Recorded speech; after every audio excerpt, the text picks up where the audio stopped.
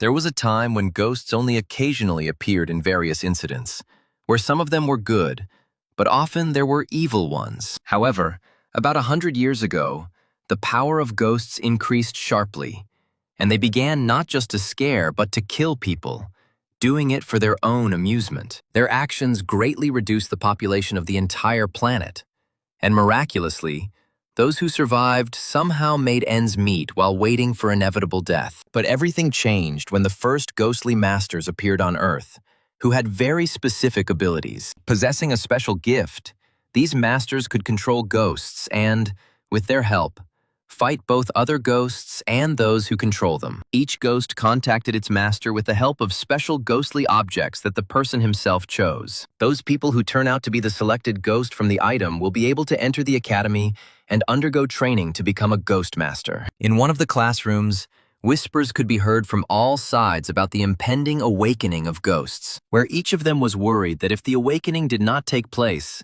then their whole life would be reduced to reproducing offspring according to the plan of at least 10 children before reaching the age of 30 years. The dark silhouette that appeared in the doorway froze, listening to the students' reasoning regarding their possible future. And then the silhouette finally began to enter the classroom, attracting the attention of both Jake sitting at his desk and other students. Memories of the past immediately flashed through the young man's head, where his own parents threw him away like a useless thing when he pulled out the weakest ghostly object, where everyone did nothing with such an object but mocked it, every now and then calling it garbage. Unable to withstand these taunts, Jake regularly got into fights with his offenders, not allowing them to call him trash. He promised himself that he would definitely become stronger, and therefore was now focused on passing today's test. That same dark silhouette, which had recently been hiding at the door, was already moving around the classroom, announcing that he was the examiner to whom the students would take the test in order to be enrolled in the School of Ghostly Masters. And while the future students were wondering whether their teacher was a ghost or a person, the man ordered them to prepare their ghostly objects. Fulfilling the teacher's demand, everyone began to take out their objects, where for some it could be some kind of weapon, for others it could be jewelry, for others it could be some kind of completely unremarkable trinket at first glance. When each of the future students prepared their subject, the man explained that now they must direct their internal energy into this subject. Looking at his ghostly object, Jake noted that it looked very unusual, and when the students began to try to direct their energy into ghostly objects, the teacher's eyes suddenly lit up and he said that the time of gestation had come to an end. The time of liberation had come. Immediately after these words, the ghostly object of one of the students suddenly began to move, and blood sprayed out of it in all directions. The girl sitting to the right of Jake, who had put her ghostly object in the form of a ring on her finger, suddenly felt how it began to heat up. Meanwhile, the teacher calmed everyone down, noting that the awakening of spirits is carried out under the control of his ghostly aura. However, there were also those in the class whose ghostly objects did not show any reaction, which horrified the children from the realization of what the future now awaited them. And so the teachers said that all those whose ghost had not awakened should immediately leave the classroom.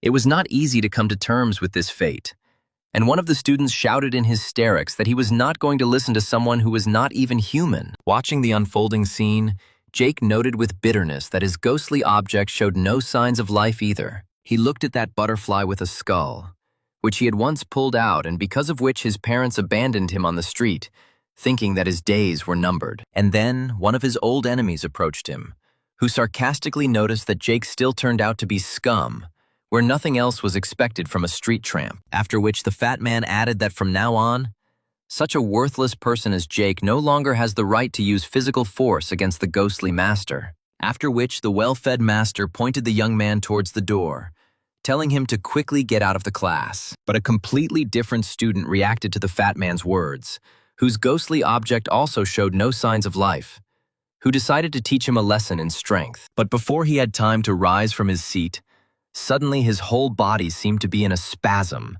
as a result of which even the features of his face were greatly distorted. And then, in front of the entire audience, this young man suddenly collapsed on the floor, unconscious. Jake, who first saw how the ghostly masters use force, was surprised and scared at the same time. Meanwhile, the teacher, whose actions had knocked the guy unconscious, menacingly repeated that everyone who failed to awaken must immediately leave the class, since they have no right to continue to be here. Like some other guys, Jake had no choice but to silently obey, and, to the delight of his longtime enemy, leave the room. Already outside the classroom, the young man heard the teacher talk about subduing the awakened spirit, for which future ghostly masters needed to use a drop of their blood. Feeling a strong sense of disappointment, Jake, looking at his ghostly object, could not believe that he turned out to be an ordinary person. Meanwhile, the remaining students in the class took turns following the teacher's instructions and subduing the spirits by dripping blood onto their ghostly object. But suddenly, everyone's attention was attracted by a loud noise coming from the side. Turning around, they saw the same fat man who was begging for help while watching what suddenly began to happen to his ghostly object. But after a second,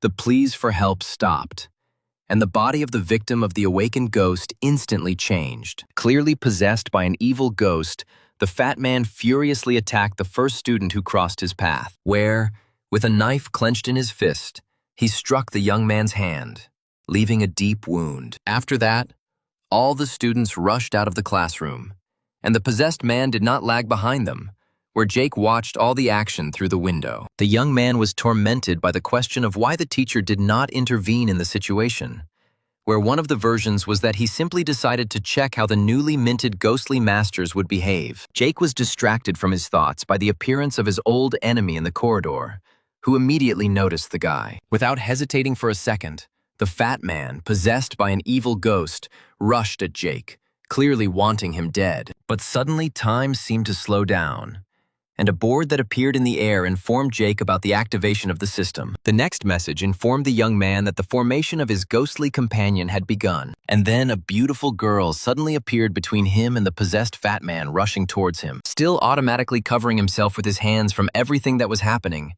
Jake could not yet understand what was happening now. Meanwhile, a new message from the system informed the owner that the ghost had been successfully summoned, about her abilities, and that the level of this ghost was F. While Jake noticed that the girl was quite cute, the system offered to upgrade the ghost, since the owner received one improvement capsule for a successful call. And when he agreed, it was announced to him that his ghost had reached level E, and all the abilities of the system owner were strengthened, which was very unexpected for the young man. Having examined the space in front of him, the young man noticed that literally everything had improved, including his hearing and vision. But then the system issued a task where Jake had to give a name to his ghost, which promised not only improved relationships and strengthened connections, but also added pumping points. The young man didn't even have to think long about the name, where his thoughts instantly plunged into the distant past. And so, a few seconds later, the young man announced that the name he was giving to his ghost was Christy. And while Jake was dealing with his ghost that had appeared from a spell of a certain system,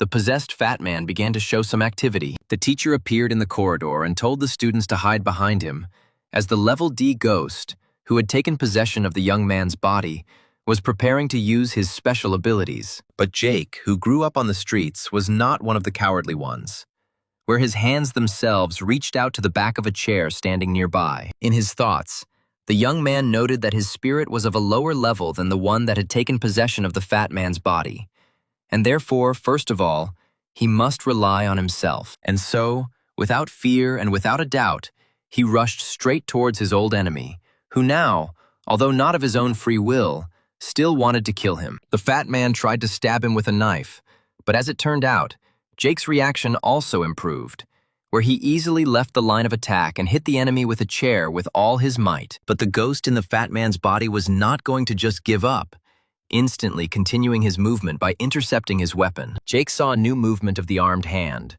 but even with his improved reaction time was too short to be able to dodge. And then Christy suddenly stopped the movement of the knife with her blonde hands. Watching how those delicate little hands suddenly became stained with blood, the young man was very worried about his ghost. However, just a moment later, Christy suddenly transformed, where her clothes turned bright red, and her eyes literally burned with fire. With a slight movement of her fingers, she crushed the blade of the enemy's weapon located in them. And since it was not just a weapon but a ghostly object in which a spirit lived, it immediately received damage. Both Christie's owner and the teacher standing nearby watched with interest everything that happened before their eyes. Well, in the meantime, Christie, without allowing her opponent to come to his senses after receiving the initial damage, had already dealt him a new blow, which threw the fat man up. Closely observing the movement of the opponent's body, the girl began to concentrate energy in her other hand, with which she attacked the possessed man for the third time,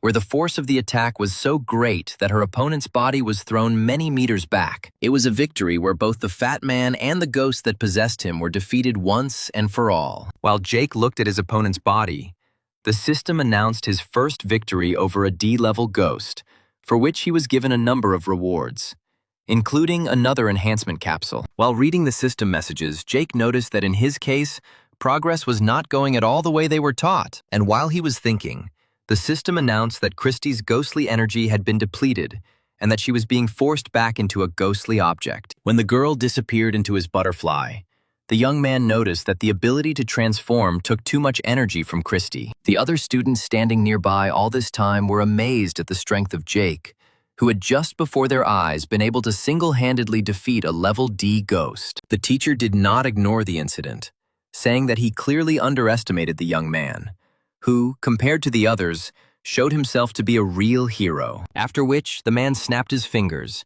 where fire immediately appeared from them, and said that the test was completed, and they were all now enrolled in the training group for Ghost Masters. His body was already half burned when he ordered everyone to report to the outer part of the city the day after tomorrow. And after another couple of seconds, his entire body burned and disappeared into the air right in front of the students who were already shocked by today's events. But before completely disappearing, the man managed to think that the ghost summoned by Jake immediately had level E, and her abilities went beyond this level. Having almost completely disappeared into thin air, the teacher did not take his eyes off the young man, wondering who he was. Well, Jake himself, not paying attention to the fact that the disappearing teacher was watching him, examined his ghostly object, mentally saying that they would definitely make friends with Christie, where together with her, he decided to become the strongest of their ghostly masters, who would rise above everyone. The room where Jake lived was located in one of the oldest and poorest areas of the city. The young man lay on the bed and did not let go of his ghostly object,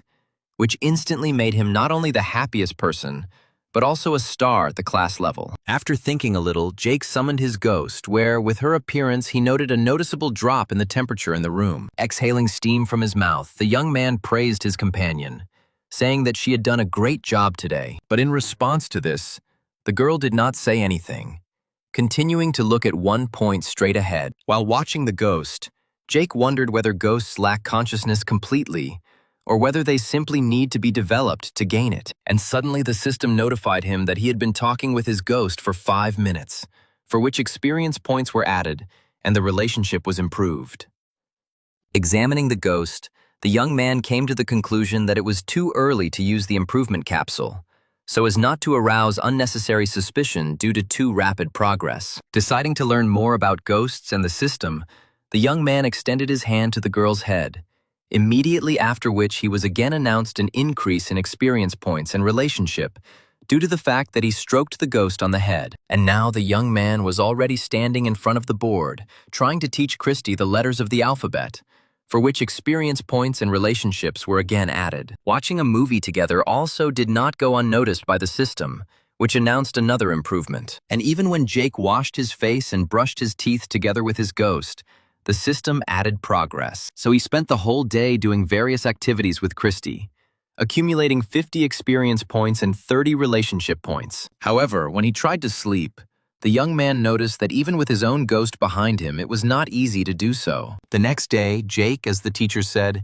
headed to the outer part of the city. Along the way, all he could hear was the other students discussing his success in defeating the Class D ghost. Very soon, he noticed the transport he needed, where one of the escorts was inviting all the new students. He had just settled down on one of the seats when suddenly his attention was attracted by the scream of another student, who was frightened by a ghost appearing in the car. But Jake, looking at his ghostly object, came to the conclusion that if his ghost does not react, then there is no danger nearby. Everyone else was simply amazed at how calm the young man was, despite the fact that there was a huge ghost right next to him. Then, an accompanying master appeared in the salon, who called on all students to cast aside their fears. The girl with the scar on her lip explained that there is no danger from these ghosts, and all newcomers should learn to interact with them, since there are quite a few of them in the outer part of the city. And so the passenger car set off, taking the future ghostly masters to their new life. Near the gate leading outside the city,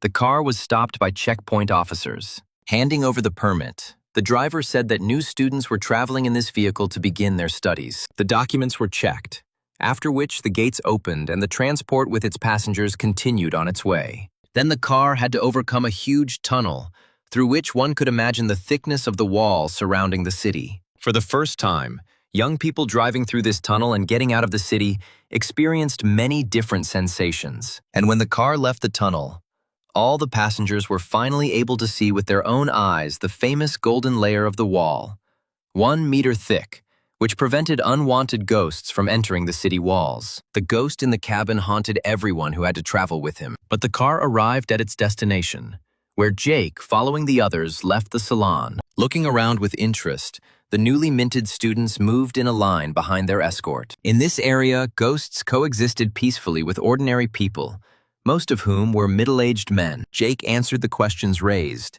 saying that ordinary people who no longer have outstanding reproductive abilities come to work here, which explains their concentration in this place. After that, attention towards the burden increased sharply, where his fellow practitioners immediately remembered how their friend had defeated a D-level ghost. However, attempts to make friends were suddenly interrupted by sheets of paper appearing before the students' eyes, which began to swirl, forming a small tornado. And now their recent examiner has already greeted the arrivals, noting that he is very happy about this new meeting. After which the man came to the table and said that now each of the students must choose their own housing. The problem was that every house was inhabited by ghosts, and the more comfortable the living conditions, the more powerful the ghost had to be defeated by the student or a united group of students in order to move in. And now Jake was already receiving information about a new task from the system, where he had to independently obtain housing for himself. The young man was distracted from his own thoughts by the female voice of a fellow student who approached and greeted him. Coming closer, the girl, realizing the general plan, invited Jake to join their team in order to get housing as safely as possible, to which the young man responded with a categorical refusal, saying that his plans were to get all the living space at his exclusively personal disposal. And when the young man left, the girl had no choice but to stand and blush in the middle of the street, thinking that until today no one could refuse her. Meanwhile, the guy standing next to this girl shouted after Jake, informing him that he had chosen the wrong direction, since there were private mansions in that direction. But the young man knew exactly where he was going, and very soon he arrived in an area with private houses. Moving between houses along the empty streets, Jake noted that the aura of this place was somewhat different than he had imagined. Soon he noticed a man lazily lounging on a bench, who immediately advised the newcomer to leave this place and look for another place to live, where he explained that despite the fact that these houses are also intended for students, over many years, no one has ever been able to move in here. This was surprising to Jake, who immediately asked if anyone had even tried to get this property, to which the old man explained that there were applicants, but most of them died, and those who survived simply lost their ghosts and had no choice but to leave and engage in the reproduction of humanity. After the explanations he received, Jake thought that the difference in levels between his ghost and those who live in the mansions is 2 levels, which is quite significant. Then the young man remembered about the unused improvement capsule, after activation of which the system announced to him that Christie's level had been raised to D. And so Jake headed inside the mansion, listening to the old man's words that imminent death awaited him. But the young man's thoughts were occupied with reasoning that if his ghost used her abilities, then her strength would be at level C. Thinking that in this case everything could work out for him, the young man opened the front door, and now he was already standing inside in front of the huge staircase, thinking about where exactly the ghost of this house could be hiding. Before he had time to look around, suddenly on the second floor he discovered what he had come for. Jake instantly found himself on the second floor, but was disappointed to find that the ghost had disappeared. At that same second, the young man's highly trained hearing suddenly caught the sounds of a functioning kitchen. After taking a few steps, he opened the door, But there was no one in the kitchen area either. Looking around, the young man did not notice how a hand armed with a knife swung above his head. It was only when Christy appeared behind him, stopping the attack, that Jake finally saw the ghost. Seeing that the man was protected, the ghost of the servant retreated back from Christy, advancing on him. And now he began to deftly move along the long corridor, luring the human defender behind him. Noticing that Christy had fallen for this trick, Jake tried to stop her without even noticing what was starting to happen around her. Only by some miracle was he able to dodge a blow with a kitchen hatchet, which was inflicted by a newly appeared ghost. The young man wanted to rush away from this room, but another ghost blocked his path. Surrounded by ghosts, the young man began to think that there should only be one ghost here. However, Christy was not there, and Jake somehow needed to save his life. Gathering all his strength and energy, the young man made a sharp leap forward, managing to escape from the ghostly environment. And as soon as he left the kitchen and found himself in the corridor, all the ghosts at that same second disappeared into thin air. This suggested certain thoughts, which the young man immediately decided to check, carefully crossing the threshold of the kitchen. As expected, as soon as living flesh was in the room, the ghosts were activated again. Taking his leg back, the young man concluded that these ghosts were just a manifestation of the ability of another ghost who lived in this house. Having made the necessary conclusions, Jake quickly rushed to search for Christy, who was successfully lured by another ghostly clone living in the corridors. Running past the reception hall, the young man finally saw his ghost surrounded by a whole crowd of her kind. And while he was trying to tell her that she was trapped, the corridor ghost showed itself again, creeping up on its victim from behind. But this time, Jake was ready for his appearance, where he immediately pulled out a golden dagger from its sheath,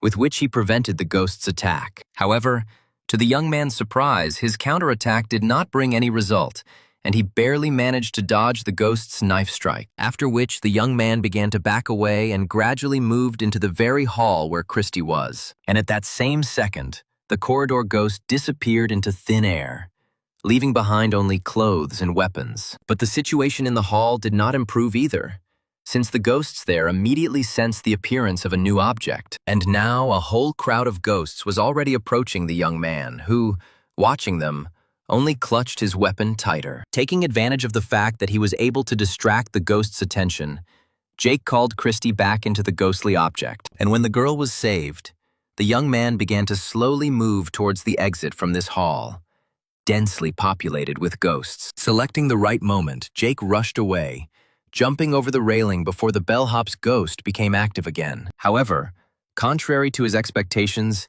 he did not land on the floor, but broke the old boards with his weight, continuing his fall. When he finally found himself below, the first thing that caught his eye was the back of Christy, who had once again left her refuge in the ghostly object, where, as it turned out, the girl appeared in order to protect her master from a new threat. Rising to his feet and looking out from behind his protector, Jake was finally able to fully see the very ghost that lived in this house. Immediately, the thought flashed through his head that this ghost was real, and not clones appearing throughout the house. But then the ghost began to attack the uninvited guests, where Christy only had time to fight off its tentacles. However, her opponent had too many limbs, and one of them finally reached its target. Shouting to the girl to be careful, Jake also prepared for battle. With a deft and quick movement of his golden dagger, he cut off one of the ghost's limbs. And now he had already covered the girl with his body, who had not yet recovered from the damage received from a ghost of a higher rank than her. However,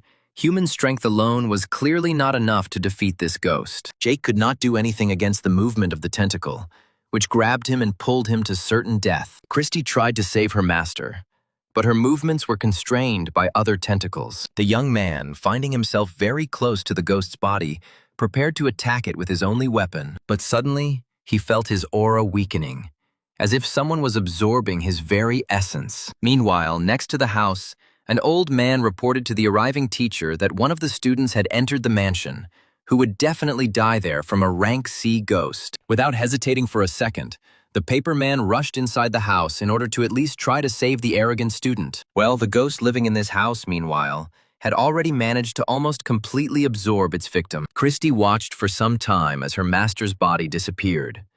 But at some point, her eyes suddenly flashed with a bright flame, and so the girl transformed again and began to use her special abilities. Having made her way through the tentacles, Christy approached the place where Jake's hand was still visible. However, when she grabbed it, she did not pull the young man out, but pulled herself towards him.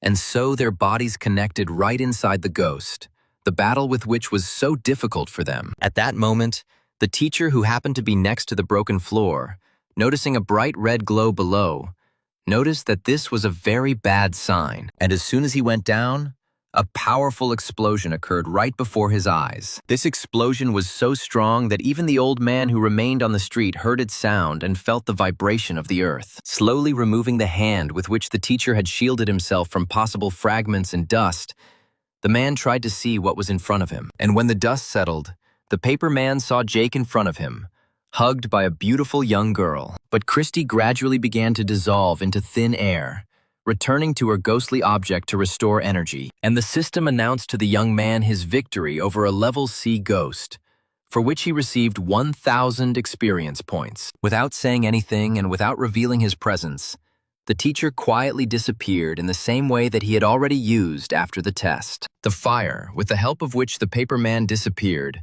gradually moved to the finger of a certain girl who was comfortably seated in a chair. Stretching, the leader of the Association of Ghostly Masters, Veronica, noticed that she had witnessed some incredible events. When asked by a man who approached, the girl explained that the ghost of one of the newcomers has unique abilities in the form of 2 modes, where the second mode greatly increases her abilities and strength. The servant noticed that for that guy to get such a ghost was great luck, with which the girl did not fully agree, where, after taking a few sips, Veronica said that in this case they could be dealing with a gifted person, which greatly surprised the man since the gifted were immediately taken from the city, which did not have the right to train such valuable personnel. After all, gifted people have the ability to control an unlimited number of ghosts.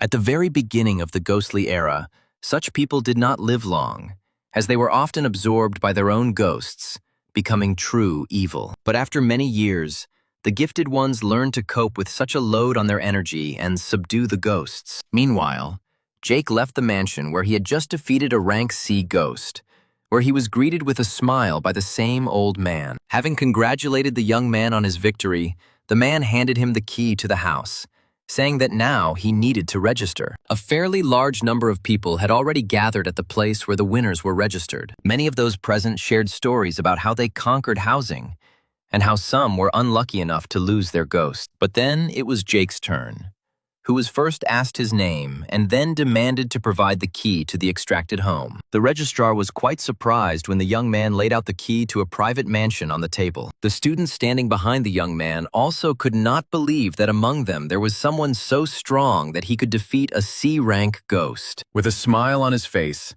the receptionist handed Jake his personal communicator, which is used for communication, reading news, and receiving assignments. It was also announced to the young man that he now has 10,000 points in his account, and the house is paid for 3 months. But in the future, he must learn to earn money himself. Putting the communicator in his inner pocket, the young man thanked his interlocutor, and the girls standing nearby were already dreaming of starting a relationship with Jake, which would give them the opportunity to count on living in a mansion. When the registration procedure was completed, and the young man moved away from prying eyes, he called on his ghost. Thanking her again for her excellent work, which brought him good benefits, Jake invited the girl to go shopping. The young man automatically pulled his hand away from the girl's head at the moment when she suddenly nodded. Looking at his ghost with great surprise, the guy wondered whether a ghost could have consciousness. And so, using public transport, Jake, accompanied by his faithful girlfriend, arrived at the street he needed. Moving among the shelves of the supermarket, the young man thought that he needed to buy only the most necessary things and try to save, despite the huge sum that he managed to get. But he was shocked when he saw that for some bedding and other sleeping accessories, he had to pay 800 conventional units, which replaced money and were more often called points or credits. And when the seller explained that prices had risen due to a shortage, Jake decided that he could wait to buy the blanket because of the heat. But then the seller, pointing somewhere, asked if it was necessary to count all the things that appeared at the checkout along with the ghost girl, where, turning his head, the young man saw Christy, who had brought with her a whole bunch of toilet paper. Smiling, the young man said that, in principle, toilet paper is always a very necessary item. However, The situation has not changed in the grocery department, where the diligent Christie picked up a whole bunch of products. Things were even worse in the clothing department, where the girl collected exclusively women's clothes. When it came to the weapons and ammunition department, Jake simply gave up, taking everything that Christie did for granted. The system also contributed to the costs, reporting that the inventory room was full and 500 credits needed to be spent to expand it. And so the young man headed to his home with a whole bunch of goods,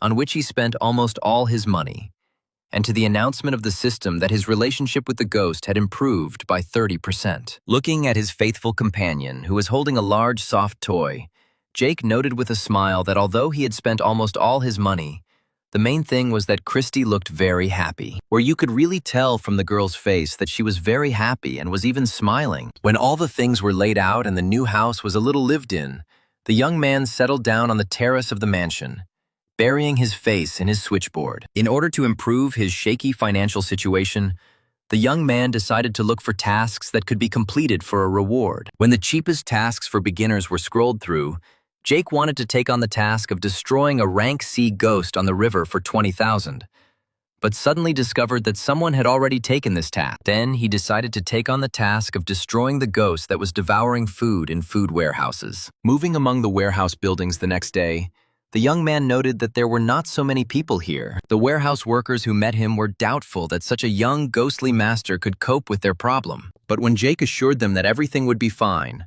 one of the workers showed him on the map where to go after the ghost. Thanking the man, the young man turned around and headed towards the indicated target. Left alone, the workers started talking about how this young man was unlikely to cope and would simply join the list of dead craftsmen. Meanwhile, Jake was already making his way through the dense forest, where single rays of sunlight penetrated with great difficulty through the branches of trees. Very soon he saw the goal of his journey in the form of a cave, next to which people were standing. The men greeted the one who had come to help them finally get rid of the annoying ghost that was destroying food supplies. The young man, looking at the entrance, was surprised that the food storage was so small, but one of the greeters explained that inside this cave is much larger than it might seem at first glance. After which, Jake decided to get straight to the point and examine the inside of the room. While he was moving around the warehouse, accompanied by those who met them, they explained that the ghost bothering them did not harm people, but only destroyed food.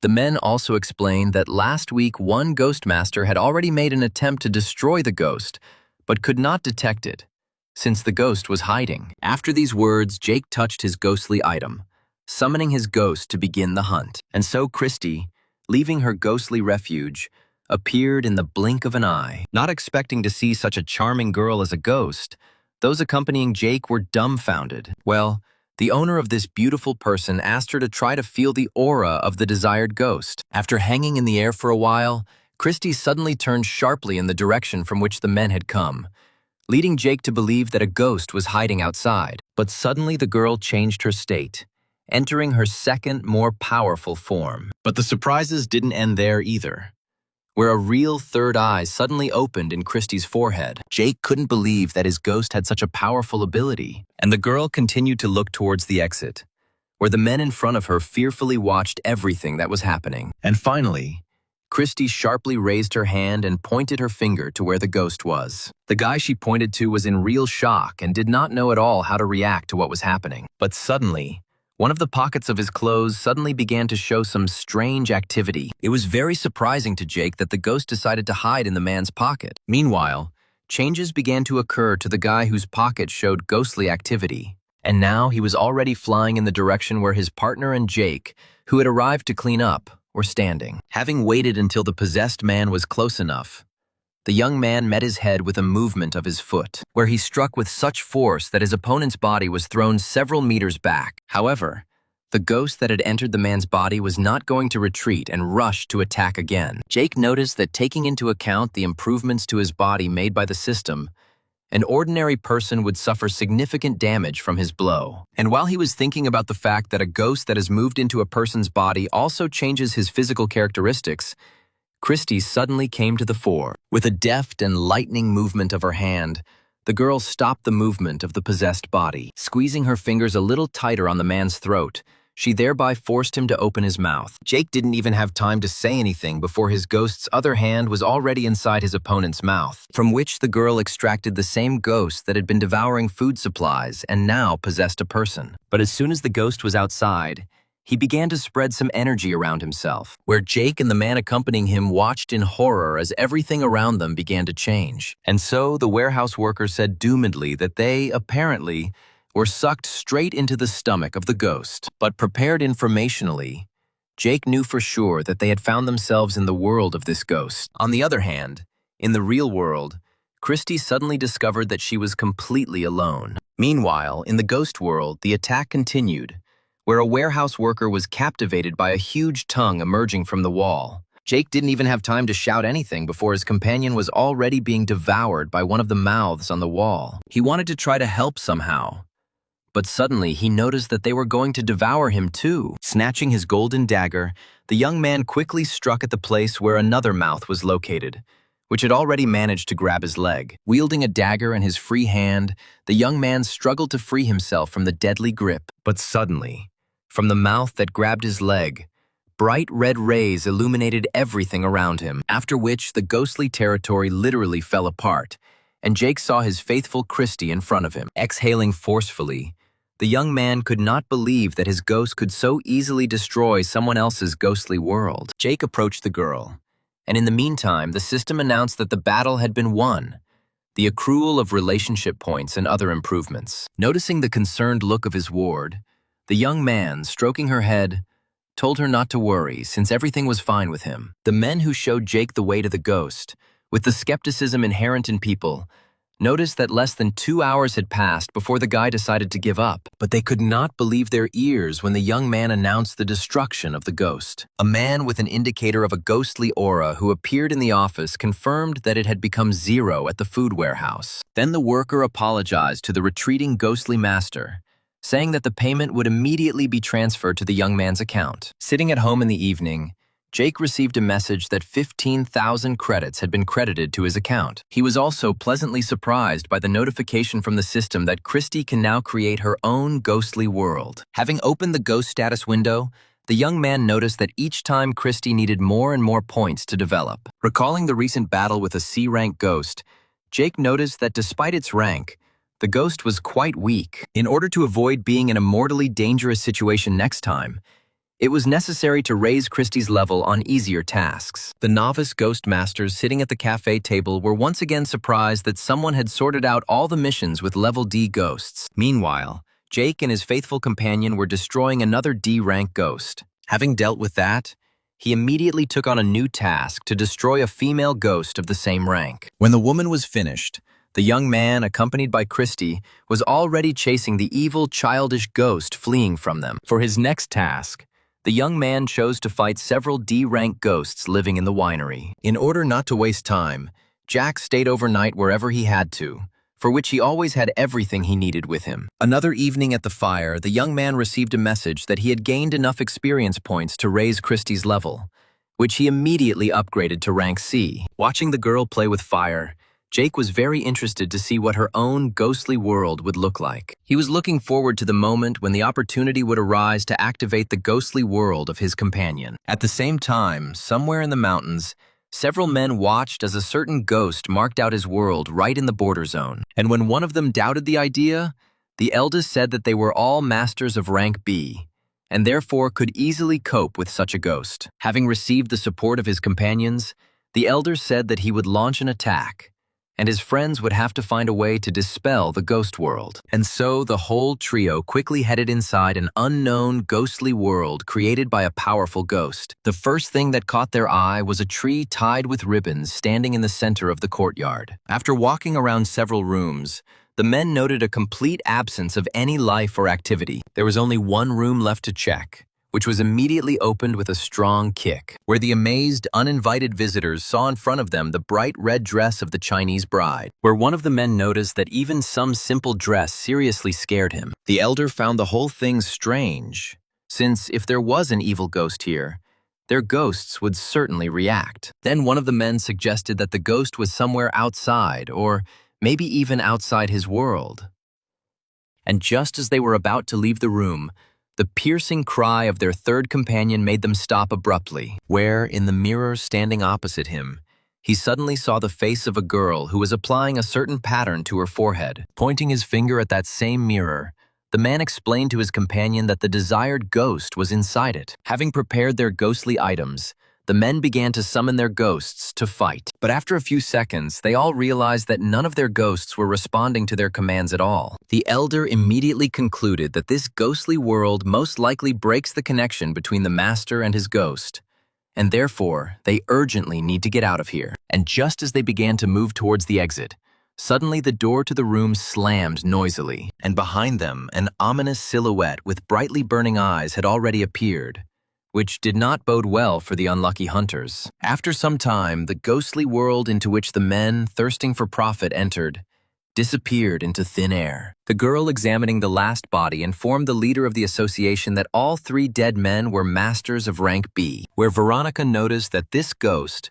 clearly looking for something, appeared again. Covering one of the bodies, the woman asked her interlocutor as to what this ghost might be looking for, to which the girls explained that she did not have this kind of information, where she only knew that the ghost came to them from the city of Mitrover, where if only the association knew what this ghost needed, they could set up a trap. After which, Veronica ordered to notify all ghostly masters about the danger of forays outside the city while this ghost is operating here, where their city of Bream is officially closed from now on. Investigating the list of missions, Jake, not without surprise, noticed a fairly large number of tasks of rank C, which were previously very quickly sorted out by the masters, who seemed to have all died out at once. But this was only to his advantage, and now he was approaching the place where, according to the task, it was necessary to destroy the ghost killer of rank C. Moving through the forest, the young man suddenly began to notice people hanging from tree branches, where he got the impression that the ghost he needed definitely had some kind of mania for hanging. So he moved through the fruit forest for half an hour, noticing that the plantation was somehow overly large. Looking at the next dead man, Jake suddenly realized that he had already encountered this body before, and at that same second, the concentration of corpses on the tree branches suddenly increased greatly. Quickly looking around, the young man made the assumption that he could have been in a ghostly world for a long time, which looked like a fruit forest. While Jake was trying to get his bearings, he didn't notice how danger was approaching him from behind. But when he finally noticed some movement, he realized that he could not grab the moving ghostly object with his hand. And now this rope, living its own life, wrapped itself forcefully around the neck of the uninvited guest. However, the ghost of the killer did not have time to take any further actions, as Christy intervened in the situation. The girl easily removed the rope from her master's neck, which he was unable to do on his own. But the dangers did not end there, where at that very second the hanged men, surrounding them from all sides, rushed towards Jake and his companion. At the same time, the ghostly rope in Christie's hands was activated and began to entangle the girl. However, with just a little effort, Christie easily tore the rope into small pieces, after which she, using her special skills, brought down a whole barrage of fire on the approaching ghosts. And so the system announced victory in this battle, and that the owner received an object in the form of a damaged, ghostly rope. Despite the fact that he was never able to see Christie's ghostly world, Jake was pleased that he received a rope and a ghostly pill, which he could sell profitably. At the same time, on the outer side of the city of Bream, there was only talk everywhere about the appearance of a new powerful ghost and the closure of the city, where the ghostly masters did not see their future in the most rosy light, since there were only more ghosts from year to year. A man sitting nearby was listening to the other masters talking about some talented newcomer who was able to defeat a rank C ghost the first time and get an entire mansion to live in. After hearing this, the man sitting opposite him suggested that this newcomer most likely had a very strong ghost. Therefore, if they manage to find him and kill him, they will be able to sell this ghost for fabulous money and get rich. They soon found out where Jake's house was, where a guy passing by explained that he was most likely not at home, since the light was not on even in the evenings. The man was surprised that the newcomer dared to carry out tasks outside the cities, and the guy, meanwhile, asked what they needed from Jake. After this question, the men abruptly pulled themselves together and said that they were simply interested in looking at the one about whom the whole city was talking. When the attackers were left alone, they decided to find their target outside the city, where it would be even easier to kill him without prying eyes or suspicion. The idea was brilliant, and one of the evil men was already making plans on how he could spend the millions he received for the ghost. It had long since dawned, but in Jake's camp, under the close supervision of Christie, the fire still continued to burn. Looking out of his tent,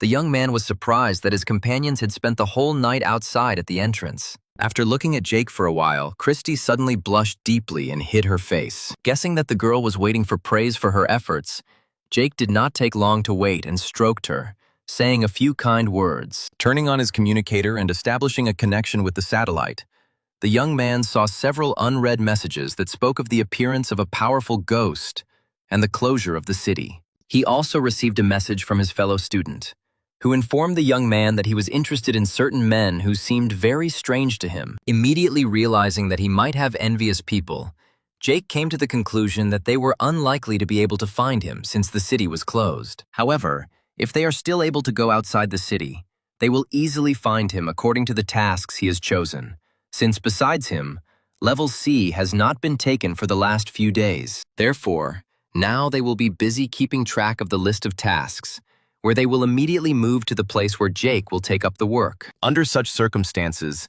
letting everything take its course can mean certain death. And so the young man decided to act, having already headed to the place where the next task was located, which he was going to complete, while taking on a task in a completely different place. Very soon, he found himself at a quarry, where it was proposed to destroy the ghost, which every now and then provokes collapses and interferes with work. With a smile on his face, Jake noted that there is no such rule where one must first take on the responsibility of destroying a ghost and only then begin to carry it out. Meanwhile, the killers tracking the young man noticed that a task had been taken on a famous mountain. Having stayed up all night waiting for the moment when Jake would take on the task, the men rushed to that mountain, deciding to get ahead of the young man and ambush him there. Soon they were at the place where they decided to set up their trap for Jake, who had not yet arrived, in a lonely building. At the same time, Jake himself, with the help of his faithful girlfriend, had already finished dealing with the ghost at the quarry, after which he arrived to the foreman, saying that he was done with the ghost, which was surprising for a man who could not remember anyone taking on this task. But the young man, who held his switchboard behind his back and managed to press the button to take over the mission to destroy the ghost in the quarry, asked his interlocutor to check again, where, having taken out his switchboard, the man actually saw that the task had been accepted for execution, and the attackers in ambush at that very second saw how a task was accepted at the quarry, where one of them suggested that there might be another ghostly master outside the city. The second one agreed with this possibility, and therefore proposed to split up, where he would go and look at who took the task at the quarry. As he was leaving, he shouted to his partner to immediately notify him if Jake arrived at this place. A couple of hours later, the killer was already talking with the foreman, who confirmed that there really was a young guy here who destroyed the ghost that was bothering them. The angry man asked his interlocutor in a frightening voice where the guy was going, to which the frightened foreman could only show the direction in which the young ghostly master had left them. Having abandoned the man who was no longer interested in him, the attacker quickly rushed to the side where his interlocutor had pointed. Rising from the ground, the foreman shook himself off, mentally showering the visitor with not the most flattering words, after which he took out his communicator, saying out loud that people like this definitely do not deserve to be ghost masters. And now Jake has already received a message from the foreman, who informed him that a certain man was really interested in him, where, 3 hours before, a young man gave this guy 5,000 points so that he would immediately inform him about when they would look for him. Now the young man happily noted that his plan had worked, and since only one of the killers was at the quarry, the second apparently was on the mountain. Now, apparently, the criminals were waiting for him to take on a new task, where Jake did not keep them waiting long, taking on another mission. The water ghost was defeated by him with the help of Christie quickly enough, where from his cave the young man decided to head straight to the mountain. In this way, he bought himself enough time to deal with one of his pursuers, and then another. Meanwhile, the man, rushing to the place where Jake accepted the task of destroying the water ghost, informed his partner about the changes in the situation. However, they did not even suspect that they had long ago lost their status as hunters, becoming only prey. Jake was rapidly approaching his goal, when suddenly his ghostly object began to show activity, and then Christie appeared behind him, who had already taken on her second form. Suddenly, she approached her master, and the fabric from her clothes began to swirl around them. When the ghost's action was over, both Jake and Christy herself found themselves inside a kind of cocoon, where, through the gap left, the young man was finally able to see what his faithful companion was so alarmed about. When the danger had passed, Christy just as quickly released the young man. And so, looking at the girl who had returned to her normal form, Jake concluded that his ghost was hiding him when a more powerful enemy was nearby, after which he turned his gaze to the sky, where recently he had observed a phenomenon that was still inexplicable to him, deciding that this was a useful skill of his ghost. And then the system announced to the young man that with the awakening of a new ability, the owner receives the right to spin the lottery, where he now has one attempt. Deciding to try immediately, Jake, after the lottery wheel stopped, was informed that the possibility of recovering the ghostly artifacts was open to him. He felt that the abilities for such restoration were generated directly in his mind, but more energy was needed for implementation. Then the young man turned to his partner and asked her to give her palm, after which he placed a piece of ghostly rope in her hands, telling her to let her energy into it to restore the object. And now, the system has already announced that the restoration of the ghostly artifact was successful, where a second later, the young man already had a whole ghostly rope in his hands, which could well be useful to him in the next battle. Suddenly, behind his back, the young man heard someone's voice speaking and attracting his attention. A woman approached, began to ask if he had just seen anything unusual in the sky, but immediately told him to forget about the question, since if he had seen it, he would definitely have died. Walking further, she noted that it was now very dangerous outside the city limits and recommended that Jake return. Left alone again, the young man wondered why the association was looking for the ghost from whom Christy hid him, and whether he was the reason for the closure of the city. Remembering what he happened to see, the young man could only be glad that this ghost was moving in the wrong direction where he needed to rush. Meanwhile, an operational headquarters was set up at the site of the death of the three ghostly masters. After studying all the data, Veronica came to the conclusion that the murdered masters were subjected to a vile attack from behind, since they did not even have time to summon their ghosts. But when she tried to take a sip, the girl suddenly spat out what was in the mug, where the young man standing next to him immediately realized that he had forgotten to put sugar in the drink. Looking at the stunned young man, Veronica noticed that nothing fatal had happened. But in future, she asked not to forget about sugar. Then a voice was heard from her switchboard, reporting that the group was following the trail of a ghost. Veronica asked to send the coordinates, and the voice from the speaker added that a meeting had just occurred with one of the students, asking to notify the educational institution about this, where the leader of the association instantly realized what kind of student was walking around here all alone. Meanwhile, Jake had already managed to reach the mountain, where one of the killers was waiting for him in ambush. After looking around, the young man realized that the most convenient place for an ambush was a dilapidated house. It was in this house that the man spoke with his partner, reporting that their target had not yet appeared. And while he was saying that the ghost's buyer had already offered $7 million for him, Jake was already behind him. He was very angry that these two arrogant upstarts were so easily in charge of his life and the fate of his ghost. The attacker didn't even have time to understand what was happening when Christy suddenly appeared behind him in his combat guise. However, the man managed to react and, using his ghostly object, also summoned a ghost, where both ghosts immediately entered into a confrontation in full view of their masters. Switching his attention, the killer looked around him, but could not find the enemy anywhere. Jake, taking advantage of his advantages in development, including speed, was already behind the enemy's back with his dagger ready, which he, without a doubt and without regret, immediately planted into the body of the one who wanted to kill him, selling it to Christy on the black market. Sensing a danger to the owner's life, his ghost immediately stopped fighting with the girl and rushed to the man's defense. In the blink of an eye, he found himself in front of Jake, beginning to spread his energy around. And now, all the participants in the confrontation have already found themselves in the ghostly world he created. But the ghost did not hesitate, and immediately began to call on his assistants, who were the ghostly cats inhabiting this world. Calling all of them to his aid, the killer's defender gave the order to the cats to attack the prisoners of his world. Watching how ghostly cats were approaching him from all sides, the young man could not figure out what to do. At that same second, his faithful companion was activated, folding her fingers into a special shape, clearly collecting energy. And now the girl, along with Jake, was already surrounded by a huge fireball, which the ghostly cats did not dare to come close to. The one who called on all his subordinate cats watched everything that was happening, not without apprehension. But, as if having accumulated a sufficient amount of energy, the fireball created by Christie seemed to explode, and at that very second, Jake saw that they were in some kind of hellish amusement park. With affection, the young man noticed that the ghostly world Christie had just created was a huge playground, where his ghost was just an ordinary child in development. Toys on carousels, some figures in cages, everything was in an evil, ghostly, but still childish style. But then the girl raised her hand, waving her palm as if she was giving some kind of order, immediately after which the entire world she created began to come to life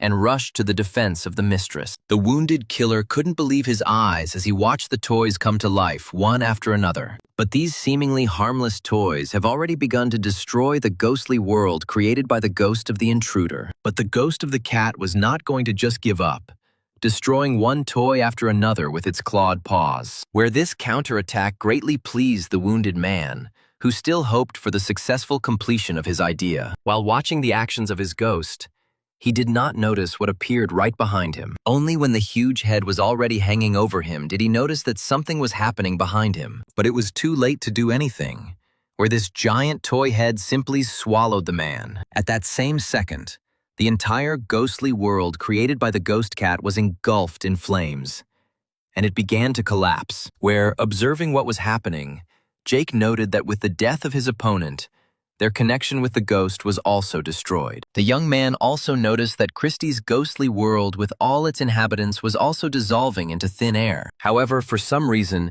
he and his girlfriend did not end up on the same mountain where the fight began, ending up in a completely different place. Looking around, the young man suggested that perhaps this was another level of the ghostly world. But his thoughts were interrupted by a cat ghost, which rushed past him and Christie, as if not noticing them, moving towards some monotonous knocking sound. At the same second, Jake's faithful companion followed him, whom he tried to stop. But after several failed attempts, the young man realized that the girl did not hear his words, as if someone was controlling her. Well, the ghost of the enemy he defeated had already managed to approach the entrance, where he passed through some kind of energy barrier. Looking in the direction where the cat ghost had disappeared, Jake suddenly noticed some women's shoes that could not break through this barrier. And while he was watching everything that was happening, Christie herself began to overcome the barrier. Realizing that if the girl was on the other side of the barrier, he would lose her forever, Jake realized that he should not allow this to happen. And so he took out the restored ghost rope from his inventory room, taking advantage of which he was able to stop the further advance of his ghost into destructive territory. When the young man realized that the rope trick had worked,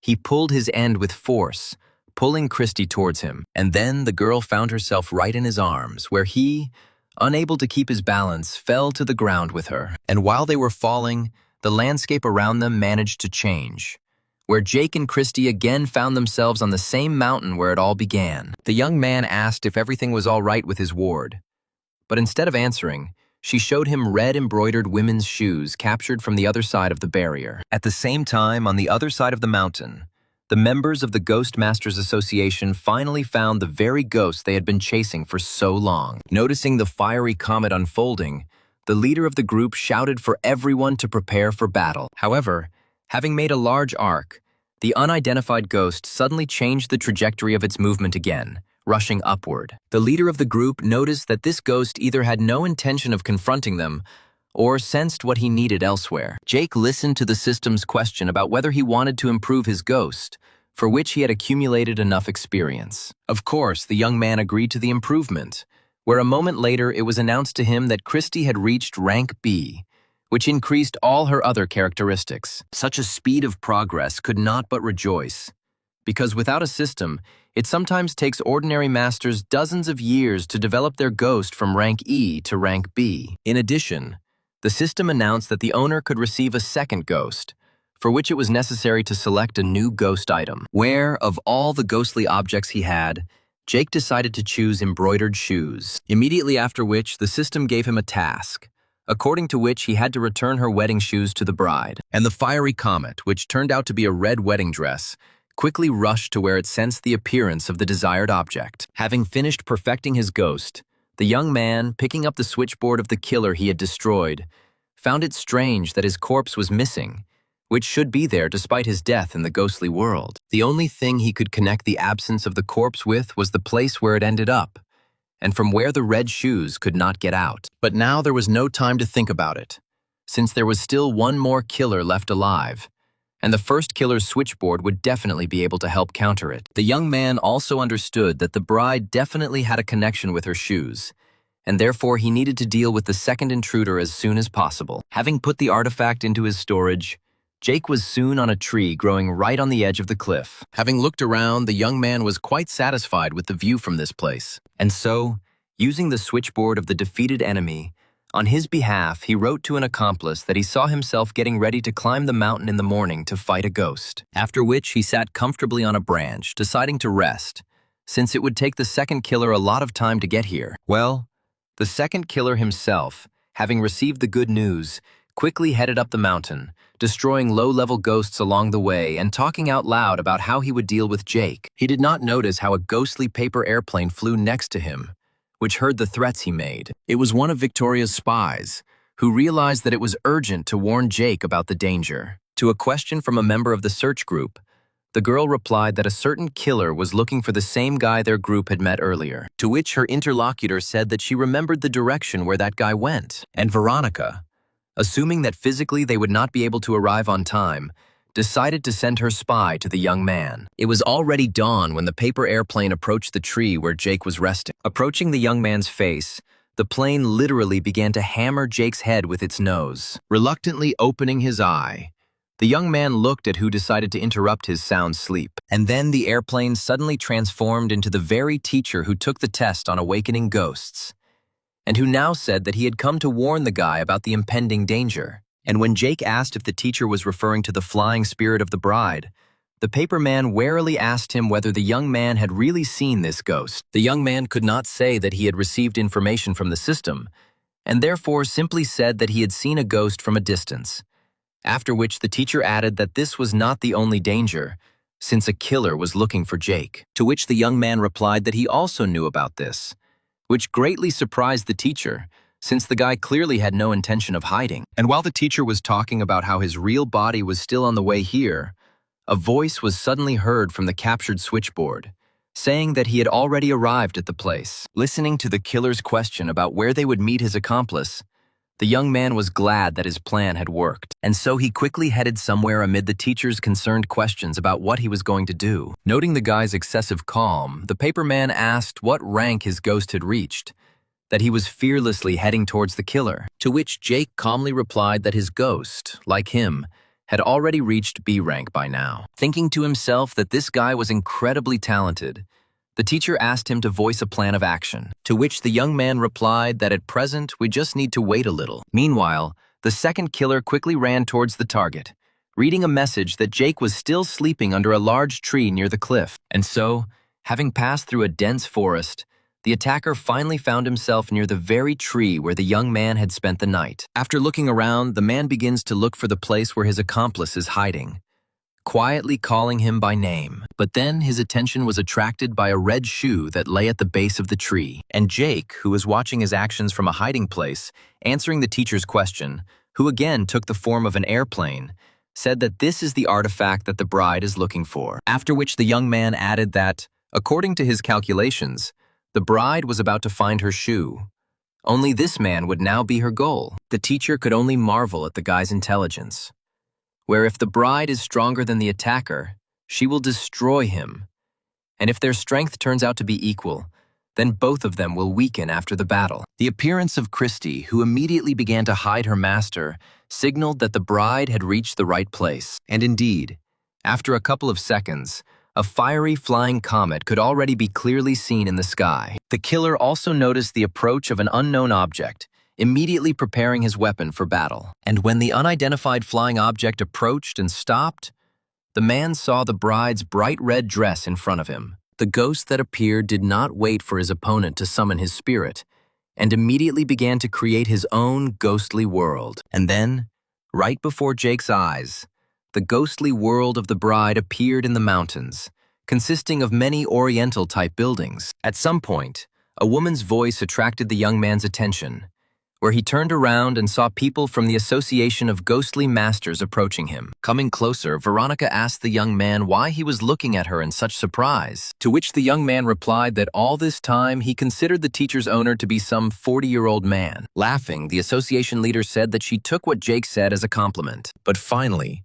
the group's attention was transferred to the ghostly world of the bride, where they were going to destroy her.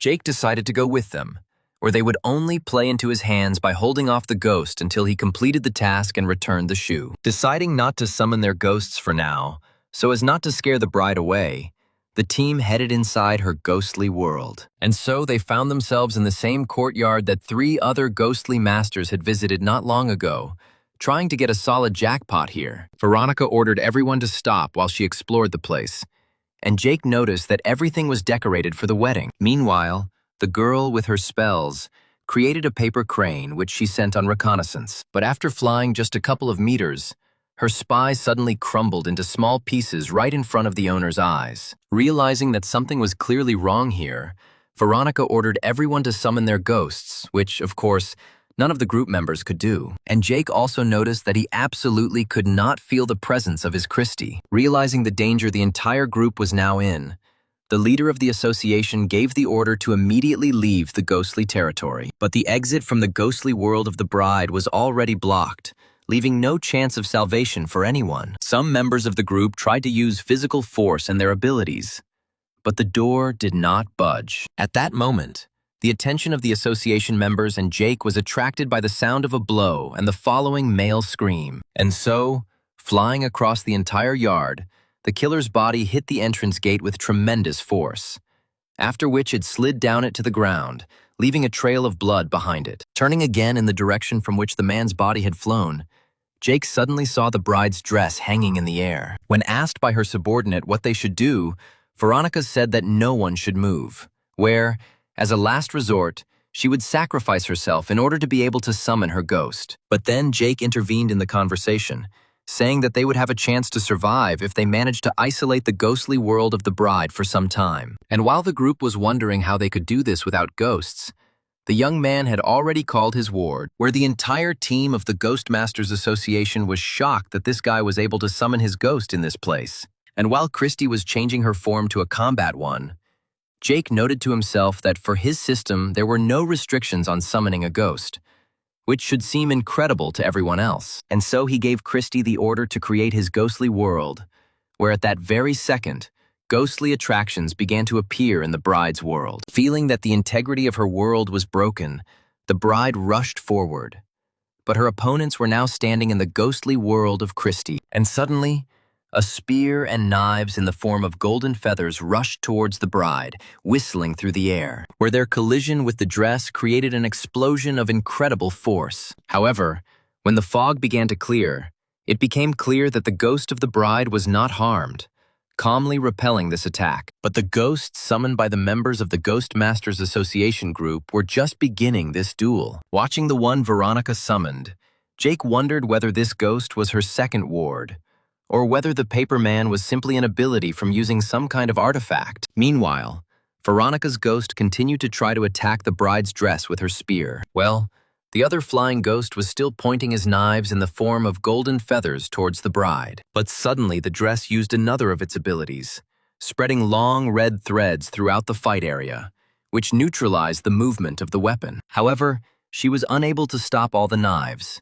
and one of them still slid down her sleeve. Meanwhile, Jake retrieved from his storage the second red shoe that the bride was looking for, after which he loudly called on all participants in the battle, including the bride, to calm down and stop this confrontation. Veronica couldn't believe what she heard from the young man, but Jake insisted on his demands. But then everyone noticed that the bride's dress really stopped fighting, after which all other attacks were also stopped. And now, finally, the young man had the opportunity to get closer in order to complete his task. And so, standing opposite the bride, Jake handed her the shoe, saying that he accidentally found it and wanted to return it. The bride accepted the offering using one of her threads, immediately after which the system announced the completion of the first task to return the shoes. Carefully watching what the young man was doing, Veronica anxiously asked whether he was trying to get this ghost at his disposal. And despite statements that this ghost is too dangerous, the young man confirmed the guesses of the association leader. Meanwhile,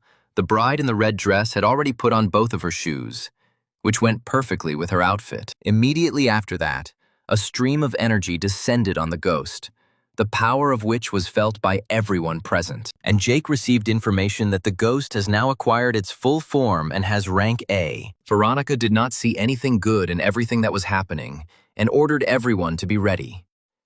Well, in the meantime, Jake noted to himself that since he had not yet gained control over this ghost, then 15 connecting points for completing the first task was clearly not enough. And so the members of the association decided not to tempt fate, ordering their ghost to attack the enemy. The ghost of Veronica was already preparing to continue wielding her spear, but suddenly everything around changed dramatically, and the group discovered that they had left the ghostly world of the bride, returning to the very mountain where it all began. And the leader of the association noted with horror that the bride did not push Jake out of her world like everyone else. And when she expressed her concerns, her subordinate noticed that this guy is not as simple as he might seem, and he may well be able to pacify this ghost. After listening to the interlocutor, the girl ordered all members of the group to return to the city, while she would continue to wait for the situation to be resolved. After thinking a little, Veronica gave orders not to disseminate any information about what was happening here. Before he could understand where everyone had suddenly disappeared, Jake suddenly received a new task, according to which he had to enter the bride's room and comb her hair. After looking around and choosing the right door, the young man headed inside the room, hiding behind it, where, once inside, he actually saw the red dress of the bride sitting at the table in front of the mirror. Until the last moment, the young man could not understand how he should be able to comb the ghost's hair, until he approached the dress from the back. There, in the reflection of the mirror, he suddenly saw a beautiful but very sad girl, tears rolling down her cheeks. Right there, next to her, on the edge of the table, there was a comb for combing. Taking the comb, Jake positioned himself behind the ghost, trying to figure out how to start completing the task. Then he decided to use the mirror, not without surprise, noting that in this world, mirrors reflect ghosts, not people. However, in the reflection, he could see a comb in his hand, which he began to run through the girl's hair. And then the girl's face changed.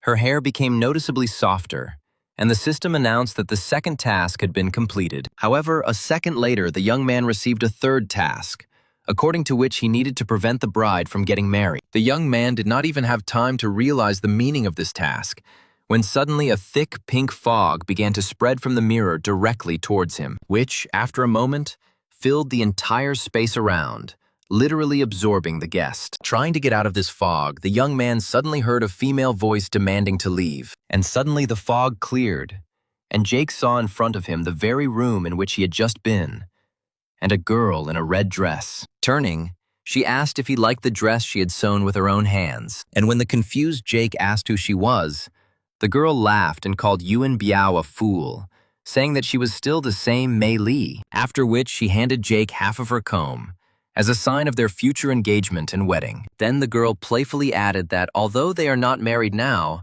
everything will change very soon. And then the young man was finally able to look at himself in the reflection of the mirror, realizing that he had now reincarnated as the groom of this girl. Looking at the half of the hair comb he received, the young man thought about how he could stop the wedding if she were to marry him. After some time, Jake was invited to a conversation by a young man, offering to drink tea together. As it turned out, it was May's brother, who began the conversation by calling marriage a very responsible step. But then, looking at the young man, he decided not to make long speeches and said directly that a famous general had wooed his sister, and his family would definitely give preference to this man. Now Jake understood the meaning of the task, where he had to prevent the bride in a red dress from marrying. Concluding his speech, May's brother handed Jake an envelope, saying that his sister had personally written him an invitation to the wedding ceremony. Having opened the envelope, the young man read that a week ago the girl learned from her father that he had entered into an agreement for the marriage of his daughter with the general. She attempted to escape, but was caught and imprisoned in her room until the ceremony.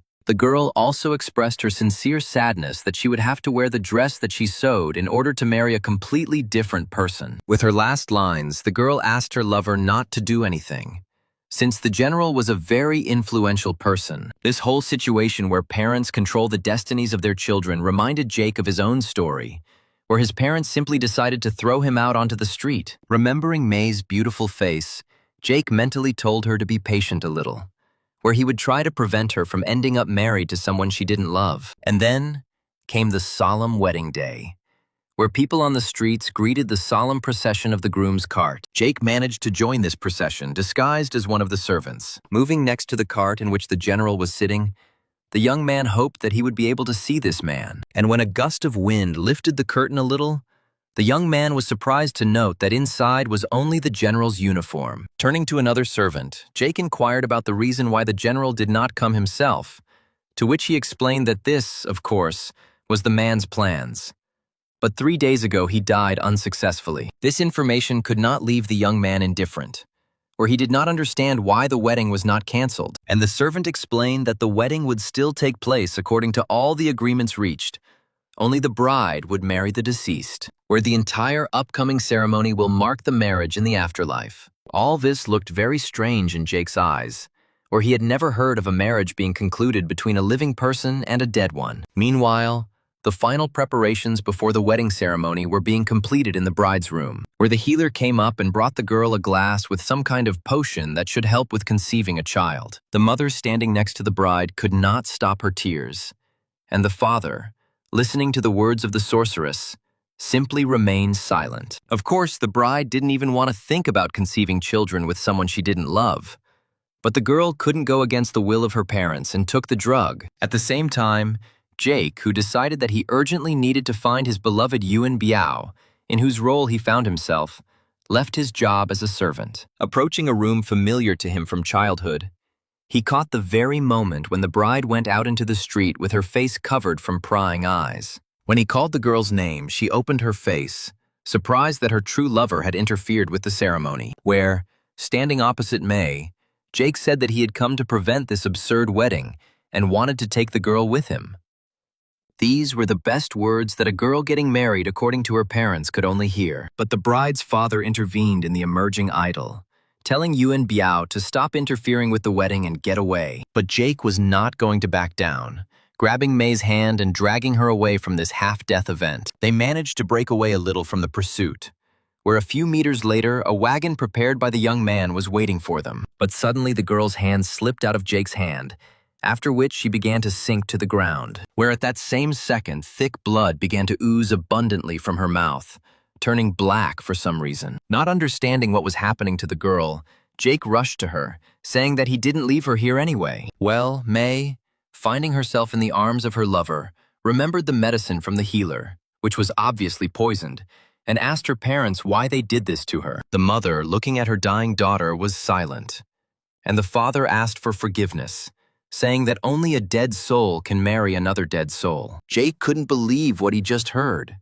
loudly calling the girl's father a fool who has no right to decide whether someone lives or dies. Rushing towards the man, the young man began to demand that he be given an antidote in order to save his beloved. Finding himself next to May's father, he grabbed him by the clothes and said in a demanding voice that he must save his daughter. But instead of helping the girl, the evil father ordered the guards to seize the insolent man. And now 2 guys had already pulled the young man away from the master, unceremoniously burying his face in the ground. After which the man said that there was no cure for the poison used on his daughter, and the dying May extended her hand to her lover, lying directly opposite her, saying that he was the only truly close person. Jake had no choice but to ask the girl to hold on and not die. Meanwhile, May's father ordered the servants to bring the coffin that had been prepared in advance for his daughter. Seeing this, Jake experienced a new attack of rage, in the impulse of which he shouted that the father, who killed his own daughter for some gain, had dishonored his family. But leaning towards the guy, the man said that children are born for this purpose, to sacrifice themselves for the good of their families. After which May's father turned to one of the guards, saying that no information heard here should not go beyond the boundaries of their house. The words of the Lord of the Guards were interpreted correctly, And now, Jake was already being dragged to the well, which was located in the yard. Still maintaining a small connection with this world, May, filled with despair, looked at how her loved one was thrown to certain death, and then the tenacious fingers of the guards unclenched, after which the young man experienced a feeling of free fall, and upstairs, May's body was already being placed in a coffin, simultaneously erasing the traces of the crime committed by her parents. Soon the coffin with the bride was carried out to meet the groom, where it was announced that she had died 2 days ago, unable to survive the fact that her betrothed had died, but bequeathed to marry her in the afterlife. But the wedding ceremony did not have time to begin, since everyone who was nearby experienced a real shock when they saw the coffin, where, right on its lid, the bride sat as if nothing had happened, her face, as expected, covered by a red veil. First, the girl laughed loudly, and then long red threads grew from her body, which, instead of a wedding ceremony, they staged a real massacre. At the same time,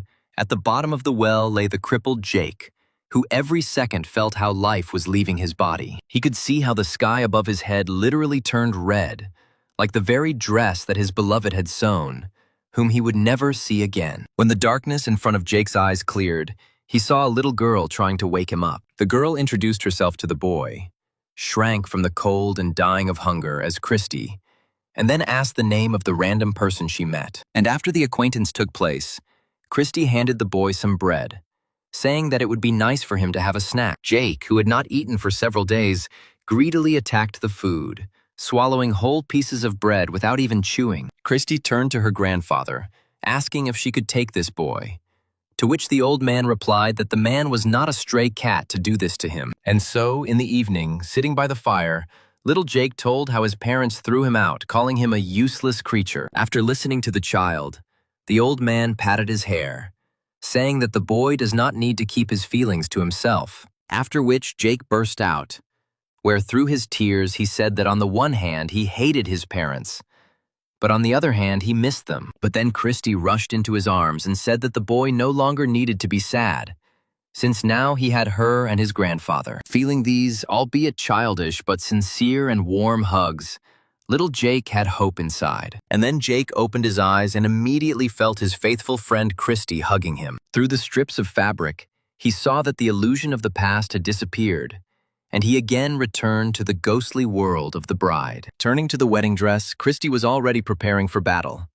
But Jake stopped her, saying that now the ghost of the bride would not harm him. Suddenly, the dress turned around and headed away from the bride's room, where the young man decided to follow it. The bride's movement kept accelerating, and the young man, accompanied by Christy, had difficulty keeping up with the ghost. And suddenly the young man noticed that the ghostly world around had changed, and the bride's head had become covered with a veil. And then the gate at the end of the wedding alley opened, and the ghostly carriage of May's groom appeared from it. Realizing that the girl remained connected with that same dead general even after death, Jake decided to break this vicious circle. Having overtaken the dress, the young man told Christy to destroy the cart. But the girl could not pass through the invisible barrier. Once there, Jake was convinced that the created barrier was insurmountable for them. Once closer, Jake could clearly hear a certain sound coming from the groom's carriage. Taking a closer look at the bells, the young man realized that it was this sound that made the bride arrive for the afterlife wedding, where, turning around, Jake saw how the dress had already reached the place where the carriage was. Having blocked the girl's path, the young man said that she should not go further, but should remember what happened in the past. But then the ghostly bride began to flicker and pass through the body of the young man, blocking her path. Looking after her, the young man concluded that with his current abilities, he was unlikely to be able to do anything. But then another bright thought came to his head, which he immediately began to implement, lowering himself into the well with the help of a ghostly rope. Down there, as expected, he found the remains of Yuan Biao, who was thrown into this very well. With regret, he looked at the bones of that young man, in whose body he had recently visited and experienced his torment. Then, thinking that this guy had not known that his lover had turned into an evil spirit, he reached for the part of the comb that the dead man's hand continued to grip. Very soon, he left the well and returned to May's room, where he picked up the other half of the comb from the table, where, a second later, The young man connected these two halves of an object belonging to two loving hearts, immediately after which the restored scallop began to emit some waves, the area of distribution of which was not limited and reached the place where the bride was heading to her groom. The bride felt the energy of her restored item and turned around, stopping further movement. As she approached Jake, he showed her the restored item, once again asking the girl to remember everything. The feeling of true love overcame all other attachments of the ghost, and the bride saw her only lover. And suddenly Jake felt the bride stretch out her hand to the object that had become a symbol of tragic love. And suddenly, right in front of the amazed young man's eyes, May herself appeared in a dress, tears flowing down her cheeks. After looking at the young man for a while, the girl suddenly turned around and headed again to where the groom's carriage was waiting for her. Jake tried to stop her, but the ghost's desire was unshakable. However, when the bride approached the barrier, she did not go through it but destroyed it, where, once on the territory of her fiancé, the girl suddenly began to literally destroy everything that was in the area. May also smashed the ghostly cart into pieces, but a moment later it suddenly recovered, where, after restoration, the cart suddenly transformed into a kind of ghost. Faithful Christie did not hesitate to attack the emerging ghost on one of its limbs, but this also did not bring a positive result, where the limb cut in half simply grew back together. Then Jake decided to act on his own, choosing the right moment and pushing off from the enemy's limb. From his storage, he took out a special bottle of cocktail, where he lit the wick and threw the flammable liquid right inside the cart. And at that same second, the entire ghostly cart was engulfed in a bright flame, from which there was no escape. And so the ghost let out a wild cry, and when the flame died out, Jake and two ghosts saw what was left of this cart. However, contrary to their expectations, the battle was not over, as the burnt layer from the remains of the wagon suddenly crumbled, and a new enemy appeared before the eyes of Jake and the ghosts. But then May decided to act, where, in front of the amazed young man's eyes, she materialized a ghostly fire. It was with this fire that she defended herself from the approaching paw of their new enemy, where, immediately after blocking the attack, the girl herself directed a powerful stream of ghostly fire into the enemy's paw, which had an immediate effect as half of the new ghost's limb was destroyed. And then Jake decided to take control of the ghost's attacks, telling May to use fire with her threads, and Christie was supposed to distract and hinder the enemy's movements. A few seconds later, brave Christie had already entangled the limbs of a huge ghost with fabric, where immediately after this, May, continuing the plan, wrapped her long threads around his body. And as soon as there were enough threads entangling the ghost's body, the bride fired her ghostly fire at them. Jake breathed a sigh of relief when the system announced that the mission was completed. And while he watched the remains of their enemy burn out, the system, announcing that 50 connecting points had been accumulated, invited the owner to take control of the second ghost, where, turning to May, the young man of course agreed with such an association, after which the system announced that a drop of the host's blood must be used for binding, and Jake immediately revealed the girl's face, saying that they had met her again, after which the young man bit through one of his fingers, leaving his bleeding hand at the disposal of the ghost. He physically felt how May took his hand and touched his wounded finger with her lips. Watching the ghost treat his hand so tenderly, the young man wondered if she would perceive him as that lover. But the binding procedure was completed, and Jake was announced to have received a level A ghost at his disposal. After it was all over, the young man was in no hurry to return to the real world, remaining in the ghostly world of May. Sitting next to her on the bed, the young man studied the characteristics of his new ghost in order to use her as effectively as possible in battles. Also, as a prize for tying a new ghost, Jake received one try in the lottery, which he immediately used. As a prize, he received some unknown ability related to the ghost's subordinate to him, which he decided to deal with later. The young man was suddenly distracted from the lottery and other activities by an approaching sound. It was clear that this was some kind of horse, but May suddenly stopped his impulse to look at what it was, immediately after which the ghostly world of the bride suddenly began to disappear, plunging into a new ghostly object, the bride's comb. And when Jake returned to the world and looked around, he discovered that May had used her ability to move and led him away from the place where he heard the sound of hooves. Thinking, the young man concluded that the girl protected him from some unknown and strong evil ghost. While hiding a new ghostly item in his vault, The young man decided he needed to gather more information. In the meantime, he decided to return to the city in order to rest and recover a little. Soon he arrived at the headquarters of the Association of Ghostly Masters, where he was immediately invited by Veronica, who already considered him dead, since the young man had disappeared for 3 days. And when she asked about the fate of the bride, Jake replied contentedly that this ghost would not bother anyone anymore. Where, after what was said, the girl could not believe that this young guy with no experience was able to get himself a second ghost. Well, the young man did not forget to thank the leader of the association, where without her help, he would not have succeeded. Taking advantage of the moment, the girl said that words of gratitude were, of course, good, but she was counting on something more, where, in response to Jake's question,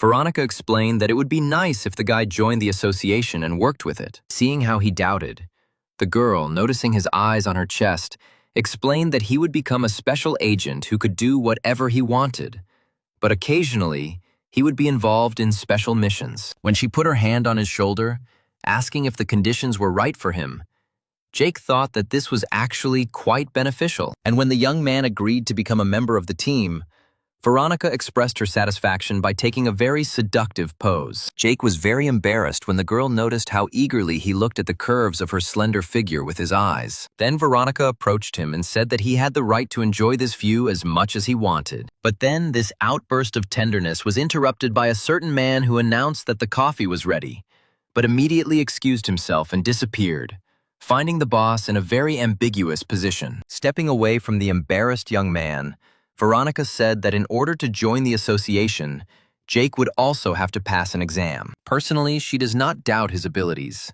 but confirmation is required at the official level, where the next exam will take place tomorrow, where she will root for Jake. While in his mansion in the evening, Jake thought that Christie's abilities should be enough for him in the exam, since May, most likely, had not yet recovered. About 2 hours had already passed since the young man fell asleep, after which May's ghost suddenly became active. Her unexpected appearance greatly frightened the young man, who woke up and tried to understand what was happening. But the first thing that caught his eye was some strange expression on the girl's face, where she directed all her love towards Jake with her eyes. And a few seconds later, May was already comfortably seated under the blanket next to her lover. Jake almost physically felt the way she was looking at him, not understanding how now he could even fall asleep. The rays of the morning sun woke up the young man, who was able to fall asleep very early in the morning. Feeling completely overwhelmed, the young man realized that he might be late for the exam, since he still needed to get ready and prepare breakfast. But then May appeared in front of him, bringing clothes that had already been prepared for him. Jake fully realized that this ghost saw his husband in him when the girl began to help him change clothes. And now the time has come for the exam, where the host of this big event welcomed all the guests, spectators, and participants. Deciding not to waste time on unnecessary words, the girl suggested immediately moving on to the first round. While the participants were standing in line, the presenter noticed that mostly graduates were here, but she also noticed a newcomer, saying that it was very stupid of him to come here today. And then Jake's classmates sitting in the stands were amazed to find their classmate among the applicants. Those who were preparing to take the exam with Jake also whispered that there was clearly no place for a beginner here. And so the first round began, the essence of which was to pass a test on knowledge of the theory of ghosts. For each incorrect answer, the exam participants were eliminated, where, by the end of the first round, approximately 1/3 of the participants had dropped out. Well, for Jake, this writing task seemed too easy. And now the presenter announced the start of the second round, where the participants' ability to concentrate and persevere will be tested. And so the first level D ghost began to spread its aura, which was supposed to affect the psyche of the participants. This aura literally made many people shake with fear. But Jake didn't seem to see a ghost in front of him at all. When everything became clear with the first ghost, the next, stronger level C ghost began to spread its aura, where the presenter, not without joy, noticed how many participants fainted from the influence of the aura of ghosts. One of the strongest participants could hardly stand on her feet, realizing that she was closer to her goal than ever. Words of support were loudly heard from the audience to this talented girl every now and then, but it became clear to everyone who could withstand the pressure of the aura of a level C ghost. And the test moved on to the third ghost, where a certain elder appeared in front of the participants, who was in symbiosis with the spirit of level B, after which most of the participants ended up on the floor, and the presenter congratulated all those who made it to the finals. In the last round, all that was left was to go to the evaluation table and call on your ghost in order to be able to set the level. The first summoned ghost was assessed by the device as having level F, and was immediately informed with regret that it would not pass with such a low level. The ghost of the next participant, who had recently discussed Jake, was assigned a D rank, which the young man apparently had no doubt about. And then it was Jake's turn, where it was announced that he was the only newcomer to make it to this round. Standing nearby, a young man who had just passed the test told Jake that if he could pass, he would eat his socks. Deciding that to pass this test it would be enough to call upon Christy, the young man revealed the girl to the eyes of all those present, where they immediately felt her powerful aura. Jake's friends, sitting in the stands, literally prayed that his ghost would be of a high level. No one could believe the reality of what was happening when it was determined that the rank of newcomer Ghost V, the elder and the one who promised to eat the socks, were especially amazed. And Jake's friend was sincerely glad that his prayers were heard. The presenter loudly announced that all mistakes were excluded. The ghost of this newcomer really had rank B. The young man was listening to the congratulatory speech when suddenly his face was distorted with pain, and a blade of some sharp object appeared from his chest, where, having pulled his weapon out of the young man's body, some guy who caught Christie said that he had been waiting for this meeting for a long time. The wounded young man did not worry about himself at all, thinking only about how this guy was able to catch his ghost. And the attacker suddenly pulled himself by the skin of his face, where, after the mask came off, Jake saw the same second killer whom he had given to his bride to be torn to pieces, where, at that very second, a certain monster suddenly appeared from the back of this already not particularly handsome man. Jake immediately recognized his pursuer, realizing that he had then somehow managed to survive and turn into what now stands in front of him. Everything that happened created a real commotion, where the presenter, without stopping the broadcast, reported that a certain man, dressed as a student, stabbed Jake. The elder noticed that the attacker who appeared was in a forced symbiosis, and therefore would not last long, but he might have time to do some mischief. The elder's examination companion decided to try to attack the enemy by summoning his ghost, but the level B ghost that the killer teamed up with easily repelled the attack from the level C ghost, where, having dealt with the ghost itself, the green snake growing from the killer's back attacked his owner. Coughing up blood, the defeated man shouted that he was being affected by some poison used by the ghost. Meanwhile, the killer was already preparing to accomplish what he had started this whole combination for. And then, in the direction where the wounded Jake was, the head of a ghost with a poisonous spike sticking out of its mouth rushed. Rising to his feet and clutching the bleeding wound, the young man noted to himself that this man had tried very hard for revenge, but today, he would die for real. And now the bride he had called had already unraveled her red threads, stopping the further advance of the ghost of the killer. Immediately after which the girl, with the help of her threads, completely entangled the attacker, lifting him into the air. The culmination of this action was that the threads, with a sharp compression, literally crushed the killer's body. Those standing nearby, who had recently frightened the students with their ghosts, did not believe what had happened before their eyes. The elder, in the bride hanging in the air, immediately recognized the very ghost that the association had been looking for recently. At that same second, cries were heard from all sides that now it was definitely the end for them all, since even the members and leadership of the association could not resist the ghost of the bride. Clutching each other, Jake's classmates tearfully lamented that it was too early for them to die, where they had not yet even had time to experience all the joys of relationships with the opposite sex. Meanwhile, Christie's shackles fell off, and the system announced that the master's ghost had won the next battle. While the young man was getting to his feet, he learned that he had received more than 3,000 experience points and about a dozen relationship points with his new ghost. And so, finding himself between his ghostly girls, Jake thanked them for everything they did for him. Watching the young man's actions, people could not believe that this newcomer possessed two ghosts at once, one of which was rank B, and the other rank A. Literally falling to the floor, the presenter asked Jake to confirm his guess that both ghosts belonged to him. Realizing that his cards were revealed and that nothing could be hidden, The young man reluctantly but positively answered the question posed, immediately after which the entire auditorium, and especially that part of it where the classmates of the hero of today were, came into wild delight. The teachers said that they were proud of their student, but everyone else simply called this guy a genius. Well, the presenter, not without joy, announced that Jake, without any doubt, deserves to receive rank A. Standing between the two ghosts and listening to the crowd shout his name, Jake began to realize that this was his first real victory. However, such popularity also had a side effect, where even at home, the young man could not find peace, as the fans who had gathered under the window begged him day and night to come out to them. Having not really slept for about a week, Jake came to the conclusion that he was unlikely to be able to continue living here, due to the fact that he could not leave the house, as he would immediately fall into the hands of the fans.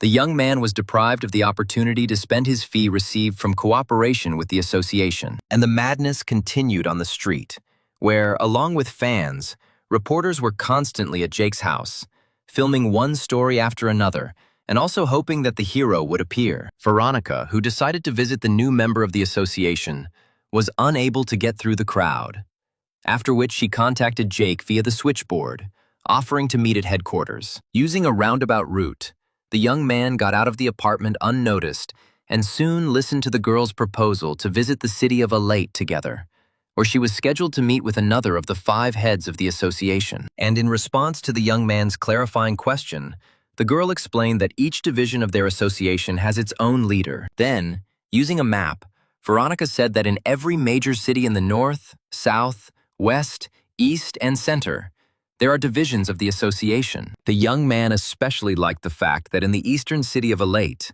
auctions are held where you can make good money by selling artifacts and ghosts. When Jake agreed to keep the girl company, she came up and gently stroked his chest and told him to be ready in 2 days. 2 days passed quite quickly, and Jake, in the company of the leader of the association, was already leaving the boundaries of his city. Veronica, answering his questions, said that they had to travel for hundreds of kilometers, but the association has its own safe routes since the path runs through lands that even the most experienced craftsmen are afraid to tread. Noticing to himself that he still didn't know much, Jack thanked his companion for the detailed explanations. And so the group of cars confidently moved to the east, where the young genius inside mentally told Alate to get ready to meet him. After some time on the road, the cars came across an insurmountable water barrier. Leaving the car, Veronica, using her switchboard, reported her arrival, where, a few minutes later, a huge submarine rose to the surface of the water, to which the girl invited Jake to continue the journey. Climbing inside, the young man noticed that the path underwater was indeed much safer,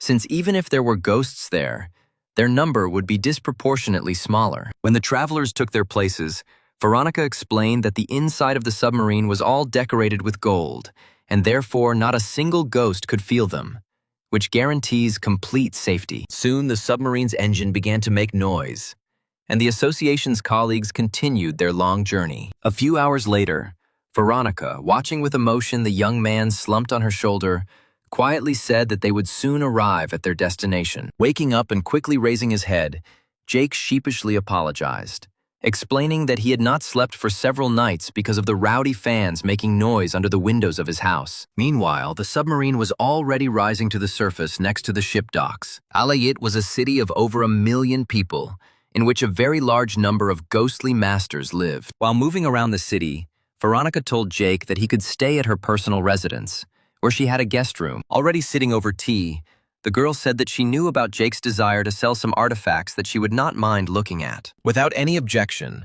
the young man immediately showed the leader of the association a rank B ghost, which greatly surprised the girl, who immediately asked where the guy got a ghost of such a rank without an owner. To which Jake replied that this and 5 other similar ghosts were discovered by him in the ghostly world of the bride. Jake also asked how much they could be sold for, but the girl did not answer his question, as she was simply shocked by such rare wealth. But when she finally came to her senses, she said that such a ghost would cost at least $1 million, where she would contact the auction house tomorrow to arrange everything. A little later, Jake was comfortably lounging in the jacuzzi, truly enjoying his first calm evening in a long time. Looking at his switchboard along the way, the young man noticed that there were many different tasks in this city, including special tasks from the association, which would help increase the level of his ghosts. The young man's attention was attracted by May suddenly appearing in the bathroom. Trying to somehow close himself off, he asked the ghost, who had already entered the water, what it was doing. But the ghosts did not speak.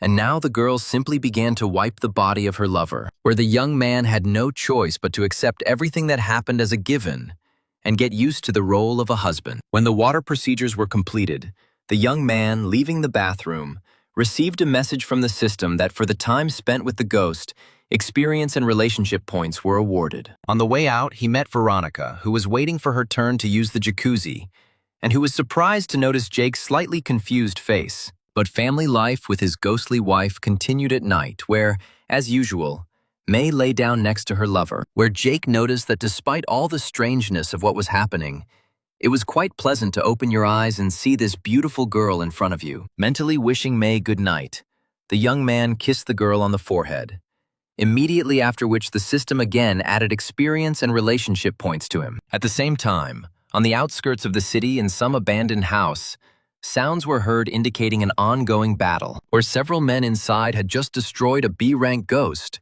which couldn't help but make them happy. Then one of them, hearing the clatter of hooves, went out into the street to see who could be riding a horse here at such a late hour. Following him on the street were all his partners, who decided that something was definitely wrong here and prepared for a new fight. By calling their ghosts together, they were able to create an energy barrier that was supposed to protect them. And then, out of the fog, the same rider finally appeared, whose horse's hooves they had heard. As soon as the rider approached, it immediately became clear that this was a ghost riding a ghostly horse. Seeing the new enemy, one of the masters said that they had nothing to worry about, since the barriers from the ghostly worlds created by their ghosts were indestructible. But just a second later, the ghostly rider proved the opposite, easily breaking through the defense they had built. The last thing the ghostly masters could see was how the horseman's sword was raised above their heads. And so, having done his dirty deed, the unknown ghost instantly disappeared into the same fog from which he had appeared. When he woke up,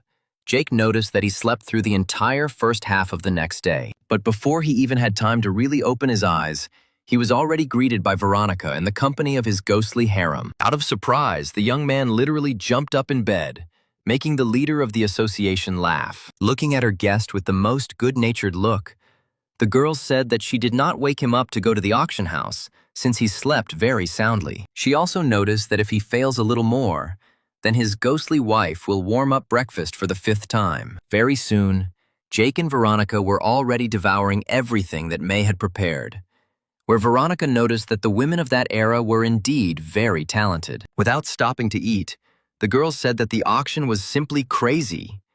But as a result, the ghosts were sold for 20 million, which made an impression on the young man, who overnight became a rich man. But the girl immediately added that the auction house takes 10%, taxes 6%, and 20% goes to her as gratitude for the mediation, where the young man has a little more than 12 million at his disposal. Then a message arrived on Veronica's switchboard, changing her cheerful expression, where, in response to her guest's question, she explained that someone had beheaded an entire squad of ghostly masters. But their conversation was suddenly interrupted by the appearance of a certain man who greeted the leader of the association from Bream. After which, the leader of the Alita Association, Mike Rowdy, said that he was in full control of the situation with the beheading of the masters and would soon resolve everything, inviting the guests of their city to just relax and not get involved in anything. To which Veronica replied that she did not quite understand what her colleague meant, and Mike explained that she did not even have any information about the incident, unlike local authorities. After which he removed the switchboard, saying that it contained a recording of the events that had occurred. Having kindly agreed to demonstrate the recording, the man launched a video on which a dark silhouette of a horseman immediately appeared. Since the video also transmitted sound, the clatter of these hooves seemed very familiar to Jake, because he had already heard exactly the same one once. But that time, May moved him to a safe place. The recording continued, where Veronica and her companion were able to see the moment the murders were committed. Jake noticed that not many ghosts could be captured on camera.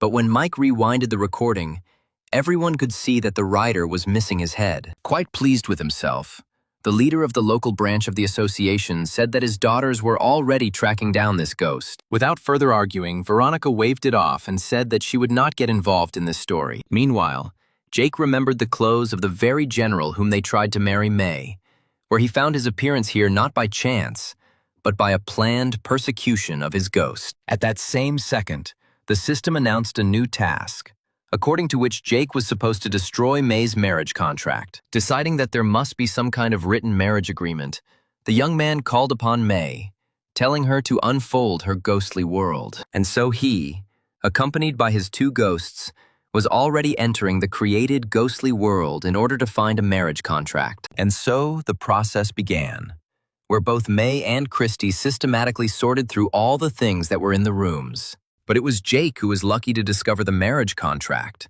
where he immediately notified his girls about it. Without hesitation, the young man tore this harmful document into small pieces. But a second later, the small pieces of the wedding contract suddenly fell back together, and the contract was whole again. Then it was decided to resort to the ghostly flame that May possessed, which had already worked once with the wedding cart. And it was the right decision, where the system announced that half of the task had been completed, which meant the presence of a second copy of the contract, which, most likely, was with the headless groom. Sometime later, Jake stood at the entrance to the cave where one of the tasks was located, the completion of which was supposed to help him increase his level in order to be able to confront the ghostly headless horseman. And now the young man was already entering the cave, calling both of his ghostly girls at once. Meanwhile, to the north of the city, a whole task force gathered to examine the scene of another murder. The head of the local branch of the association, personally leading the investigation,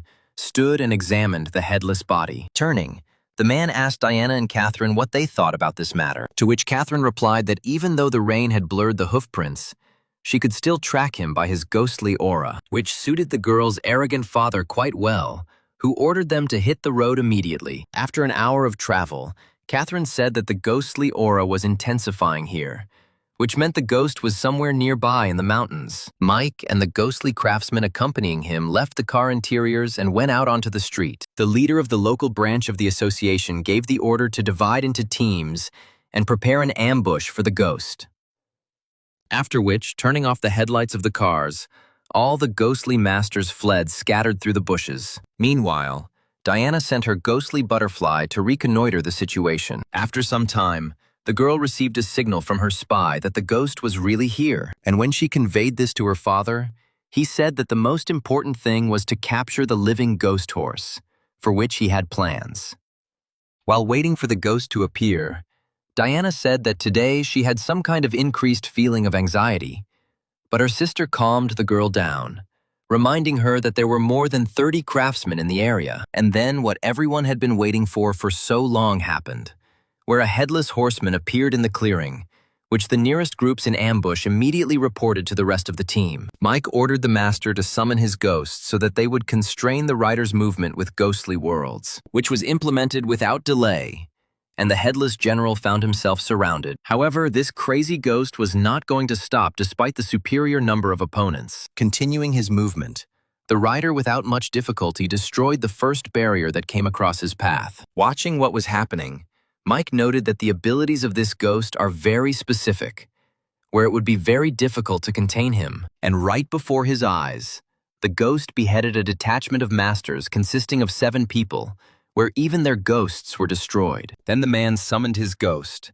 ordering him to block the rider rushing towards him with his ghostly world. And then a huge dome spread over the head of the headless horseman, transporting him to the world created by Mike's ghost. Approaching the edge of the sphere, the ghost discovered that it did not collapse as easily as the others did. Deciding that the rider had been caught, Mike ordered the enemy to begin attacking, which was immediately done. But the ghost on the horse was not going to retreat and give up, deftly wielding his ghostly sword. Meanwhile, one of the ghostly masters turned to the leader, offering to urgently request help. But before Mike had time to answer anything, before his eyes, the horseman suddenly released another ghost from his cloak, which sunk his teeth into Mike's ghost's neck. And while the new ghost was holding back the huge raven, the horseman struck his crushing blow, after which the horseman called upon all the ghosts that previously belonged to the people he killed, who immediately created their own ghostly worlds. Watching what was happening, the leader of the group could not believe his eyes, realizing that he needed to start retreating. And now the remnants of the ghostly masters, led by their leader, have already rushed to flee from the battlefield, and the ghostly rider only managed to unhinderedly destroy everything around him. Mike, meanwhile, had already managed to climb into the car where his daughters were, who were asking where the rest of the team members were. And the surviving ghostly masters also tried to leave the deadly place, where, turning back, one of them saw that it would be impossible to escape from the ghost pursuing them. And after just a couple of seconds, their car was literally thrown into the air by incredible force, and he landed right on the hood of the very car in which Mike and his daughters tried to escape. The car's control mechanisms were severely damaged, and having lost control, the car crashed into a nearby tree. The only thing left to do in this situation was to hide in the van, which was trimmed with gold on the inside. And now the wounded man and the frightened girls were already sitting inside the van in the hope that the gold would save them from detection. Then Catherine noticed that the van was not sealed, which meant the ghost could feel where they were. Diana decided to check the situation by approaching the crack and looking out. The girl could hardly restrain a cry of horror when she saw a ghostly horseman right in front of her. However, for some reason, the ghost suddenly turned his horse in the other direction, where, as it turned out, his attention was attracted by his bride appearing in the air. The people in the van could not see what was happening on the street, and therefore were very scared when someone started to open the door. After making sure that there were living people in the car, Jake said that first they needed to get out of here, after which he gave his ghost, who was distracting the rider's attention, the previously agreed upon order. And suddenly a certain energy sphere began to form around the car and some buildings appeared, after which Jake and the car with passengers disappeared from an unsafe place. After some time, all the surviving participants in the unsuccessful raid were already at one of the city's border checkpoints. Jake was bandaging Diana's leg, and Mike only had time to lament that now he only had one ghost left,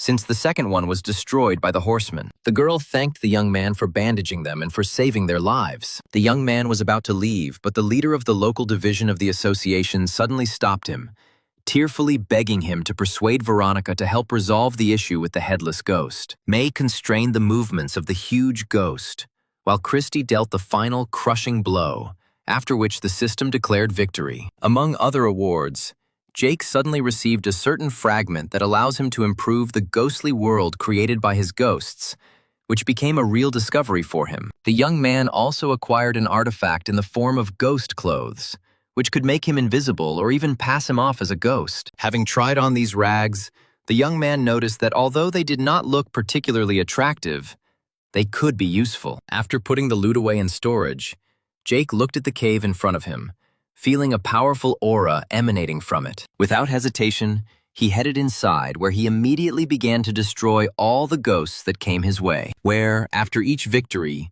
he and his ghosts found more and more useful artifacts and ghostly objects. It was like a multi-level computer game where Jake and his ghosts were the main playable characters. And now the battle with the main ghost of this dungeon ended with another victory, where, as a reward, he received another fragment to improve the ghostly world.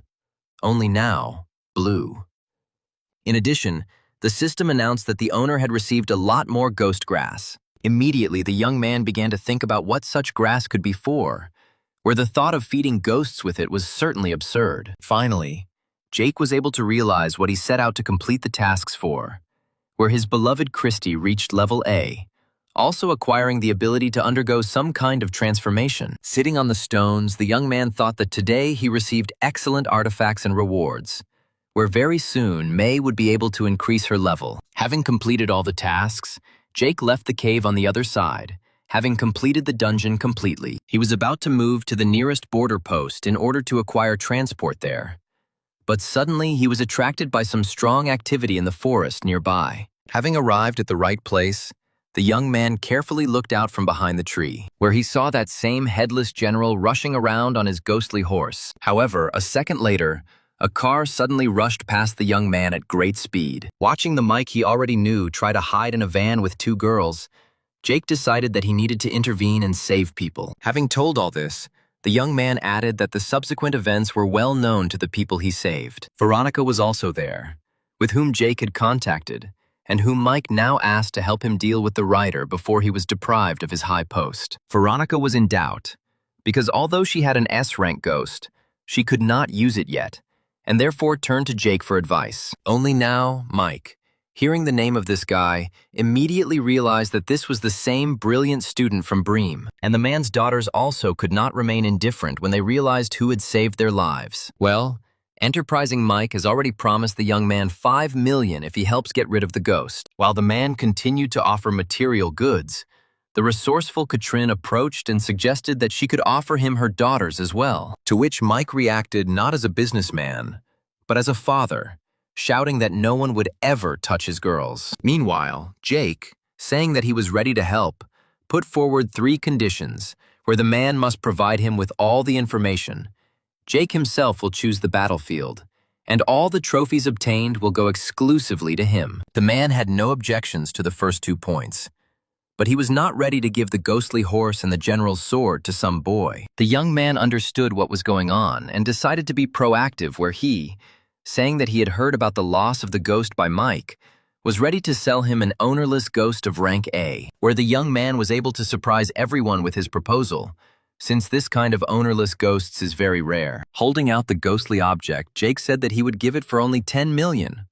But the man had no more than 30 seconds to think about it. Veronica, watching what was happening silently, noticed that this guy had become a good businessman. Meanwhile, both Mike and his daughters were amazed by the offer, where $10 million for a rank A ghost was very profitable. And so, under the pressure of circumstances and his own greed, the man finally agreed to the offer. After finishing his shower, Jake decided that he needed to get a really good rest today. While May wiped his head, the young man worked out tactics for fighting the headless general. Analyzing all the information received, Jake came to the conclusion that breaking barriers in the form of domes of ghostly worlds is most likely the ability of the horse, not the rider. Since May had encountered this general in the past, the young man turned to her to confirm his guesses. Then he decided to take a walk through her ghostly world, where he received a message from the system about the possibility of improving the world. Exploring the ghostly world, the young man soon came across its borders,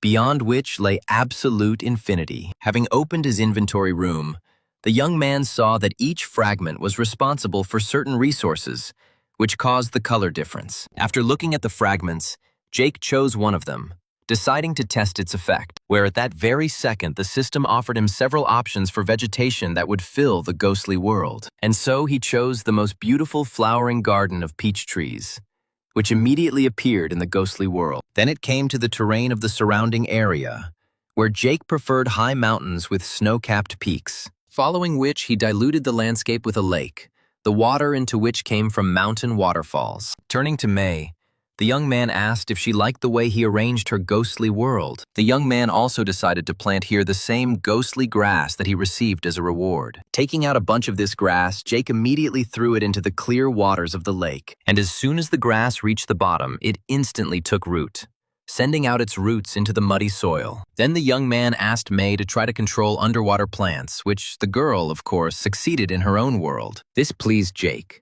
who mentally noted that the trap had been set, and if everything went according to plan, the general would be in trouble. Meanwhile, in the city there was only talk that even when the ghosts of the masters tried to break through, fewer died than had already died from the horseman's sword. And some particularly concerned men made plans for the rowdy sisters in the event that their father, the leader of the association, fled shamefully. Meanwhile, some movement began at one of the border posts. Having recovered a little from the horseman's attack, Mike sat behind the wheel of the car and listened to Diana, who recommended trying to recruit Jake into their service, to which the man said that apparently this guy is already working with Veronica, which leaves him no chance. In another car, Veronica told Jake that she had involved a couple of elite squads of 15 people in the operation.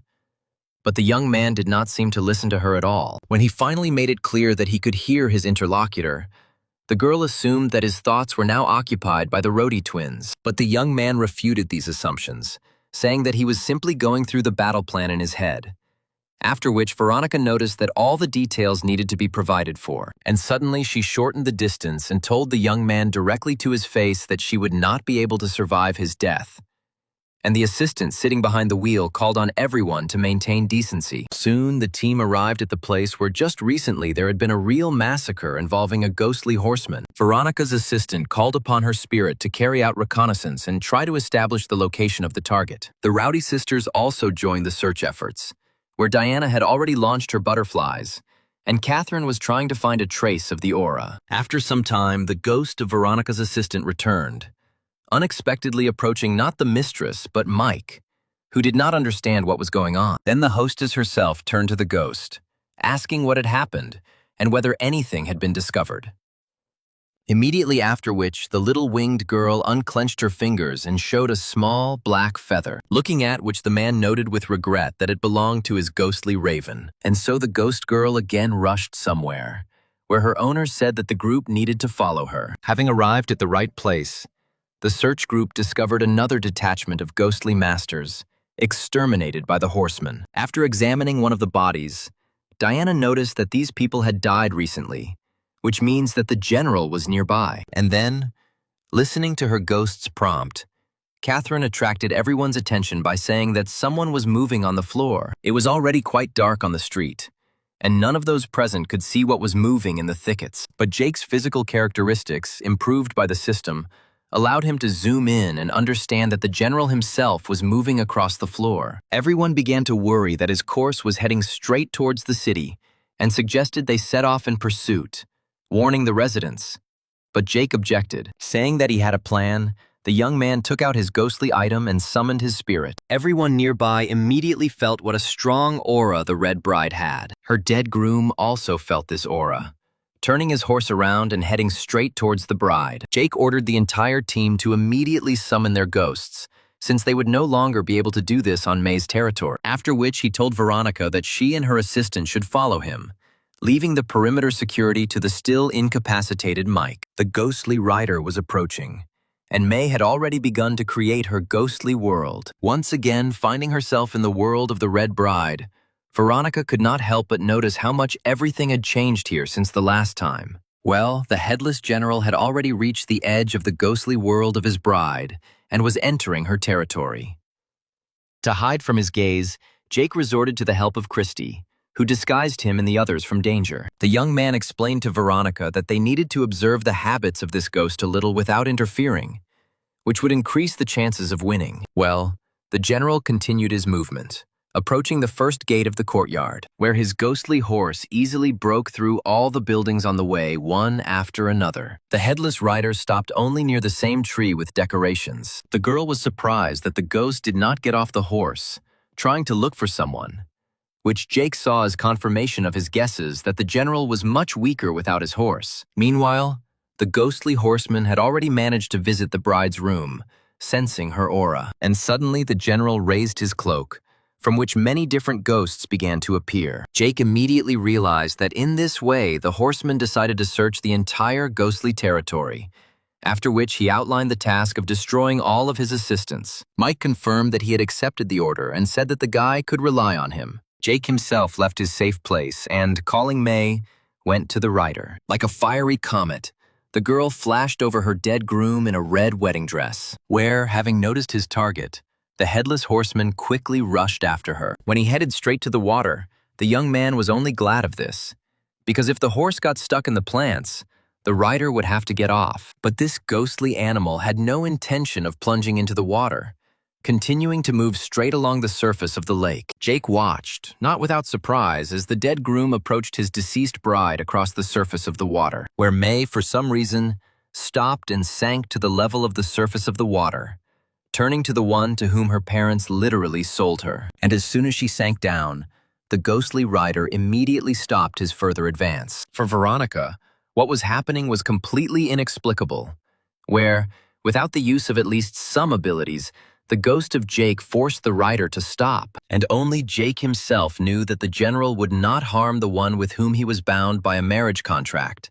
where May used this to lure the groom into a trap. Watching his ward, the young man realized that now was the time to attack, where, a moment later, long algae suddenly appeared from the water surface, clinging to the horse with a death grip. The general tried to fight off the new attack, but May skillfully controlled the plants, hindering his movements. Exhaling, Jake noted the intelligence of his ghost, since she would never have captivated this horse while running. Meanwhile, the algae increasingly entangled both the horse, depriving him of freedom of movement and his rider. Feeling that he could not cope on his own, the horseman called for help from all the ghosts he had released. Noticing this activity, the young man gave orders not to allow a single ghost to enter the lake. And so Christie, as well as the ghosts of the association team, had already rushed to confront those who were trying to help the rider. The matter was serious, and Veronica summoned her second ghost of level S. With its help, the surface of the water was immediately covered with flowers,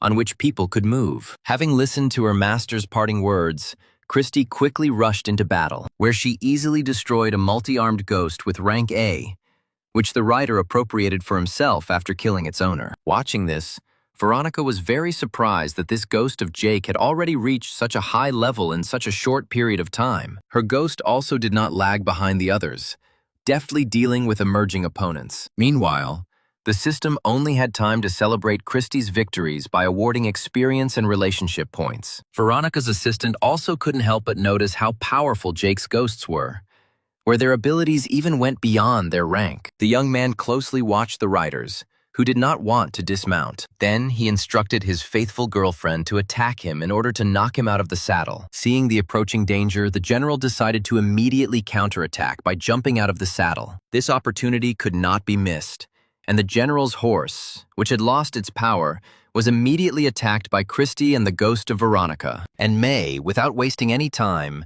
immediately tied him up with seaweed, making it impossible to resist. And now 3 ghosts began to attack the headless general, who found himself in a completely disadvantageous position. But the attack was not successful, where suddenly the general, using his abilities, threw back everyone who approached him. The people watching the battle were amazed at how easily the general threw away several ghosts at once. And when they looked at the rider himself, they were convinced that he had not received a single scratch, where Veronica and her assistant suggested that all this was due to a special ghostly sword owned by the general. Meanwhile, the rider, freed from the algae, was quickly approaching Christie. Jake shouted for the girl to be careful, but she clearly had other plans, where, a second later, Christie took on her new third form and easily stopped the movement of the general's sword, after which the girl, with a confident movement, threw the enemies several meters back. And the young man told May to use her ghostly fire, which could work in this case too. It didn't take long to persuade her, and after a few seconds, fireballs were directed at the general. One after another, they crashed into the body of the ghostly rider, and now he was already completely engulfed in this powerful ghostly flame, capable of burning out anything. Obviously, the attack was successful, and other ghosts immediately rushed in to continue the attack. Veronica's ghost constrained the rider's movements, and Christie dealt him a crushing blow, after which the headless general suddenly went limp and sank to his knees. Veronica assumed that it was all over now. But Jake, who had not yet received a victory message from the system, was not so sure. The fire did not destroy the general's body, which continued to stand on the water surrounded by ghosts. And, as it turned out, his weakness was ostentatious, a kind of military stratagem, having finished with which the rider again rushed to the attack. But Christie managed to react to this attack, getting ahead of the rider and separating one of his hands with her blow. Picking up the sword that had fallen from the severed hand, Jake thanked his ghost, after which he closed the distance and stuck this sword where the ghost's head should have been. At that same second, the evil general disappeared into thin air, and the system announced the victory of the owner, and that he had received ghostly armor and a sword. An additional prize for the young man was a ghostly horse, whose abilities included moving across any type of terrain and passing through most barriers of ghostly worlds. To say that Jake was very pleased with what he was able to get from defeating the Ghost Rider would be an understatement. Diana, standing nearby, told her father to help Jake,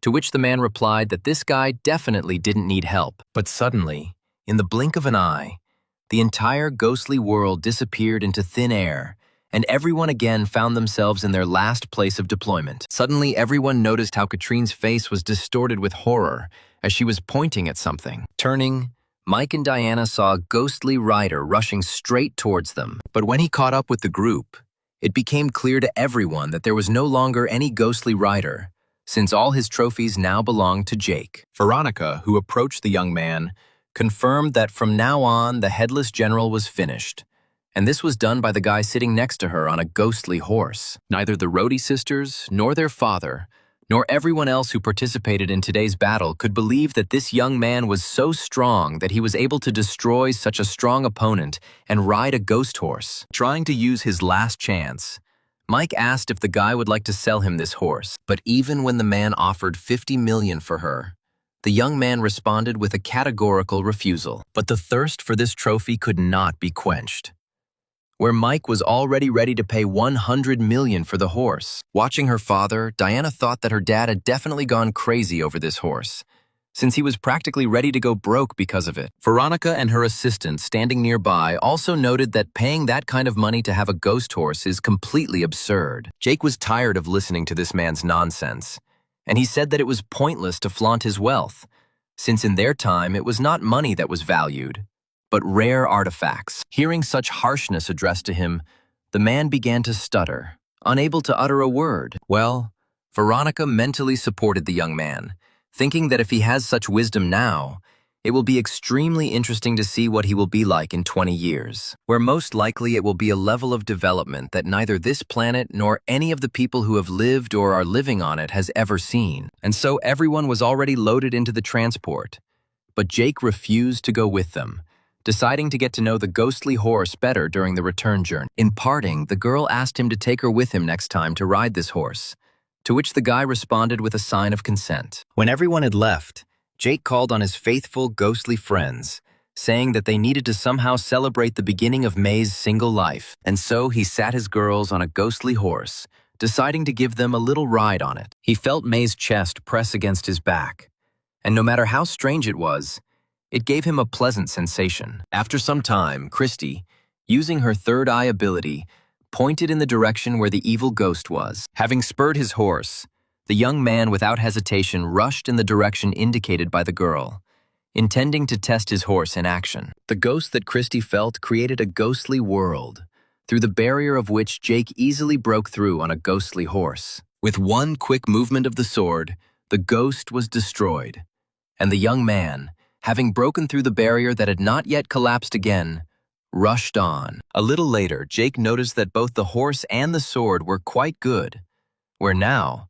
ghosts would not always need to fight to gain experience. And so, closer to morning, having ridden his horse, the young man reached the walls of the city. Deciding not to be conspicuous, the young man dismounted from his horse, and his captured armor immediately disappeared into thin air. The question now was how to place this horse in a small inventory room. The solution was suggested by the system itself, reminding us of the possibility of improving the storage, which Jake immediately implemented. The renovated room had a place to store clothes, and even a whole stable where he could give his animals something to eat. Watching the horse gobble up the ghostly grass, the young man finally understood why he needed it. When Jake returned to the real world, his attention was suddenly drawn to Christy, who was clearly worried about something. Looking in the direction the girl pointed, the guy saw a certain ghost, whose ghostly aura was even weaker than that of level E ghosts, completely oblivious to the guy standing nearby and his ghost. The ghost, with some kind of burden, simply walked by. Jake noticed that one of the bags was some version of an ancient postman's bag, which could contain something valuable. The decision was made instantly, where the young man ordered Christy to steal the ghost's bag, and as soon as the girl took possession of the property of an unknown ghost, Jake immediately felt how the aura of the dissatisfied spirit intensified significantly. But May, apparently sensing danger, instantly transported her lover to the cave. Examining his ghostly object in the form of a hair comb, the young man wondered what kind of ghost this was that he made even the Red Bride afraid. Meanwhile, Christy had already opened the bag and took out some kind of ghostly letter from it. Having printed it out, the young man realized that he was not able to read these ghostly hieroglyphs. Then he called upon his second ghost, who had the skills to decipher ghostly text. And when the young man was able to read what was written, he realized that a certain ghost was asking for help, where immediately after reading the ghostly letter, the system issued a new task, where the owner has the opportunity to acquire for himself a third unknown female ghost. But the good news ended there, as the system announced that, first of all, the young man must arrange for the delivery of a ghostly letter from an unknown female ghost, returning it to the ghost postman. Realizing that they had just robbed him, Jake asked the girls if they could defeat him, to which they just shrugged. Then the young man decided to start by writing a response letter to an unknown female ghost. And as soon as he finished with this, suddenly the rapidly moving silhouette of a postman appeared in the distance. The aura of this ghost was simply terrifying, where it seemed that he could level mountains and not even notice it. Then the young man made the only right decision, putting the letters in the box and simply throwing it to the postman. And as soon as the ghost received his property back, the terrible aura immediately dissipated, and he simply continued on his way. At the same time, events developed in the apartments of the head of the Sea City, where the ghostly masters reported to the old man that last night someone named Jake Stone was able to single-handedly deal with the ghost of the headless general. The daughter of the city mayor, Melanie Abraham, reacted skeptically to the news, saying that they had known about this guy for a long time. But her father, Wilhelm, noticed that they needed to recruit this talent at all costs. In one of the city's taverns, several men were sitting and enjoying drinks and Philistine conversations. The bartender whispered that he had hacked into a government server, where he learned that the Phantom Horseman had been killed last night, where he showed the downloaded files to the disbelieving men, where, to their surprise, such a dangerous ghost was dealt with by some rookie teenager. And a pretty tipsy old man sitting nearby noticed that some people are simply naturally better than those who are now discussing that guy. That guy himself, as usual, slept in the same bed in the company of his beloved ghostly girlfriends. A strong knock on the door woke up the young man, where he went to see who had come to him while May dressed him at the same time. The visitor turned out to be Veronica, who told the young man that some very attractive girl from the city government had come to see him. And now Jake was already sitting opposite Melanie, who kindly noted his high talents and services to the fatherland. And when asked how he could help her, the girl said that she had come to ask him to join their forces to govern and protect the city. Jake didn't let her finish, trying to explain something, but the girl interrupted him, asking permission to finish her thought, where she immediately continued.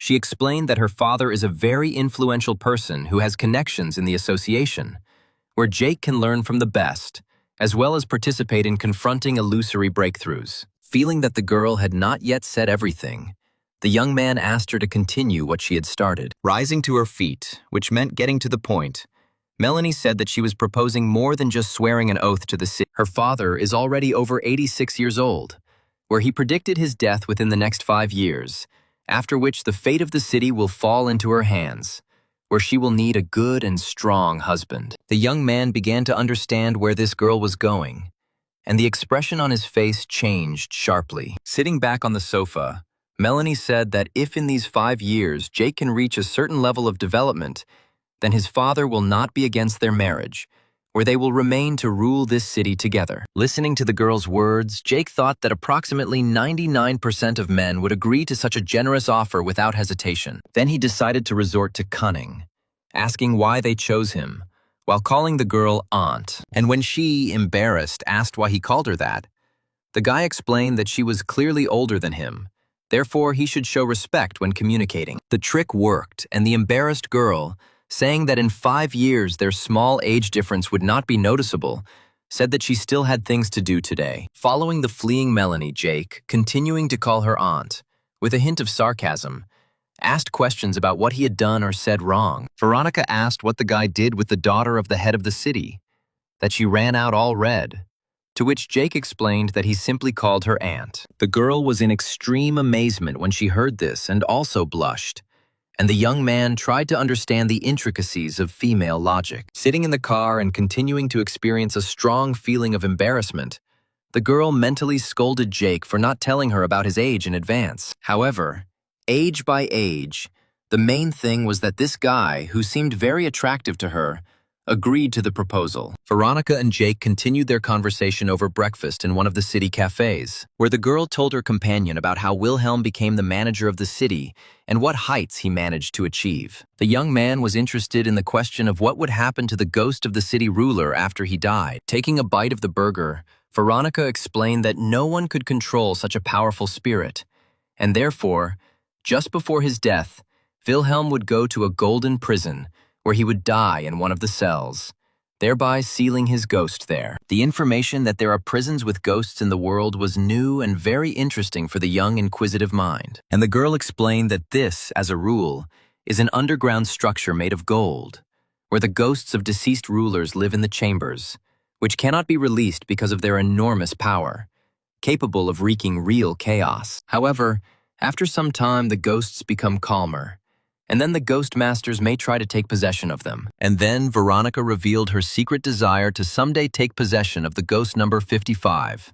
which she has long dreamed of. Then, changing the subject, the girl, offering the guy a cherry, said that first of all he should take care of her. The young man was distracted from this display of tenderness by a message from the system, where he was to arrive in the western part of the city to receive a ghost letter. And at the appointed time he was already in the appointed place, calling Christy and May just in case. And then a ghostly postman appeared, at the sight of whom Jake hoped that he would not take revenge for the previous robbery. However, the ghost's speed did not slow down, and the young man was forced to prepare for a confrontation. At the very last moment, the postman slowed down, after which he respectfully handed his letter to the addressee, for which he was awarded verbal gratitude. However, a simple thank you clearly did not suit the postman, who, with a gesture, hinted at something more substantial as payment. Then, on reflection, Jake asked May to share the ghostly fire in this strange character, where such a tip completely satisfied the ghost,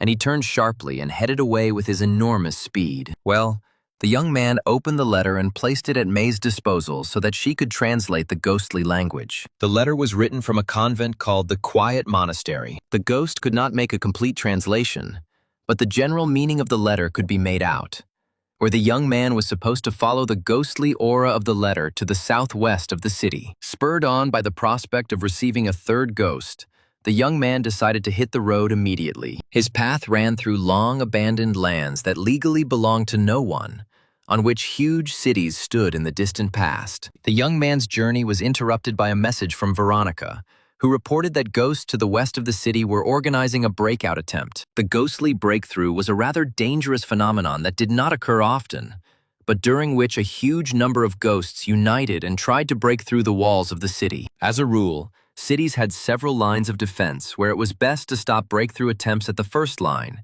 since the further the ghosts went, the more difficult it was to deal with them. Having told all this, the school teacher added that all previous breakthrough attempts had been successfully repulsed, so the children had nothing to worry about. One of the students, holding out her hand, relayed her mother's words that today's breakthrough attempt was the largest in history. And when the girl asked why the teacher himself, who was also a ghostly master, did not defend the city, the man embarrassedly dismissed the class, saying that he would answer the questions next time. Meanwhile, ghost masters were gradually gathering on the city's first line of defense, where the men and women uniting to protect the city began to reason that this time they would have quite a difficult time defending the city. But suddenly the conversation between the masters was interrupted by the sudden appearance of a level A ghost, who broke through the protective barrier without much difficulty. Having decided to enter the battle, the ghostly masters immediately called upon their charges. However, the ghost that appeared and began the breakthrough attempt was quite strong,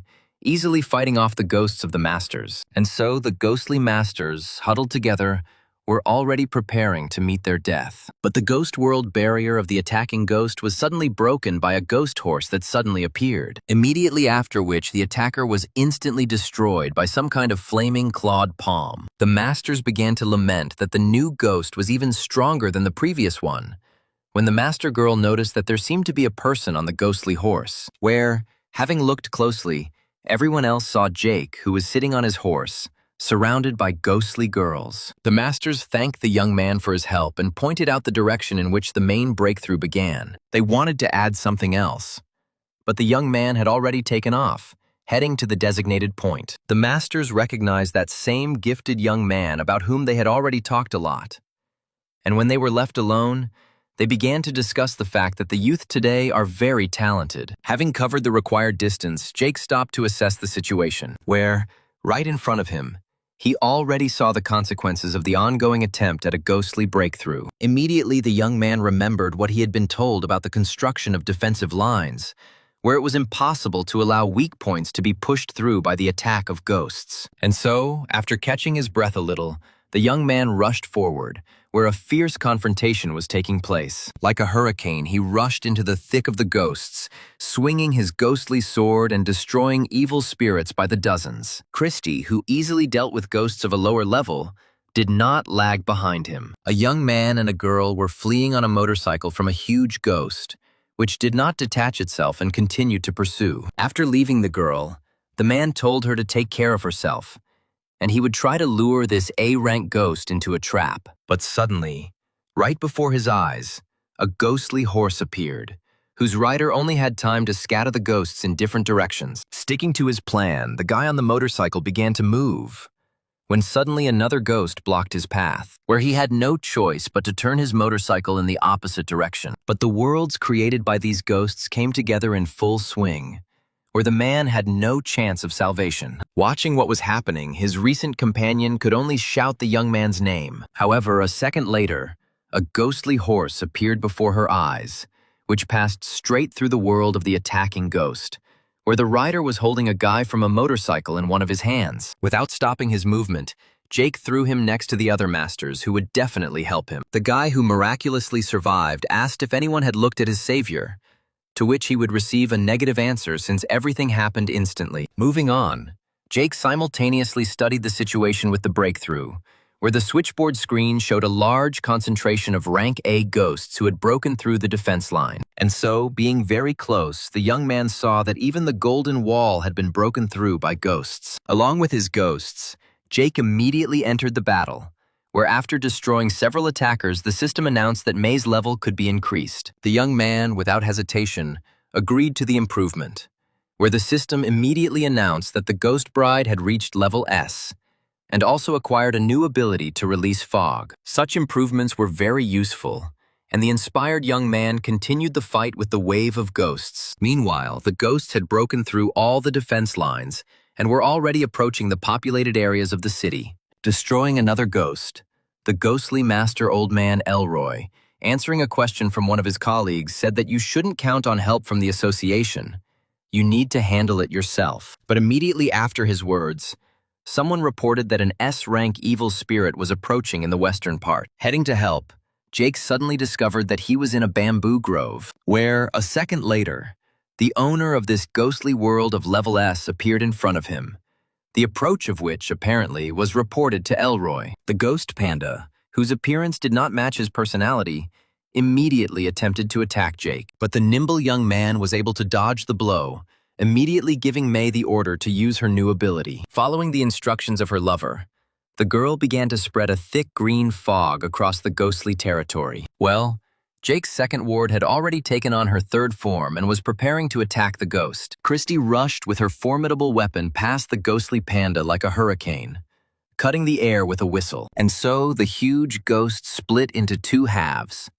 But for some reason, the young man did not hear the announcement of victory from the system. Looking closer, he saw that in the very center of this huge, collapsing carcass, there was something else, where, as it turned out, the real ghost had not yet been destroyed.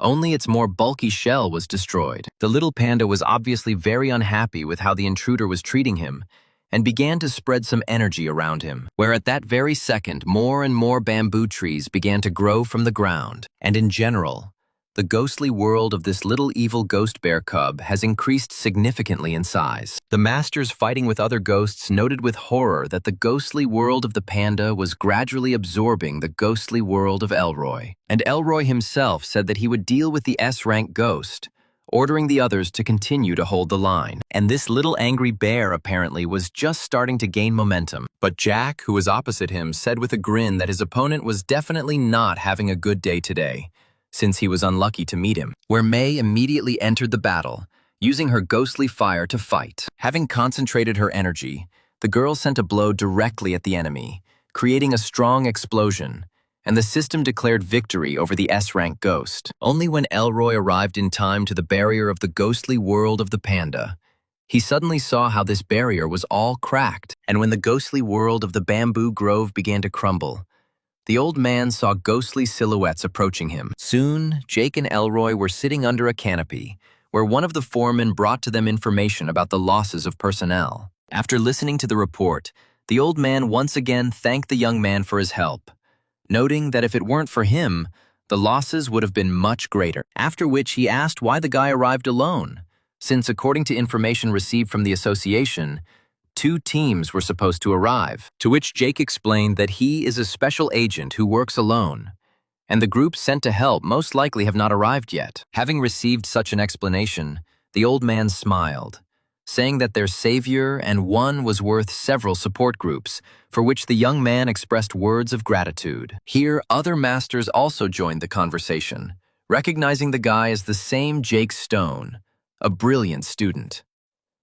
The old man also praised the young man for rushing to the rescue and not passing by when he heard that an attempt at a ghostly breakthrough was beginning in the city. The peace lasted about half an hour, after which the watchman reported that the second wave of a ghostly breakthrough was approaching, where this time the number of ghosts was many times greater than the previous breakthrough attacks. One of the masters attracted Elroy's attention by saying that according to the information received, one of the ghosts with an S rank had appeared. However, as soon as the old man looked at the sensor, another ghost of rank S appeared there, which horrified him, since stopping them with his not-so-great forces seemed impossible. Then another ghostly master came running, who reported that in the southern direction, a huge army of ghosts had begun an attack, having already wiped out 2 checkpoints from the face of the earth. After listening to this sad report, the old man fell silent, completely not knowing what to do now. Turning to Jake, Elroy said that the situation was an emergency and he should leave,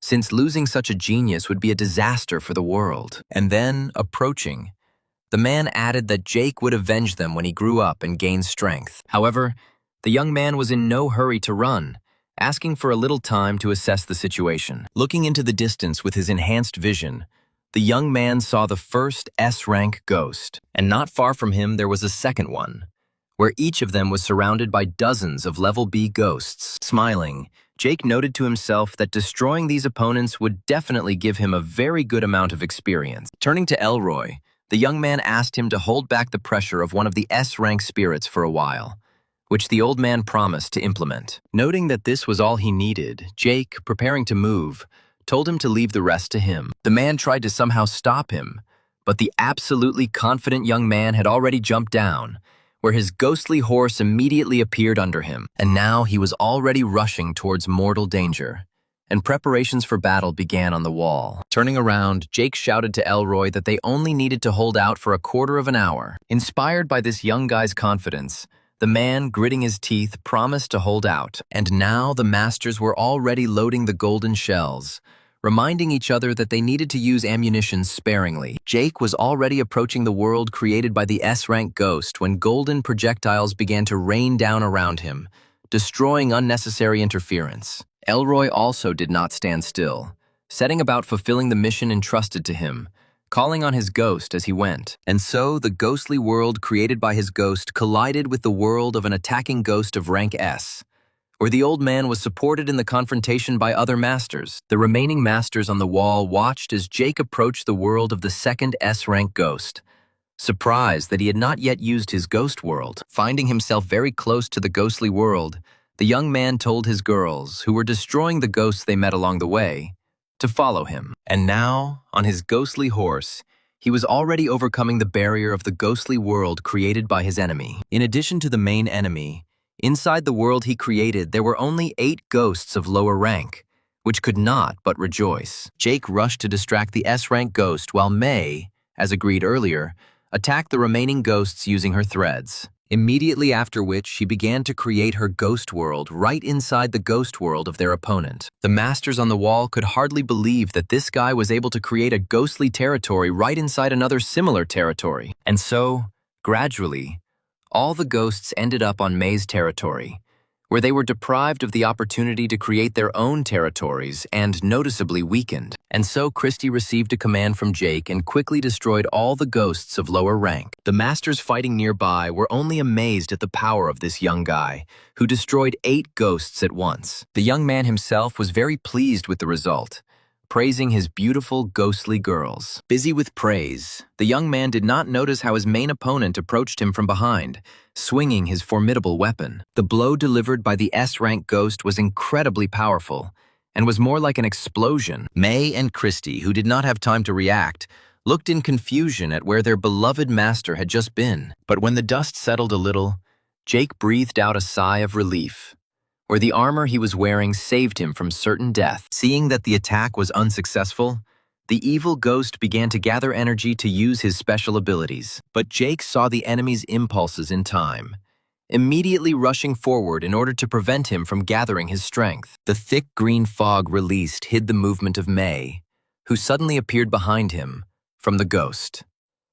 And so the concentrated girl delivered her precise and powerful blow to the enemy, whose body immediately began to dissolve into thin air, and the system announced that the owner and his ghosts had won another victory. At the same time, Old Man Elroy continued to hold back the pressure of the second S-rank ghost. While dealing with a ghost of a lower rank, he noticed how his main opponent attacked the ghost belonging to him, and noticed that they would not hold out for long. And having defeated the first strong opponent, Jake was already rushing to deal with the second. Having passed through the barrier of the ghost world of the second S-rank ghost on his horse, the young man immediately noticed that the dome had not completely collapsed, although it had been broken through. Turning around and seeing his savior, Elroy was very glad that the guy joined them. Then, looking at his ghost, the old man said that he was already seriously wounded, and again invited the young man to leave the battlefield to save himself. But the young man was not going to run away.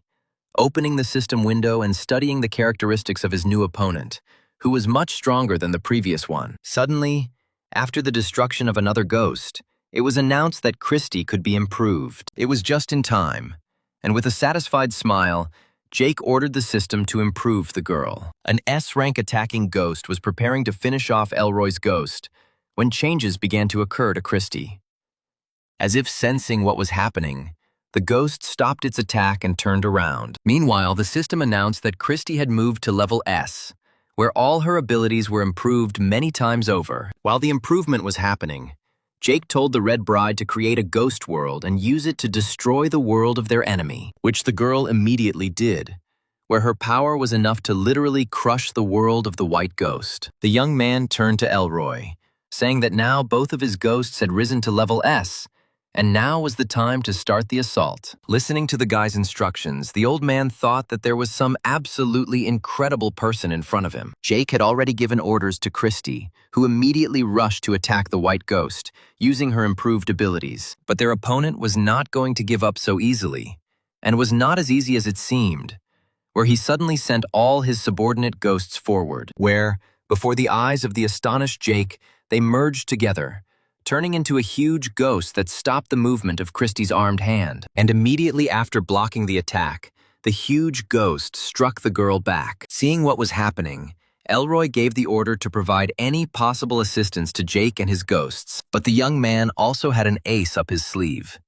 And since the action was now taking place in May's ghostly territory, he used his cloak, releasing the ghosts from it, where this huge crowd of ghosts immediately fell on a large white monster created from many ghosts. This maneuver was necessary only to hinder the movements of the ghost, where Christy immediately repeated her attack. The S-rank ghost, seeing what was happening, rushed forward, where he probably wanted to help stop the attack. But it was too late, as his defender began to split into two halves in different directions. Then the ghost tried to stop the further movement of the ghost girl's weapon, but Christy made every effort, where her opponent instantly shattered into small pieces. However, despite the fact that the ghost was defeated, the system did not announce that victory had been achieved. Elroy, who was tracking the movement of ghosts, noticed that the second ghost of rank S was leaving the battlefield. Using his upgraded vision, Jake saw a white ghost running away from him. Christy was about to rush after him, but the young man stopped her,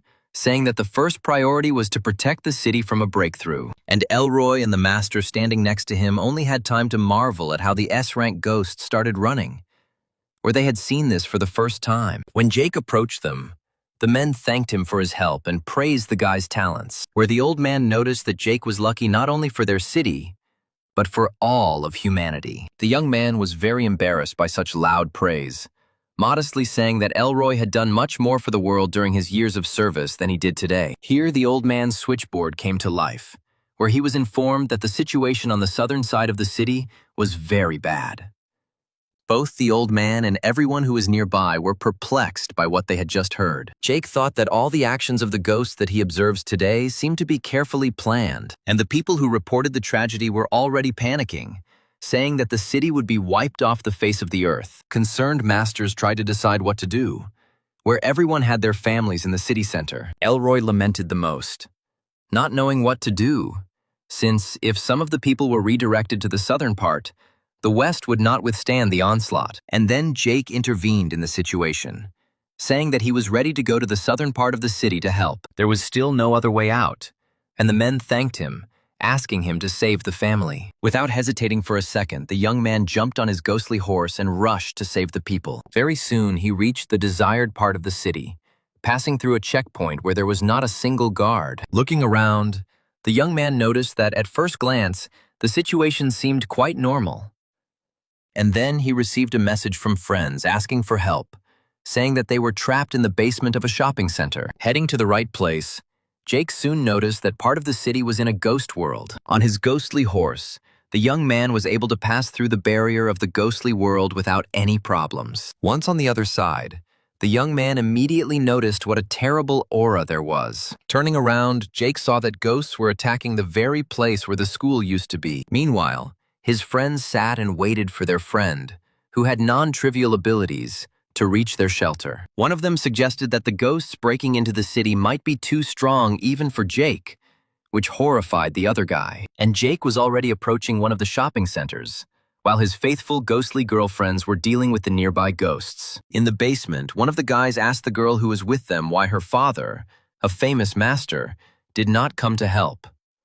To which the girl replied through tears that he was participating in the defense of the city, and this was more important. And suddenly the attention of the young people was attracted by a strong knock on the door, where they were glad that Jake had finally reached them. The young man stood near the door and knocked on it, asking if there was anyone on the other side. Meanwhile, the door behind which the students were hiding was broken through, and instead of Jake, a huge ghost entered the room. Jake also opened the doors, where, once inside the room, he saw some people in the distance. When the young man was able to see the face of the man who was hiding here, his own face changed as if he had seen a ghost for the first time in his life. After all, sitting in front of him, clutching her child to her chest, was the same woman who had once been called his mother. The young man's thoughts moved to the distant past, where he joyfully announced to his grandfather and Christy that he had returned. Seeing how the old man swung an axe over the girl's head, Jake was horrified, shouting for him to stop. To which the man replied that he was not going to stop,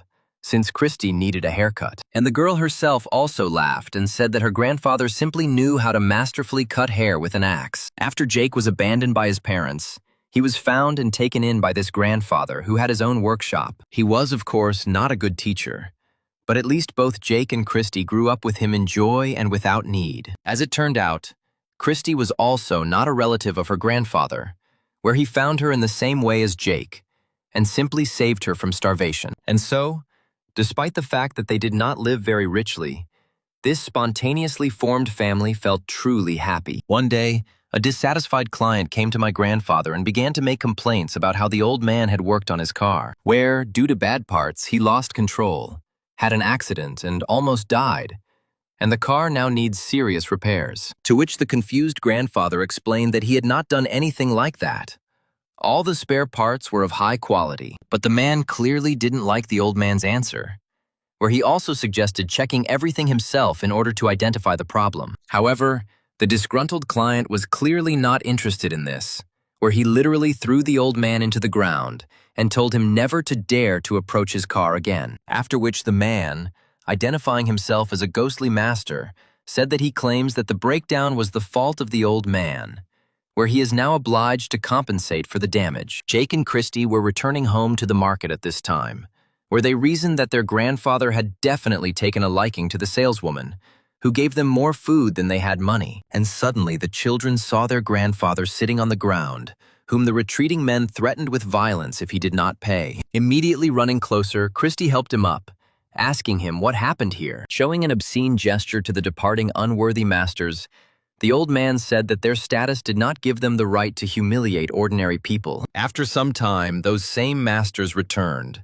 where one of them recalled that the car was broken due to the fact that his friend had too much alcohol, to which he explained that it did not matter, since that old man was just garbage. Finally, the attackers waited for the moment when the old man left his house, where, not believing that he had no money, they broke into his home in order to search for his supplies. But, as it turned out, the house was not empty, where frightened Jake and Christy asked what the uninvited guests needed. However, the presence of children in the house did not stop the criminals, one of whom held them, and the other two searched the premises. And so the search was completed, where the thieves could only find a bag with pieces of silver. Then one of the villains offered to take the girl with him, for whom he had familiar buyers who were willing to pay several thousand. Of course, Jake tried to prevent the implementation of this vile plan, demanding that Christy be released. And the only weapon he could use to resist was his own teeth. But as soon as he dug them into the villain's hand, he immediately received a powerful blow that threw him back. Losing consciousness, the boy watched as the men took away his best and only friend. The grandfather, who returned home,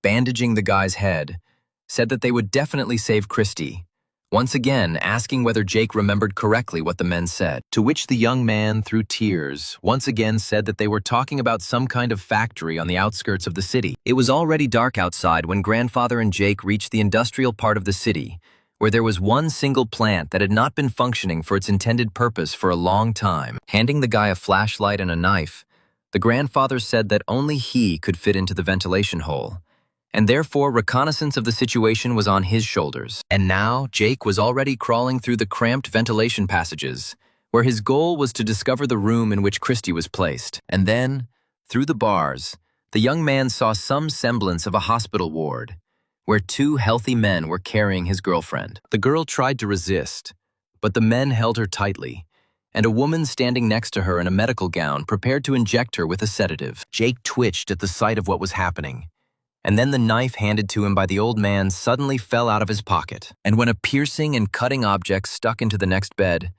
it could not help but attract the attention of all those who were in the room. From the noise in the ventilation, the men and the girl in a medical mask immediately realized that someone was there. Realizing that he had been discovered, Jake decided that he urgently needed to leave this ominous place. But his plan was not destined to come true, as one of the men used some kind of weapon that tore the ventilation duct, after which the guy fell into the room. Having come to his senses a little, Jake first decided to look around, and the first thing that caught his eye was a pregnant woman lying on the bed, which immediately generated questions in the young man's head about what was happening in this place. But looking further and around the room, the young man saw that there were a lot of such women here. Then the boss of this criminal organization arrived in the room, and the first thing he did was ask his wife, who was hiding under a medical mask, if everything was okay with her. After which the man ordered to show him the arrogant, brave man who made his way to them. And when Jake looked up and was able to see the face of the gang leader,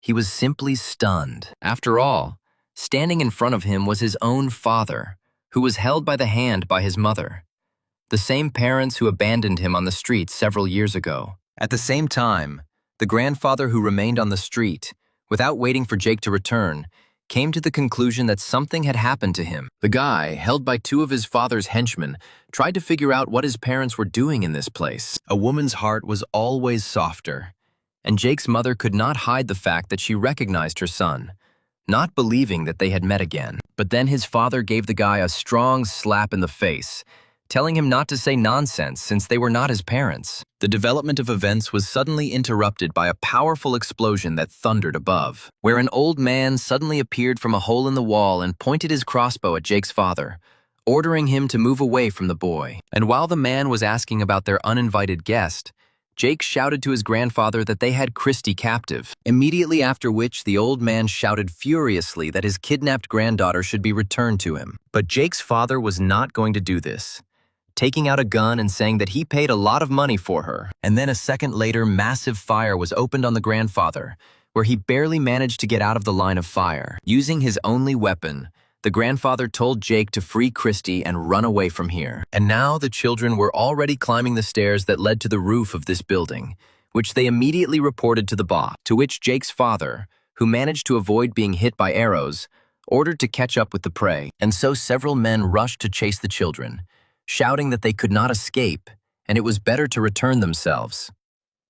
Very soon, Christy and Jake found themselves on the roof, where the girl asked what they should do next. But her companion did not have time to answer this, since their pursuers had already appeared on the roof, saying that the children had driven themselves into a trap. Pushing his named sister aside, Jake prepared to defend her. But then his father appeared on the roof, his weapon pointed at his grandfather's head. The angry man, in front of the shocked children, said that they could no longer count on the help of this worthless old man. But then the grandfather said that he was ready to give the kidnappers a lot of money if they released the children. But Jake's father suddenly kicked the old man right on the head, saying that he had no shortage of money since here they were raising ghost masters of the highest levels. After which he began to approach the children, telling them to stop resisting and submit to fate. But neither Jake nor Christy were going to give up, approaching the edge of the roof closer and closer. But suddenly, the grandfather was able to break free from the grip and immediately rushed to attack the offender of his grandchildren. His strength was enough to reach the face of his enemy and leave his mark there. But the man immediately reacted,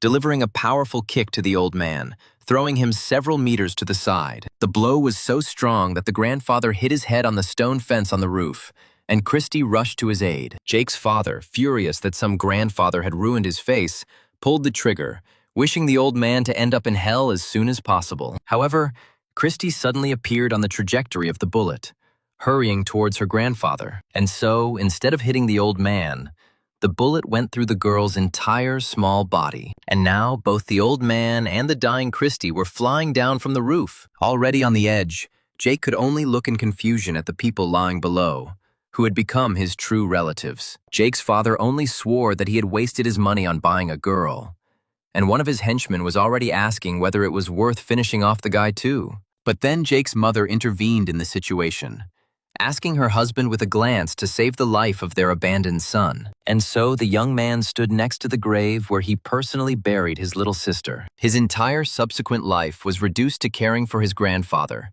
who, after falling from a height, completely lost his ability to work. And when the last person close and dear to the boy's heart passed away, he went on a wander until he ended up in an orphanage. And so his own mother, who had once abandoned her son to the mercy of fate, was now on her knees in front of him.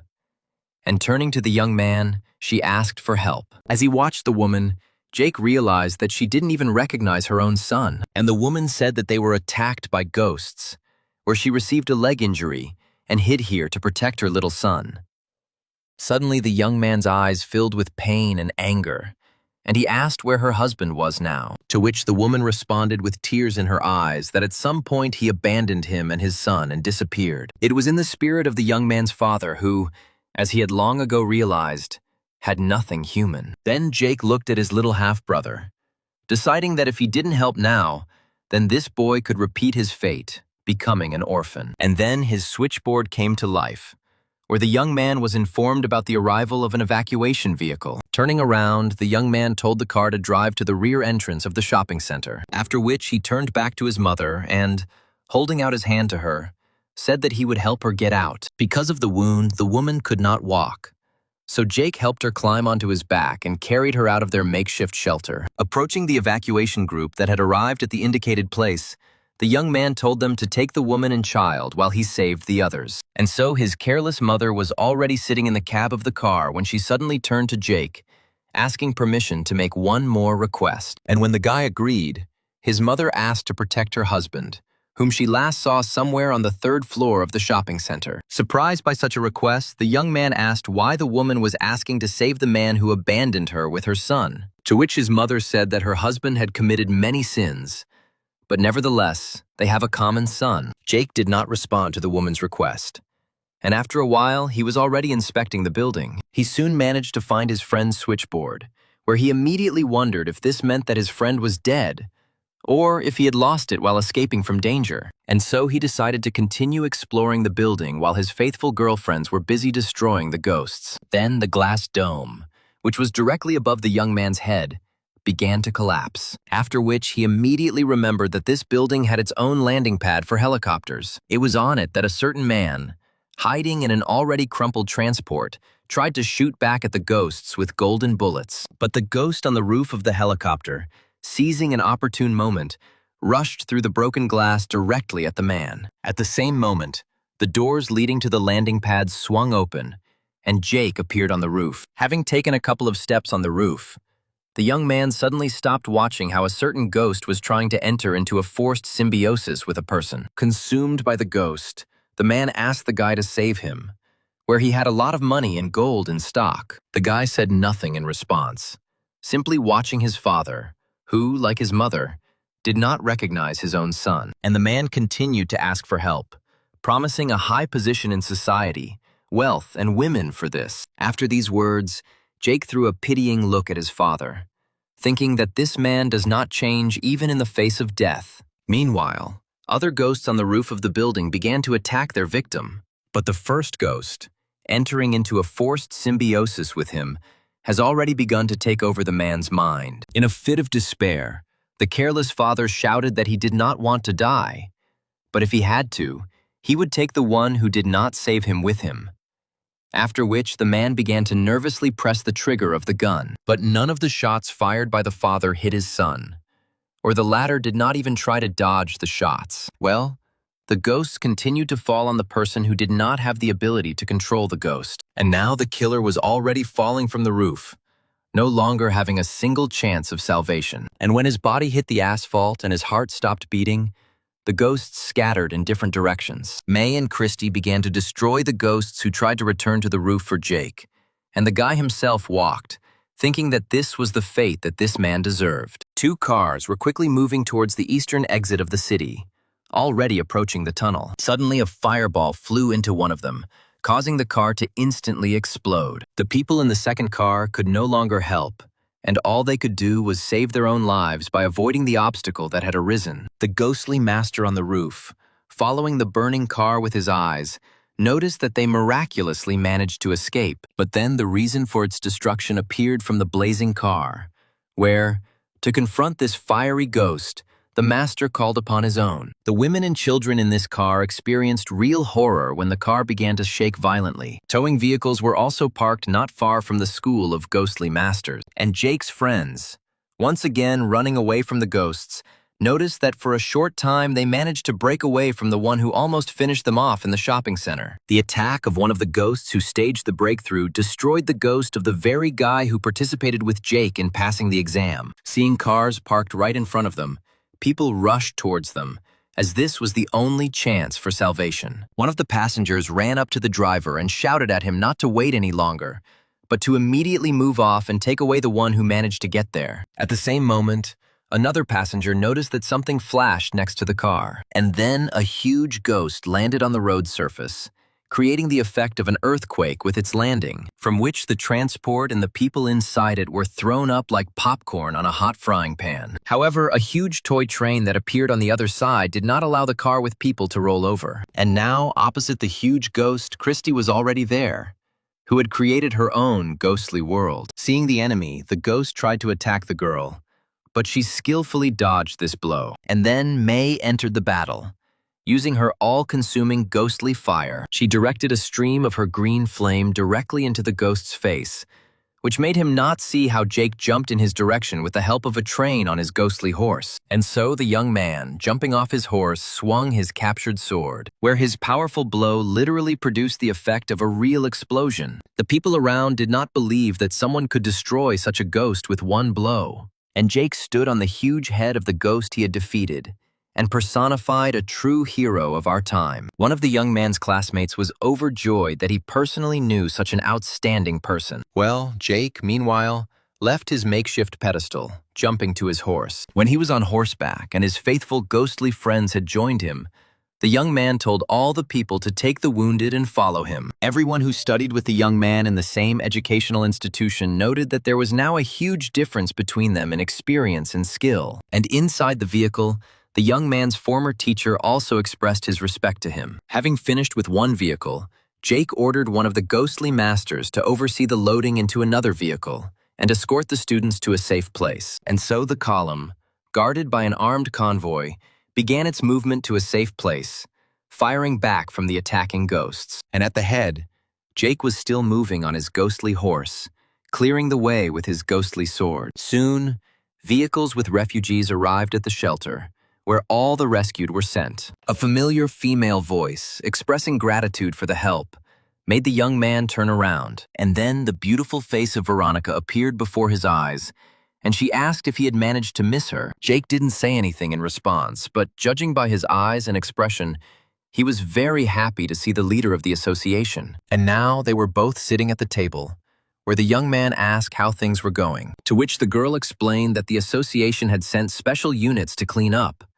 But the situation still remains ambiguous. With great concern, Veronica explained that the ghostly masters are dying in dozens, unable to cope with the onslaught of the enemy. Suddenly perking up, the girl asked how Old Man Elroy and other masters in the West were doing, to which the young man replied that he helped them defeat several S-rank ghosts, and therefore their situation is relatively normal. Considering what was said as a kind of joke, the girl laughed, noting that the guy had finally acquired a sense of humor. Their conversation was interrupted by the appearance of the master, who reported that a new strong ghost had appeared in the southern part. Quickly getting up, Veronica said that she needed to head to that part and support one of the local nobility. And when asked what kind of person this is, the girl explained that he is one of those who commands a ghost of rank S and commands the troops in the south. Meanwhile, a real war was going on in the southern direction, where the ghostly worlds of the Breakthrough tried to attack the ghostly world of the Defenders. The man on the wall shouted that the ghost army was approaching their last line of defense. The commander of the defense of the southern part,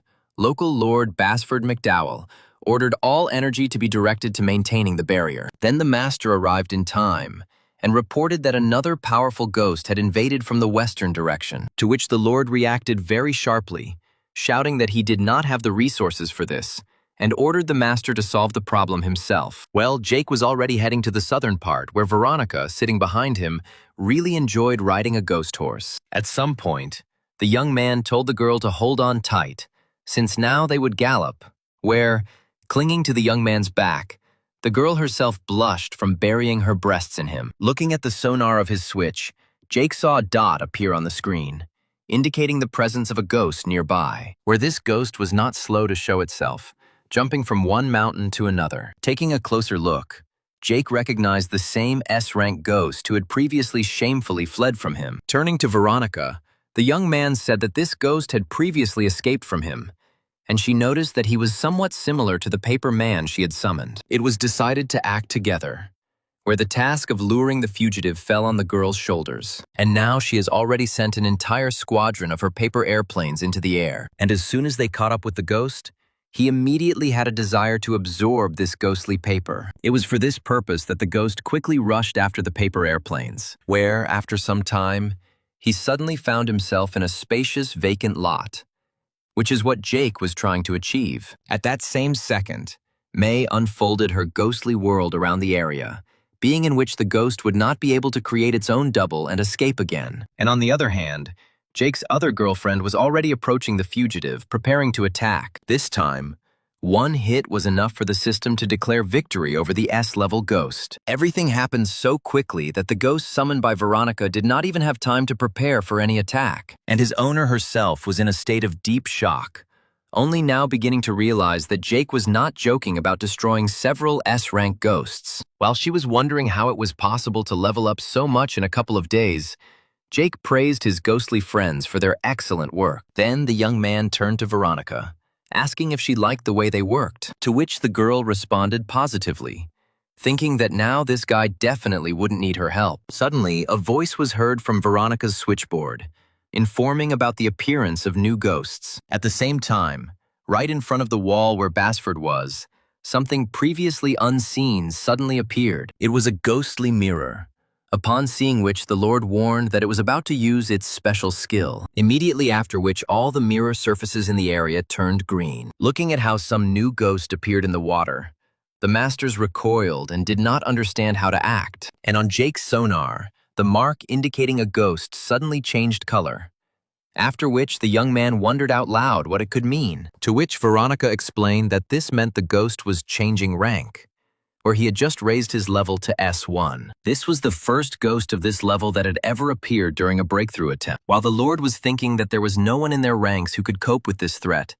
he was informed about the arrival of Veronica and Jake. Basford asked the girl who approached if she knew about the new problem, to which she responded positively, asking if there was any plan. But there was no plan as such, where, pointing to the ghost, the Lord only noted that it did not enter the battle, where its leveling up without a fight could mean it feeds off the energy of others. Here, Jake intervened in the conversation, suggesting that it was this ghost that was directing the entire breakthrough. Veronica was struck by the fact that with such power, this ghost had not yet created a ghostly world that would suppress the one that protects the city. But exhaling heavily, Basford explained that in fact, not everything is as simple as it seems, where the entire city, along with its barrier, has long been covered with a huge ghostly dome. The girl could not believe what she heard, as it meant the most dire consequences. And the Lord seemed to read her thoughts, saying that retreat would be simply impossible, where the mirror would kill everyone at once if it wanted, after which he added that they needed to wait for reinforcements.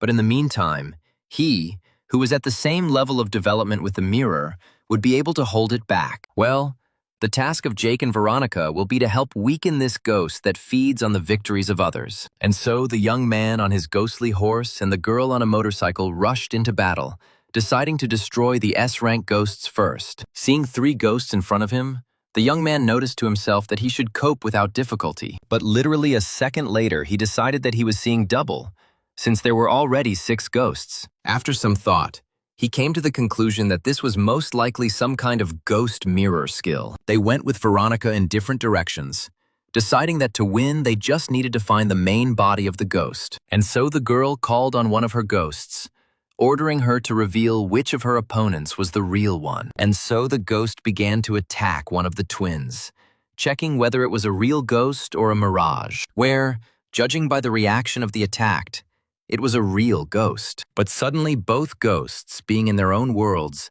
simultaneously attacked Veronica's ghost, where, seeing this, the girl noted with horror that both opponents in front of her were real. All the other masters participating in the battle also conveyed information that the enemy's numbers had doubled, where not only the highest-ranked ghosts were cloned, but also the A and B level ghosts. Veronica, who had already experienced the attack of ghosts on herself, told everyone that the second ghosts were as real as the first, where, after hearing this message, Jake realized that the double of the S-class ghost would not be any weaker than the original. The girl noticed that the main ability of the ghostly mirror, apparently, is to double the number of ghosts participating in the breakthrough. Then the young man said that it was faster and easier to find a way to destroy all these ghosts than to look for loopholes and hide. And so, following his orders, May has already unfolded her ghostly world, in which the ghosts who were nearby found themselves, where, without hesitating for a second, Christie attacked one of them, literally cutting it into 2 parts, where the system announced victory and awarded only experience points. But when May dealt with the second ghost of the same kind, the system awarded not only experience points, but also some other bonuses. Noticing this feature, Jake immediately thought that the relationship between the original and the clone could be much closer than it seems. Turning to Christie, the young man asked the girl to use her abilities to identify original ghosts, which he needed to test one theory. And so, following the orders of her master, Christie opened her third eye, beginning to scan the ghosts. After a couple of seconds, she had already determined which of the 2 identical ghosts was real, where at that same second, the girl rushed towards him and dealt a crushing blow to his head. The system announced victory and awarded a variety of bonuses, and Jake noticed that with the destruction of the original, the clone was automatically destroyed. Meanwhile, at another point, the breakthrough ghost and its clone attacked one of Veronica's ghosts, but her other ghost immediately intervened in the situation, destroying the attacker, where the destroyed ghost turned out to be the original, and therefore its copy immediately disappeared into thin air. A man watching the battle from the wall happily noted that the recently arrived young man and girl destroyed 6 S-rank ghosts in one fell swoop. Then his attention was attracted by the Lord, who seemed to have difficulty standing on his feet, and explained that he did not have the strength to continue to hold the ghostly barrier. The man then contacted Jake and Veronica, informing them of the problem and asking them to return. Just starting to move, the young man suddenly discovered that the terrain around him had changed dramatically, where a completely different city suddenly appeared next to him instead of the one they were currently defending, where in this ghostly world the young man immediately saw clones of the ghost of Lord Basford himself. After a couple of seconds, It dawned on him that in this world, the ghostly mirror is capable of cloning any ghosts. And when he turned around, he and his faithful friends saw several copies of them. The Lord himself found himself in this ghostly looking glass, who warned Jake that the mirror clones any ghosts along with their abilities. The information, of course, was useful, but not at all reassuring, since the forces were becoming completely unequal. He then ordered his ghosts to attack the clones without using their special skills. Since the ghostly horse was useless in the ghostly-looking glass, the young man decided to continue without it. Jake told Veronica, who had already arrived at the edge of the dome, not to go inside, as this would only worsen the situation by cloning her ghosts. Meanwhile, Christy, without using any special skills, had already dealt with several of her copies, where the system declared victory and awarded experience points. May kept up with the achievements of her companion, destroying her copies and thereby adding experience to her treasury. And in a matter of seconds, not a single clone remained in the air. And Jake noticed that the fighting abilities of the ghostly mirror were not as good as it might seem. But Basford did not share this enthusiasm, saying that the first wave of clones was apparently simply used to test the enemy's strength. And now, more and more clones of Jake's ghosts began to appear in the air again, where this time May's clone had a weapon. And so two identical girls came together in a new battle, where the clone's sword clearly could not withstand the attacks of the original. While watching the battle, the young man noticed that this time the clone's abilities had improved significantly. However, he did not notice that the ghostly weapons had been copied, and then May's clone's sword shattered into small pieces, as did the clone itself, and the system once again awarded experience points. Christy also did not stand aside, destroying her clones one after another, for which she also received a lot of experience. Jake, meanwhile, thought that if the mirror endlessly creates clones, then sooner or later he will lose the battle, since his ghosts will simply waste all their energy. At the same time, the clone attacked the ghost of the Lord, where the latter, holding on with his last strength, noted that his ghostly world was about to collapse. Then Jake instructed May to expand her ghost territory of the same size. And when the buildings from May's world appeared, the young man noticed that her ghostly world immediately fell into a ghostly-looking glass. Meanwhile, new clones of his ghosts again materialized in the air, ready to continue the battle. Then the young man ordered Christy to use her third form to attack, and May to use ghostly fire. And so the girl, who had changed her appearance, moved from one copy to another, easily destroying them. While May, without even leaving her spot, simply burned all her copies with her green ghostly flame. Jake noticed that the time between the appearance of new clones increases each time, which means a loss of strength in the mirror itself. Then he heard Basford's cry, who warned the young man about the appearance of new clones. And then several copies of Christy and May hung in the air again, where, seeing some clubs and other rubbish in their hands, the young man was confirmed in his guesses about the impossibility of copying ghostly weapons. But then, right before his eyes, there were twice as many clones as there had been several times before. Deciding that it was time to end this battle, Jake instructed the girls to use all their abilities to destroy the clones. Basford, watching the battle, marveled at how many abilities the ghosts of this unknown guy had. And now May has already spread her long, red, and unusually deadly threads everywhere, where her actions were complemented by Christy's incredibly powerful attack,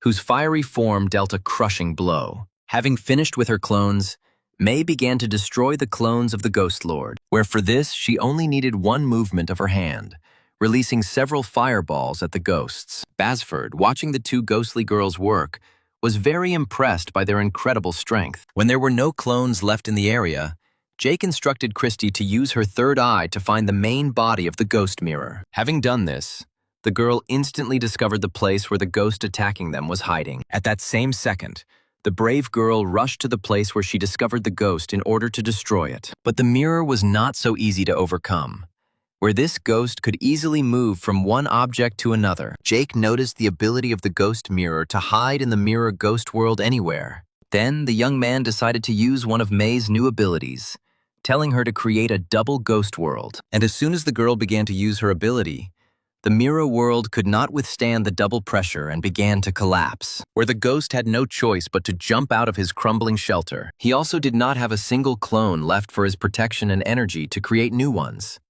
And Jake, pleased with himself, ordered May to attack. The evil ghost tried to get away from danger, but without his clones, there was little he could do against Jake's ghosts. And then May, who appeared next to him, decapitated his ghostly body in one movement. The victory was won, which the system immediately announced to the young man, awarding all the bonuses due for this. Well, instead of a ghost, a damaged mirror appeared in the air, which quickly began to fall down. The young man caught the mirror, generally mentally thanking it for all the experience that he was able to gain during this adventure. Soon, Veronica arrived at the scene and immediately asked if the ghostly mirror was finished. Basford answered the question, saying that this time they managed to win and survive, thanks to the nice guy standing next to him. And one of the nearby masters also noted that all the other ghosts began to retreat. This was a great victory for humanity, where people could not get enough of the fact that they were saved and saved their city.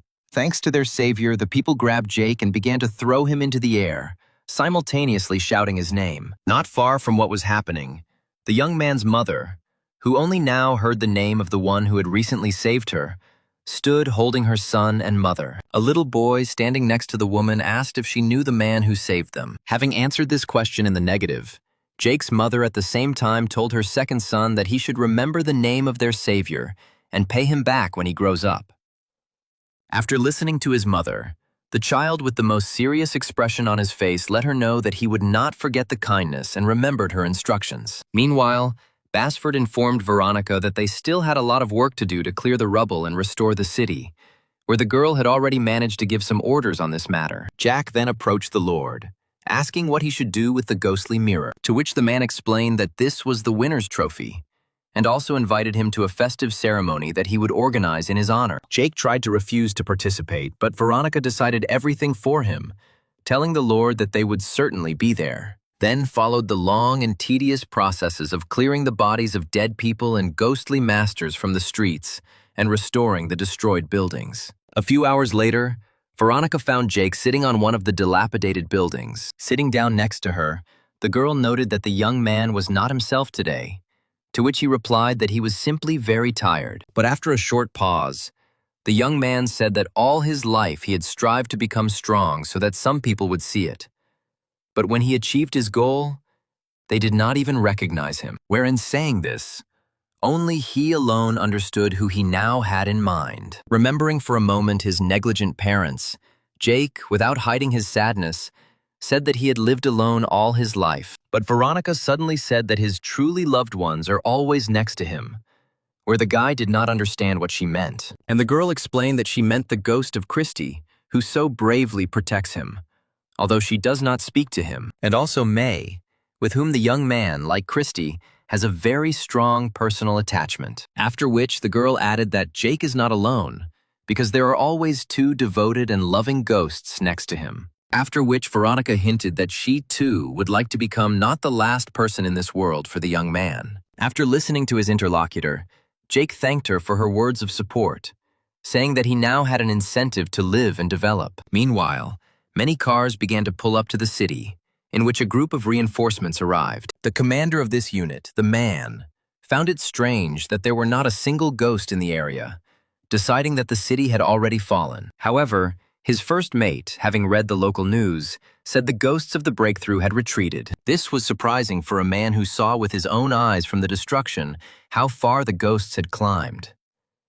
Another ghost master in the car read and voiced that someone named Jake Stone was able to defeat an S1 rank ghost, after which the horde retreated. And to the commander's question about who this guy was, his first deputy explained that he had heard about some gifted student who appeared not so long ago. Having decided to sort things out on the spot, the belated reinforcements continued their journey to the city. Near her family's mansion, the daughter of the city's mayor, Melanie, was watering the flowers she had planted. The girl was distracted from her quiet occupation by one of the maids, saying that it was very urgent. And when the lady asked what was the matter, the maid told her the news that someone named Jake Stone was able to defeat a powerful ghost and stopped the breakthrough. The girl, who recently invited this guy to enter into an arranged marriage, was quite surprised at his abilities. Snatching the switchboard from the maid's hands, Melanie decided to read what was written in the news herself. When the news story was studied by her, The daughter of the city head noted to herself that she needed to get this guy as her husband at all costs, where, observing the reactions of her mistress,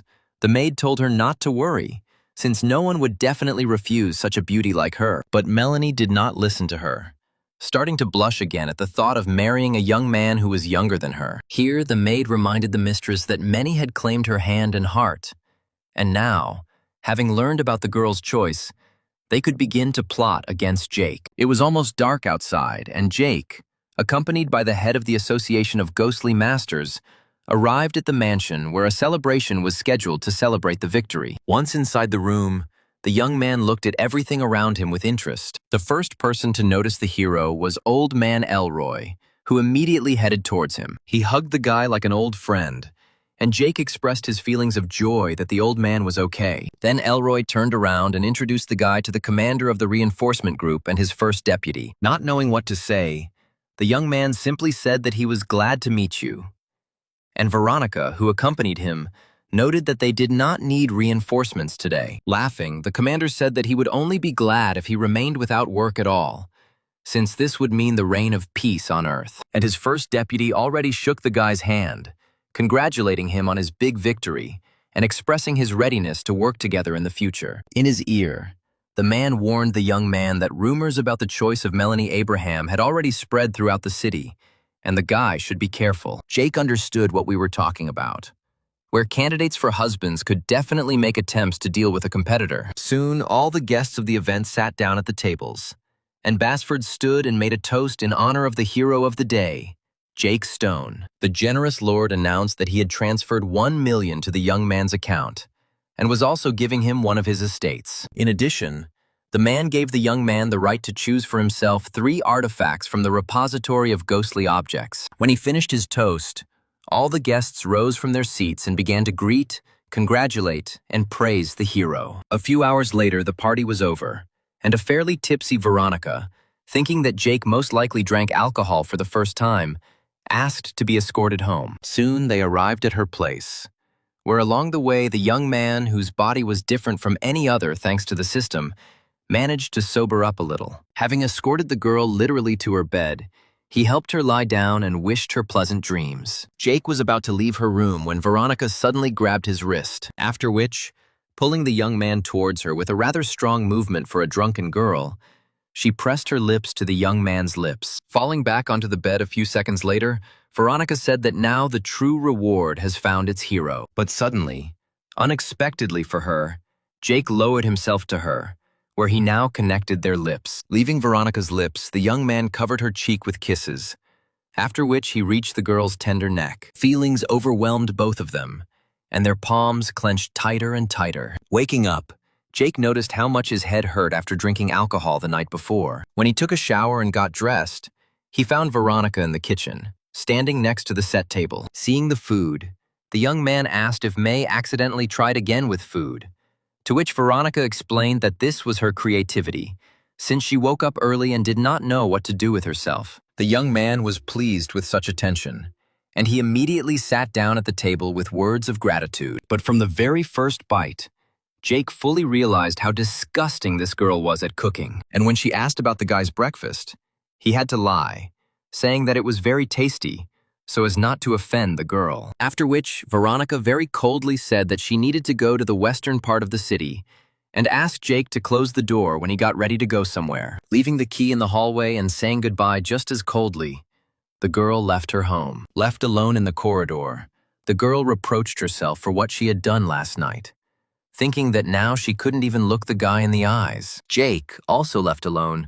thought that he did not have time to ask for water to wash down the highly salted food. Having finished with a tasteless breakfast, the young man soon left the city, where he could finally go about his business and get the third ghost. Calling on May, he asked her to use ghostly energy to determine where they needed to go. Watching how the girl concentrated, the young man assumed that the ghostly aura on the letter had managed to dissipate during this time, which means it would not be easy to find the way to the monastery. And then he remembered that the Rhodey sisters specialized in tracking ghosts. Deciding to try to attract them to his project, the young man spurred his ghostly horse, and now he was sitting at the table opposite the leader of the association in the city of Alate, Mike Rowdy, who he had saved, and talking about the fact that he needed some help. With a friendly smile, the man said that he would help if it was in his power. After which, Jake explained that he actually came to his daughters because he needed help tracking down a ghost. Both girls immediately blushed and became embarrassed when they heard that this handsome man had come to them. Handing the letter to Catherine,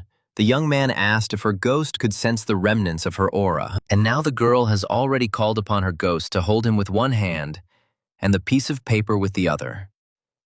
Where, after the ghost's reaction, Catherine said that it would be impossible to tell the exact location, but she could indicate the direction. This suited the young man quite well, and he turned to Mike, asking him to lend him this talented girl for a few days. The man did not quite understand the word the guy used.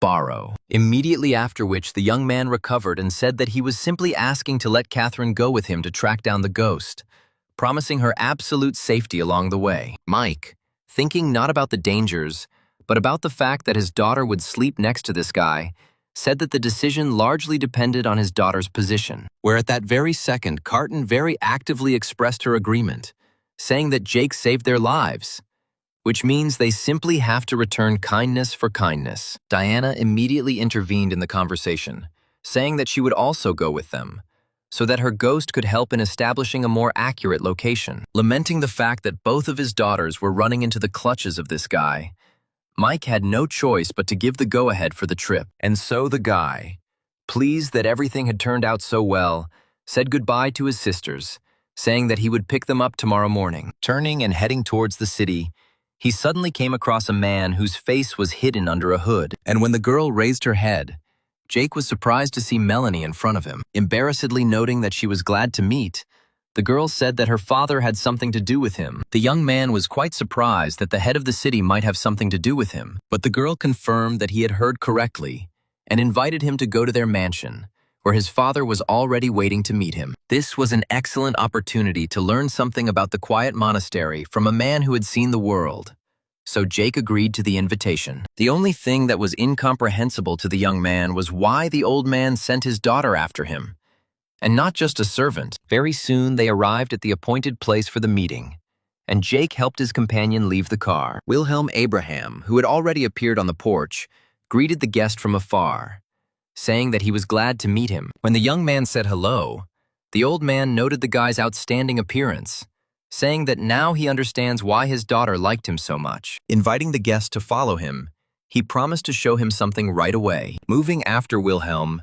Jake noted to himself that this man looked quite healthy and full of strength, where it was difficult to believe that he only had about 5 years left to live. Moving along the alley, the trio soon reached the desired place, where a certain structure immediately appeared from under the ground. The old man placed his palm against the gold plate and then invited Jake and his daughter to enter. Being here for the first time, Melanie asked her father what kind of place this was, to which he replied that she would soon see everything for herself. And suddenly, after simple manipulations carried out by Wilhelm on the dashboard, the cabin began to rapidly descend. This descent was just kind of endless, where Jake managed to count down about 5 minutes before the cabin stopped. And then the elevator doors opened, and the young people even had to shield themselves from the blinding light. After all, right in front of them was a long corridor, completely inlaid with gold. Moving along this corridor, Wilhelm explained that this is a secret room for keeping special ghosts, to which only the head of the city has access. Looking around, Jake said it reminded him of the association's Golden Ghost Prison. Noting the young man's high awareness, the old man corrected him, saying that it would be more correct to say that the prison was similar to this room, since the room appeared first. In those distant times, his father was the head of the city when the great invasion of ghosts began. Many people managed to survive only thanks to the shelter he built, where he himself trained and raised the first generation of ghostly masters. It is thanks to his father that Alight is one of the few cities that has withstood the great invasion of ghosts. However, at that time, the masters were just beginning to comprehend the basics of interaction with ghosts, and therefore, after their death, the ghosts rebelled against people. This is precisely why this secret room was built, where the masters came to live out their last days in order to lock their powerful ghosts here. Wilhelm got to continue his work, where he put all his efforts into it and created the city as it is now. Well, after the Association of Ghostly Masters was founded, A golden prison was built according to the drawings of this room. Approaching one of the doors, the old man said that behind each of them there was a very powerful ghost, where, for example, behind this door there is a ghost that, like bats, moves using echolocation, and is also capable of killing using its sound waves. In room number 2, there is also a special ghost, from the sight of which a person immediately dies, and therefore no one knows what he looks like. Approaching the cell window, the young man looked at the box inside, after which, turning to the old man, he asked how such a ghost could be locked in a box without looking at him, to which Wilhelm explained that he was already going to try to destroy this ghost, who had killed more than one master. But then a box was created, which itself attracts ghosts, in which this dangerous spirit was locked. Then the old man said that there are many ghosts locked in this room, each of which is enough to destroy the city.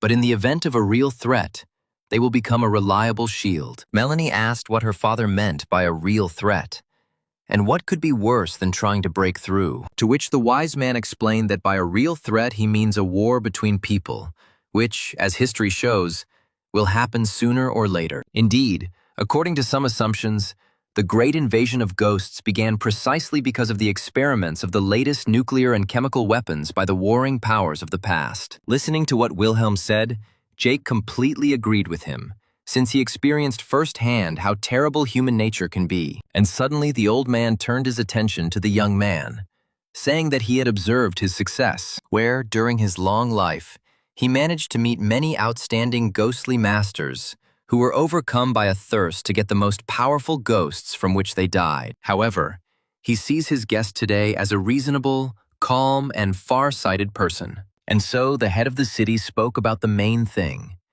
asking whether the young man had thought about his daughter's proposal, where such directness on the part of the father made the girl quite nervous. Jake was also very embarrassed, confusedly saying that it was too early for him to think about such things. Laughing, the man said that he completely understands a guy who does not want to be bound by family obligations ahead of schedule. At the same time, the old man made an offer where if Jake reaches a certain level of development in 5 years and agrees to marry Melanie, then he will give him the most powerful ghost from his vault. And the last condition, which shocked the young man, was that he should become the new head of this city. These words annoyed the girl, who could not believe that her father would give her place to someone else. But Wilhelm explained in a fatherly tone that his daughter, despite her age, still only had rank A, which would not be enough to protect the city. Despite the fact that outwardly everything seems calm, they have many envious people and ill-wishers. He had already heard that the association wants to take over their army,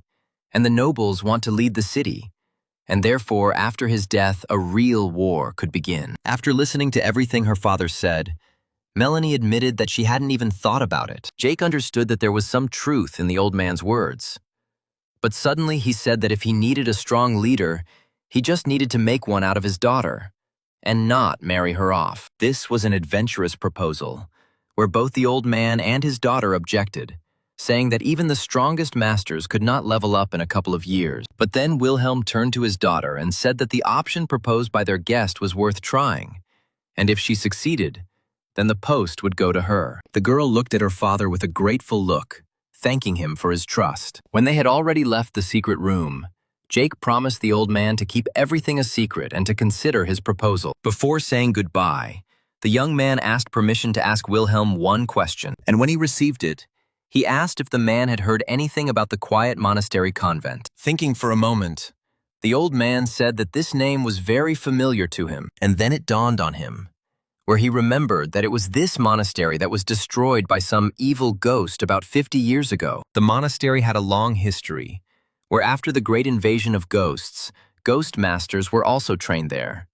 But only women were accepted. Then, while still young, he was traveling in the north of the country when he suddenly felt a terrible aura. Later, talking with various people he met, he found out that that burst of aura was the moment when the monastery was destroyed by a ghost out of control. After making sure that the monastery really existed, Jake asked if anyone had gone there after what happened, to which the old man explained that expeditions visited there, but no one could find anything, including the ghost that destroyed the monastery. The next day, as promised, the young man arrived at the Rowdy family's house to pick up Diana and Catherine on the trip. Promising his father to return the girls safe and sound, Jake invited them onto his ghostly horse. And now, happy with how everything was going, the girls were already sitting behind him, where Diana was lucky to press her body against the guy. Mike could only watch as the ghostly horse and its rider carried away his beloved daughters. After several hours of continuous racing, Jake asked Catherine to check if they had lost their way, to which the girl explained that they needed to continue moving in a northwest direction. After thanking the girl,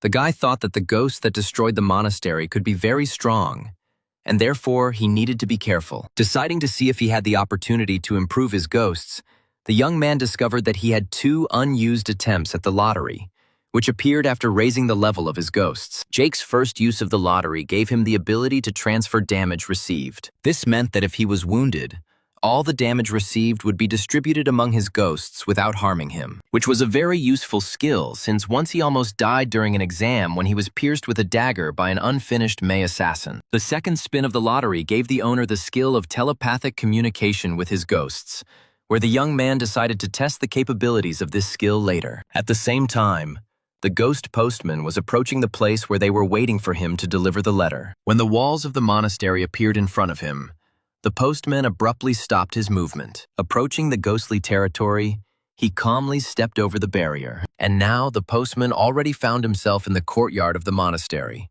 where he was met by a pink, ghostly umbrella. When the ghost was very close, the umbrella immediately handed the prepared letter to the postman, which he carefully took into his hands, thereby taking upon himself the responsibility of delivering the letter to the addressee. And now the ghost has already left the walls of the monastery, continuing his hard work of delivering letters. Well, when the postman left the ghostly world, the umbrella suddenly opened and began to spin, creating a strong whirlwind. At that same second, a huge number of similar umbrellas appeared from behind the mountain and approached the monastery. All together, they began to open up, forming one huge umbrella over the buildings, acting as a ghostly barrier. But then the walls of the monastery, made in the shape of palms, called upon a certain force that instantly destroyed the dome created from umbrellas. Hidden in the gorge, a man asked one of his companions whether this place was really suitable for an ambush, to which the leader of the group said that, according to his information, Jake Stone had already left Alayit and was heading straight towards them. The third member of the criminal gang immediately told his companions not to worry, since he had never missed with his sniper rifle. Meanwhile, Jake slowly guided his ghostly horse through the gorge, asking if his companions were tired, to which Diana, turning a little pink, said that she wouldn't mind taking a little break. Then the young man decided to arrange a halt immediately after they left the gorge, and the attacker, watching through binoculars, told his accomplices that he could already see their target. The sniper immediately perked up, saying that now he would solve the problem with this guy once and for all. Pointing his sight directly at the young man's head, the killer pulled the trigger without hesitation, and the unsuspecting Jake continued to direct his ghostly vehicle towards the exit of the gorge. Since he had time to move a little since the shot, the bullet hit him right in the back, immediately after which his ghostly objects in which Christy and May lived were activated, and the young man realized that they had been attacked. And now his ghostly girlfriends had already come outside, where May immediately surrounded her lover with a ghostly barrier. Jake's companions turned to him, asking if the young man was injured, to which the young man replied that everything was fine with him, thinking to himself that if not for the new ability to redistribute damage, he would definitely have come to an end. The man who shot could not believe that after his shot, the target was not only not hit, but continued to live and move. And the young man had already found the place where the killers hid, quickly realizing that this was the only road out of the city where he could be easily tracked. Assuming that a high-ranking master might be among the attackers, Jake decided to lure them out into the open. Having accelerated the movement of his horse, the young man immediately ordered that May unfold her ghostly world immediately upon exiting the gorge. And now he, along with the Rowdy sisters, are already relatively safe in the ghostly territory of the Red Bride. Well, the group of killers sincerely did not understand why this guy not only remained alive, but also controls ghosts. The traveling trio managed to get off the horse, where the girls asked Jake about what they should do next. Well, those who wished him death had already managed to descend from their hiding place, intending to catch up and destroy the target. The young man understood that the news that he had an S rank quickly spread among people, which meant that among the killers there was at least one person of S1 rank. The only hope was that the pursuers would not summon their ghosts before they reached May's territory. And so the men standing at the entrance were preparing to find and kill Jake, where one of them suggested calling on the ghosts first. But the older and more experienced killer, going inside, said that it was not worth calling on the ghost yet, so that Jake would not see who he was dealing with and would not be able to prepare. And so, standing in the middle of the yard, the man shouted that guests should be greeted completely differently, to which the young man who appeared in front of him on his horse replied that, somehow, he did not have time to meet them at the threshold. Then Diana said that she knows this man who lives in their city, has an S1 rank and controls 3 ghosts, and the uninvited guests continued the dialogue, calling the guy very talented, but also explaining that he had crossed the path of very influential people. Laughing, the young man asked why they were so confident that they could kill him, to which the S1 rank master did not answer, but said that the guy would have a chance to survive if he immediately rushed to seek shelter, and in his next life, he should not try to be a hero. Here Diana intervened in the dialogue, asking her friend why he wanted Jake dead, and then the killer said that he had been friends with the girl's father for a long time and did not want to kill them at all, but there should be no witnesses. And so the attackers pulled out their ghostly items, trying to summon ghosts. Watching the faces of his ill-wishers change, Jake grinned and asked them what happened. Meanwhile, behind the men appeared the one on whose territory they found themselves, having lost contact with their ghosts. The blow was delivered instantly and left no chance for the killers to escape. Diana and Carton watched in horror as an old acquaintance of their father, who had taken a not entirely correct path, gave up the ghost. Justifying his actions, Jake explained that he had to act quickly and decisively, where otherwise they would all face certain death. Less than a minute later, the travelers again climbed onto the ghostly horse and quickly continued on their way. And the sniper who remained in the shelter, when May's ghostly world disappeared, saw 2 bodies of his accomplices lying on the ground. Amazed by Jake dealt with an S1 ranked man in a couple of minutes, the killer decided to report this to the customer. When the sun almost disappeared behind the horizon and it began to get noticeably dark outside, Jake suggested spending the night in an abandoned city that came their way. Christie quickly cleared the place chosen for the night from the ghosts that lived there. After some time, Jake was cooking dinner for himself and his companions by the lighted fire. Handing Diana one of the skewers, the young man wished the girl a bon appetit and warned that the food was still hot. Having received her portion, Diana was very surprised at how the young man managed to take so much quality food with him. It was all about his ghostly storage,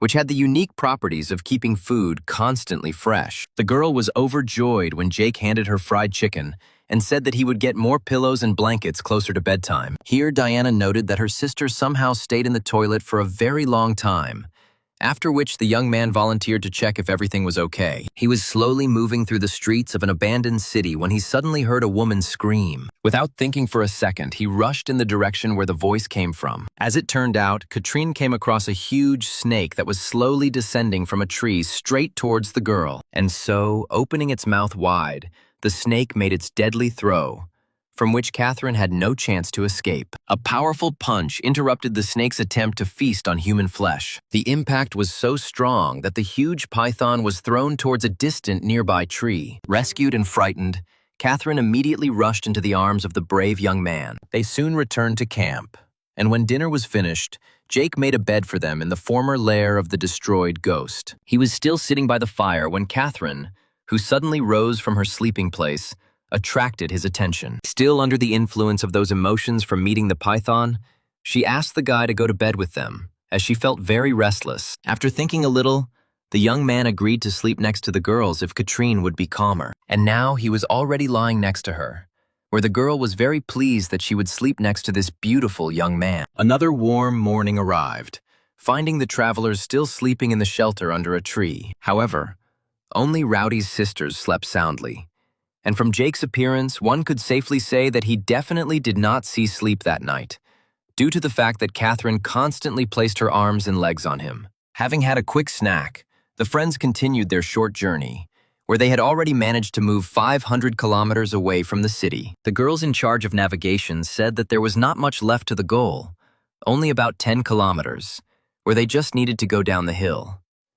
They covered this distance quite quickly, where they immediately saw what they had been looking for so long. At that same second, the system announced that the owner had discovered the location of an unknown female spirit, where for this, he received 5 points of relationship with it. Together with the 3 points previously received through the transfer of letters, Jake noted that this was very little to establish a strong connection. Diana was already admiring the monastery, while the young man helped her sister get off the horse. A monotonous knocking sound was coming from the nunnery, and the overall aura emanating from it was quite unusual. Suddenly, Catherine touched Jake's hand, fearfully informing him that someone was approaching them. Turning around and seeing his old acquaintance, the young man told the girls that there was nothing to worry about. And then he received a letter addressed to him, for which he was immediately awarded gratitude in the form of May's ghostly fire. Handing the ghostly letter to his translator, Jake asked to translate it so he could read it. As it turned out, the letter contained a request for help, where, after reading it, the system issued a task according to which Jake had to help the orange umbrella escape. Looking closely, the young man saw how the one he was supposed to help escape was fighting. Heading towards the monastery, the young man called on the sisters to help save that orange umbrella. And when Diana said that the opposing side had a rank higher than S, Jake decided to go a different route. Turning to May, he instructed her to approach the umbrella and move it to a safe place, and then return back. At that same second, the girl rushed to carry out the assignment, instantly finding herself next to the ghostly umbrella. Having touched it, May surrounded the object of salvation with her ghostly sphere, and after a few seconds, both the ghost girl and the umbrella disappeared into the air, as if they had never been there. And when the red bride returned, the system announced the successful completion of the task and the award of another 10 relationship points. The young man's joy was interrupted by the frightened voice of Diana, who drew the attention of her companions to the ghostly territory of the monastery approaching them. Looking at it, Jake noted to himself that their location had been discovered. Before he even had time to think about what he should do, suddenly everything around was shrouded in a thick lilac fog, and before the eyes of the friends there was already the entrance to the quiet monastery convent. Both Jake and his beautiful companions suddenly felt a severe headache, from which it seemed that their head was about to split. Overcoming the surging pain, the young man heard the same monotonous knocking sound that attracted his ghosts. This was a case where it was clearly worth trying out telepathic communication with your ghosts. Without thinking, the young man activated his skill, connecting himself with the girls, and then ordered them to return. And then the system issued a task to go into the monastery and find an unknown female spirit, which only added questions since Jake considered the umbrella he saved to be such. Telling Diana and Carton to try to calm down and not pay attention to this knocking sound, the young man called them to follow him. As soon as they were inside, they saw a room filled with people right in front of them. Looking closely, Jake saw the ghost of the abbess of the monastery, beating a rhythm, and right behind her he noticed the cat ghost he had already met. Having also seen a large number of ghosts, Katrin quietly said that she was very scared to be here. Taking his beautiful companions by the hands, the young man told them to stay close to him at all times. But as soon as they took a few steps to the place where the abbess was, suddenly the monastery seemed to be transformed. Turning around, the young man noted that behind him the terrain had also changed, where the hill from which they had descended had disappeared somewhere. Here they were noticed by one of the nuns, who loudly asked the uninvited guests who they were. Jake didn't have time to respond when the disgruntled nun said that it was a convent, asking her sister to call the abbess. Without hesitating for a second, the second nun used a flare, signaling to everyone that an unusual situation had arisen, where immediately after the rocket exploded in the air, many footsteps were heard approaching. A crowd of women approached and immediately began to be indignant that a man had allowed himself to be on their land. But then one of the nuns called on everyone to remain calm and step aside, allowing the abbess to pass. Jake stood silently and watched as a very beautiful girl approached him, with no hair on her head. And so, approaching the unexpected guests, the beautiful girl introduced herself as Olivia Hudson, the abbess of the Quiet Abode convent. When the girl asked whether the young man controlled spirits, Jake did not hide it, noting to himself the incredible beauty of this girl. But then the abbess asked who these girls were that were standing next to the man. Seeing that the inhabitants of the monastery did not favor men at all, Jake tried to collect his thoughts. Diana came to his aid, saying that her and her sister's boyfriend was a cousin, where during their journey together they were attacked by a ghost, and therefore they decided to take refuge in a monastery. Saw him nearby. Hearing this, the girls standing behind the abbess began to whisper that it looked like this man wanted to rob the girls. But then the abbess said that men were prohibited from entering their monastery, and therefore they would have to leave right away. But the young man was not going to give up after making it this way, where he turned to Olivia, saying that their strength was exhausted after the collision with the spirit, and all that was required was a few days of rest, after which they would leave. Katrine immediately got involved and said that, according to rumors, the quiet abode helps everyone.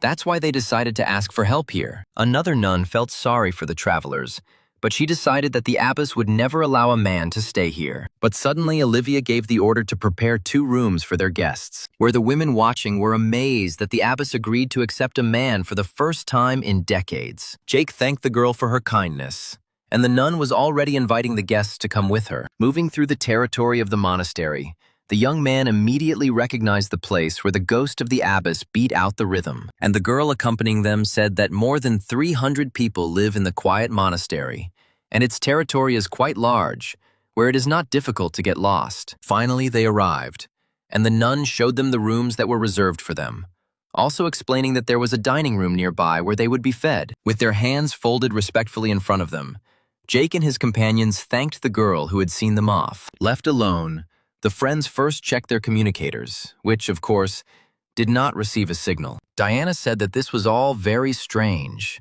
considering that the monastery was destroyed 50 years ago, and her sister immediately assumed that they had made a time jump. Recalling his experience with May, the young man said that this was not displacement, but a ghostly world based on memories, where they would leave this place when they realized what needed to be done here. The girls were very surprised that ghosts can create worlds from entire memories, where these memories are their greatest regrets. And at that very second, they all realized that the abbess's greatest regret was the destruction of the monastery. Rising from the table, Jake asked Diana and Catherine to chat more with the other girls while he just looked around the monastery. And now the rowdy sisters had already arrived to where most of the girls of the monastery were going about their daily business. While washing their clothes and bedding by hand, the girls discussed how some ghostly masters from the city abused the girls, where one of the women participating in the conversation mentioned that the authorities were going to create an association of ghostly masters. And so Diana and Catherine finally decided to get closer, offering their help in household matters. Addressing the girl who was collecting water, Katrin noted that she was very beautiful and asked where she came from. She had already grabbed the bucket from the girl when she said that she had arrived from Maras, when the abbess saved her from the ghostly masters and therefore stayed here. Diana immediately told her new friend that there were many good people among the ghostly masters, to which the girl annoyedly stated that, apparently, girls also know how to control ghosts, and therefore will never understand them.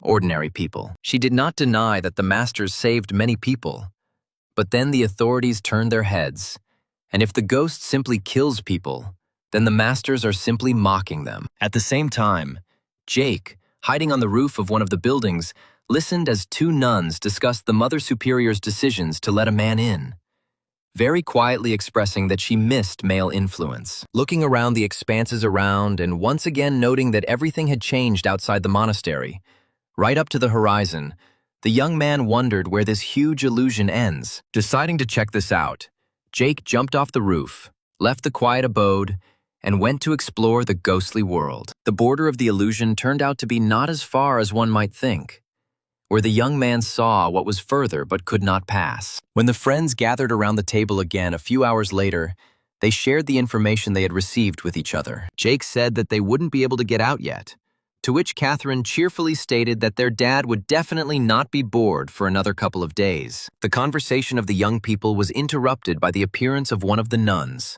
who kindly invited the guests to dinner. Once at the table, the hungry girls noticed that the food looked very good, and just as Diana was about to try the rice buns, Jake suddenly stopped her impulse. Reminding that they were in a ghostly world, the young man came to the conclusion that they should not eat this food, where he would hide it in his hiding place, as if they had eaten everything, and later in his rooms he would get his own normal food. As he expected, the food he wanted to hide in storage simply disappeared into thin air. Noticing that the Mother Superior had appeared in the dining room, Jake decided to go talk to her. Once nearby, The young man first of all thanked the girl again for the warm welcome. For the umpteenth time, he was amazed at how beautiful and feminine this girl was, where even the lack of hair suited her very well. Continuing the conversation, Jake said that the ghost who attacked them was of a very high rank. Hearing this, the girl suddenly stopped her meal, asking the young man about the level of the ghost. Repeatedly saying that the ghost was level S1,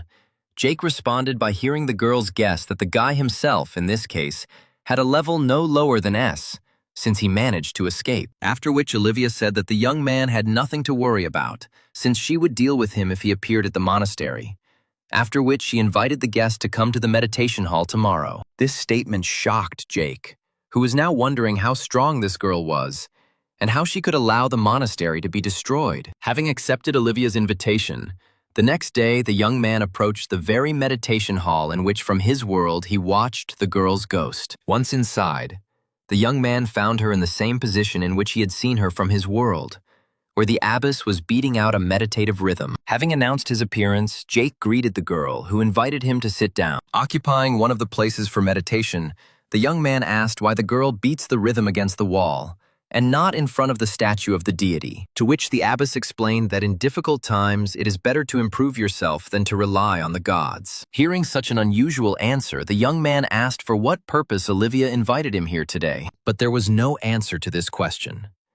The abbess simply continued to beat out a meditative rhythm. Jake sat in this position, listening to the girl's rhythm for an hour. The young man mentally noted that during all this time the abbess had not uttered a word, wondering why she was doing all this. When the second hour ended, the girl suddenly said that the young man was very patient, to which Jake replied that he simply did not want to distract the girl from her meditation. After which, Olivia allowed him to leave the meditation hall and invited him to return tomorrow. Thanking the abbess for the science, the young man prepared to leave the hall with the thought that, apparently, the girl was simply on her own. The next day, Catherine asked her sister where Jake was, to which she explained that he had gone to the meditation hall. And indeed, the young man was still in the same position and in the same composition in the meditation hall, listening to the abbess beat out the rhythm. This time, more than 4 hours had passed since he arrived at the hall, but Olivia turned and allowed him to go, telling him to come back tomorrow to continue. On the third day,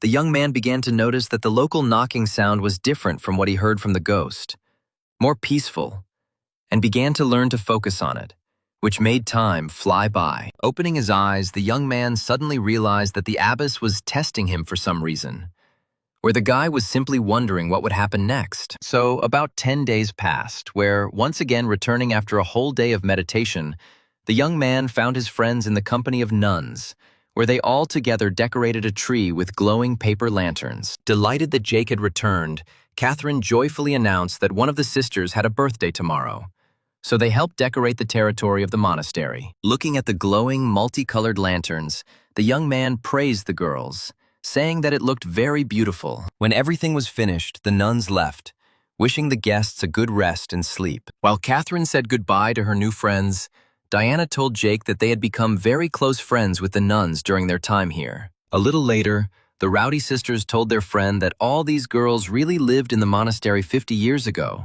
and the monastery itself is located south of the city of Mares. Of the total number of female novices, there are only 30, of which at least 10 are S-rank ghost masters, and have 2 evil ghosts under their command. Jake was quite surprised that the girls controlled evil ghosts, which in itself was very dangerous. Diana explained that for a long time the nuns had tamed and subdued evil ghosts, which never left their control. Jake's thoughts revolved around the fact that by this time, the masters had already begun to work with good ghosts, since the evil ones were fickle and led to quick death.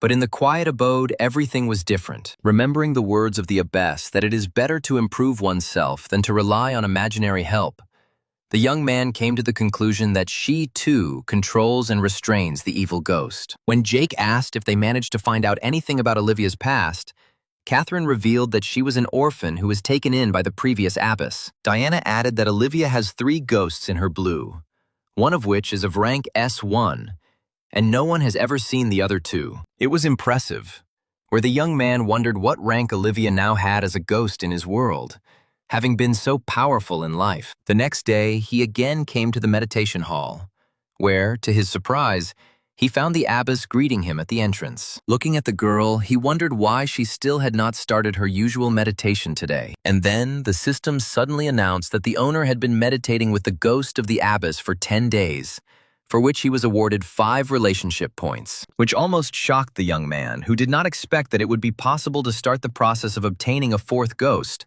and such a powerful one at that. Meanwhile, Olivia said that the young man, having held so calmly for 10 days in meditation, exceeded all her expectations. Jake thanked the girl, and she was already inviting the guy to follow her. Without further ado or questions, the young man followed this extraordinary girl. Walking outside the monastery, the girl led her guest along a stone path through a bamboo forest, where very soon they found themselves in some clearly abandoned wasteland, which, according to Olivia, was the final destination of their route. Approaching one of the walls, the abbess touched it, immediately after which a hidden door began to open. Jake watched with great amazement as a secret room appeared before his eyes. Once inside the spacious golden room, Olivia explained that this was the first hall that was built in the monastery long ago. When evil spirits began to greatly annoy, it was decided to melt down part of one golden deity in order to make a shelter for people. The young man could not believe that in such a short period of time,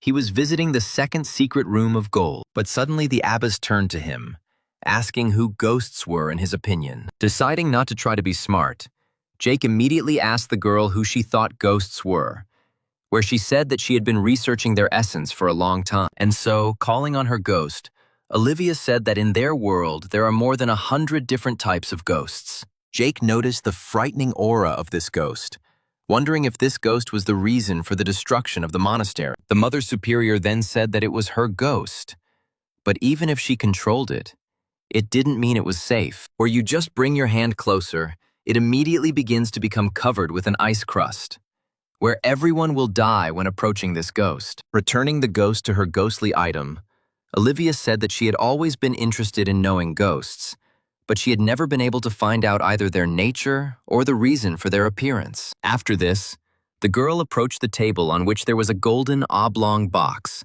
saying that today she wanted to show the young man something. Having opened it, the abbess, in front of Jake, took out a certain scroll. When she unfolded the paper, the young man saw an image of a girl on it, and Olivia explained that this picture represented a materialized ghost. Carefully examining the image of the girl, Jake asked who she was, to which the abbess explained that the girl depicted here is her distant relative. Jake asked where she was now, to which Olivia explained that when a certain man from Mares tried to capture her to avoid dishonor and abuse, her relative committed suicide. Folding the paper, the girl said that this was the only relative she managed to find, but she never had time to talk to her, where after her death she turned the girl into a ghost, inhabiting this picture. The young man was shocked by the information that ghosts can be created, to which the abbess replied that she did not so much create it as provide the conditions for a second life, although it can hardly be called life. The young man thought that the abbess's knowledge of ghosts was far ahead of her contemporaries,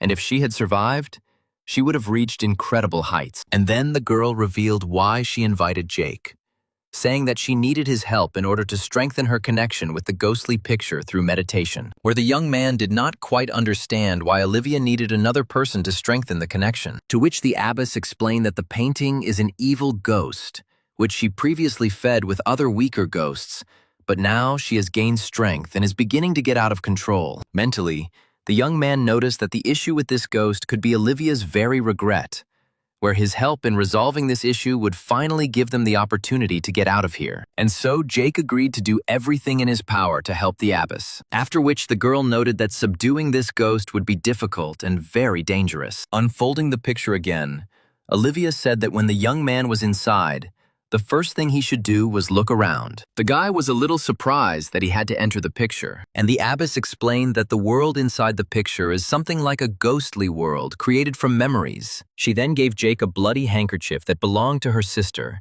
saying that as long as this handkerchief was with him, her ghost would not touch the guy. Having received all the instructions, the young man from one ghostly world created from memories headed to another. The passage was quick, and the young man was already on the other side of the image, where the ghostly world he found himself in was a completely destroyed city. Thinking that the abbess could have created this world when she created the conditions for the ghost to live, Jake decided to start by looking around a little. Moving through the ghostly world, the young man did not notice how he stumbled with his foot on a human skull. And when he turned his head, he was horrified to discover 3 hanged men nearby, from whom a not very pleasant aura emanated. But before he even had time to look at the terrible discovery, his attention was suddenly attracted by a man who appeared next to him. A second later, another one appeared next to him, where Jake immediately recognized them as ghostly masters. And suddenly, right in front of the hanged men, a portal opened, in which 2 ghostly masters disappeared. And now, next to the hanged man,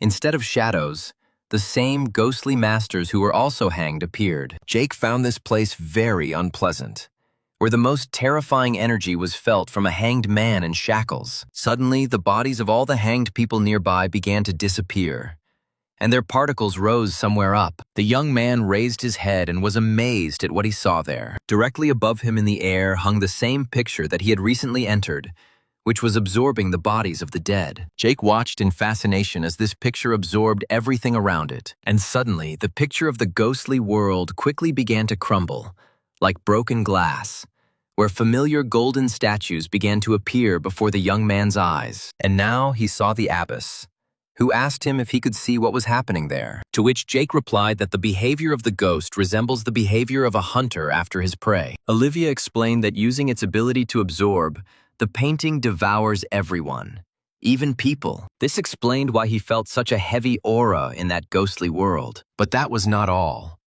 where the Mother Superior revealed to Jake that the most terrible ability of the painting is the creation of a ghostly pattern, seeing which the young man noticed that he had already seen similar ones in ghostly letters. Olivia explained that low-level patterns can simply transmit information, like letters, but high-level patterns affect the energy of a ghost. After listening to the girl, Jake concluded that in this case the ghost could, as it were, strengthen itself at any moment. The abbess highly appreciated the young man's intelligence, not expecting that he would be able to understand everything so quickly. The young man's thoughts were that a self-developing ghost was something incredible. Having rolled up the picture, the abbess said that for today, this is all the young man needs to know, where they will continue tomorrow. After which the girl suddenly handed him the key to the very golden box in which the painting was kept, reminding him not to forget to lock the door before opening it. After which Olivia handed Jake her rosary, saying that if the young man couldn't cope with the picture, then he just needed to say her name and she would help. And the last thing the abbess said was that if the painting ever got out of control, she would have enough strength to contain it, even though it would cost her her life. And now the young man was already saying goodbye to the abbess, returning to his travel friends. While the young man was looking at the rosary, the system informed him that 10 points had been added to his relationship with the abbess. The girl's face, so pure and kind, remained before his eyes for a long time. And when Jake decided to turn around to look at her again, he discovered that Olivia seemed to have disappeared into thin air. Returning to his room, the young man, sitting at the table, thought about whether the objects he received from the abbess were real or would also turn out to be part of the illusion. The only way to test this immediately was to try to put them in storage, where the system announced to the young man that the storage had been replenished with 3 items, where the bloody handkerchief and the abbess's rosary actually turned out to be ghostly objects. The system explained that the rosary will help to summon the abbess, but more points are needed to create a bond of communication. Then Rowdy's sisters emerged from the room and joyfully greeted their returning friend. And when the young man inquired about the reasons for such wild joy, the girls explained that the nuns gave them gifts, where they were very interested in whether they would dissolve like food. Having prepared his vault, Jake said that they would check it now. The objects turned out to be real, and the young man came to the conclusion that during their stay in the ghostly world, the connection between the girls and the spirits of the nuns strengthened, where the latter chose the sisters as their hosts. Returning the gifts to them, Jake explained that these are ghostly objects that the girls cannot lose, and then, upon completion of the mission, they will receive a new, powerful ghost. Catherine was very upset when she realized that their new friends were destined to die and become ghosts. But Diana noticed that their friends will always be with them, which is also a kind of continuation of life. After which the Rowdy sisters thanked Jake for taking them with him, where they could find real girlfriends. The night turned out to be restless, with thunder and lightning flashing in the sky every now and then. The overly timid girls moved from their room to Jake's room, where they clung to him out of fear, not allowing him to sleep. Catherine noticed that in the ghostly territory, thunderstorms seemed much worse than in their world. And then Diana said that something was clearly wrong with this thunder and lightning. At that same second, Jake remembered that earlier in the day he had a very bad feeling, as if something was going to happen. Having told the girls to stay in the room, the young man decided to scout out the situation. As soon as he opened the door, he immediately felt a terrifying aura outside. The Rhodey sisters sitting on the bed also felt this chilling aura. And only now did Jake realize that at that moment the destruction of the quiet abode began. Suddenly there was a strong clap of thunder, and a bright flash flashed before the young man's eyes. Rising to his feet, the young man tried to understand what happened, where the last thing he saw was lightning flashing before his eyes. When his vision cleared, Jake saw that the monastery had returned to the state in which they found it on their first visit. Remembering the girls, the young man quickly rushed into the very room where he had left his sisters. The situation in the room also changed.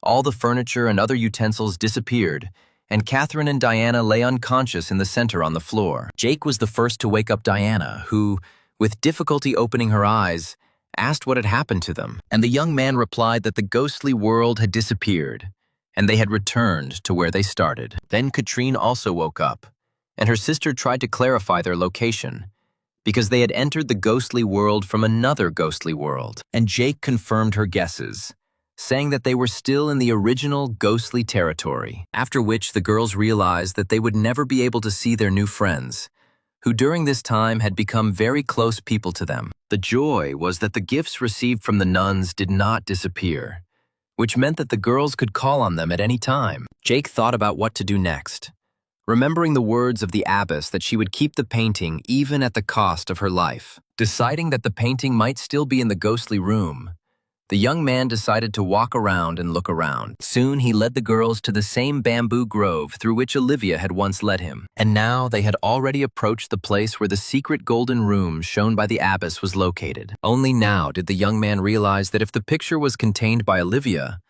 then it was in a real monastery, and not in ghostly territory. Then, deciding to return to the first task, he turned to Carton, asking him to check if she felt the presence of the ghost here, whom they followed at the very beginning. And so the girl's ghost pointed in the right direction, sensing that same aura. Following the instructions of the ghost of the paintings, the friends quickly rushed in the right direction, and soon Jake saw right in front of him the ghost for whose sake he ended up in this monastery. At that same second, the system announced the completion of a task where the owner found the ghost of an unknown woman in the form of a pink umbrella. This information pleased the young man, where he now had 33 points of relationship with the new ghost, which means he should not have attacked. As they moved further, Jake immediately understood why the pink ghost umbrella couldn't get out, where they had overcome another internal ghost barrier. As soon as the young man approached, the pink, ghostly umbrella itself fell to his hands. Well, the young man, calling on May, asked her to move them from this place to the real world. And then, a moment later, the trio of travelers, along with the ghostly umbrella and May, disappeared from the ghostly territory imitating the quiet abode. In the real world, it was still quite light on the street, where a red ghostly sphere suddenly materialized in the middle of a clearing. And so the friends stood in the middle of the yellowed trees, where Jake clutched in his hands the saved pink ghostly umbrella, for saving which he received another 5 relationship points with it. And the Rowdy sisters suddenly noticed that it was quite cool outside, not understanding where they were, since when they entered the ghostly territory of the monastery, it was summer. Looking around, Jake also noticed that in appearance it was autumn here, although they only stayed in the monastery for 10 days. Suddenly, Diana pointed to a car moving in the distance, suggesting that they ask the people in it where they had ended up. And the men who were sitting in the car were discussing what a lucky day they had today,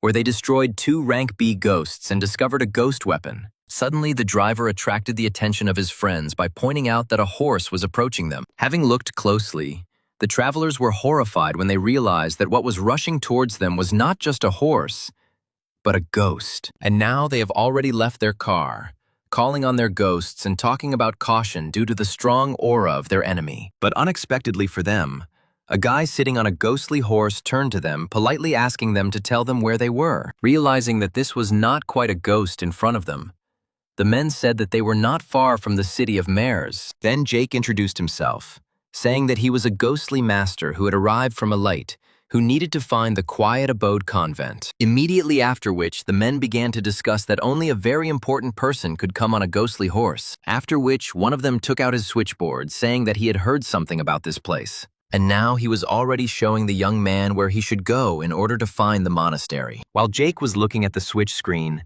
today's date caught his eye, after which the young man's face changed greatly. Taking the guy's facial changes personally, the man asked what he did wrong. But without answering the question, Jake turned sharply to his companions, saying that they entered the monastery in July 2135, while it is now October 2136. This meant that in the ghostly territory, time passes many times faster than in their world, since some 10 days spent there became equivalent to 1 year and 3 months in the real world. Realizing how much time had passed, the girls experienced a real shock, not believing what was happening. Thanking the random people he met for their help, Jake turned his ghostly horse and headed it in the direction where the monastery was supposed to be. Left alone again, the men did not understand what this strange guy was talking about the time difference, deciding that he had lost his mind. Diana asked the young man about how long it would take them to reach the quiet abode, saying that they definitely wouldn't get to her today. The young man asked the girls for forgiveness for breaking his promise to leave them from home for just a few days. But the sisters were not angry with the young man, since it was not his fault. But at the same time, they were worried about their father, who had probably already managed to bury them. At the same time, sitting on the bed in his mansion, Mike Rowdy, finishing another bottle, cursed Jake, demanding that his precious daughters be returned to him. Having reached the settlement, the young man rented rooms for himself and his companions for the night. Having settled comfortably on the bed with the same May on his chest, Jake was glad that he would finally be able to get a good night's sleep. He apologized to the Red Bride, who really missed her lover, since while they were in the ghostly territory, he could not release the ghosts. It was already deep night when suddenly an orange ghostly umbrella appeared on the street. Feeling his approach, May suddenly stood up, making Jake nervous as well. And now the girl was already protecting her lover from a ghost that had appeared with unknown intentions. And suddenly the umbrella opened, beginning to spread ghostly energy around it. Where a second later, Jake moved from his room to some place unknown to him. The building in front of him was very beautiful, and the young man decided that he was in the ghostly world of an umbrella. Suddenly, many small glowing umbrellas appeared before his eyes, moving in a spiral, where, whirling like a whirlwind, they gradually began to form one large umbrella. And then the system announced the presence of a third task, where Jake had to go to the association prison and save another ghostly umbrella. Jake immediately came to the conclusion that the 2 umbrellas he had were the same ghost, and the third umbrella was probably his last clone, where now he should have figured out how to get into that golden prison and free the ghostly umbrella. However, the prospect of possessing a ghost that could clone itself was tempting, where the gamble was definitely worth the candle. And so he turned to the orange ghostly umbrella, offering to stay with him and promising to get to his brother a little later. And apparently the orange ghostly umbrella agreed, since the young man immediately returned to his room, where the confused May was waiting for him. The next day, Jake, accompanied by his girlfriends,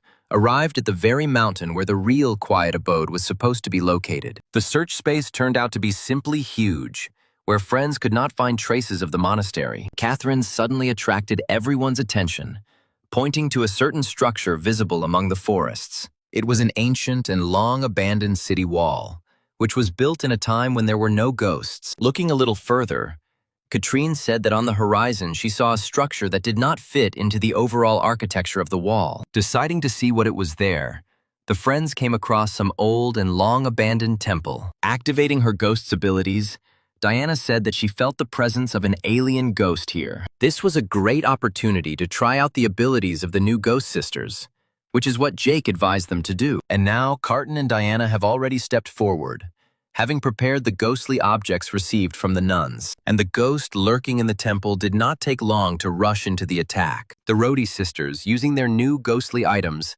called upon their new friends to confront them. Nun Catherine, whose name was Clara during her lifetime, used her abilities to repel the ghost's attack, where for an absolute victory over the enemy, only one blow was enough for her. The girls watched in fascination as in the blink of an eye, One of their new ghosts neutralized the danger. Jake noticed to himself that the new ghosts of his girlfriends had at least rank A, and even S.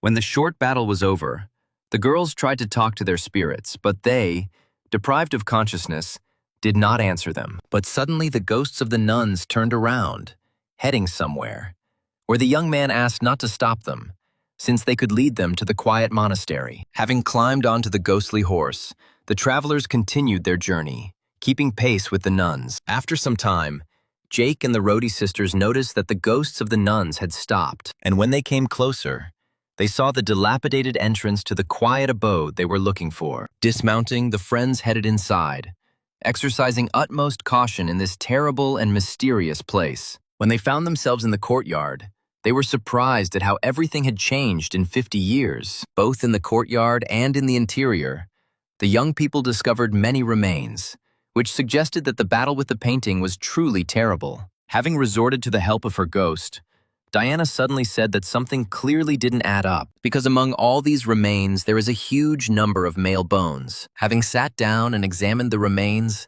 the young man was convinced that they belonged to men, which was clear from the different width of the pelvis and shoulders. Having examined some of the bones more closely, the young man found traces of weapons on them, which indicated ordinary physical death. Among the remains of clothes, Jake suddenly discovered an identity card from a resident of the city of Mares. After examining the other remains, Catherine and Diana also found exactly the same identification. Turning to Jake, Diana wondered aloud what really happened here, since none of this looked like the consequences of an attack by a ghostly painting. Confirming his companion's guesses, Jake said that they probably still have many secrets to reveal. Continuing to explore the territory of the monastery, the friends came across various remains everywhere. Female remains were also abundant and much larger than male remains. After Jake and the sisters had recently seen the monastery alive, today's picture seemed extremely gloomy to them. Moving along the stone path for the third time, the young man noticed that the bamboo grove had grown stronger over the years. At some point,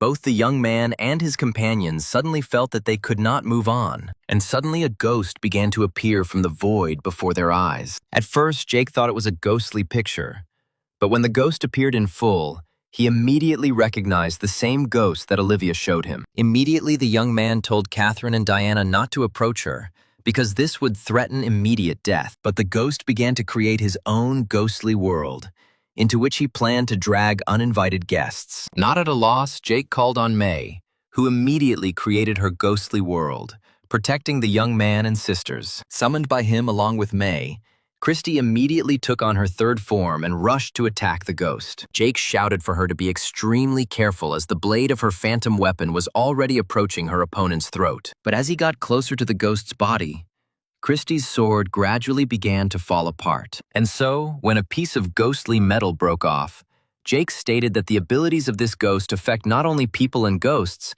but also ghostly weapons and objects. He had no choice but to use the ghostly rope to save his ward from certain death. Having grabbed Christie, the young man pulled the end of the rope with all his might, pulling his ghost out of the dangerous ghostly world. When Christie was nearby, the young man felt how the ghost of the abbess began to take active action, striking May's world with his world, where the blow was so strong that the barrier surrounding the Red Bride's territory began to crumble. And so May's ghostly world was dispelled by a more powerful ghost and his world. And then their enemy took out a certain vessel, into which he placed part of the plant, after which a circle was drawn with these objects. Already being in a strange, ghostly world, everyone suddenly noticed that the snow began to fall more slowly. But as it turned out, not only the snow slowed down, but also everyone who was in this world, including Jake, the Rhodey sisters, and their ghosts. The usual speed of movement was maintained only by the ghost of Olivia,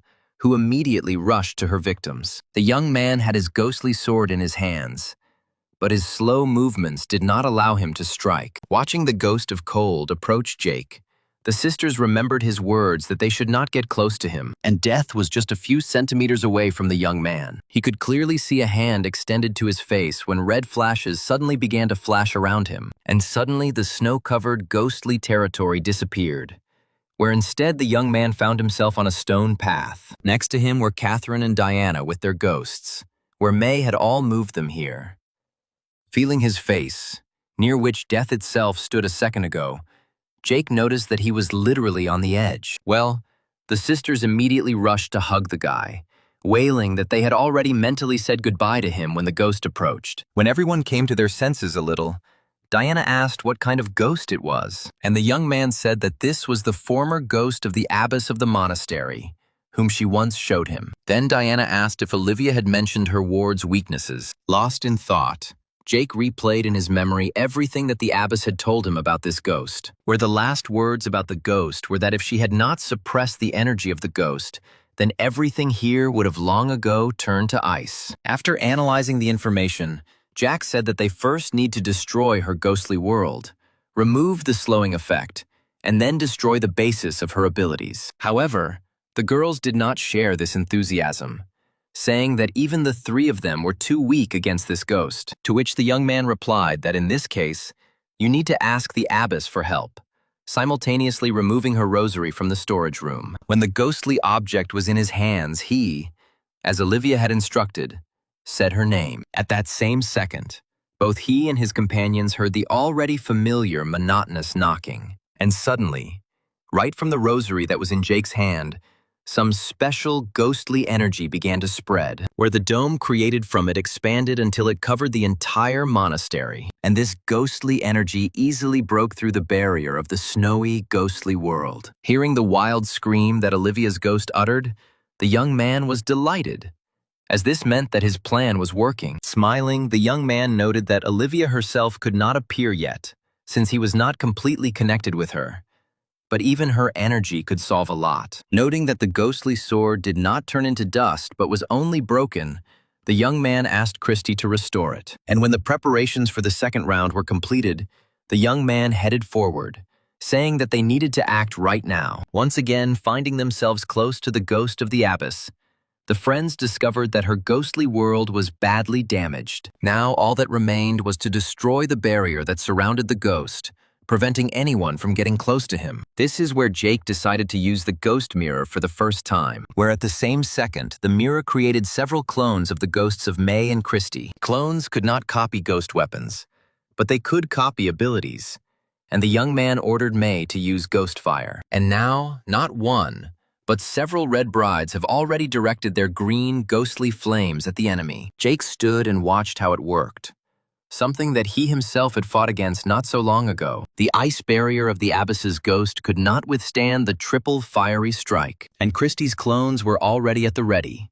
led by the original, where the real girl was armed with a restored ghostly sword. When the ice barrier that prevented approaching the ghost was no longer there, copies of Christie rushed to attack. The final blow was for the real Christie, and the system issued a message about the owner's victory in this battle. The defeated, terrible, evil spirit of Olivia gradually began to dissolve into the air, and when it completely disappeared, the system reported to Jake that he had received a special ghostly bottle with which he could slow down his opponents for 10 seconds. A special joy was that Christie's experience points reached the amount necessary for improvement, and as soon as Jake raised the ghostly girl's level to S1, he was immediately announced that she had a new Ice Strike ability. Carton, standing nearby, literally jumped for joy when Jake won this battle, noting his great achievements, and when she calmed down a little, she began to look at the ghostly mirror with interest. But suddenly, she jumped back when the ghostly mirror and the newly obtained vessels suddenly began to contact. And at that same second,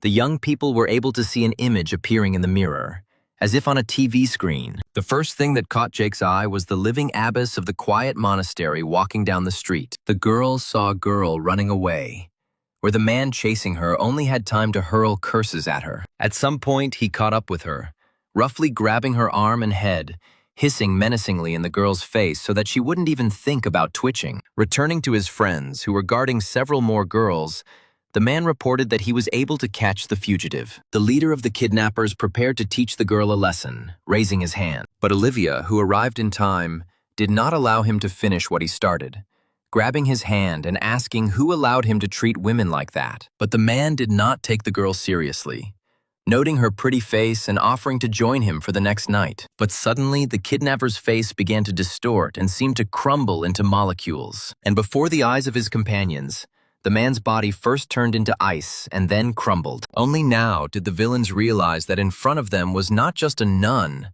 but a ghostly master who was definitely above rank A. Olivia repeated her question about who allowed men to treat women this way, now addressing it to the remaining members of the gang. Falling to their knees, the men began to beg for mercy, saying that they were only carrying out the order of the Wallace family, where one of this family recently arrived here and ordered them to find a suitable bride for him. But the girl standing next to her refuted what was said, explaining that dozens of women had already disappeared from the Wallace family mansion, who were being raped, tortured, and killed there. Olivia grabbed the kidnapper's hand, and he, experiencing terrible pain, shouted that he was not torturing anyone, but only delivering girls. Suddenly, the abbess noticed a handkerchief belonging to her sister on the man's wrist. Taking the bloody fabric into her hands, the girl ordered the man to tell him where he got it, to which the kidnapper explained that last night some girl committed suicide in the Wallace family's house, and he simply took this scarf because he liked it. When Olivia heard that her sister was dead, her eyes and expression changed dramatically. Very soon, she visited the mansion of this perverted family, where she destroyed all living things and freed the surviving captives. The tortured girls thanked their saviors, begging them to deal with whoever arranged all this for them. The abbess expressed her deep regret that a person cannot die twice, telling the rescued that their tormentor was no more. Rumors that his younger brother was killed quickly reached the head of the Wallace family, Big Man Bill. From the report, Bill learned that his brother was killed by the abbess of the quiet monastery, who was avenging her sister. After which old Bill said that he would show the whole world what happens to those who dare to go against his family. Meanwhile, at the monastery, the abbess warned the nuns that uninvited guests might come to them, ordering them to guard the entrance around the clock, to which one of the novices asked how they could find out who took revenge when everyone who was in that house was dead. But Olivia explained that someone could have escaped from that house, and therefore they should be careful.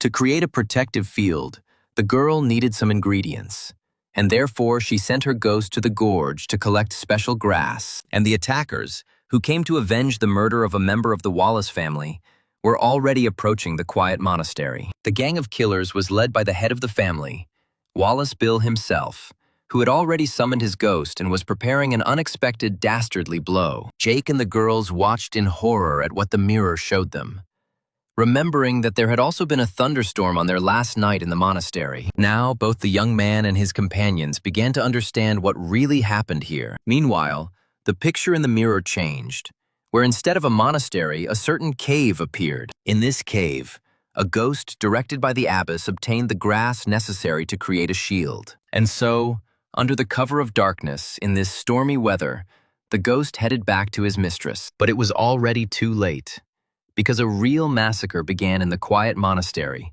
which was carried out by the killers who suddenly burst in. Some of them, obsessed with lust, tore the clothes of their victims, preparing to commit violence. Meanwhile, the powerful ghost of Bill was already dealing with the second abbess, who remained with her. The girl tried to find a solution on how she could now protect the monastery, since her most powerful ghost was far from her, and the third ghost she had with her repelled other attacks. And Bill, pleased with himself, was already shouting that the end had come for both the abbess and her quiet den. Helping Olivia get up, one of the nuns said that he was victorious only because he attacked like a vile jackal. But the man cared little about what they would think of him, where he believed that all means were good for victory, promising special torment for all those who remained alive. Then Olivia made the only saving decision, giving the nun a key and ordering her to release the ghostly picture. The girl tried to object, but the abbess shouted at her, forcing her to speed up. And then the men attacking the monastery saw a ghostly portrait appear above their heads, where at the same second huge tentacles began to descend from it. Making their way to their victims,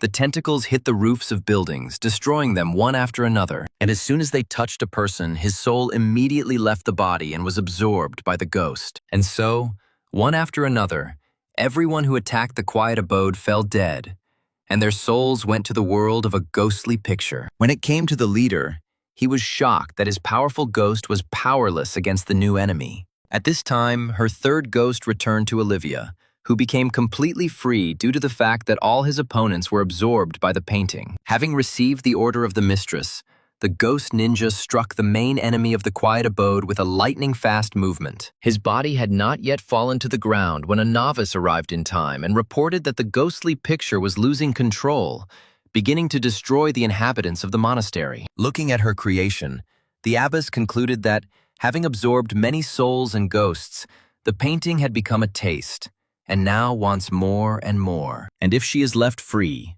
then not only the quiet abode will suffer, the whole world will be in mortal danger. Deciding that she could not allow this to happen, the girl began to finger her ghostly rosary, after which she ordered her third ghost to use her special abilities. Immediately after that, a rapid stream of energy created by the abbess and her ghost was released into the picture. Watching what was happening, the nuns were horrified because Olivia merged with her ghost to confront the picture, and suddenly everything around was lit up with the brightest flash, blinding everyone who was nearby. Jake and the Rhodey sisters, watching the events of the past, also closed themselves off from the bright light. And when the light disappeared and they were able to open their eyes, they discovered that the image in the mirror had disappeared. Now they knew exactly what had happened, where the only question that remained open was whether the abbess was able to lock the painting. Putting away his ghostly mirror, Jake didn't know how to respond, assuming that she might well have done it. This could be found out right now,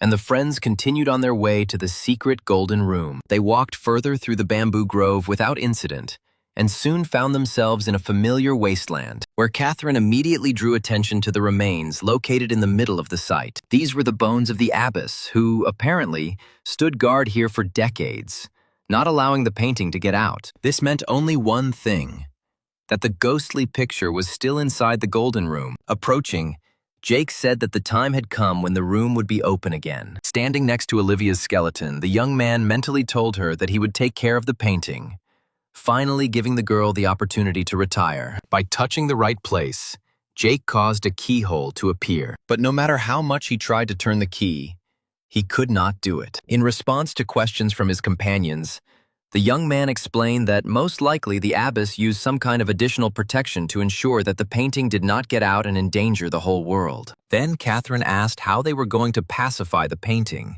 if even the abbess herself could not cope with it. The question was reasonable, since even if the painting did not kill him when he released it, then nothing would prevent her from hiding. And his interlocutor stated that if a ghost of such power was released, then Olivia's sacrifice would be in vain. There was something to think about here, where somehow it was necessary to take control of the painting and not let it escape. After examining the structure, Jack noticed that most of the golden room was underground, and then a wonderful idea came to his mind. Taking out a very ordinary tape measure from his storage, the young man asked his sisters to help him with measurements. The girls, who did not refuse help, asked their friend why he took up these measurements, to which the guy explained that if they cannot release the picture, then why don't they build an additional floor? Hearing what was said, Catherine and Diana were delighted, because this provided additional insurance in case the painting suddenly broke through. Going downstairs, the young man offered to bury Olivia's remains, and then go to the city and purchase the necessary building materials. Moving on a ghostly horse through the most picturesque landscapes,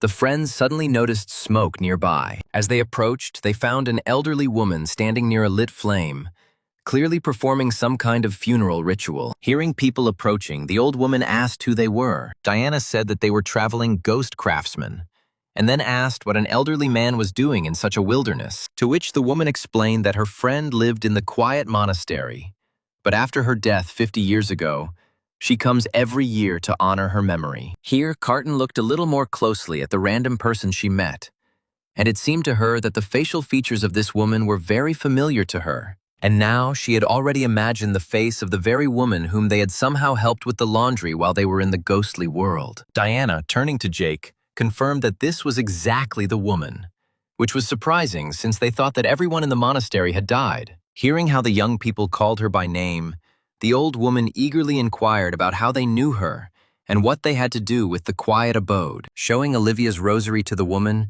the young man explained that the abbess had instructed him to deal with the ghostly picture. Taking the precious object in her hands, the woman immediately recognized the rosary of her dear abbess, after which, trusting the youth, the old woman said that that fateful night, Olivia used all her strength to move a handful of survivors to safety. She herself, having entered into symbiosis with one of her ghosts, remained to protect the world from the ghostly picture. After this, she and several other survivors hid, as they believed that the Wallace family would pursue them, after which the woman burst into tears when she realized that the abbess had been standing there absolutely alone all this time, until she turned into a skeleton. Carton calmed the woman down by telling her that they had buried Olivia's remains in a bamboo grove. The young people accompanied the grandmother to the abbess's grave, saying that she would be glad to know that at least someone survived and lived a long life. Continuing to hold the abbess's rosary in her hands, the woman seemed to feel her energy,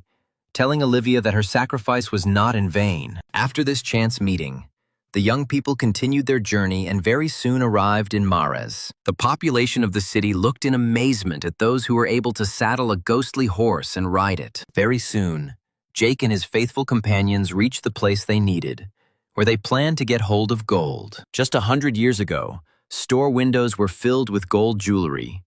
But now, gold has become a strategically important and very expensive material that could not be easily bought. And so they made an appointment at one of the branches of the Association of Masters, where they waited in line for more than half an hour. And then the girl approached and reported that the leader was currently on a business trip, and therefore the reception would have to be postponed. Leaving the young people, the girl thought that this guy would never be able to meet such an important person with a snap of his fingers. But suddenly the elevator car opened and cries were heard from all sides that the leader of the association had arrived. A very well-fed man began to move forward, where his guards only had time to push various petitioners aside. Jake also tried his luck, saying that he urgently needed help from the association.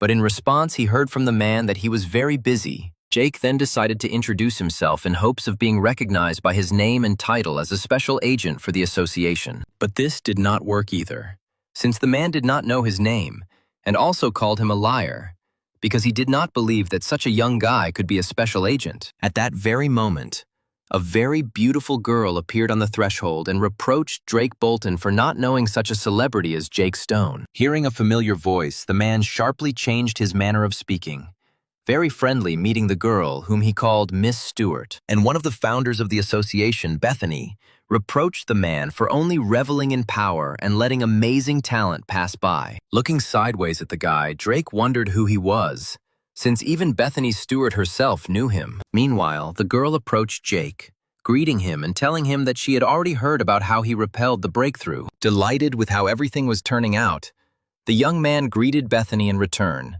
noticing that she had a very strong aura. People standing everywhere could only marvel at the girl's unusual friendliness towards some unknown guy. Here, Drake decided to make his contribution, playfully noting that he had completely forgotten the name of such a famous person as Jake. Then Bethany invited the young man to talk in a calmer environment, to which he agreed, explaining that he had just come for help. When Drake heard that the young man wanted to buy gold, he did not see any problem in this, asking how much he needed. In response, the young man said that he needed about 1,000 square meters of construction gold sheets and approximately 50 kilograms of gold paint. The volumes were no joke, and the association did not have the amount of gold that needed to be purchased from gold-digging families. After which, the man explained that their city was ruled by 6 families who had huge reserves of gold. Jake said that he had never been interested in gold prices before, and therefore he would like to understand how much such an order would cost him. Mentally rejoicing that this arrogant kid would never get that kind of money, Drake announced the amount of 2 million. But then Bethany intervened in the conversation, explaining that these already rich families do not really need money, but they are very interested in various ghosts and artifacts. Having looked at the balance of his account, the young man discovered that he was about 700,000 short of the required amount, after which he decided to sell several ghosts, where after he dealt with the killers, their ghosts remained in May's territory, where one of them has an S1 rank. And so, taking out one of the ghostly objects, he handed it to the man and asked how much it could be sold for. But his impulse was immediately stopped by Bethany. Summoning her ghost, she suddenly instructed him to check what the young man had brought. And so her ghost, changing the shape of her face, began to spread some kind of pink dust that enveloped the ghostly object. At that same second, an S1 rank good ghost appeared from the ghostly object, where the girl's surprise knew no bounds, since finding such a spirit without an owner was something extraordinary. Approaching the young talent, Bethany suggested that by selling such a ghost, the guy himself had reached the S1 rank, which Jake did not deny. Leaning very close, the girl noticed that he had exceeded all her expectations and also announced that she was buying this ghost. It would take about 10 years for a ghost to reach that level, making it worth several billion. Having given the ghostly object to Drake, Bethany ordered to organize an auction with a starting amount of $2 million, which the young man needed to buy gold. She thought to herself that the managing families would definitely want to get him, and therefore they would shell out a fortune. Watching everything that was happening, the Rowdy sisters realized that their family, which they considered rich, was simply poor in comparison with the rich people of Mares. The young man expressed sincere words of gratitude to the beautiful girl for her assistance. Replying that it was the least she could do for him, the girl asked him to step aside with her. Walking on the terrace, Bethany began the conversation by noticing the excellent weather, where she added that in their region, the weather is often very good compared to others. Jake said that he was thinking about using some special technique that would drive clouds away from the city. Then the conversation turned to the fact that despite tangible progress, humanity's position in front of ghosts is quite weak. That's why the Association of Ghostly Masters is constantly looking for talented people like her new acquaintance, where his abilities are approximately the same as hers. But there are not even a dozen such gifted people in the whole world. Surprised that this girl was so strong, Jake thought to himself that she was wrong in their equality, since he had a system that nothing could compare with. When they stopped, Bethany admitted that her longtime friend Veronica told her about Jake, and when the young man asked where they knew each other, the girl explained that they had once studied together. Only now did the young man realize that he had been missing from the life of that beautiful girl for more than a year. And Bethany continued, saying that she was hopeful that Jake would agree to study at their Academy of Ghostly Masters, even though he had not wanted to get involved with studying before. Realizing that this was his chance to end up in a golden prison, the young man asked to first inspect the headquarters and other buildings of the association before making a decision. The girl was pleased with the young man's reaction, which gave her a chance to hope that they could get a talented ghostly master, and therefore she agreed to show everything without any problems. The day gradually ended, where the sun, which had spent its time for today, hid behind the horizon, painting the sky in the most incredible colors. Drake, who visited the girl, reported that as soon as he published news of the auction, 3 families contacted him with a request to sell the ghost privately. This did not surprise Bethany, but she begged to differ, saying that the auction must take place on the appointed date. Catherine, who met Jake, joyfully announced to him that she had found workers, and her sister went to get the tools. Pointing to the men standing behind her, the girl said that there were about 30 people in total. The young man praised Catherine for her efforts, saying that this amount of manpower should be enough. And when he asked the workers if they understood the task, they said that they had already prepared a drawing of the building they required. Having familiarized himself with it, the young man praised the men, saying that he counted on their professionalism. When they were alone, Jake told the girl that tomorrow he would go to look at the association's premises and return to the beginning of the auction. And when he asked if they could handle their sister on their own, Carton cheerfully said that they had recently become S-rank masters, and therefore they would definitely be able to fend for themselves. The young man was also interested in how they managed to gather so many people in such a short period of time, to which the girl explained that she promised a reward for each invitee, as well as good earnings per day. Laughing, the young man noticed that Katrin had very non-trivial thinking. He reached out his hand and stroked the girl's hair, expressing words of admiration for her. This gesture on the part of the guy made Katrine blush, and she tried to quickly leave, explaining that she was busy. Saying goodbye to his girlfriend for a moment, Jake wished her luck. Suddenly, his attention was drawn to Christy, who for some reason appeared from her ghostly object. From the entire appearance and expression of the ghostly girl's face, it was immediately clear that she was clearly dissatisfied with something. Taking a closer look at his devoted girlfriend, the young man suddenly realized that this was nothing more than a manifestation of jealousy. With all her appearance, Christy made it clear that the young man's assumption was absolutely correct. Immediately telling the girl that she was his cutest and promising not to pat others on the head anymore, Jake stroked Christy. Soon he arrived at the appointed place, where he met Bethany. Summoning her ghost, the girl said that they needed to move out immediately. And since there were only 2 of them, They would arrive at the right place by morning, after which she instructed the summoned ghost to unfold his ghostly world. Watching what was happening, Jake immediately realized that the movement would be using the ghostly territory, where he had already seen something similar when he was at the ghostly territory of the quiet abode. When the ghost finished, Bethany invited the young man to follow her, and as soon as they were inside, the sphere began its movement to a given point. Once inside the ghostly world of Bethany's ghost, Jake immediately noticed how beautiful this world is. Looking around, the young man asked if they had already started moving, to which his companion answered positively. Soon they reached the pier, where the girl invited her guest on board. When they drank a mug of tea, Bethany said that their journey would take all night, and therefore the young man could take a nap in one of the cabins. Deciding to take advantage of the moment, Jake asked to see the Golden Prison first, where he was interested in one S-rank ghost. After listening to the request,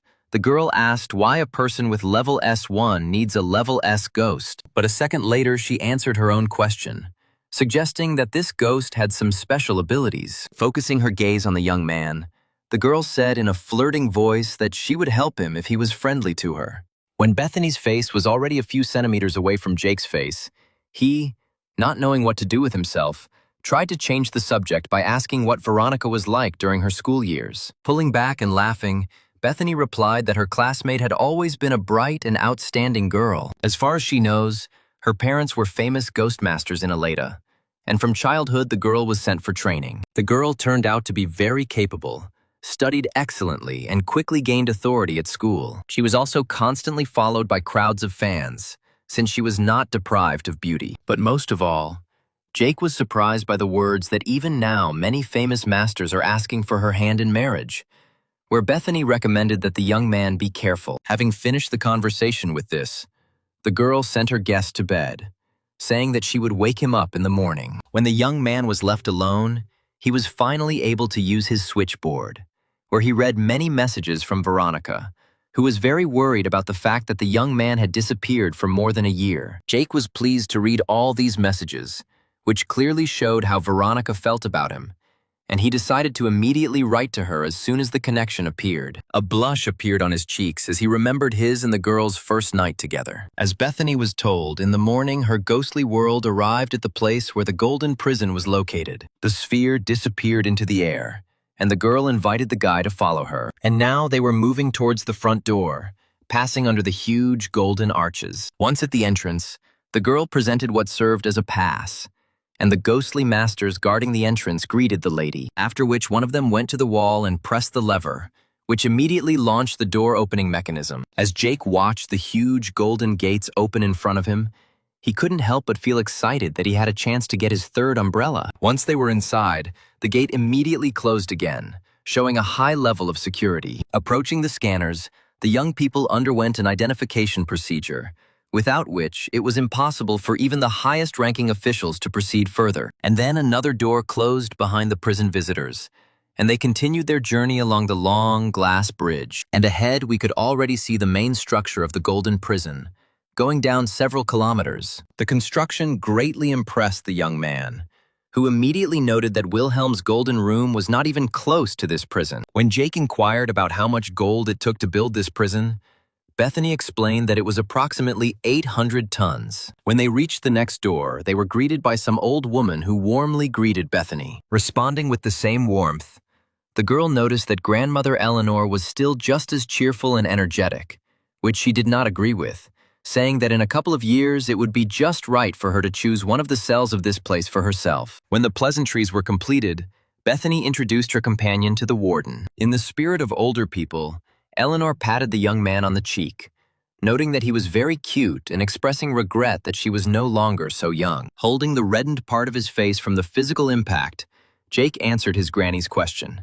explaining that he was looking for a ghost in the form of an umbrella, most likely rank S. Thoughtful, the caretaker said that they have several ghosts that are shaped like an umbrella, but there is only one at level S. With two deft leaps, in no way consistent with her age, the granny found herself at the control panel. Having connected to the desired camera, she showed the young man an image of an umbrella, after looking at which the guy confirmed that this was what he needed. Then Eleanor, opening the passage, said that she would escort the guests to the cell they needed. The descent in the elevator was very long, where the young people had to listen to disco-style music for those over 80, which the caretaker was crazy about. When the descent had already dragged on for about 10 minutes, Jake asked Bethany if she thought the elevator was going too slowly, with which the girl completely agreed. But the suffering of the young people was completed when the elevator car stopped and the caretaker announced her arrival at the desired floor. While they were moving along the corridor,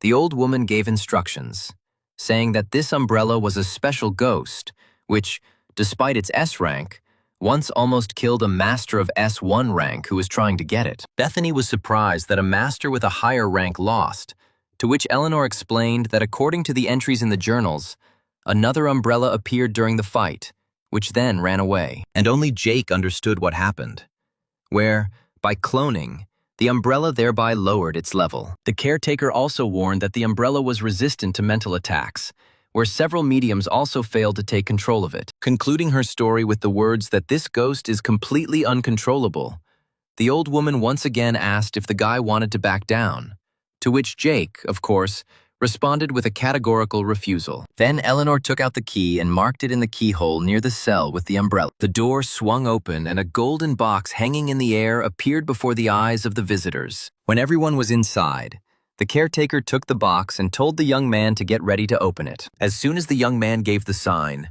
Eleanor immediately opened the box and the umbrella broke free. Turning to the caretaker, the ghostly umbrella made a gesture where, given its human form, it would have been clear that it was sticking its tongue out at the woman, after which he made a slight turn through the air and landed directly into Jake's hands. And the system immediately announced the completion of the next task and the addition of relationship points.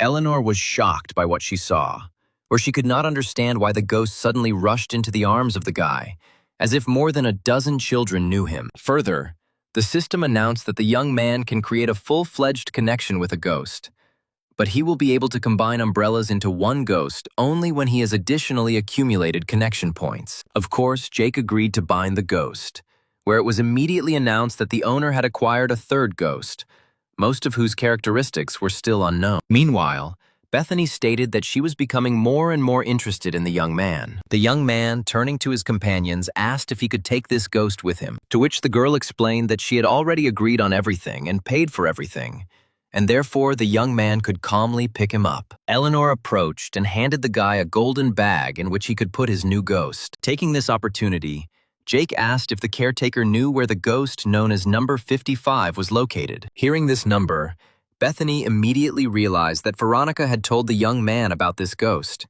and the granny explained that this was a very scary ghost that could once destroy an entire city, and therefore it was not so easy to enter it. Well, then the company had a long return ascent, which was to the liking of only the caretaker, who did not often visit this elevator and took full advantage of this opportunity. But all the tests of retro music were left behind, and the company was already going out onto the glass bridge leading to the exit. Saying goodbye, Eleanor recommended that Bethany get married as soon as possible, so as not to remain a lonely old woman like her. Soon the visitors left the Golden Prison, where, approaching the emerging ghostly world, Jake asked if they would now go to the association school, to which Bethany suggested that they come to her first, since after the connection with the new ghost, the guy definitely needed rest. And now the young people were already in the beautiful girl's mansion. Stirring some strange mass in a small jacuzzi, Jake asked if it was really possible to swim in it, to which the girl cheerfully replied that this mass contains a lot of useful trace elements,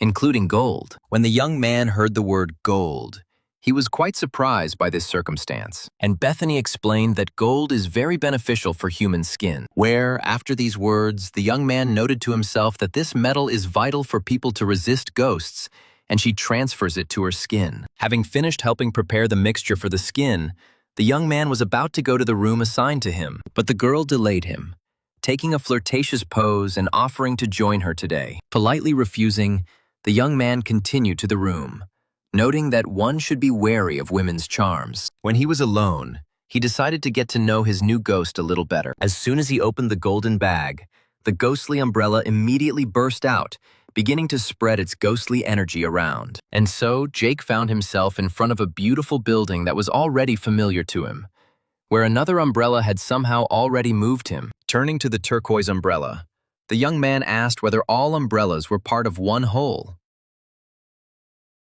to which his new friend responded positively, nodding his head. The young man was wondering if the umbrella had any human form, which is what he asked the ghost about. In response to the question, the umbrella began to draw some lines in the air, clearly trying to write something. And when the young man read the answer, which said about the new form after the merger, the system added one interaction point for the first conversation with the ghost. The young man noticed that in such a simple way you can little by little collect the points needed for unification. First of all, the guy decided to improve the ghostly world of the umbrella with the help of fragments, for which he was awarded 3 more points for connection with the ghost, where, as new elements were added in the form of a forest, lake, and others, 3 points were also added. Watching the umbrella spinning around him, the guy thought about what else he could do to get points. And then, he decided to do absolutely everything he could think of. Among his activities were reading for an umbrella, lullaby, massage,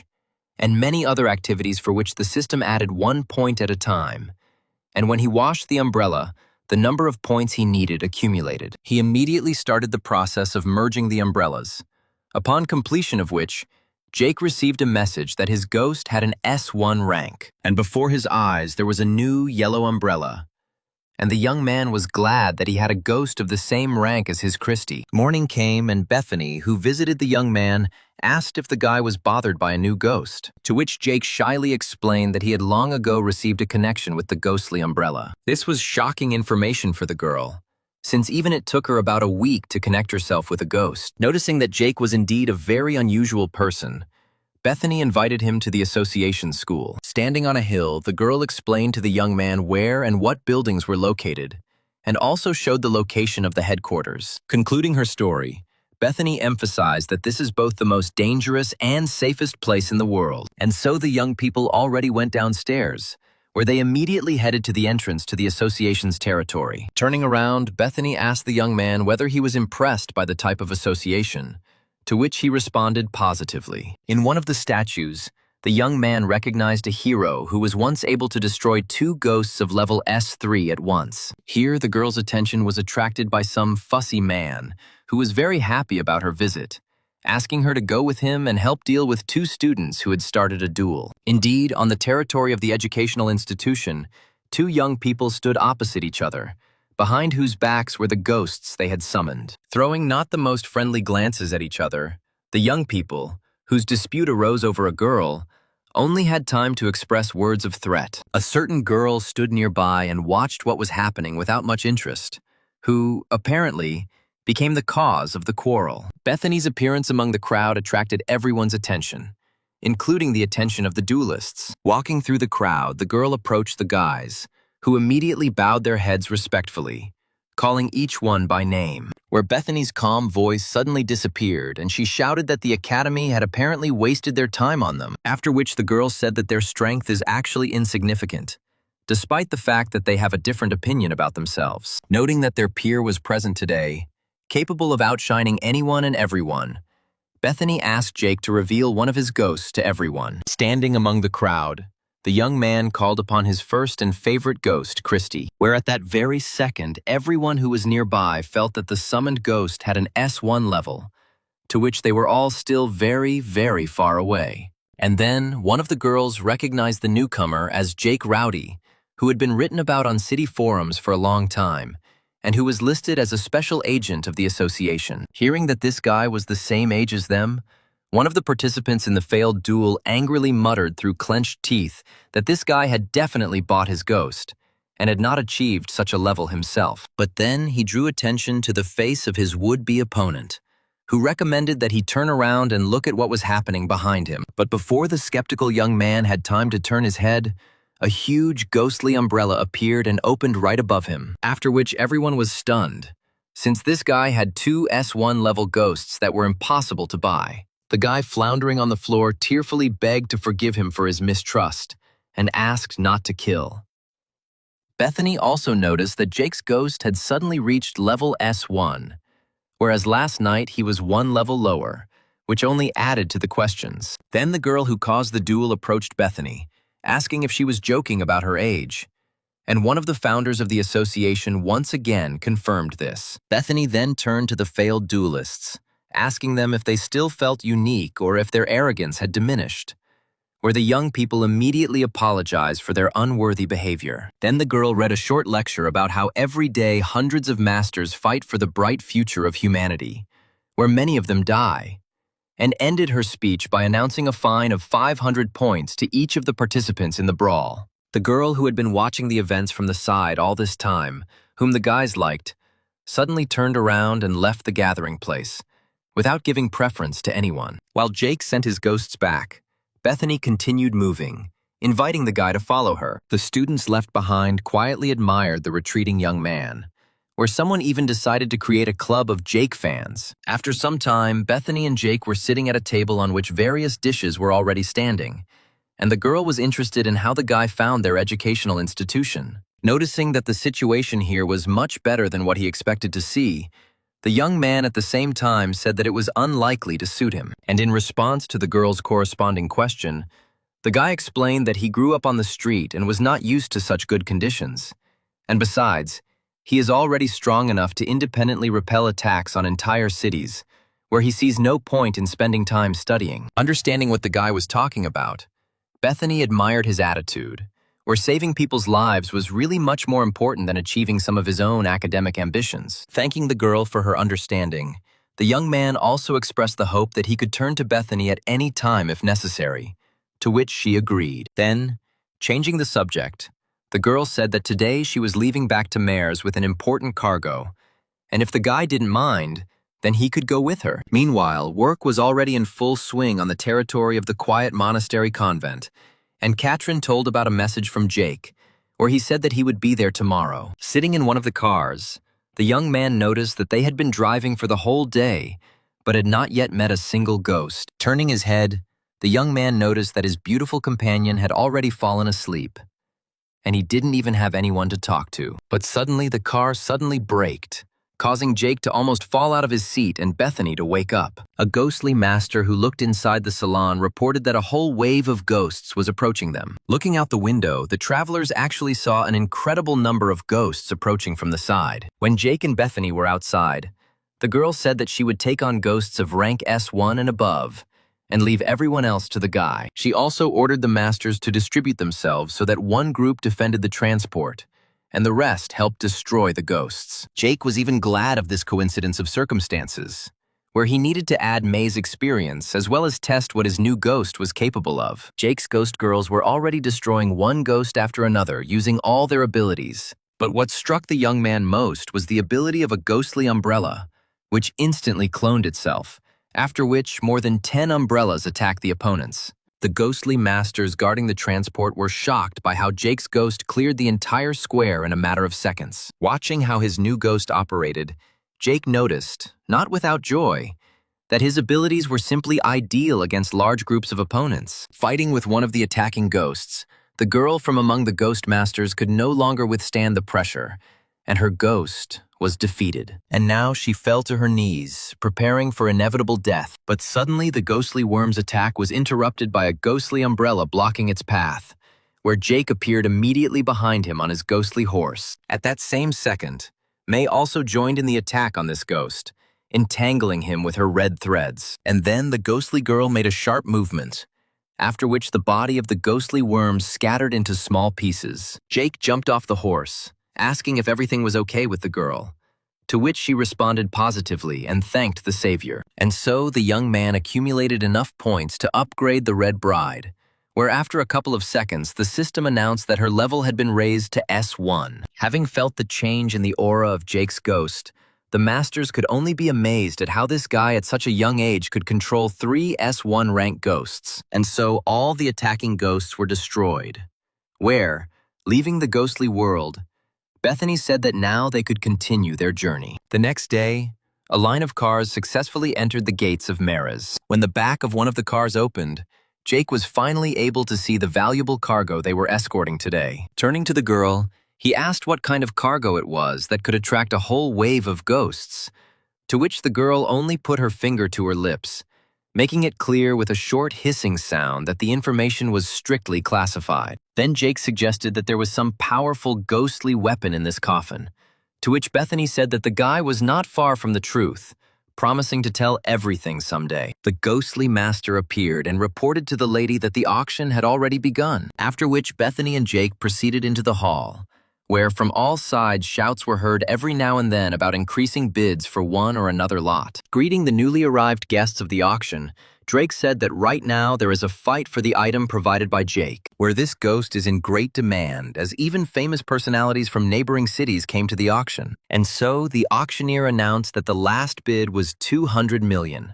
offering to cover this amount. Just a second later, a new sum of 1 billion was heard from somewhere in the hall, proposed by some male voice. Jake, Bethany, and Drake were very interested in the one who immediately raised the bid to 800 million, where, looking in the direction where the auction participant was, the girl immediately recognized a man from the Wallace family named Steve. Hearing a familiar surname, Jake immediately correlated it with those who were involved in the destruction of the quiet monastery. And Drake recalled that after one of the members of this family was killed by the abbess of the convent 50 years ago, the family fell into decline and abandoned its claims to seize power. Now the young man was sure that this auction participant was a relative of the one who destroyed the monastery, asking the man to tell him more about him. But Drake could only give general information, saying that this family had always been a little unusual, with each man in it having 10 wives and hundreds of children. The information that these men had hundreds of children had a strong effect on Jake and Bethany,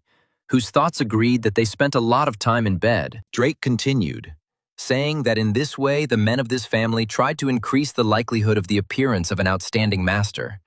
And Steve himself, according to rumors, came to search for the remains of his grandfather, but decided to simultaneously participate in the auction. And only Jake knew that the remains of Bill Wallace were in the quiet abode, having come to the conclusion that he needed to quickly take the ghostly picture from there. But the auction continued, where a certain man outbid Steve, calling the amount 1,300 million. Clearly not going to give up this ghost, Steve immediately indicated the amount of 2 billion. But an old man sitting nearby decided to try to beat the bid, raising the price to 2.5 billion. Then the son of the Wallace family said that he was betting 3 billion, where this was his last offer, and he was ready to give in to the one who would give more. After which the auctioneer, as expected, announced the accepted bid, offering to outbid it and calling it the highest in the history of auctions. Steve was absolutely sure that no one would beat his bid of 3 billion and was preparing to pick up his new ghost. A quiet murmur was heard throughout the hall, where the auction participants called Steve a madman. But the auctioneer named the amount of 3 billion for the third time, hit the table with a hammer, saying that the lot was sold to Mr. Steve Wallace. Bethany, bursting into laughter, noted that thanks to the recklessness of this buyer, Jake is now fabulously rich. Well, Steve himself thought that only beggars live in this city. But as soon as he finds the remains of his grandfather, he will remove the shame from his family and show what they are capable of. Katrin, who was at the construction site, drew her sister's attention to the helicopter approaching them, where the girls saw their dear Jake in the open door. The young man thanked Bethany for helping with the delivery, to which she flirtatiously noted that this was done to her exclusively for the young man. Having said goodbye to his new girlfriend, Jake jumped onto the cargo hanging under the helicopter. One of the workers supervised the lowering of the container, and the rowdy sisters joyfully greeted their friend, saying that they had missed each other a lot.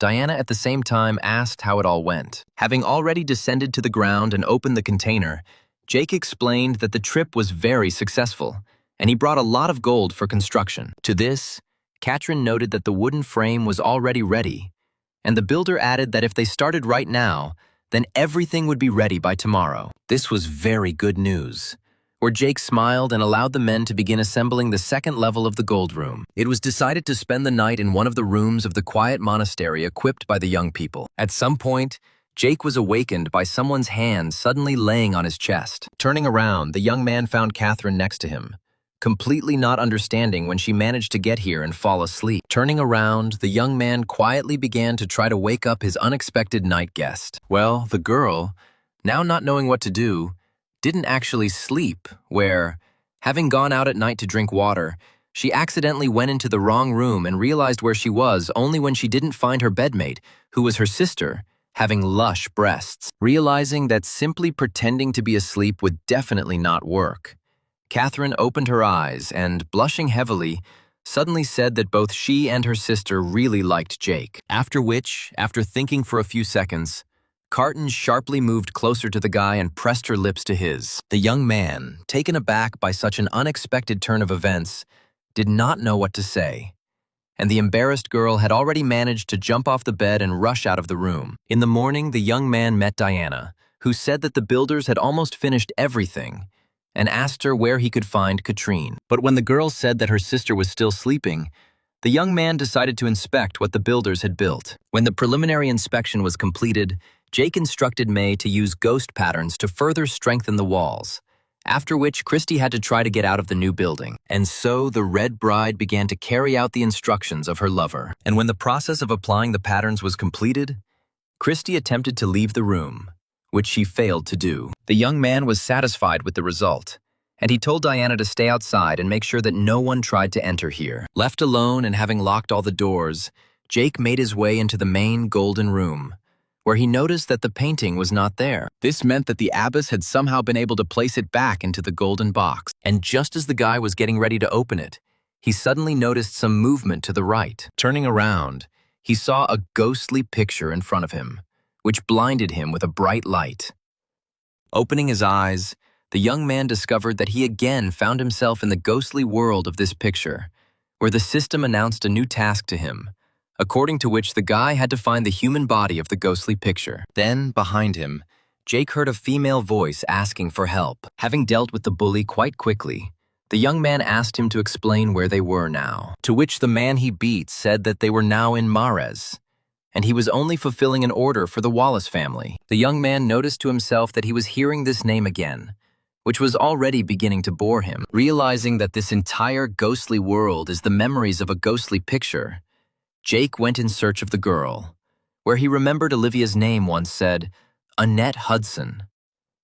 The fastest way to look around the city was public transport, and so the young man headed to the nearest bus. When he got into the cabin, the conductor who was there asked him to pay for the fare, which required $5. Jake held out his switchboard, from which the points were to be debited, but the girls seemed not to understand him, demanding some dollars. Only now did the young man realize that this was the distant past, in which there were no glasses yet, but different currencies were used, and the conductor demanded that he either pay for the trip or leave the bus.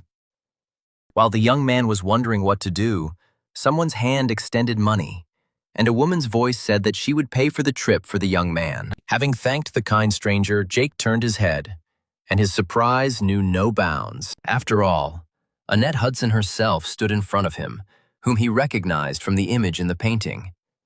And besides, the system immediately announced the completion of the task. The guy literally froze in place, where the girl had to bring him out of this stupor with hand gestures. Thanking the girl again, Jake went into the salon, thinking about what he should do next. Using his system-pumped hearing, the guy listened to the girls talking about getting somewhere, where Annette stated that her friends were there, whom she could not leave to their fate. One of her interlocutors said anxiously that she did not want to end up in the same captivity, but the third member of the group assured that caution would save them from this. Based on what he heard, the young man realized that the girls were going to try to save those whom the Wallace family was holding captive. He immediately remembered what the ghostly mirror showed him, where one of the girl kidnappers told the abbess about how her sister committed suicide. Soon the bus arrived at the next stop, where Jake noticed a group of girls getting ready to get off. Not yet knowing what to do, the young man decided to simply follow them. Annette and her friends were already approaching the Wallace family's house,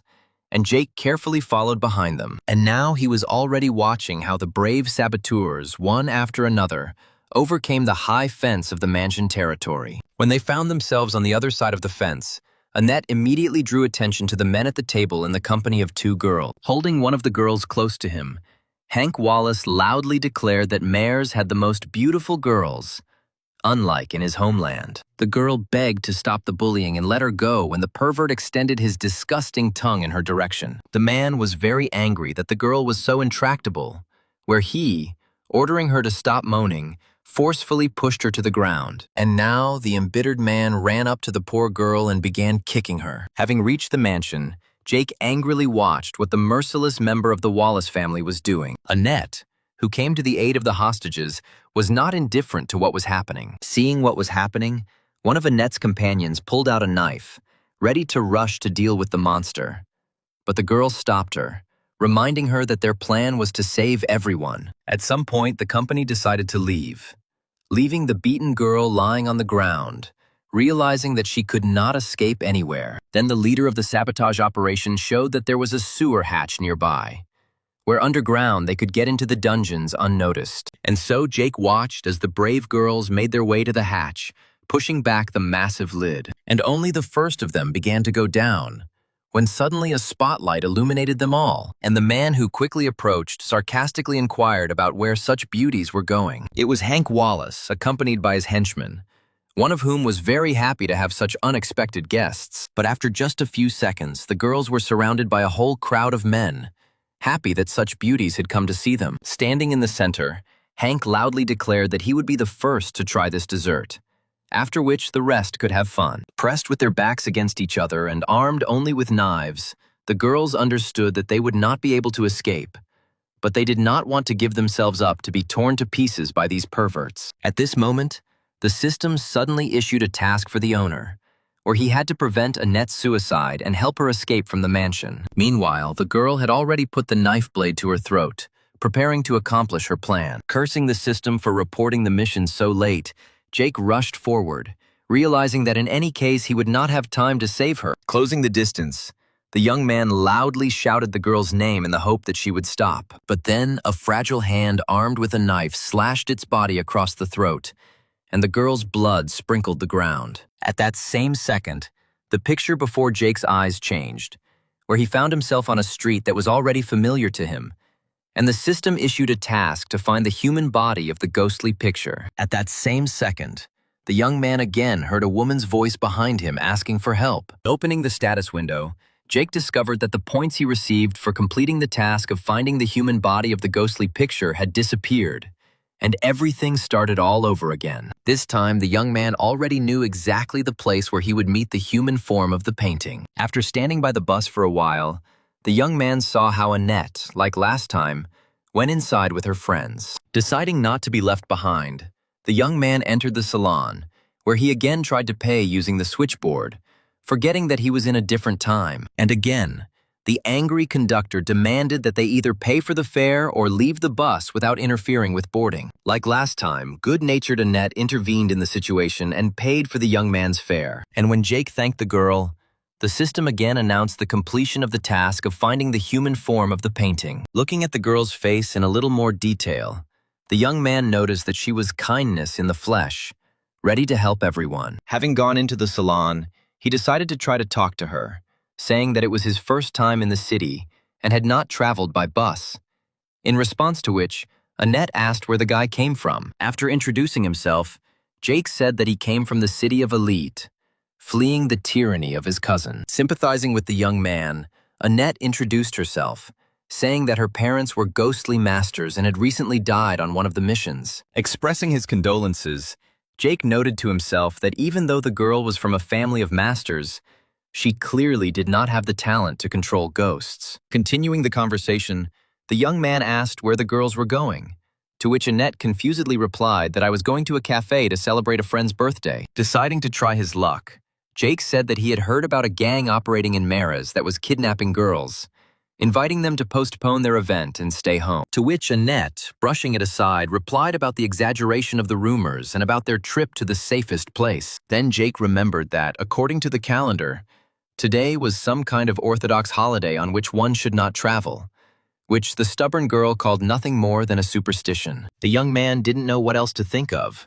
realizing that he wouldn't be able to dissuade this girl from going. And then the bus arrived at the station the girls needed, where, leaving the bus, Annette said goodbye to Jake. Then everything happened according to the script, where a member of the Wallace family also beat the girl. After that, Annette and her friends, who sneaked into the territory of the mansion, were caught red-handed. And now the girls were already surrounded by a whole crowd of lustful perverts devouring their bodies with their eyes. Jake, watching what was happening, waited for the right moment to rush into the attack. And when everyone who should have gathered around the girls, he jumped out of his hiding place. And turning to the crowd of men, he shouted that no one could touch these girls. Annette was greatly surprised when she saw her new acquaintance, whose fare she good-naturedly paid for. However, Jake's appearance did not impress Hank at all, who laughingly asked the guy who he was. But without waiting for an answer, the man ordered the insolent man to be killed, where the men standing nearby immediately summoned their ghosts, where one of them immediately rushed at the uninvited guest. However,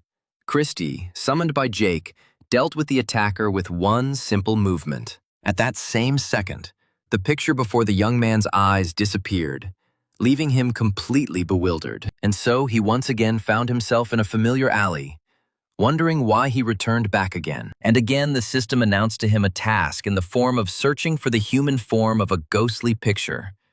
And behind his back, the girl asked for help. Recalling how he ended up in May's memories, the young man noted that there he never tried to summon his ghost. This time, he decided to arrive at the mansion early and deal with those who noticed the girls. But this did not help, because they were discovered as soon as they went down into the sewer by the guards below. The task was failed again, and, returning again, the young man decided to simply not allow Annette to get on the bus. Sneaking up behind her, Jake was just about to grab the girl when suddenly he was informed that the task had been failed again, and a hint was given that he should not interfere with getting to the mansion. And once again, the young man found himself in the same alley from which this impossible task began. When he was already at the mansion, watching the girls, he decided this time to simply fight everyone who would be there. Assessing his strength, Jake counted only about 20 people, each of whom was at least a C-level master. The hope remained that he would be able to use his ghostly armor and sword in the confrontation. When he put on his armor, the task did not roll back to the beginning, and the young man began to act. And so Annette was again surprised by the appearance of Jake here, who said that he had come to save her, and numerous opponents surrounding the young man had already summoned their ghosts in order to kill the insolent man. Rushing into battle, the young man forbade his spirits to leave ghostly objects and interfere. Deftly dodging the massive tentacle's attack, Jake pushed away from it to get closer to the ghost's head. The men standing around watched in bewilderment what this strange guy was doing, who, with a simple sword, decided to confront the ghosts. Imagine their amazement when this guy cut the first ghost into two halves, landing after a successful counterattack right in front of a crowd of perverts. Annette and her friends, silently watching what was happening, also mentally wondered who this guy was, capable of killing ghosts with only a sword. Meanwhile, taking advantage of the fact that one of the ghosts had distracted Jake's attention, the killer crept up on him from behind. He tried to deliver his sneaky blow, but then the protective function of the armor worked, and the weapon flew out of the man's hands. Immediately after which the young man quickly turned around and literally swept away several opponents from his path at once. And after some time, only the owner of this disgusting mansion, saturated with the suffering of women, remained alive, who, lying on the ground, begged for mercy, offering the guy to take all his girls for himself. But Jake, putting a sword to the man's throat, said that for a scumbag like Hank, death is a very easy way out, where he should be grateful for it. And after the leader was dealt with, the young man told the girls that they needed to leave quickly before reinforcements arrived, to which they agreed in confusion. And while he and the three girls were leaving the mansion, the system finally announced the successful completion of the task. Annette, meanwhile, noticed that the Wallace family has eyes all over the city, and therefore it is better for them to get there for a while, where she offers to hide in her home. Jake didn't know what to do next, so he easily agreed to the offer. And now he was sitting at the girl's house, thanking her for the cooked food. Sitting down opposite her savior, Annette said that the young man should not thank her, where he could stay here as long as he wanted, where the fortune left to her would allow them to live comfortably for many years. Experiencing a very strange feeling from what was said, the young man embarrassedly thanked the overly hospitable girl. Leaving the young man alone, Annette left to take a shower. Taking advantage of the free time, Jake thought about what his next task might be. He was distracted from thinking about this by Annette's scream in the bathroom that a ghost had appeared next to her. The young man burst into the shower room with lightning speed, where he saw a girl huddled in a corner out of fear. Not seeing anyone else yet, Jake asked where the ghost was, and the girl pointed in the direction. Looking sideways in the direction his new girlfriend was pointing, The young man realized that the ghost was right outside the door. He didn't have time to do anything when suddenly the ghost, who turned out to be Olivia, suddenly rushed at the girl sitting on the floor. And at that very second, the system announced a new task for him,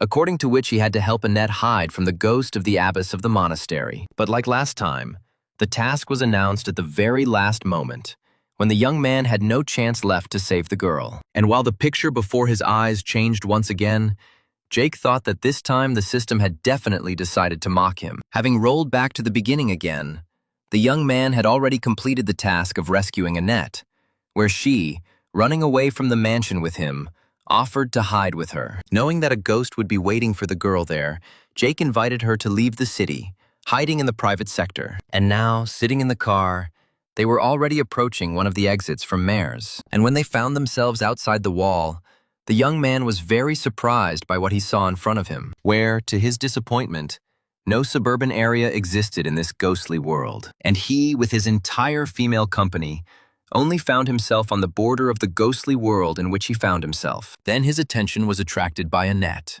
who said that some ghost was catching up with their car. Turning his head, Jake saw the abbess of the quiet monastery rapidly closing the distance to the car. This time, he decided to try to confront the ghost by climbing out and drawing his ghost sword. But the young man did not have time to do anything, when suddenly, the abbess threw the defender off the roof of the car with one powerful blow. And with a second, no less powerful movement of her hand, she flattened the car along with everyone in the cabin, leaving them not a single chance of salvation. Annette, who had just been rescued by Jake, said that the Wallace family had eyes all over the city and offered to hide at her house. Realizing that he needed more information, Jake suddenly asked if the girl knew anything about the quiet monastery convent, to which she explained that his abbess, it seems, was her relative, whom she had never met and was not familiar with. Since Olivia also said that they were related, this meant that it was not the real abbess who was attacking Annette, where most likely one of her ghosts,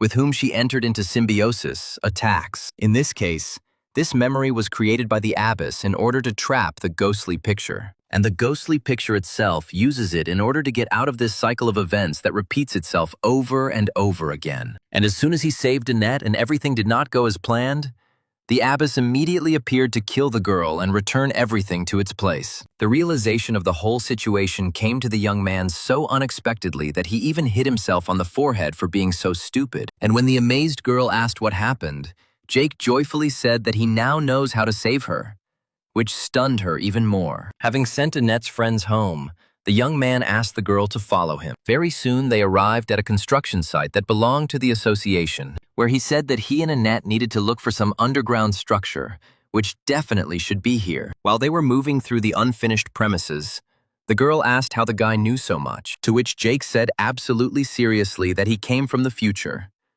To which Annette replied that since he saved her, she would pretend to believe the guy. And after a few minutes, Jake found the room they needed. Once inside, the young man decided that this place would be ideal for hiding Annette from Olivia. Of course, gold paint is unlikely to help here, but this is definitely the last place where the ghost of the abbess would look, since Annette would never have come here herself. However, the effect of gold also could not be neglected, and therefore Jake asked his girlfriend to hide in a golden bag for a while. Fully trusting her savior, Annette agreed to climb into the bag, even though it was a very strange request. The young man gave the girl additional supplies of oxygen with him, since she would most likely need to sit in the bag until the morning. So more than 3 hours passed, during which the abbess did not appear, which indicated that the plan had worked. At some point, tired of sitting in the bag, the girl tried to get out, but Jake did not allow this, saying that the danger had not yet passed. In languid anticipation, the young man did not notice how he fell asleep and slept in a sitting position until the morning. He was awakened by a message from the system that the task was completed, where, opening his eyes, he suddenly saw how the ghostly world around him was collapsing. And now he was already in the golden room, and right in front of him a ghostly picture hung in the air. Despite the fact that he already had about 30 points of connection with the painting, the young man did not want to take too much risk, and the system had already issued a new task, where he had to free the ghostly painting from the golden room. After thinking a little, Jake turned to the picture, saying that if she really wants to get out of their room, Then for a while she needs to go back to the golden box, from which he will later release her. And the painting complied with his demand, curling up and a moment later finding itself inside the box again, after which the young man said that he would soon show her how the world had changed after 50 years of her imprisonment. When he opened the doors of the golden room, he immediately heard that the Rhodey sisters were having a dialogue with someone, where Diana, standing in front, strictly following Jake's orders, did not allow anyone into the monastery, placing someone's remains in front of him and saying that he could pick them up without entering the territory. But Steve Wallace, who was opposite the girls, surrounded by his henchmen, stated that he could not be sure that these were the remains of his grandfather. He also added that the quiet abode is not someone's property, and therefore some girls will not forbid him to go inside. Having prepared for the confrontation, Carton and Diana immediately summoned their new ghosts, where several men in front of them were very surprised that these girls had S-rank ghosts. But such a move on the part of the sisters did not frighten Steve at all, who announced that he was ready to play. Jake's voice stopped the gang's advance, where he asked what crooks like them needed here. Turning sharply, the girls were sincerely glad that their faithful friend was now next to them. Well, the son of the Wallace family did not understand what kind of self-confident kid was interfering in his affairs. One of his gang members gave a clue, explaining that it was most likely Jake Stone, who is considered the youngest master of S-rank ghosts. Meanwhile, the young man jumped off the roof, and Steve invited him to get away with his girlfriends, without interfering with them inspecting the monastery. Stepping closer to the man, Jake asked if he really needed to enter the monastery so badly, and when they received a positive answer, the young man proposed a one-on-one duel, where if Hank wins, he will be ready to step aside. Deciding to teach the arrogant guy a lesson, a member of the Wallace family established rules according to which they do not kill masters, but they can kill ghosts, where such a proposal quite suited Jake, who was not eager to shed blood. And so the opponents sat opposite each other, surrounded by a crowd of fans. Hank was the first to summon his ghosts, where they turned out to be a three-headed fox and a necromancer's medallion, both level S1. Hank's team rejoiced, and Rhodey's sisters began to worry. But a grinning Jake summoned Christy, May, and the ghostly umbrella, and now he was standing in front of his opponent, surrounded by three S1 level ghosts. A ghostly umbrella was the first to attack at the young man's command, immediately after which both Christy and May activated, forming ghost worlds for their attack. And as soon as all three ghosts were behind Hank, and the last particles of his ghosts were scattered, the system announced another victory. Hank's team stood in complete disbelief as to what just happened here for just 5 seconds. Just like the son of the Wallace family who lost the fight himself, he did not believe that in a matter of seconds he was left without a single ghost. Every master feels the death of spirits, and therefore Hank, coughing up blood, sent insults to his opponent. But these did not bother the young man at all, who noticed that this was the easiest victory in the entire history of his battles. As they left the battlefield, a member of the Wallace family shouted that he would return and take revenge for today's shame. When Jake turned to the girls,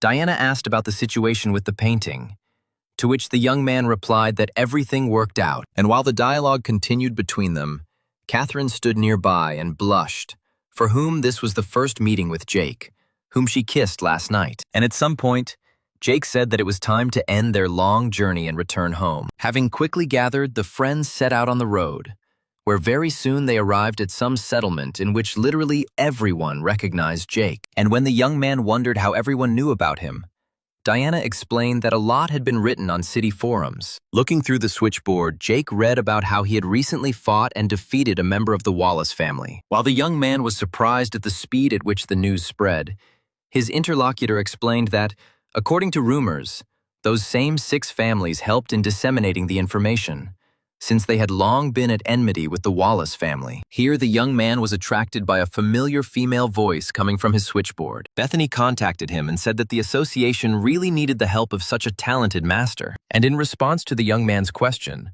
the girl explained that a certain ghost of rank S1 had appeared in the East, who had already managed to kill several masters, and with whom she asked Jake to deal. Deciding that this was a good option to get experience points, the young man agreed to help deal with the ghost. And now he was already turning his ghostly horse, telling his companions that this should not take much time. Arriving in the eastern part, Jake was already listening to a report from one of the masters about what the ghost that was bothering them was. The man explained that the ghost looked like a little boy who had incredible speed, but they managed to get a piece of his clothing. The young man took the trophy, and his companions explained that there should be no problems with their ghost bloodhounds. And so the team again headed towards adventure, where their departure was watched from around the corner by a certain man hiding his eyes under sunglasses. And when Jake disappeared over the horizon, the man asked to report to his superiors that Jake Stone was heading out to search for and destroy a new ghost. But the management themselves listened to this report,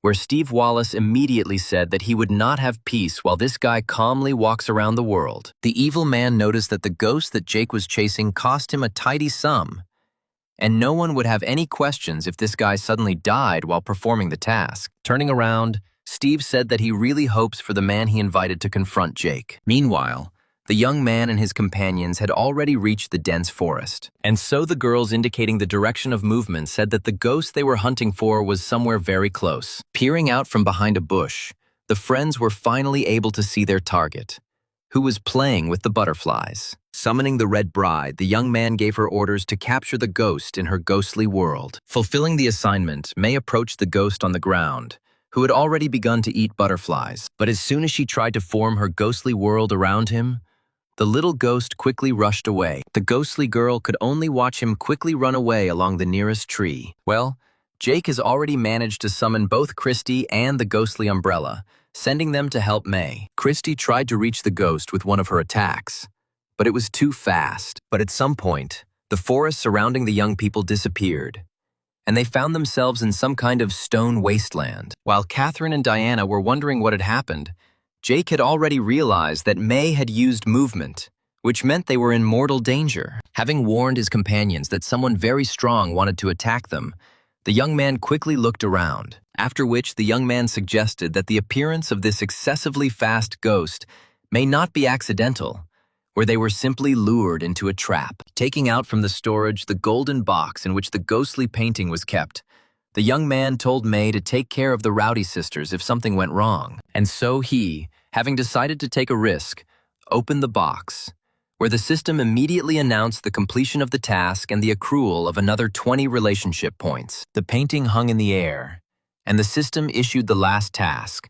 according to which Jake had to help the painting find a member of the Wallace family and kill him. Immediately, the guy realized that the picture was seeking revenge, which could help him solve all the problems that had arisen. The young man was distracted from his thoughts by the sound of his switchboard, informing him that a new message had arrived, where Bethany informed him that this ghost was released by the Wallace family, who decided to set a trap for him. But the girl was shocked when the young man suddenly asked her if he could kill the member of this family who had set a trap for him. This young man increasingly captured the girl's thoughts, and she wrote that he could sort it out with him, where she would settle all possible issues. Having received permission that would allow him to complete the task, Jake mounted the ghostly horse and headed towards danger. Meanwhile, Steve asked the killer he invited about whether he had dealt with the guy, to which Adrian Wallace, who is Steve's uncle, replied that the young man seemed to have disappeared into thin air before he launched the attack. Steve was outraged by this state of affairs, saying that his uncle should have come up with something about it. But then the attention of the discussing relatives was attracted by Steve's henchman standing nearby,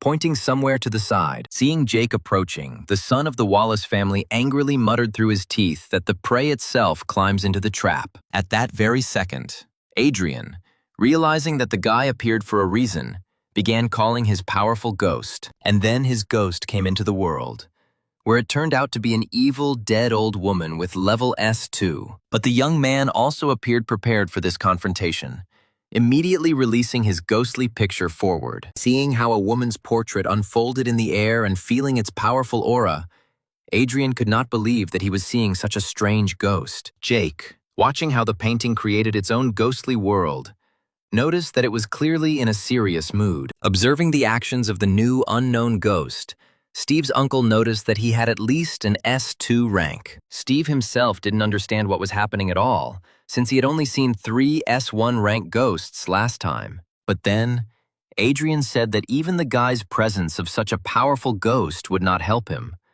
Where would he deal with it now? And so he sent forward his evil, dead old woman, who immediately began to accumulate ghostly energy. Noticing the actions of the ghost of his opponent, who is trying to block the world created by the picture with his mirror, Jake noted that he is quite strong, but this was only the beginning of the attack, where at some point the pupils of the dead old woman suddenly changed, and crosses and coffins suddenly began to appear from the buildings of the ghostly world of the picture, destroying them. Watching what was happening, the son of the Wallace family gloated, declaring that Jake was no match for his uncle. Here, Diana contacted the young man through the switchboard, asking him if he needed any help, to which the guy expressed confidence that the ghostly picture would cope. At some point in her hectic activity, the evil, dead old woman suddenly turned her gaze to the sky, where, following her example, Adrian, Steve, and Jay suddenly saw how buildings from the ghostly world materialized on her canvas. With every second, the houses of the abandoned city of her world grew and reached their natural size. And at some point,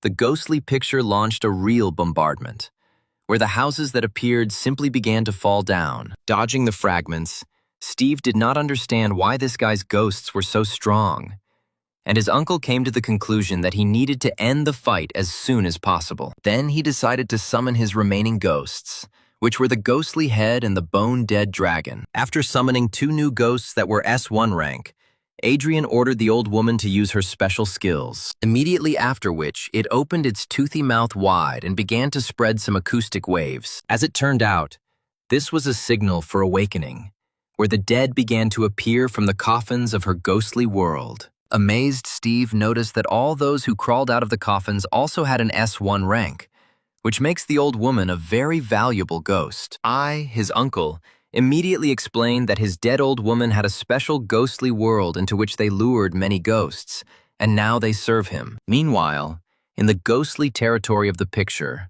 a bone dragon was already frolicking at full speed, destroying one building after another. Well, the ghostly head summoned by Adrian approached the canvas itself, which, having frozen for a few seconds, suddenly began to wrap its long, soot-black hair around the ghostly picture. Despite the fact that Jake did not call them, Rhodey's sisters still arrived at his place, where they were amazed at the huge number of ghosts that confront the painting. Jake was angered by this approach from the Wallace family and decided to equalize their position. At that same second, the young man summoned all his ghosts and activated the ghostly mirror, and his faithful companions called their nuns. Deciding to create a real ghost wave using the mirror's powers, Jake and his girlfriend sent their ghosts to attack, and then a real ghostly battle began in the air, where the nuns dealt with other ghosts without much difficulty. Next to them, Jake's ghosts also fought shoulder to shoulder, where Christy easily destroyed the S1 rank ghosts. The Red Bride did not lag behind the others,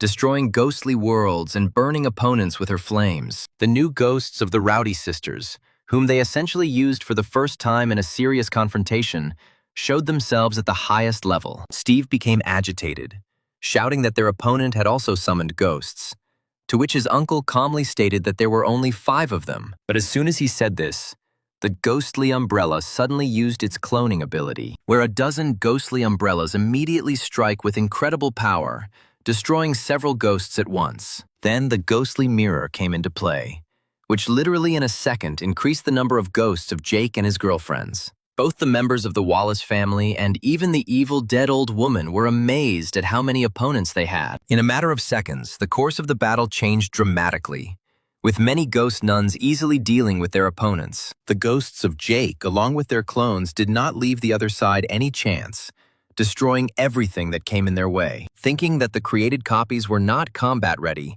relatives from the Wallace family were horrified when they realized that they were mistaken. Meanwhile, Christy was trying to cope with the bone dragon, which had so far managed to repel her attacks. Noticing that it was necessary to change tactics, Jake instructed May to use her ghostly flame and Christy to use her ice blow. And so the Red Bride, with the support of her copies, activated her ability to erupt ghostly fire, where, with its use, a barrage of fire literally hit the bone dragon. At the same time, the shape-shifting Christy approached the dragon with her copies. Having united their ghostly weapons, the girls prepared a common ice attack on the blazing enemy. And so the huge ice blade created by joint efforts was finally put into action, where, having descended on the head of the enemy, engulfed in ghostly fire, The ice blade simply split his skull. And after the skull, the rest of the bone dragon's body was destroyed, crumbling into small pieces. The system declared victory,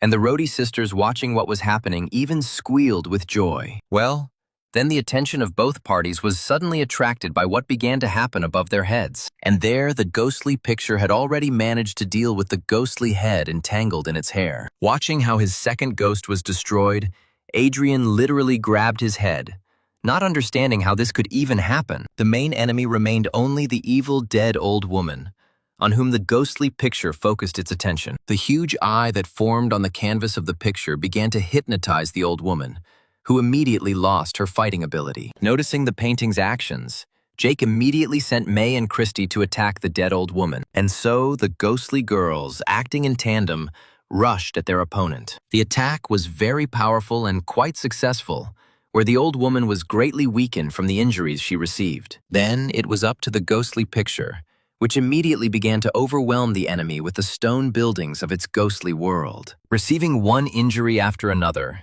the evil old woman gradually lost her strength and was already on the verge of death. Watching what was happening in the air, the ghost's owner suddenly realized that they definitely could not win this fight. And now the man was already giving orders to the dead old woman that they needed to hide, where at that very second she used her abilities and took Adrian away, leaving his nephew to his fate. But Jake did not put in so much effort so that the enemy and experience for his ghosts would so easily escape, instructing them to stop the fugitives. May intervened and placed Adrian and his ghost in her ghostly sphere. And now the fugitives again found themselves in the same place from which they began their shameful flight a few seconds ago. Steve, of course, was very happy that his uncle decided to return and save his nephew. But the man, who had no intention of returning at all, wondered how he ended up here again. He found the logical explanation for himself to be that the ghostly picture could have created several territories where they are now simply walking in a circle. And then a ghostly picture appeared right before the eyes of the already frightened Adrian and his ghost. At some point,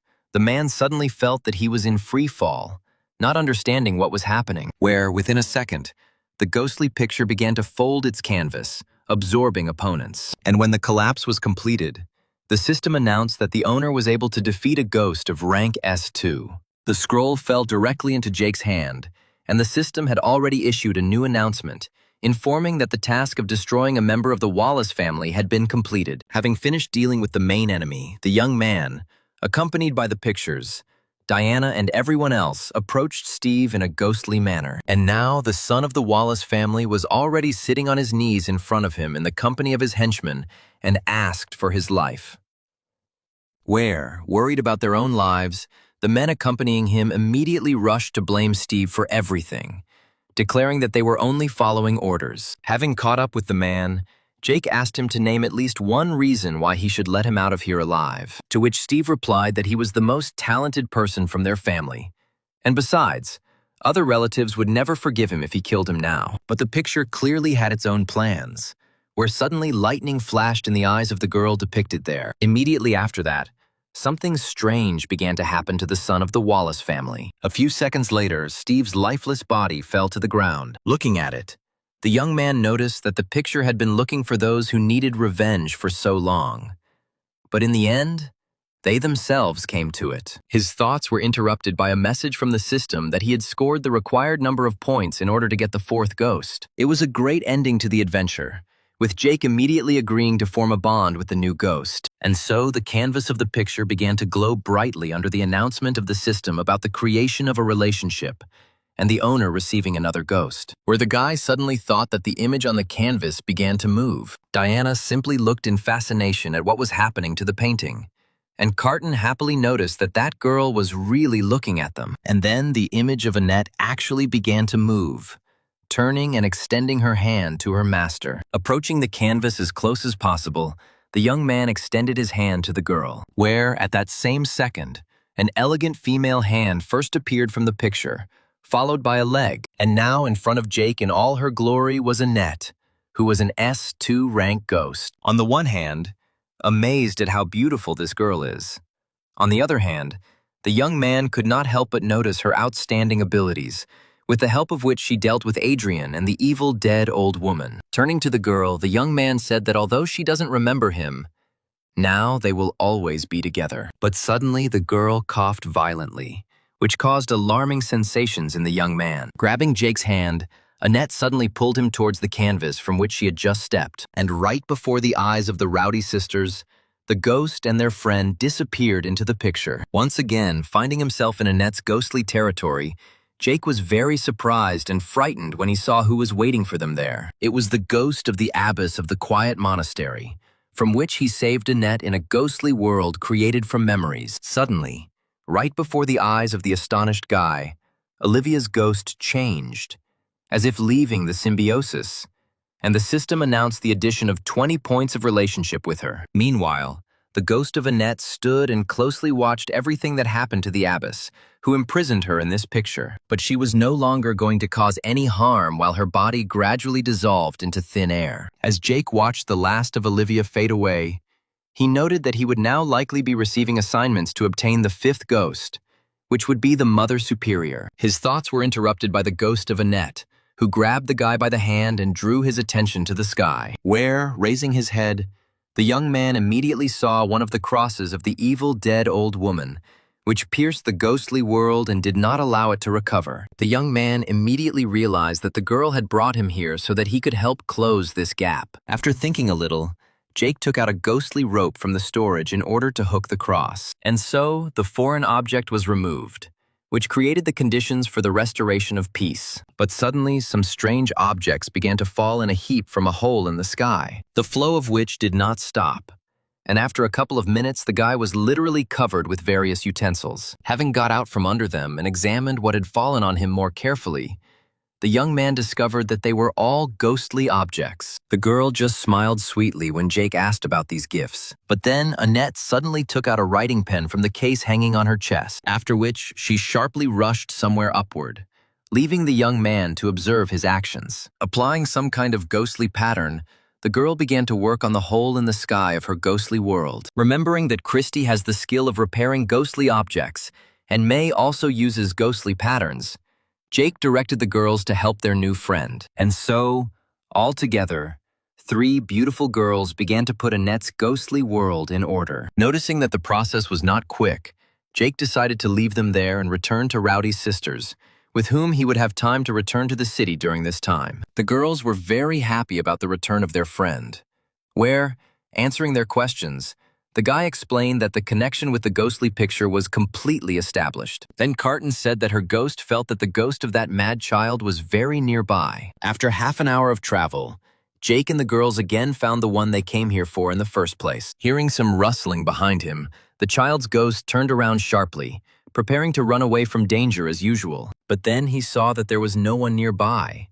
And not far from him, an umbrella was lying on the grass, with butterflies circling around it. Cheerfully waving his arms, the child's ghost came very close to the umbrella, dispersing the flying butterflies. Of course, it was a simple but cunning trap that Jake had set up, and which had just sprung shut. Placing the captured ghost in a golden box that served as a prison for the ghostly umbrella for many years, Jake decided that now it was definitely time to return. Bethany, peering intently out the window, was informed that Jake had returned to the city. In response, the girl instructed the reporting ghostly master to bring him to her. When the young man was already sitting opposite her, Bethany asked if he had really been attacked by the Wallace family, which the young man fully confirmed, saying that among the attackers there was someone named Adrian Wallace, whom he killed, like everyone else. The girl listening to his explanation was shocked that this guy was able to defeat a master with an S2 level. Literally jumping out of her seat and wanting to make sure that the guy was not mistaken, she named the ghosts and their ranks that were controlled by that man, after which Jake confirmed that it was him. However, Bethany still could not believe that this young man alone could defeat such a strong opponent. And to the next question from his interlocutor, who did not change the position, Jake confirmed that he had reached the S2 level. Suddenly grabbing the young man by the head, Bethany shouted that forcibly creating a connection with a ghost could be very dangerous. But Jake calmed her down, explaining that the connection was not forced. The young man, who sat down in his seat in surprise, told the girl that he had helped this ghost solve problems, and therefore was sure that everything would work out. Folding her arms across her chest, the girl once again noticed that Jake was an incredibly amazing young man. Then the young man took out a golden box, saying that he had also caught the ghost he was originally sent after. This also surprised Bethany very much, since the ghost really had incredible speed. Summoning her ghost, who had the skill of control, the girl allowed the box to be opened. Having examined the ghostly child, who, of course, tried to escape, the girl was very pleased. And while her ghost was putting the caught one back into the box, she told Jake that he could get a lot of points for it. But the guy shyly said that instead of glasses, he would like to consider getting Ghost 55 from the Golden Prison. Hearing such a request, Bethany began to guess that her interlocutor was definitely breathing unevenly towards her classmate Veronica, who, as she remembers, always wanted to get this ghost. Laughing, the girl told the guy not to worry and let her resolve this issue. When asked by his interlocutor about his future plans, Jake replied that he wanted to return to Alayit and relax for a while. And very soon, the young man and his faithful companions Carton and Diana raced on a ghostly horse towards the house where they had not been for more than a year. Bethany had warned him of a dangerous place along the route that he had passed when he first came to Mares with the help of the Quiet House.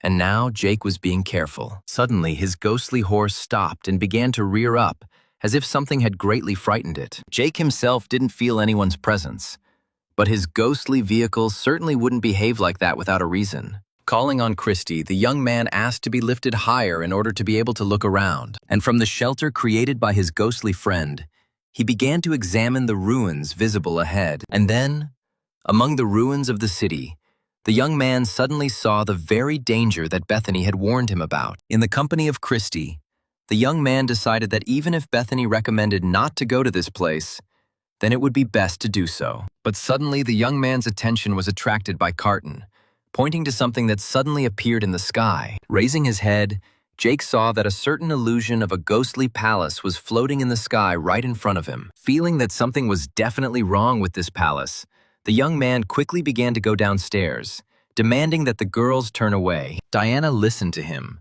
but Catherine did not have time to dodge the current spell, declaring that the palace was very beautiful. But then Jake blocked the girl's view, loudly convincing her that this was nothing more than some kind of trap. Diana suddenly noticed what was happening to her sister, where, looking at the girl, the young man also saw how her body began to literally dissolve into thin air. Not understanding what was happening, Katrine, with tears in her eyes, begged for help in some way. And now her body, which had become completely transparent, had already begun to be sucked into the ghostly palace that had appeared. Not knowing what else to do, Jake instructed Christy to try to prevent the paintings from ending up in the palace. However, the attempts of the ghostly girl were in vain, where the flaps of fabric aimed for capture simply passed through Katrine's transparent body. Diana also tried to grab her sister's hand, having to jump a little to do so. But her regular hand, like Christy's patches, simply passed through the girl's hand. At this moment, Annette suddenly appeared from the canvas of the painting,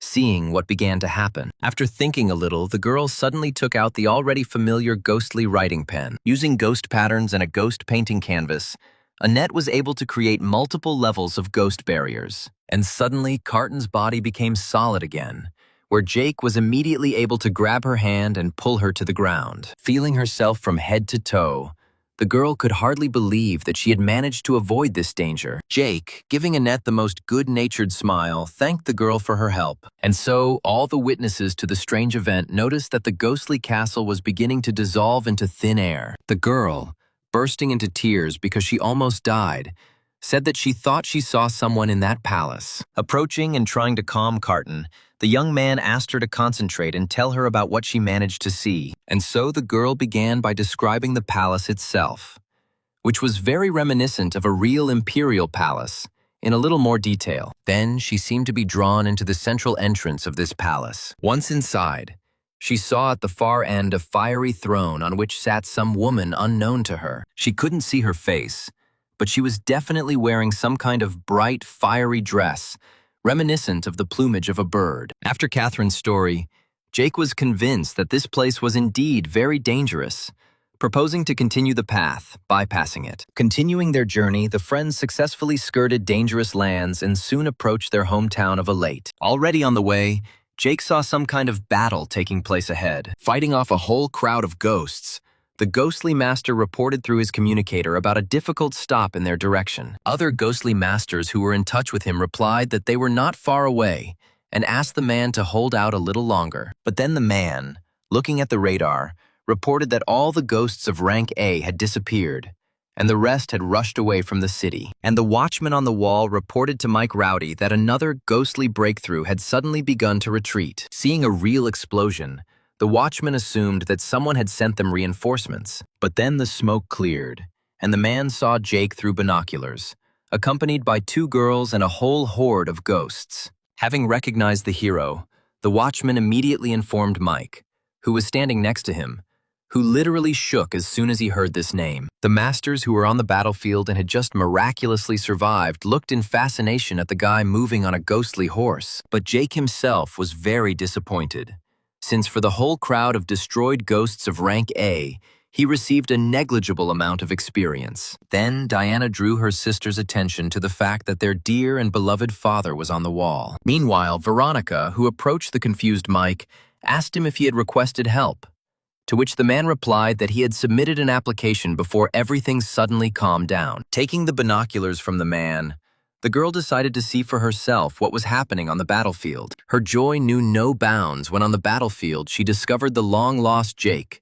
to whom she was clearly not indifferent. Hearing a familiar voice, Jake raised his head and was also very happy when he saw Veronica. Mike and the leader of the association went downstairs, where the Rowdy sisters immediately rushed to their daddy. Mike couldn't believe his eyes, and he was literally shaking from the sight of his beloved daughters. And when he was convinced that this was not a mirage or a hallucination, tears flowed like a river from the man's eyes. Meanwhile, the young man warmly greeted Veronica, noting that they had not seen each other for a long time. His interlocutor answered him no less warmly, where both still felt some awkwardness. Continuing the conversation, Veronica asked the guy if they had any problems on the way back, to which he replied that everything was fine. After which, Jake asked if his interlocutor would be interested in finding out where he had been missing for more than a year, to which the girl, blushing a little, explained that the main thing for her was that Jake had returned, and the rest did not matter. The father of the Rowdy sisters categorically disagreed with this,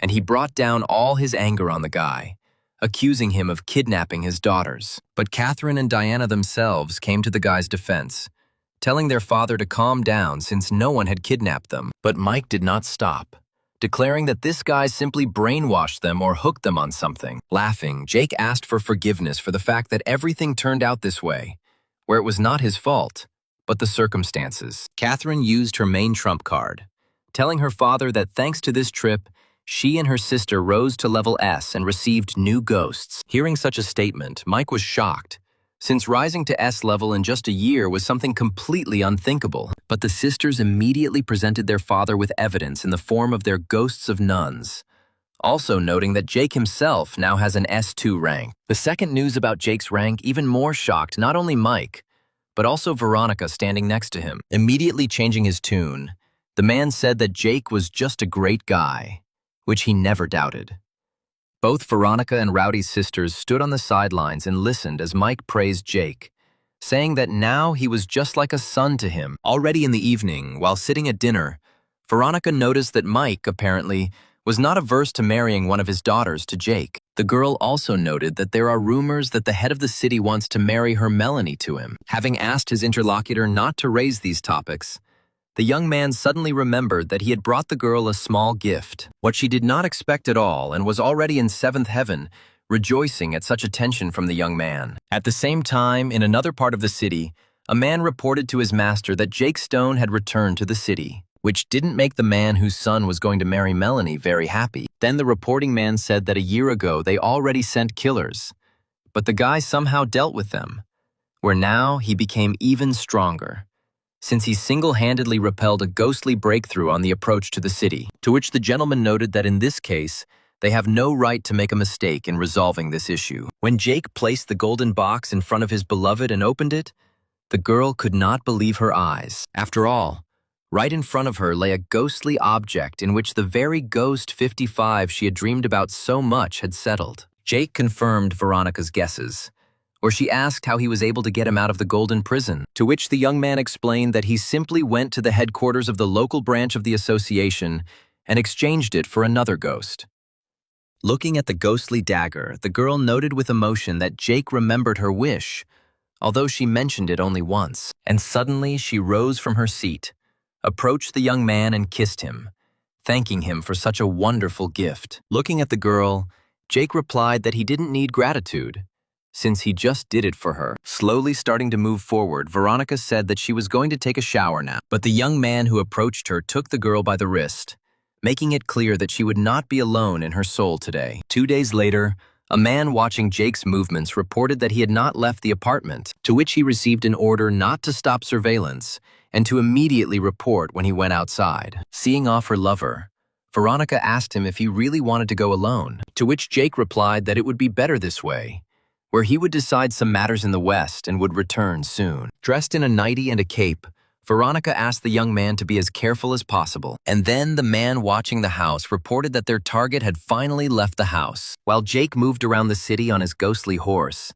everyone had time to admire this hero, whose return they were sincerely happy. The young man was busy thinking that he needed to deal with the surveillance, which he had been warned about, for which he decided to lure the attackers outside the city. Having long noticed the one who was following on his heels, the young man smiled and mentally asked him not to lag behind. And so the one who started the hunt for Jake received a message that their target had left the city and was heading straight into a trap. Then the man got up and was just heading towards the exit when suddenly a voice called out to him, calling him father. As the young man approached, he asked the man to take him with him on this hunt, to which his father ordered that his son remain in the city.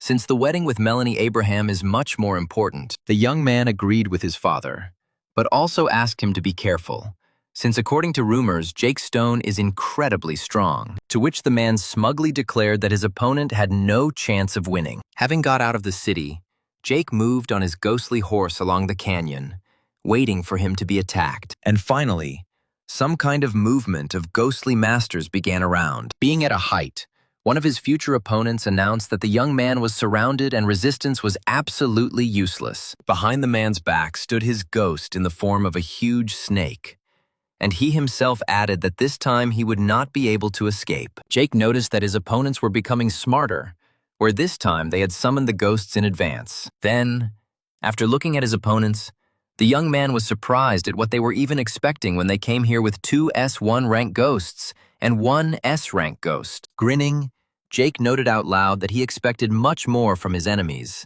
and therefore did not run away. Shouting that the guy thought too highly of himself, the leader of the killers ordered his ghost to attack. Well, Jake prepared to repel this attack, calling only Christy, May, and a ghostly umbrella for now. And now the Red Bride and the young man's firstborn son have already caught the ghostly snake attacking him. And the ghostly umbrella, being cloned as always, did not let the remaining ghosts get bored. And when the main attacker realized what was happening, his surprise knew no bounds, since after the last attempt he was informed that all of this guy's ghosts had a rank no higher than S, but now he saw S1 in front of him. Meanwhile, Jake, deciding to deal with this situation quickly, summoned a ghostly picture, and then the ghostly canvas unfolded in the air, stretching out its long tentacles towards the villains. Seeing the S2 rank ghost appearing in front of them, Jake's opponents immediately decided to retreat. But it was already too late, as the tentacles of the ghostly picture had already reached them,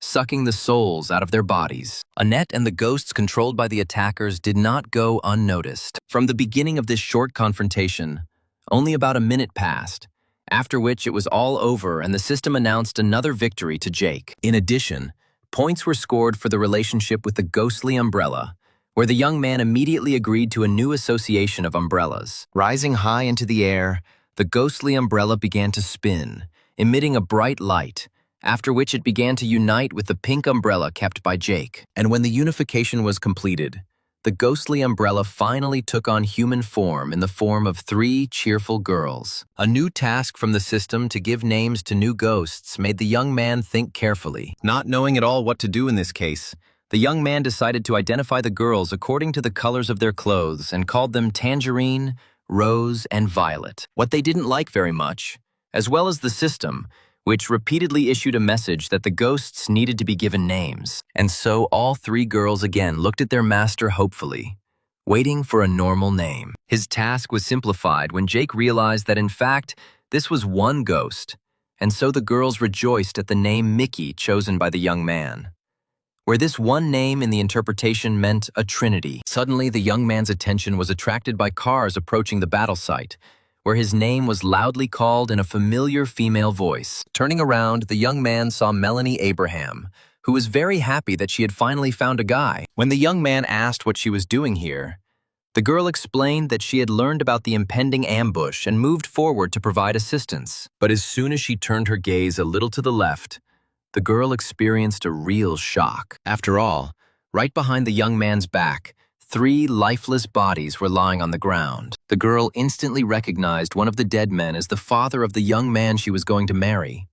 And Jake explained that these men were trying to kill him by setting a trap. Melanie was amazed that the guy was able to deal with 2 ghostly masters of the S1 rank. Realizing that Jake was being attacked because of her attention to him, the girl offered her sincere apologies. Melanie decided to make amends to her boyfriend by telling everything to her father, who had to take appropriate measures. One of the masters came to William Abraham, who was undergoing daily procedures, with a report. He showed a message he had received from his daughter, who reported that the family they had agreed to be engaged to had attempted to kill Jake Rowdy. At that same second, the old man ordered the arrest of the killer's remaining son, which caused bewilderment in the man, since the Abraham family had already concluded a marriage contract with these people. But immediately removing the oxygen mask, Wilhelm sternly declared that such a person from such a shameful family would never become the husband of his daughter. Soon, the ghostly masters descended on the estate where the would-be groom lived. Noticing the uninvited guests, the guy was very scared,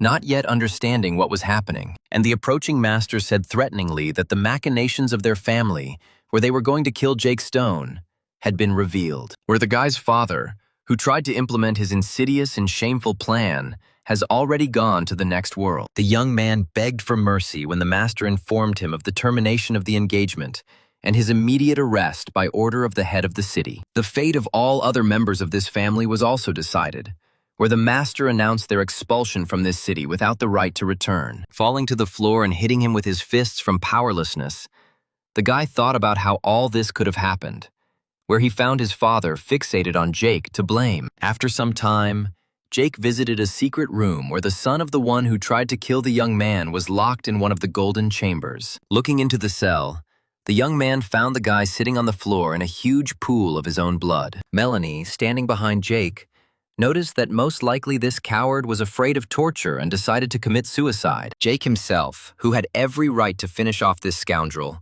was generally almost glad that he did not have to get his hands dirty on him. Leaving the deceased, the young people left, where the girl invited the guy to a dinner organized by her father. The old man greeted the young man in a fatherly manner, inviting him to take a seat at his table. When he sat down, Wilhelm explained that he dealt with the remnants of the family that carried out the assassination attempt, not only because of their action, but also in order to show everyone that he still had strength. To which Jake noted that the man was already respected by the entire city as a wise and fair leader. However, then the old man noticed that his time was really running out, so he was in a hurry to get his daughter married. After a short pause, Wilhelm asked his guest to listen to what he would like to tell him. Having directly said that there was not a single worthy candidate in the city, the man said that he was ready to give power into the hands of Jake without any conditions, where such a loud statement could not leave a young man indifferent. And the old man continued, saying that after his death the city should have a powerful leader,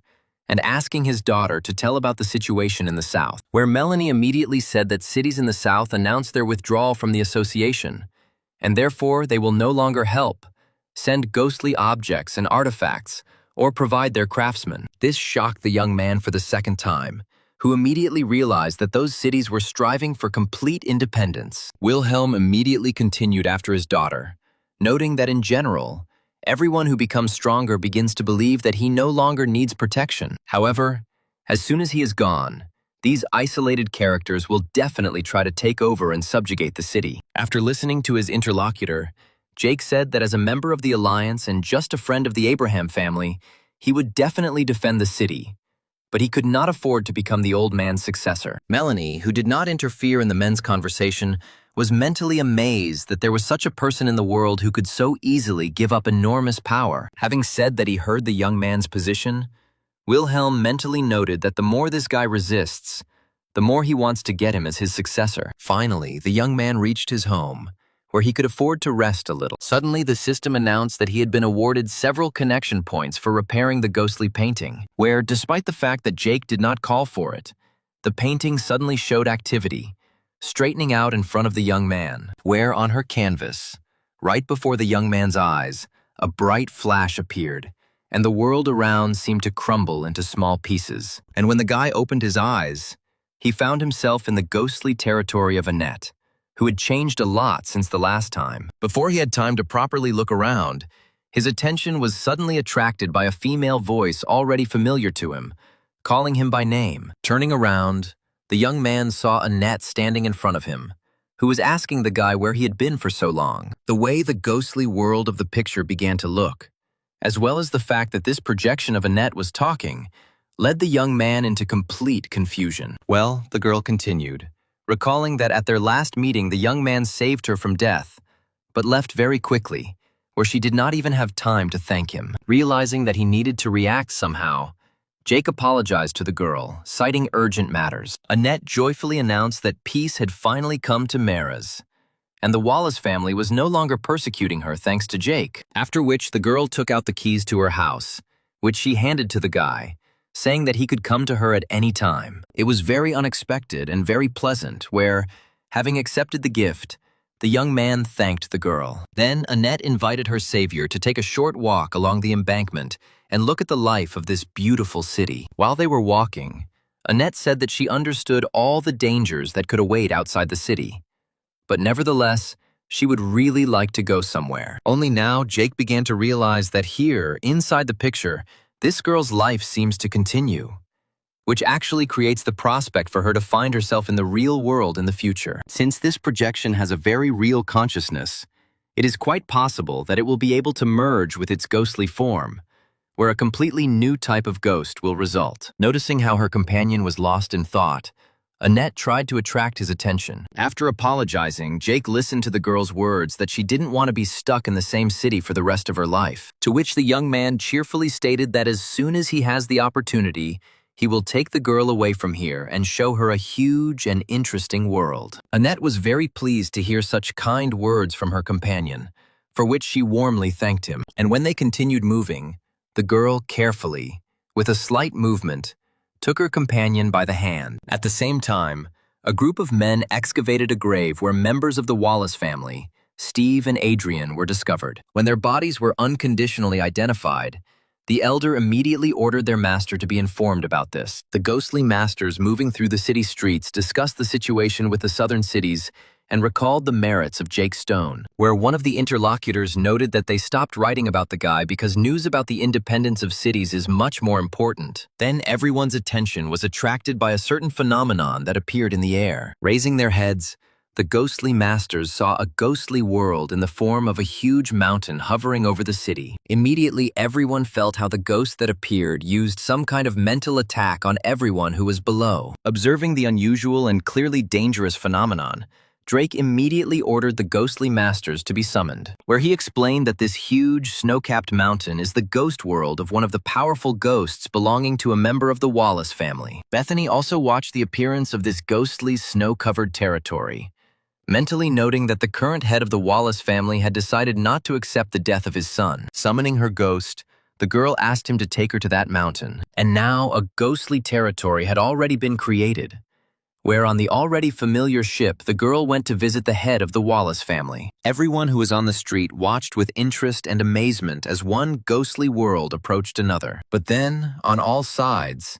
the ghostly mountain began to be surrounded by other ghostly worlds of masters summoned on Drake's orders. Bethany's ship was the first to reach the ghostly snow-capped mountain, and the girl had already stepped into dangerous territory. Following her, another ghostly master jumped onto the mountain, who menacingly said that the Wallace family was only starting a war with their antics. Gradually, other masters began to appear on the mountain, demanding that the one who disturbed their peace finally show up. One of the female ghost masters thanked Bethany for personally participating in the city's defense. And then everyone who arrived at the ghostly mountain saw the one who had caused all this commotion. Descending on a huge ice floe, The current head of the Wallace family immediately declared that he only needed Jake's stone, to which the masters stated that they knew that the guy dealt with two members of their family, which was very deserved. But the man was not concerned about the behavior of his relatives, where he loudly shouted that Jake would pay with his life for the death of his son. Immediately, the masters began negotiations among themselves about whether this man could have the right to revenge in this case. Only Bethany remained adamant,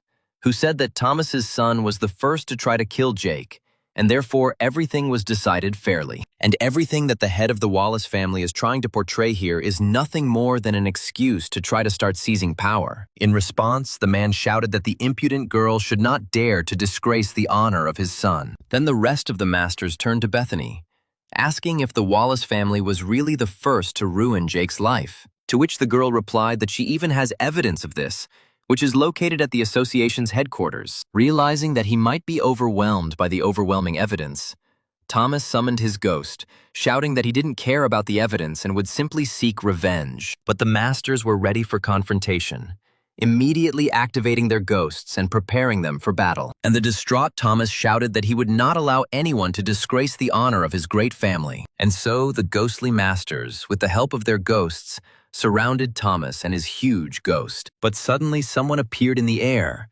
loudly saying that the Wallace family had long ago crossed all possible boundaries and had too high an opinion of themselves. When Thomas stated that he had long considered the old man dead, he explained that he still had about a dozen years of life left. And now the new participant in the confrontation has already unfolded his ghostly world, saying that he will not allow Thomas to be willful on this earth. Immediately after that, the old man's ghostly world sent a huge stream of energy into the ghostly mountain. Realizing that he could not withstand such a horde, Thomas said that he would still kill Jake as soon as he dared to leave the city. Where immediately after this, a huge, ghostly, snow-capped mountain instantly disappeared into thin air. Looking at the place where Thomas Wallace had been just a second ago, Bethany mentally noted that Jake needed to be more careful with this man. And Thomas, who fled from the field of the failed battle, materialized along with his ghostly world not far from the city, where he gave his henchmen the order to search for the whereabouts of Jake Stone and to continuously monitor all exits from the city. Meanwhile, Jake came to another meeting with the head of the city, Wilhelm Abraham. Turning to the guy, the old man sternly asked if the guy really killed members of the Wallace family while he was in Mares, and the guy did not deny it, saying that he really managed to deal with two unworthy husbands from this family. And then the old man's face brightened, where he, clapping his hands, praised his interlocutor for a good job, adding that this family should have been taught a good lesson long ago. Then, approaching the guy, Wilhelm noticed that Thomas Wallace would soon find out that Jake was in Aleda, but he would not allow him to do anything here. Jake, of course, thanked the old man, but at the same time assumed that in this case, William would also become Thomas's enemy. But the old man explained that a person who already has one foot in the afterlife has nothing to fear. Moving together through the garden, Jake asked his interlocutor about the power of the southern cities, to which he spoke about the presence of a certain master there. Having heard about a man with outstanding abilities,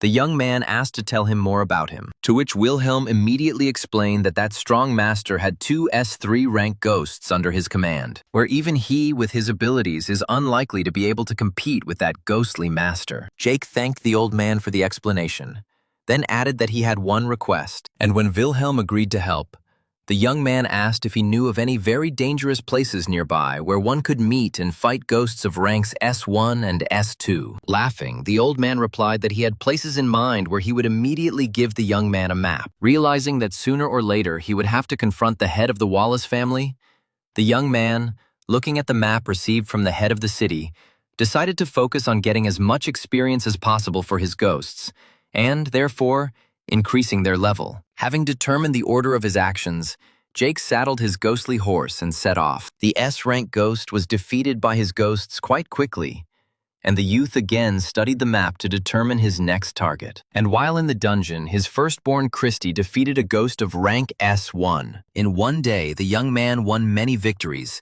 and now he was sitting in the treasury he had discovered, surrounded by his ghostly girlfriends. Feeling like a real Raja surrounded by concubines, the young man thought that having won many victories, he had gained a lot of experience. But the level of Christy and May had not yet risen. Deciding to check how his favorite was developing, Jake asked the girl to close her eyes, what she immediately did, after which she fixed her pure, childish gaze on the guy. Touched by this beauty, Jake couldn't help but pat his little ghostly friend's cheeks. And finally, Jake received another task from the system, which was related to his receiving at his disposal the ghost of the abbess of the quiet monastery. Meanwhile, in one of the taverns in the city of Adida, the ghostly masters sat and discussed how strong Jake Stone had become, who was able to defeat such a powerful master as Adrian Wallace. At another table, the masters were discussing how one of the families who tried to kill Jake had recently fallen, where for some time it was planned to marry the daughter of the head of the city to their son. And the Wallace family spy sitting nearby was already transmitting information that Jake might be in Aleta. Well, the subject of the search for the evil family has already arrived at the place he needs in order to complete the task set by the system. And then, right in front of him, ghostly photographs began to appear, which were dangerous for anyone who looked at them. And from these photographs, a whole huge worm has already formed, thirsting for blood. Noticing that the photos were very similar, Jake immediately realized that this ghost was using the ability to clone himself, and the ghostly photographs have already rushed upward to attack the ghosts of the young man. But then the ghostly pictures studied one of the photographs, after which it began their mass destruction. Watching the actions of the painting and the umbrella, Jake sent Christy and May to help and earn some more experience. A few seconds later, the Red Bride was already destroying the ghostly photographs with her ghostly fire. Christy did not stand aside either, and used fire flares to resist. And then the system announced the complete destruction of a ghost of rank S2 that stood in their way. The system also announced that Jake's ghosts were receiving new abilities. Rejoicing, the young man continued his journey and soon saw several buildings in front of him. The stone statue located near the reservoir did not fit into the overall picture at all and seemed suspicious. Suddenly, the waters next to this stone statue rose,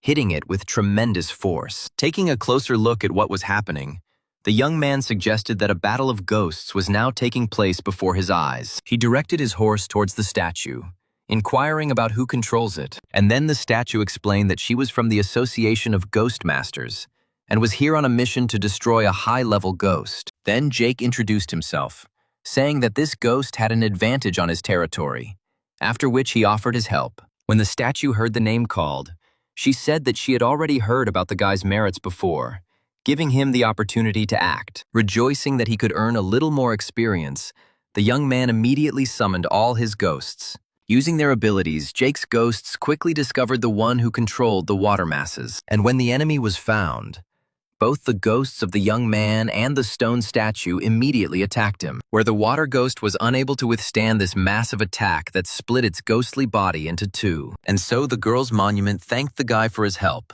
also noting his outstanding abilities. Then the young man asked if his interlocutor had seen a certain ghost of rank S2 here, to which the stone girl replied that some time ago she had already pursued some strange ghost, codenamed Harlequin, and immediately handed the guy a certain fragment that should help in the search. After which, having said goodbye, the stone girl turned into a pile of fragments that soared into the sky and soon disappeared into the clouds. Having examined what he received from a random stranger, Jake realized that it was a fragment of a mask. This was a great opportunity to test the tracking abilities of the ghost painting, where, having studied the fragment, she let the young man know that she could help in the discovery. And now the ghostly picture was already rushing in the direction where it sensed the presence of the ghost, and Jake tried to keep up with it. After some time, the wildlife ended, and the young man found himself in a lifeless forest. A net, peeking out from the canvas, indicated the direction of further movement, where, through the red fog that appeared from nowhere,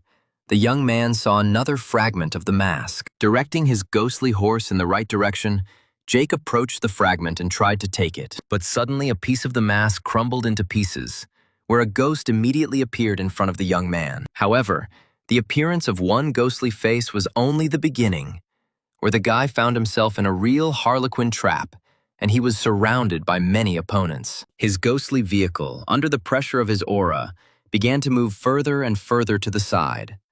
But at some point, Jake stopped him and discovered that they had almost fallen off a cliff. Calling on May, the young man asked the girl if she could dispel this red fog that was obstructing the view. And so the Red Bride used her abilities to ensure that the appearance became normal. When the fog was cleared, Jake saw a picture of a sting, where the entire steep wall in front of him was strewn with coffins. The young man also discovered that the fog was coming from a crevice, where something else was visible. Having looked closely, the young man discovered another ghostly cart in front of him, which quickly burst out of its hiding place and tried to attack the uninvited guest. But May immediately intervened in the situation, using her abilities, where, having evaded direct confrontation, the girl transported herself, her master, and all her ghostly colleagues to a safe place. This made the guy think that the ghost he was looking for was really very strong. Remounting his ghostly horse, Jake told the ghostly painting to continue moving towards where it sensed the Harlequin's presence. And so the search for the young man continued,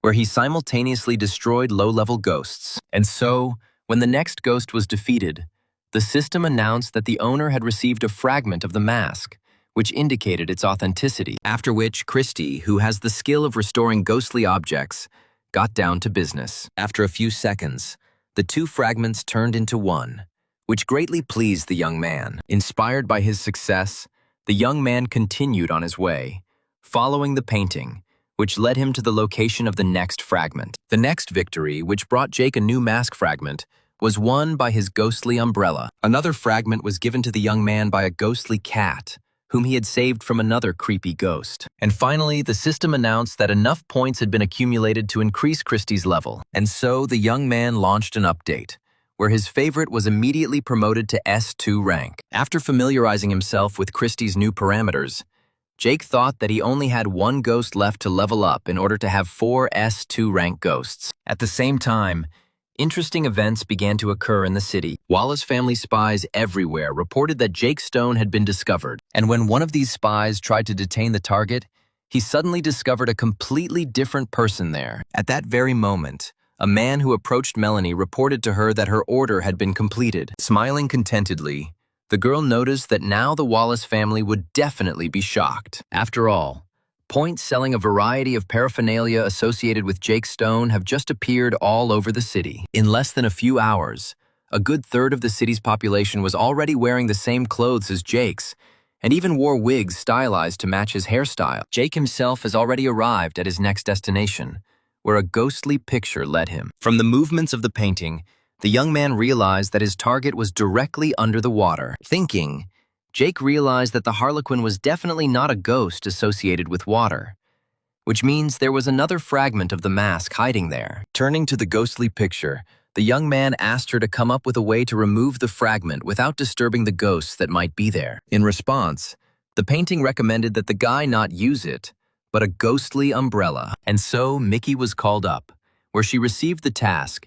She immediately cloned herself, where numerous umbrellas began to quickly spin in the air. Soon the air movements spun a strong whirlpool, and when days appeared, another fragment could be seen there. And so, having taken on a human form, the girl rushed down to take possession of the artifact. Quite quickly, she approached the bottom of the reservoir and picked up a fragment of the mask. But as soon as the fragment was in her hand, the passage that she had opened quickly began to close. Jake only had time to shout the name of his ghost, but the funnel had already collapsed.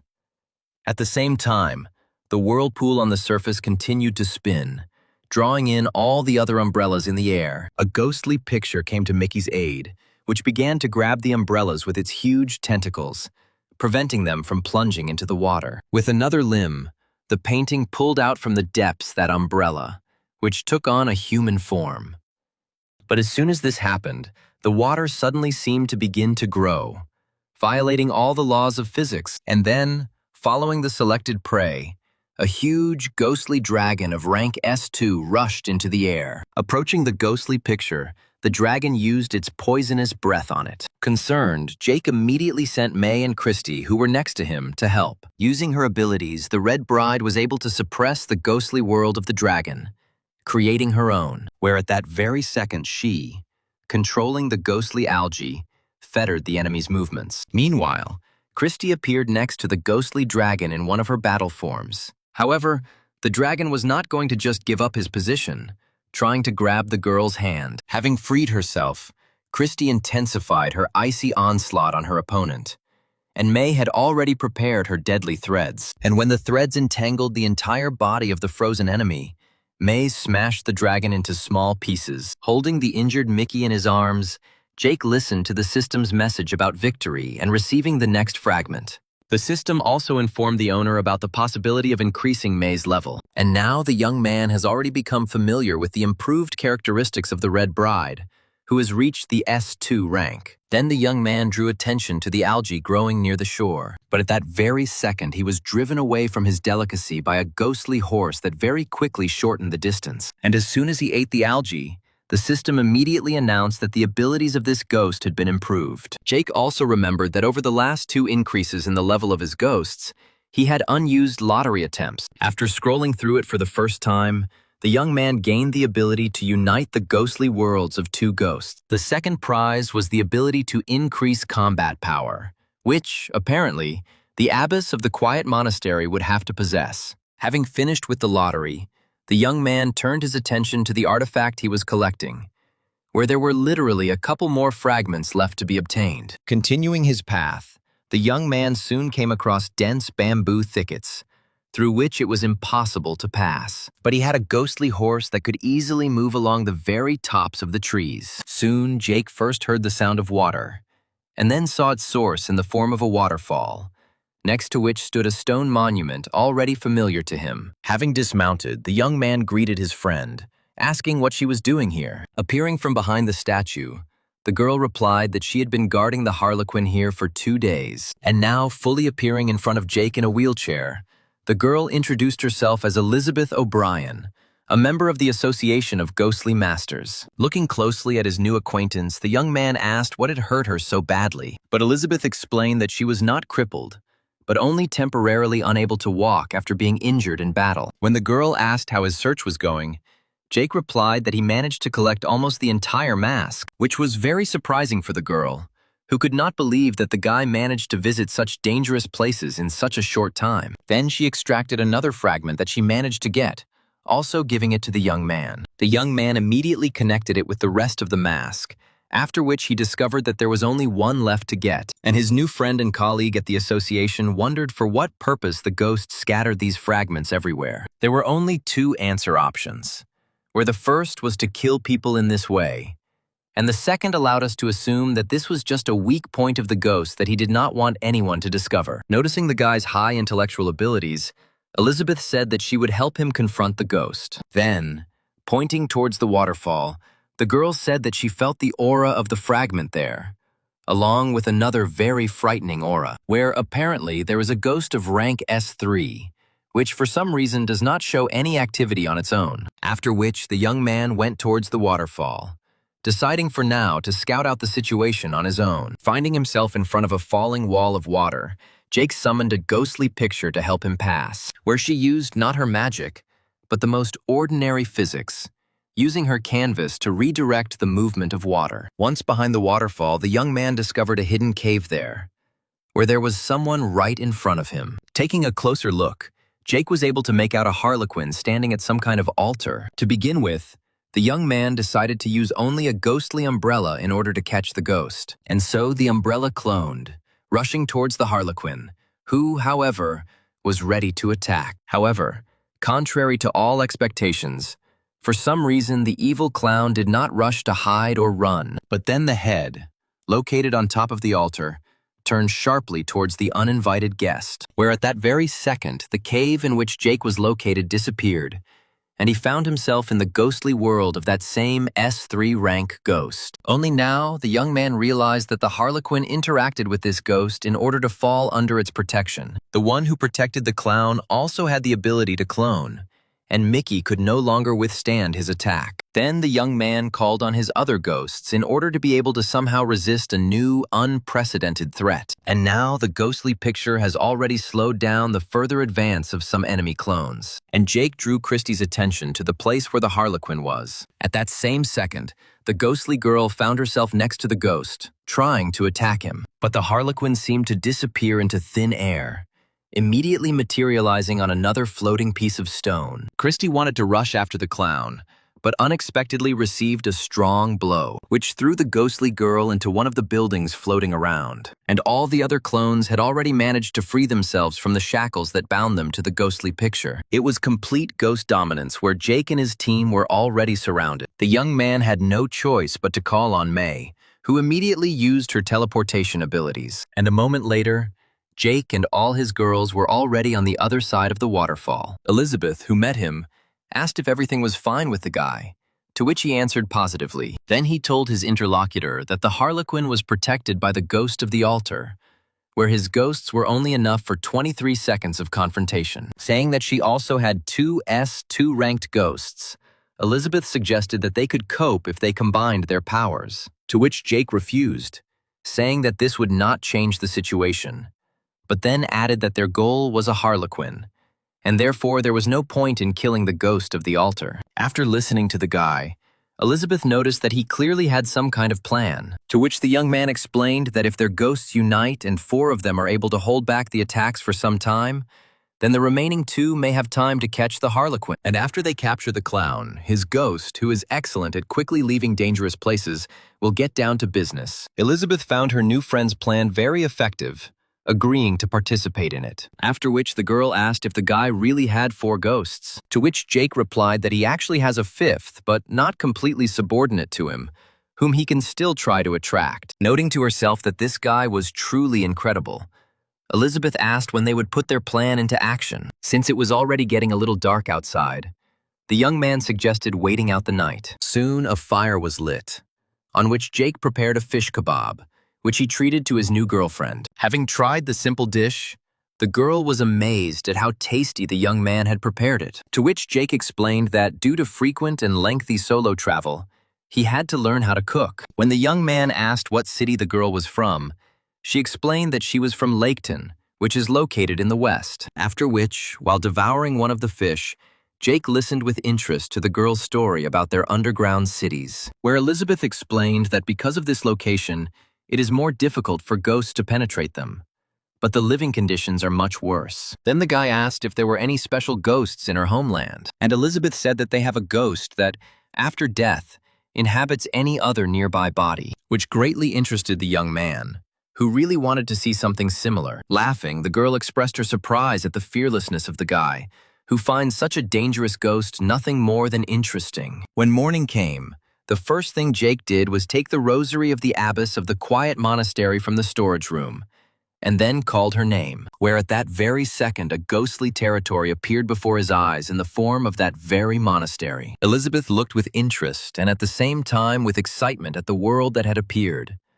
But the young man reassured the girl, saying that this ghost was on their side, and now he has already saddled his ghostly horse, and his today's partner summoned a stone statue. Like last time, the painting opened a passage to the other side of the waterfall. And now Jake and Elizabeth, who were on the other side, already saw the Harlequin in front of them, still sitting at the altar. The clown quickly realized that they had come for him again, turning around and seeing the uninvited guests, where at that very second his protector, the ghost of the altar, had already unfolded his ghostly world. Starting to act according to the plan, Elizabeth summoned her second ghost, where both immediately began to attack. Jake also used all the means available to him, also summoning a ghostly mirror, where he himself rushed to attack, telling May to save her strength. The phantom umbrella was sent to help contain the altar ghost, which was carried out by Elizabeth's ghosts. The mission of Annette and Christie was to capture this harmful Harlequin. The young man himself also did not stand aside, where he, with his ghostly sword, helped in restraining the enemy. Meanwhile, Annette and Christie moved towards the place where the Harlequin was hiding, not being distracted by the attacks of the altar ghost, which were thwarted by Elizabeth's ghosts. And for the first time, the young man decided to test his ability in the form of combining the ghostly worlds of his faithful ghostly friends. This combination of energies created a more powerful effect than any of the individual attacks had before. But the Harlequin was not going to just give up, instantly leaving the dangerous place. And so the clown also decided to go on an active defense, unfolding his ghostly world in the sky. Watching this, Jake noticed that even under the auspices of the ghost of the altar, the Harlequin could not withstand the intervention of the abbess. At the 10th second of this confrontation, the combined ghostly worlds of Annette and Christie were rapidly approaching Harlequin territory. And then Christie, who appeared from the rushing beam of energy, instantly destroyed several creatures from the ghostly world of the Harlequin. The ghostly picture did not stand idle either, which also suppressed the world of the clown, spreading its tentacles. And then, the quiet abode appeared right in front of the Harlequin, where a knocking, monotonous sound began to attract the ghost to itself. Noticing that their target was hooked, Jake asked May to take them to the entrance to the monastery. About 17 seconds had already passed since this operation began, and now everyone who participated in it watched with bated breath as the Harlequin moved towards the monastery. He noticed the danger to his ward and the ghost of the altar opposing Jake and his team, where Elizabeth, sitting next to her, noticed that the situation was now getting out of control. When the powerful ghost began to attack, the place where the last fragment of the mask was suddenly discovered. Christy, using her special abilities, extended her huge, ghostly hand for the fragment, and May was already preparing a retreat. And at the very last moment, when the wrath of the ghost of the altar had almost overtaken the team, they moved to a safe place. Noting that the Red Bride had worked very hard, Jake sent the girl to gain strength. The young man also noticed how his partner showed herself, but she did not share his enthusiasm, sadly saying that the Harlequin managed to leave. But the young man objected, firmly declaring that victory remained with them. After all, his precious Christy managed to take with her the last fragment of the ghostly mask. And now the young man was already handing her the rest of the almost assembled mask so that the girl would use her charms. And as soon as the mask was completely restored, the system announced that now the Harlequin will follow the one with the mask everywhere.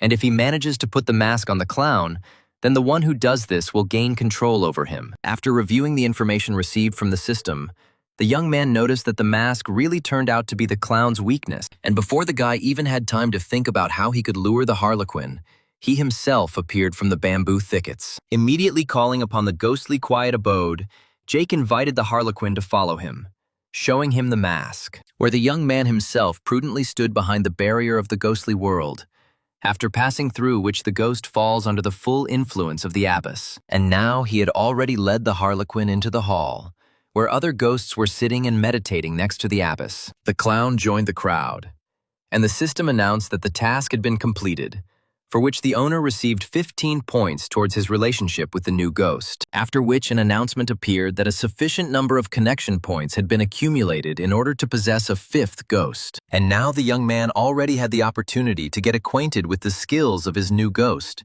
which were significantly different from all that had come before. One of the abilities that Olivia possessed was the transformation of ghosts from evil to good, where no one had ever heard of such a thing. Examining the girl he already knew, Jake noticed that she apparently understood her strength, and therefore directed it after death in a certain direction so as not to harm others. Looking at all those ghosts that were in the meditation hall, the young man realized that they should have already been subject to re-education. Looking at one of them and calling up the status window, the guy read that this ghost is 70% good and 30% evil. Information about another ghost showed that only 1% remained for complete re-education. And so a plan matured in the young man's head, according to which, after the Harlequin's complete re-education, he could be given to Veronica, who would immediately become an S2 level master. Having decided to try the process from the very beginning on a Harlequin, Jake was already looking forward to how he could organize a mass re-education of ghosts. Having given Olivia a ghostly mask, the young man noted that its use would help in re-education, and when the abbess got to work, the system added 5 points to the relationship for the fact that the owner provided the ghost with a useful artifact. Based on everything that happened, the guy could only rejoice. At the exit from the ghostly territory, Elizabeth continued to wait for him, to whose questions Jake explained that the Harlequin would not create problems for anyone anymore. After which, the young man thanked the girl for her help, where without it he definitely would not have succeeded. Laughing, Elizabeth replied that she was only happy about it, but she would not refuse the guy's help if she suddenly needed it. Replying to this that he is always ready, you just have to call, Jake said goodbye to his new acquaintance. A warm, starry night arrived where Christy, being essentially a small child, sat and played with fireflies. But suddenly some small inhabitant of the forest rushed past and literally snatched the luminous insect from the hands of the ghost. And so, against the backdrop of Jake and the other ghosts sitting by the fire, Christy was already chasing her little offender. Looking at the map, the young man made plans for his future path. Meanwhile, Old man Wilhelm was undergoing recovery procedures as usual. Suddenly feeling something, the man abruptly rose to his feet and ordered to immediately gather all combat-ready masters. And people on the city streets were already observing the ghostly territory of the Wallace family that had appeared, where this was just the beginning. Because a second later, a second territory, very similar to the first, appeared in the sky. Having already managed to gather himself and prepare for confrontation, Wilhelm furiously noticed that this family was crossing all boundaries. At some point, the city residents saw another ghostly world unfold in the sky opposite the enemy. It was the ghostly world of the city leader himself, who, appearing before Thomas, said that he had written him off early, to which the head of the Wallace family stated that he was still a child when his opponent had at least some strength. And now, after so many years, some old man is still trying to save the city alone, to which Wilhelm openly stated that, unlike Thomas, he does not need henchmen. A man standing next to Thomas was clearly offended, realizing that by henchmen in this case they meant him. But the head of the Wallace family himself did not allow the quarrel to begin, demanding that the head of the city hand over Jake, where he knows for sure that he is in the city. To which the old man noted in an icy voice that the guy is really here, but you can only get to him through his corpse. Summoning his ghost, Thomas noted that he would do this easily and with great joy, and his support was the ghost of a certain second man nearby. Watching the situation escalate above, people began to hastily leave the streets, seeking shelter. At some point, a man approached Wilhelm and brought him what he asked for, and so, taking the golden box into his hands, the old man noted that his opponents did not think at all about the consequences of their actions. The appearance of this simple object in the hands of his opponent made Thomas stop, and the head of the city had already opened the first lock, where a very terrible aura immediately began to penetrate through a small gap, where even the ghosts of men who tried to attack the city immediately felt it. Having finished with the first lock, Wilhelm's hand was already reaching for the second, and suddenly Thomas shouted for the man to stop,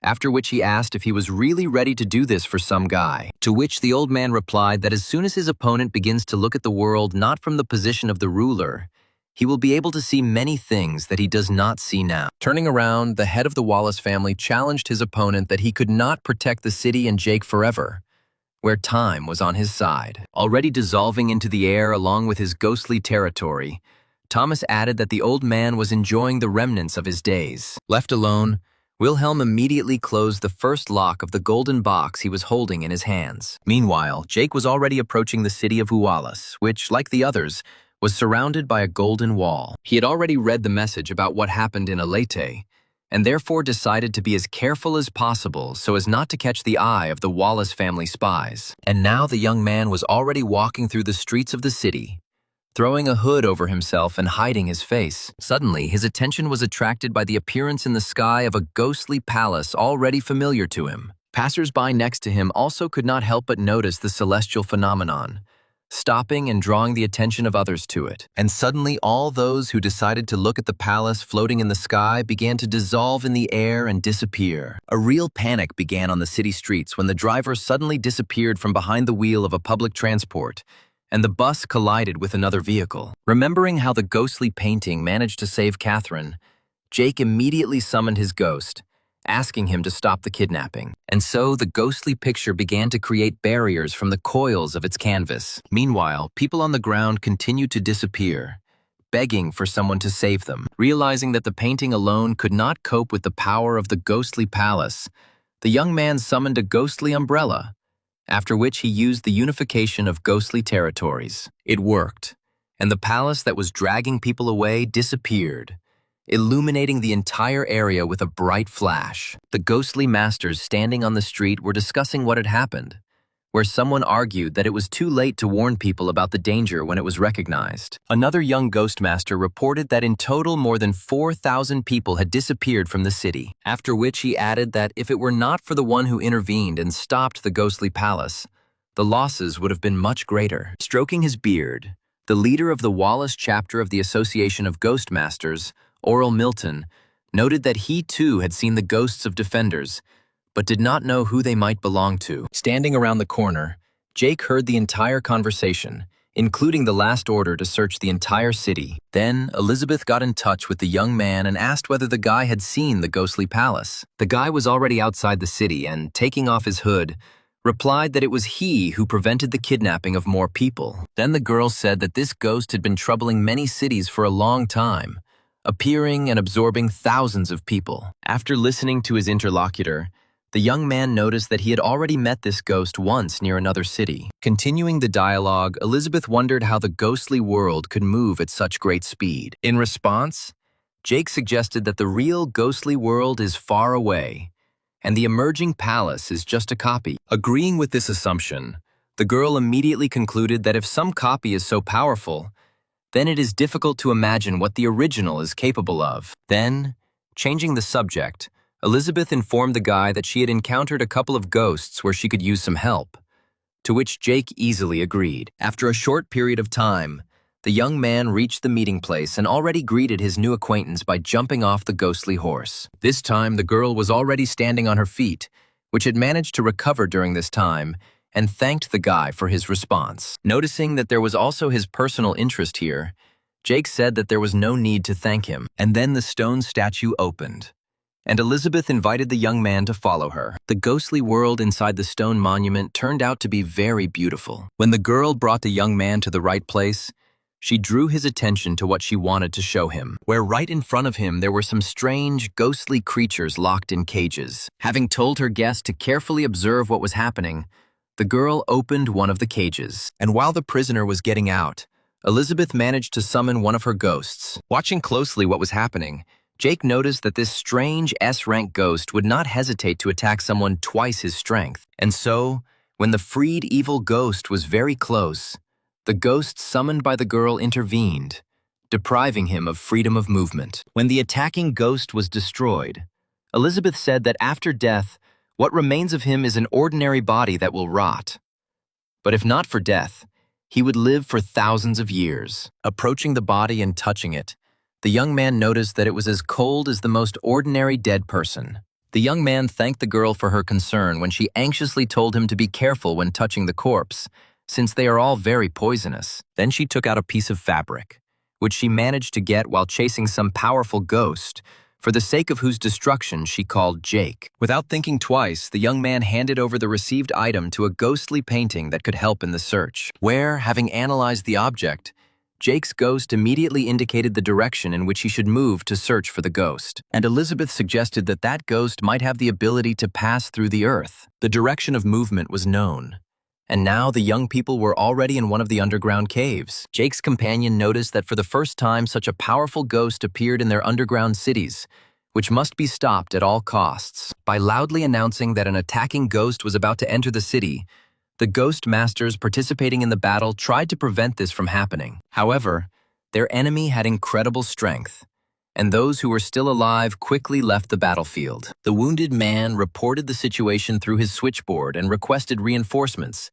indicating the direction of the ghost's movement. His interlocutor, with a whole detachment of ghostly masters, confirmed the receipt of the information and said that they were already in place. And suddenly, the reinforcement group felt the powerful aura possessed by the enemy who had appeared in the distance. Looking up, the leader of the squad immediately realized that in front of them was a ghost not of rank S, as previously reported, but of rank S2. Suddenly, a group of ghostly masters saw some kind of ghostly canvas begin to spin around from the enemy, which instantly knocked the enemy down from the ceiling of the cave, and Jake and Elizabeth were already standing behind him. And suddenly, in the place where the multi-armed ghost had just been, a powerful explosion was heard. And when the dust settled after him, only a huge hole remained in the place where he was. Summoning his ghostly umbrella, the young man said that they needed to go down, taking with it both the people and the ghost of Elizabeth. The ghostly umbrella quickly rushed down. He caught up with the fleeing ghost as he passed through some portal, and at Jake's command, he rushed there. When the journey through the portal was over, the young people discovered that they were in some kind of ghostly world. The young man immediately noticed that the castle buildings looked very familiar, and then finally, he realized that this was the very palace that appears in the sky and kidnaps people, where neither Jake himself nor his companion could believe that they found themselves in this unknown and rather dangerous place. Elizabeth immediately felt that her ghosts were suppressed by the power of whoever lived here. But the young man noticed that the owner of this world did not attack them right away, and therefore there was definitely a chance for a positive outcome. Summoning his ghostly horse, Jake decided to look around in this ghostly world, where he did not find a single living soul. Having traveled through the entire city, the travelers soon arrived at the main gate leading to the palace itself. The ghost horse did not need to open the door, as it easily crossed the wall. And now, Jake and Elizabeth were already driving through the halls and corridors of this strange place. Soon they saw the main building in front of them, near which was the one they were pursuing. Sensing the approaching danger, the ghost turned sharply and bared its teeth, and the girl, jumping from the ghostly horse, has already called upon her ghosts in order to deal with the fugitive. Jake decided to take advantage of the moment, calling the abbess, saying that he couldn't do it without her help. Not wanting to be defeated, the ghost rushed forward, where he easily tore apart the vines with which one of Elizabeth's ghosts tried to restrict his movements. And so, having passed the first obstacle, he was already attacking the ghostly stone statue, where such incredible strength and mobility greatly surprised the girl watching the progress of the battle. But then the ghostly abbess came to the fore, beating out her usual rhythm, where, a second later, a ghostly world began to form around her. The energy of the abbess had its effect, slowing down the movements of the attacking ghost. At that same second, one of Elizabeth's ghosts grabbed him again with his vines, after which he hit him with all his might against the wall with spikes created by her second ghost. And now the body of the attacking ghost was pierced through and through by huge, thick spikes. That, however, did not stop him from jumping off and continuing the attack despite the damage he received. While the girl expressed her amazement, Jake noticed that ordinary wounds did not cause him significant harm, and the angry ghost was already approaching the one who threw him on the spikes, trying to deal with him. But suddenly, his movement was interrupted by the abbess's hand, which simply lay on his head. Immediately after which the ghost began to fall apart, and the system announced another victory. Answering the question of the amazed girl, Jake confirmed that this was his fifth ghost. When it was all over, the young man wondered why the owner of this ghostly world did not react to their noise. And while he was thinking, Elizabeth suddenly shouted for him to raise his head and look up, where, having fulfilled the girl's request, Jake, not without surprise, saw a copy of the palace formed in the air. Preparing to defend himself, the young man immediately called Christie, who placed them in a safe place. However, no attack has yet followed, where a copy of the palace that appeared simply merged with the original. And then the door to the royal chambers swung open, where at the end of the long hall one could see a silhouette sitting on a throne, where this was the same person whom Carton, who almost became a victim of this palace, had once described to Jake. The young people instantly felt the powerful aura this unknown ghost had. No protective measures that were taken by Christie helped protect themselves from what was coming at them. Then Jake called for help from his favorite Annette and Mickey, who instantly joined the confrontation. May, who appeared behind him, wanted to move everyone to a safe place, but the young man stopped her. He thought to himself that the Red Bride would be able to transfer them at any moment, and therefore, this was an excellent opportunity to test his strength and test Olivia's abilities. And so the young man again called Olivia, instructing her to carry out research on the ghost in whose world he found himself. And then the system announced that the ghost of the owner began researching the ghost of the fiery girl. Time passed, and the progress of research into this unusual ghost was small and amounted to only 5%, where at the same time the girl did not stop her pressure, pushing through Jake's defense. Realizing that he definitely could not win this fight, the young man ordered May to prepare to move. But suddenly the fire girl's attack suddenly stopped, where, turning away from her intruders, she turned her attention to something apparently more important. And there, right behind her palace, whole waves of sand began to rise, ready to absorb everything that stood in their way. Elizabeth drew the attention of her companion to the fact that another ghostly world was forming, which was not very pleasing to the one who attacked them. And finally, everyone was able to see the one who decided to measure his strength with such a powerful ghost as the fiery girl. The dead man did not come alone, where behind him there was a whole army of similar ghosts of rank S, and he himself had rank S3. And now his ghostly world of sand was rapidly approaching the ghostly palace of the fiery girl. Watching how the mistress of the palace switched her attention, Jake said that she definitely had no time for them now. And so, after taking a few steps,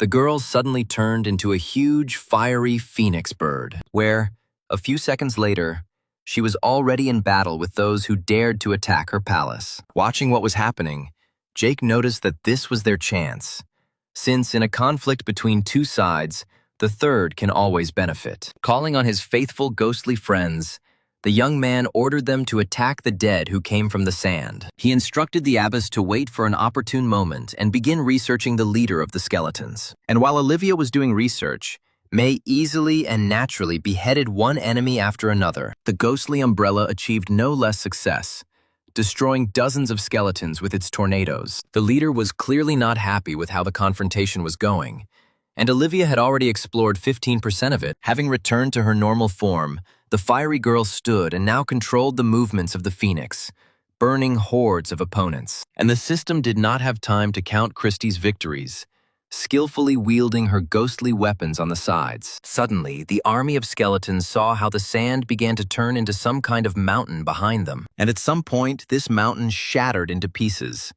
and the crowd of opponents saw a ghostly picture, where, with its attack, the painting destroyed a huge number of skeletons that stood in its way. Meanwhile, the abbess's study was already 33% completed, but the young man noticed that this was quite little, and the effect could be enhanced if he drove the enemy into the ghostly world of Olivia. And now the abbess has already begun to bring her ghostly world closer to the commander of the dead. And the monotonous knocking sound undoubtedly had some kind of mental effect on their enemy. The captain of the skeletons, suppressed from all sides, was immediately attacked by the mistress of the palace. And so the ghostly world of the sands began to gradually lose its position and retreat back to where it came from. Jake's ghosts began to pursue him, but he immediately called them back. Where was the possibility that the fire girl might try to attack them again? But she did not even think about continuing the attack on the uninvited guests. And the system suddenly announced the awarding of 3 relationship points for assistance in the battle. This was very good news for the young man, who realized that he had a chance to acquire a 6th ghost. But just a second later, the ghostly world in which they had just been suddenly disappeared, and Elizabeth, who discovered that they were in some kind of dungeon, noticed that she felt someone's presence around. Although the eyes had already become accustomed to the darkness, it was almost impossible to see anything. And then Jake asked Christie to organize the light, and so the girl created her ghostly game world, immediately after which the young people were able to see those who surrounded them. These were huge crowds of ordinary people, where Jake immediately realized that these were all those who had disappeared after seeing the replica of the palace. Looking around, the newcomers to this dungeon noticed that the first ones who got here had been here for more than 10 days. Then the girl's attention was attracted by a female voice, which called her by name. Turning, Elizabeth saw a girl she knew named Mary, who was asking reassuringly whether this was a rescue operation. The men standing nearby also recognized the girl of the association member, deciding that now they were definitely saved. Meanwhile, Elizabeth, answering Mary's question, explained that this was not a planned rescue operation, but they would take all measures to get them out. After which the girl introduced Jake to Mary, who greeted him warmly. After brief greetings, Elizabeth asked her friend to tell her about what had happened to her during this time, and she said that they were just chasing a ghost not far from the base, when they suddenly saw a ghostly palace in the sky. A few minutes later, they suddenly moved to the very palace that was hanging in the air. But then the palace dissolved, and they found themselves in this dungeon, where there is no food at all, but at least there is groundwater, which prevents them from dying of thirst. Having examined the cave, people were able to find several passages, but all those who tried to use them immediately died from some unknown force. Concluding her story, Mary added that from time to time some fiery girl appears here, as if checking something. After listening to the story, Jake thought for a while, and very soon the right thought came to his head. Summoning a ghostly umbrella, the young man said that they needed to get up, and then his umbrella opened, starting to spin more and more. And so Jake, Elizabeth, and Mary, standing next to them again, found themselves in the ghostly world of the fiery girl, where Mary immediately screamed heart-rendingly when she saw that same girl, attracting the attention of her companions to her appearance. Turning around,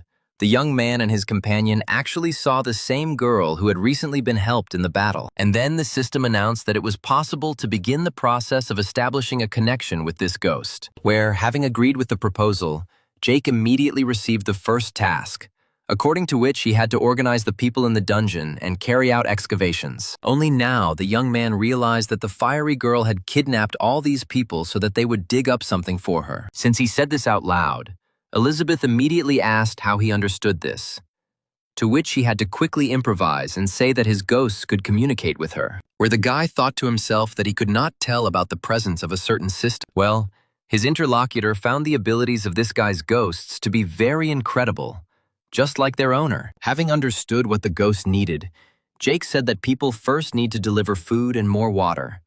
Otherwise, they will all soon die and will not be able to help. Looking at the petitioner, the fiery, ghostly girl suddenly took out something and sent it into Jake's hands. The young man watched with interest as a sheet appeared in his hand, where the system announced that a ghostly artifact had been received. Elizabeth, standing nearby, suddenly wondered why this girl herself simply could not penetrate underground and extract from there what she needed. Deciding to check this out, the team returned to the cave again, where Jake's ghosts tried to pass through the ground. And when they didn't succeed, it became clear why the fiery girl decided to resort to the help of people. Taking a handful of this soil in his hands, the young man noted to himself that this soil is like gold, which does not allow ghosts to pass through, and therefore can be a very valuable find. Then Mary turned to the young man, who noticed that if the barrier was removed, then why don't they just get people out of here? To which Jake explained that, firstly, his ghost would not be able to move such a crowd, and secondly, it would anger the mistress of the palace. Realizing that the surest way to get everyone home was to complete the mission, Mary agreed to help organize the people, while Jake went out to get supplies. And now the young man again instructed Mickey to lead them out of this dungeon. And so the young man and his companion suddenly found themselves not in a ghostly palace, but in some kind of desert. Then Elizabeth was horrified when she turned back, scanning the area, and saw what was coming towards them, where just a few meters away from them stood the leader of the skeletons with his dead army. Deciding that now the risk would definitely not be justified, Jake instructed May to move them from the dangerous place. The Red Bride moved the travelers a good 100 kilometers, but nevertheless they again found themselves in the desert, and suddenly the sand right in front of them flared up with a bright flame, where it was clear that this was someone else's attack. And then, from the depths of the earth, a huge, ghostly worm appeared, which also had an S2 rank. To protect herself from a surprise attack, Elizabeth summoned one of her ghosts, who didn't have time to do almost anything, since Jake's ghostly picture was already wrapped around the worm's body, and Christy completed the job by cutting this not very pleasant ghost into two parts. A ghostly umbrella covered people from the pieces of the ghostly body of their defeated enemy falling from the sky, where the guy and girl, taking advantage of the moment, discussed where they should move next. Climbing onto the ghostly horse, they continued on their way, where Elizabeth constantly tried to catch the satellite signal. Suddenly, despite the ruins that were visible on their way, Jake noticed another ghost blocking their path. Since the ghost was rank S3, Jake again decided not to risk it and instructed May to teleport them once again finding himself in the harm of the sands. The young man wondered what kind of cursed place this was, literally inhabited by ghosts of the S3 rank. Elizabeth answered his question, saying that this place was very similar to the Desert of Death. Continuing their journey, the young people realized that they were in one of the 8 most dangerous places on the entire planet. While they were driving, Jake asked for more information about these 8 dangerous places, to which Elizabeth immediately explained that only the elders of the association know about these places and carefully guard them. After which, Jake noticed that this place was apparently the permanent residence of the fiery girl. Changing the subject, Elizabeth suddenly said that there should be a settlement nearby where they could replenish supplies. But before she could finish her thought, suddenly an S3 rank ghost appeared in front of them again. And again, the young people were transported by the forces of the Red Bride, where they discovered a real oasis at the new point of their appearance. After checking her switchboard, the girl noticed that the signal had appeared again,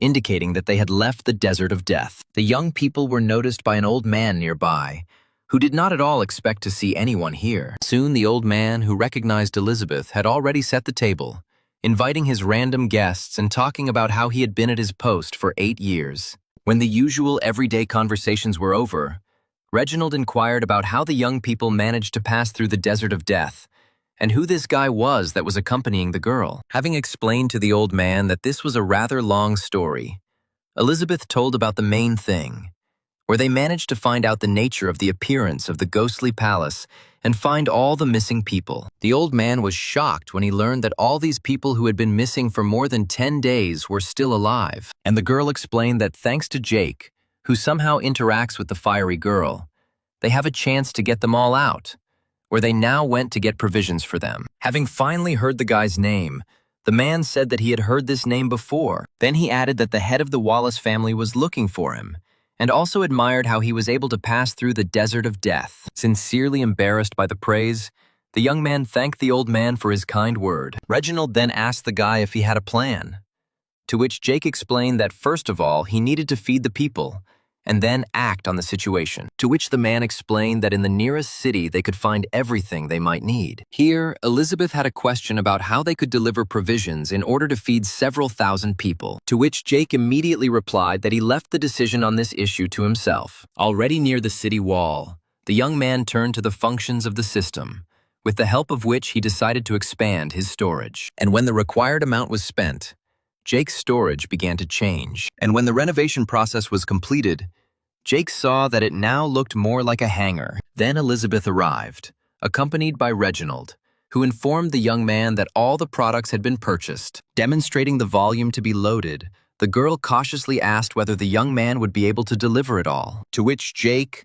summoning a ghostly picture that began to block the view, explained that his ghosts have special abilities. Meanwhile, the painting, which blocked everyone's view with its canvas, simultaneously removed the provisions into storage. And after a couple of minutes, Elizabeth was surprised to find an empty room. There was still one problem with the return, where May was greatly weakened after traveling through the desert of death, where, in response to a corresponding question from his companion Jake, taking out what the fiery girl gave him, suggested that maybe this item would be useful. Calling upon his faithful, ghostly friend Christy, the young man asked her to try to figure out how it could be used, and after a short analysis, the sheet was destroyed, after which Jake and Elizabeth returned straight to the cave where the people were waiting for them. The girl who met them told Mary that they had brought enough supplies with them so that no one would go hungry, immediately after which Mary volunteered to organize all the people to receive food and water. And now everyone who was in this dungeon was already lined up in long lines, receiving food. Handing out food and water, Mary told everyone who came that all troubles were now behind them, and those who had already received provisions sat and thanked those who came to their aid and saved them from starvation. A little girl came up to Jake and handed him some of her food, thanking him for his help. But the young man, saying that he had already eaten, invited the child to eat it himself. When everyone had a snack and gained strength, it was time to help the ghost who had kidnapped them. Having received the tools, thousands of people began to excavate, trying to get to the bottom of something unknown. Also participating in excavations, Jake periodically thought about what the fiery girl needed to find so badly. Every day, the depth of the excavated pit increased more and more, and at some point, one of the workers came across something very hard with his tool. Having removed a little earth in the place where something was found, the workers saw a stone slab with hieroglyphs. Realizing that this was exactly what the fiery girl was looking for, Jake asked the workers to completely dig up the find, and so the men immediately set to work with double tenacity, realizing that their speedy return home depended on how quickly they finished. It soon became clear that the discovery was a huge stone sarcophagus. The cries of people behind the young man, alarmingly stating that a ghost had appeared in front of them, forced him to turn around, where Jake saw that the fiery girl herself had descended into the dungeon, who was clearly pleased with the find. Having told all the workers to leave the excavation site, the young man himself remained below to dialogue with the ghost. And when he and she approached the discovered sarcophagus, the system immediately announced that the task had been completed. The rest of the people, including Elizabeth and Mary, watched with interest what the guy and the ghost thief were doing below. Turning to her friend, Mary asked if they needed to help Jake somehow, to which Elizabeth replied that this guy knew exactly what he was doing and could handle it himself. Meanwhile, the fiery girl touched the sarcophagus, which was accompanied by an excessively bright glow, and when the attempt to move it failed, the system issued a new task, according to which Jake had to help the ghost get this coffin and place it in the ghostly palace. Having begun to study this subject, the young man at the same time thought about why the ghost was unable to get it. The reason could be that it was still sitting quite tightly in the soil, which had some unusual properties. Taking out a huge, sharpened piece of iron from his storage, the young man decided to act independently. And so, with all his might, he hit it at the place where the soil and stones were adjacent to the object the ghost was looking for. The young man moved around the sarcophagus, delivering one blow after another, where very soon the dust he raised hid him from prying eyes. And so the young man finally reached the place where the sarcophagus ended, deciding that now he should be able to move it. Coming closer, he grabbed its edges, preparing to pull it out of the ground. Using a little effort, the young man was able to lift this bulky coffin alone, with pumping from the system helping him. While Mary was in a state of shock from what she saw, Elizabeth noticed that anything could be expected from this guy. Turning to the fiery girl, Jake asked to show him where to put this very necessary item. Immediately after which, she opened the passage to her huge palace, giving the guy a sign to follow her. Once in the right place, the young man placed the sarcophagus on the floor, and the system announced the completion of the task. But at that very second, he received a new task, according to which he needed to assist in the opening of this sarcophagus, but not earlier than 3 days later. Already now the young man was thinking about how he could do this, since in this rectangular piece of stone there was not even a hint that it could somehow be opened. And then he realized that it was not in vain that the system had instructed him to help with the opening in 3 days, where some special conditions for this would probably be created. Then, turning to the fiery girl, Jake explained that he could help solve her problem only in 3 days. With a nod of her head, his silent interlocutor let the guy know that she was satisfied with everything. Then Jake, noticing that people were running out of food, asked for permission to leave the confines of her ghostly world again, where at that same second the girl handed him several ghostly leaves with which he could move. And so the young man returned, saying that the fiery girl would let everyone go, but only after 3 days. The young man thought to himself that he really wanted to explore the desert of death, but he explained out loud that he would go again for supplies. Both Elizabeth and Mary immediately volunteered to keep the young man company, but Jake objected, saying that it would be much easier for his ghost to move only in case of danger, which Elizabeth, who had already been upstairs, agreed with. And now the young man was already moving on his ghostly horse through the desert of death. Feeling May clinging to him, Jake thought that it was hard to imagine a better place to gain experience points. His thoughts were interrupted by a bright flame appearing right under the hooves of his horse, where, a second later, some blazing stump appeared in that very place. The young man did not even have time to think about how small the ghost he came across, as it had already grown to the size of a huge tree engulfed in fire. This was a great opportunity to gain experience points against an S2 level ghost, so Jake immediately summoned his ghosts. Christy was the first to try to attack the blazing tree with her icy hand, but it was able to block this attack and even hit back, where the girl was diverted from the blow by a ghostly picture. Observing what was happening, the young man instructed Olivia to conduct research on the ghostly tree, where he immediately noticed that with an enemy of a lower rank, the research process goes much faster. And so the abbess of the quiet monastery completed the research, after which the suppression of the enemy's abilities followed, during which the ghostly blazing tree gradually began to decrease in size and its flames to fade. When the suppression was completed, what stood in front of the young man was just a charred stump. Approaching him, Jake, saying that the fittest survives, finally destroyed him with his ghostly scratch. Next, the young man had to overcome the desert of death as quickly as possible, where, after the third movement, the guy thought that May might already be very tired. And then, in front of him, he saw an oasis already familiar to him, where old Reginald should have been. Having reached a cozy corner in the middle of the desert, Jake moved past the palm trees, trying to shout out to his friend, and suddenly his eyes caught a line of people moving through the desert on camels hung with loads. The guy realized that he was dealing with ghosts when he suddenly saw someone from the caravan handing a letter to a postman he already knew. Suddenly, May, who was accompanying him, took off and went to one of the merchants despite the young man's attempts to stop her. Once next to him, the girl froze, But the ghost of the merchant also did not begin the attack. This silent dialogue ended with the merchant suddenly beginning to extract something from his luggage. Having accepted what he gave her, the red bride thanked him with her ghostly energy. Jake realized that he was in some kind of ghost market when the system announced that he had received ghost fabric that could be used to create ghost clothes. From Christie's look, it immediately became clear that she was not at all opposed to expanding her wardrobe. At the same time, Melanie, pouring tea into her mug, told her guests that she had called them today to talk about Jake Stone. Veronica, Catherine, and Diana, sitting opposite her,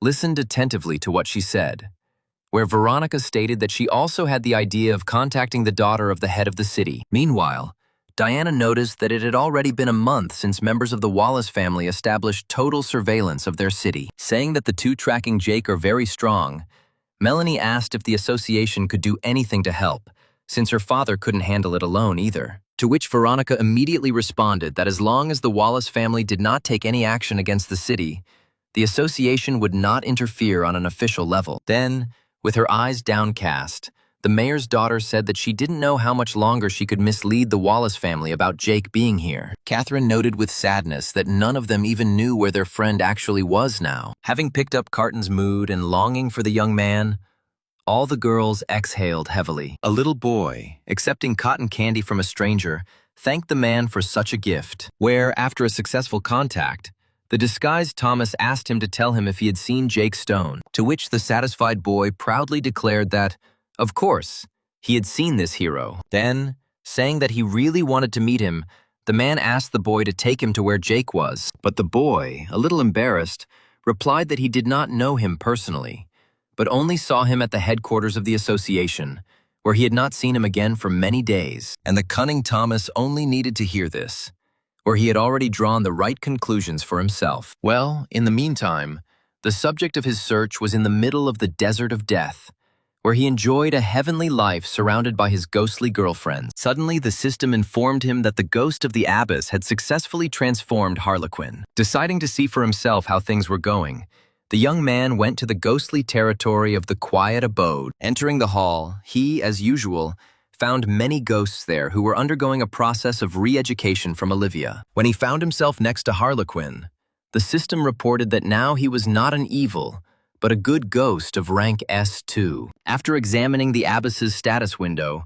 Jake suddenly discovered that there was much more information there, where this ghost's experience depended on how many ghosts she retrained. Standing opposite the girl, the young man thought about whether it seemed to him that her eyes were becoming more and more alive. And then the system announced that for maintaining eye contact with the ghost for several minutes, the owner was awarded several relationship points. Deciding to earn a little extra points in order to interact better, the young man immediately took a seat and plunged into meditation, receiving points for this as well. His next activity for points was cleaning rooms in the monastery. After he finished in the abbess's ghostly world, the young man went to visit Annette. Without letting go of the young man's hand, the beautiful girl called him to the fair taking place near the river. And now they were already walking together at the counters, where the girl was looking for certain things for herself. And when the daylight ended, the young people came to Annette's house as usual. The satisfied girl thanked her boyfriend for this wonderful day,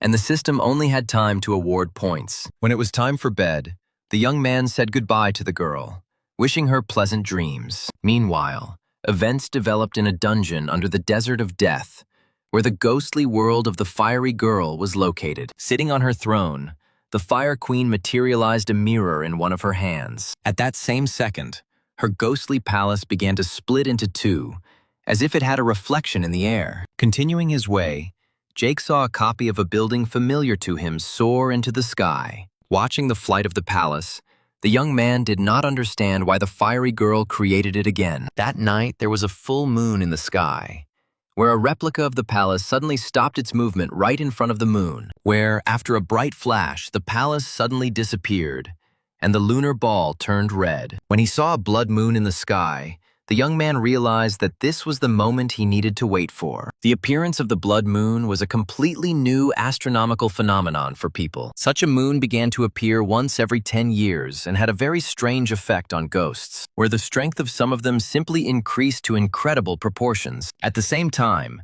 if good ghosts fell under the influence of the blood moon within a few minutes, they turned into evil ones. Remembering all this, Jake concluded that the phenomenon of the blood moon was turning into a real nightmare for the ghostly masters. Meanwhile, in the very city in which the young man was shopping for groceries, ghostly masters declared heightened alert. Many of the masters, who were not yet so strong, hid from the light of the moon, with difficulty restraining their ghosts from breaking out. At some point, Jake noticed that a clearly visible ray was falling from the blood moon towards the earth. Using one of the ghostly leaves given to him by the fiery girl, the guy instantly found himself next to her palace, into which the bloody light penetrated. Without hesitating for a second, the young man rushed inside in order to complete the task. So he discovered that the fiery girl was projecting bloody light directly onto that same sarcophagus. Grabbing what the young man thought should move, Jake waited for the end of the countdown that the system was conducting. And as soon as it was completed, the young man managed to move the lid that had appeared. Looking inside, the young man could not believe what he saw right in front of him. There, in this magical coffin, was the body of that same fiery girl who kidnapped people in order to get it. Watching the ghost direct a bloody ray into its body, the young man was at a loss as to what was happening here now. But then his attention switched back, where tons of sand were again approaching the ghostly world of the girl, where the leader of the skeletons, already familiar to the young man, made a new attempt to attack the ghostly world of the Fire Queen. Busy with her body, the girl could not fight, and the system suddenly announced a new task, where Jake was supposed to help her deal with her enemies. This was a good chance to test my skills against an opponent who was S3 rank with his S2 rank ghosts. Having prepared for a difficult confrontation, the young man summoned all his ghosts. Well, the commander of the army of the dead only had time to call on new soldiers rising from the sands. The battle began, where Mickey struck the first blow, destroying several dozen opponents. However, the ghostly umbrella was unable to hold back the huge flows of sand masses advancing on the palace. Then Jake ordered the use of a ghostly mirror in order to enhance Mika's abilities. At the same time, the young man shouted to Christy and Annette not to attack the commander, since their main goal was to contain the attack. And so, obedient Christy began to destroy the skeleton soldiers with all her might, blowing off their heads and tearing off other parts of their bodies, depriving them of their fighting ability. The leader of the dead, observing the progress of the battle, clearly did not like the way the battle was going. But then a ghostly picture showed its charms, from the canvas of which the destroyed buildings of its ghostly territory appeared. Falling onto the sand, huge blocks turned the bodies of skeletons into dust. Watching Olivia and Annette, Jake suddenly had the thought that in life, these girls probably could not even imagine that they would ever fight shoulder to shoulder. However, despite all efforts, the streams of sand did not stop their movement, gradually absorbing the ghostly palace. And in order to somehow slow them down, it was decided to resort to Christie's ability to freeze. Having quickly looked into the palace, the young man saw that the fiery girl had not yet finished her act. Meanwhile, the leader of the dead was activated, began to control the sands and create real monsters from them. The attack was very powerful, and the ice shield created by Christie instantly collapsed, where Jake noticed that he was no longer able to restrain this enemy. But a second later, a phoenix appeared right before his eyes, blocking the path of the sand snakes. And so, the two equal opponents froze opposite each other, and the system announced that the skeleton commander's research was 38% complete. Suddenly, the leader's hands and face began to turn bloody, indicating that he was preparing his own special attack. But the fiery girl suddenly materialized her mirror, which she used to create a clone of the palace. And now the mirror was used for the same purpose, since the ghostly palace began to bifurcate. But the main skeleton was not at all going to give up his position. With a deft movement, he bypassed the phoenix attacking him, where he clearly saw his target, with which he sought to reduce the distance to strike. And now, with the support of his sandy masses, the leader of the dead was already breaking into the palace. May responded to this obvious danger by creating a protective sphere around her master. But then, once in the palace, the main skeleton for some reason slowed down and finally stopped completely. The girl looked at the uninvited bone guest. He looked at her, and Jake watched both, waiting for what would happen next. Meanwhile, the investigation of this ghost was already 50% completed when he suddenly turned and looked angrily at Olivia. As if sensing the danger emanating from her, the skeleton rushed towards the girl, and Jake, who had noticed this impulse earlier, asked May to move them. And so, the young man with his ghosts found himself on the roof of one of the buildings. And after that, the leader of the dead began to show some strange activity, where it soon became clear that he once again decided to retreat, sensing something was wrong. The task was completed, and the young man began to think that he had not had enough to completely suppress his abilities by the abyss. And so, the young man returned to the palace, asking the fiery girl what to do next. And while she was silent, the guy said that they needed to catch up and finish off that impudent ghost while he was weakened, where Jake expressed his willingness to help the girl deal with him. After listening to the guy, the Fire Queen once again took out her mirror, which began to rotate in the air. Watching what was happening, the young man noticed that apparently the girl again wanted to create a clone. Standing next to her, Jake folded his arms and simply watched what would happen next. And then the entire ghostly palace of the fiery girl was engulfed in a strong and bright flame, which swirled around it, creating a whirlwind. The young man felt the sand begin to move right under his feet. And now he was already sitting on the canvas of a ghostly picture, and the bodies of skeletons again appeared from the sand masses. Their leader also happened to be nearby, where this time it was impossible to miss him. Preparing to continue the fight, Jake instructed Olivia to continue researching the main thing no matter what. The leader of the skeletons immediately felt that at some other level, something was happening in relation to his perception. And now he has already moved forward with the clear intention of attacking the one from whom the threat was coming towards him. Assessing his chances, the young man understood that his team had a fiery girl with the rank of S3, and he also had May, with whom he could always escape if something happened. And now his ghostly partner has already entered into a confrontation with the leader of the dead. But suddenly the sands began to seem to envelop the buildings of the girl's ghostly world. The main skeleton was not going to give up at all, and had no intention of retreating further. Those sand masses that were under the feet of the opponents turned into a huge crater, from which, after some time, a huge skeleton of a ghostly sandworm emerged. On the part of the skeleton, this was clearly the use of her special abilities, which the fiery girl called upon her phoenix to reflect. And so the bone worm and the bright flaming phoenix bird fought over the heads of the other participants in the battle. But at some point, the young man noticed how dozens of bodies wrapped in cobwebs appeared above his head, which meant the entry into the confrontation of another ghost, who probably came to the noise of their commotion. Seeing what appeared right behind his ally, Jake warned her of the impending danger. Busy with confronting the leader of the dead, the fiery girl could not defend herself. And then Christy tried to do it, standing in the way of the ghostly spider. The young man could only shout the name of his favorite when her entire body was already entangled in a web. Immediately calling on May, the young man shouted for her to use her ghostly fire to destroy the web. And then a fiery core rushed towards the spider, which had already completed entangling Christy in a dense cocoon. But as soon as the ghostly flame reached the threads of the web, it became clear that it was powerless here. Then Jake decided to act on his own, asking the ghostly picture to lift him up. Compressed by the steel threads of the ghostly web, Christy immediately felt a blow to the cocoon. The ghostly sword was able to do what the ghostly fire could not. And now the captive fell out of her bonds. Catching the girl in his arms, Jake tried to figure out if she was okay. Then, turning to his partner, the young man said that her task was to deal with the spider, and he would take on the skeleton. And now the girl has already redirected her fiery phoenix in the direction where the ghostly spider appeared. Well, Jake, preparing to confront the leader of the dead, saw that Olivia's research had already reached 63%. Summoning all his combat-ready ghosts, he said that he needed to hold out very little until the research was completed. The battle began, where Jake's ghostly girls steadfastly held back the enemy's onslaught. After some time, the leader of the dead again decided to attack the ghost from whom he felt the greatest threat to himself, where the research had already reached 74%. He summoned his sand masses, sending them to the abyss, but it was too late, since the research had reached the cherished and necessary for suppression of 75%. And so his sand masses fell,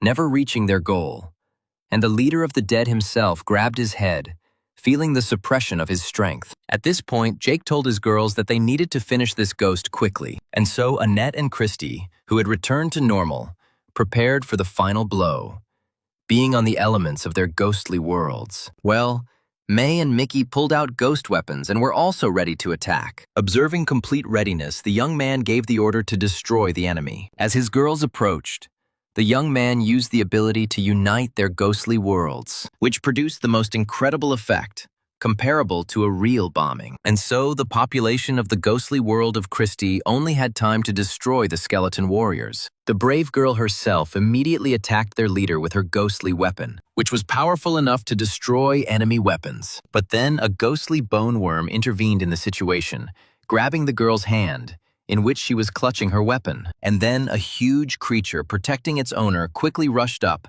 taking Christie with it. The girl understood that she was trapped.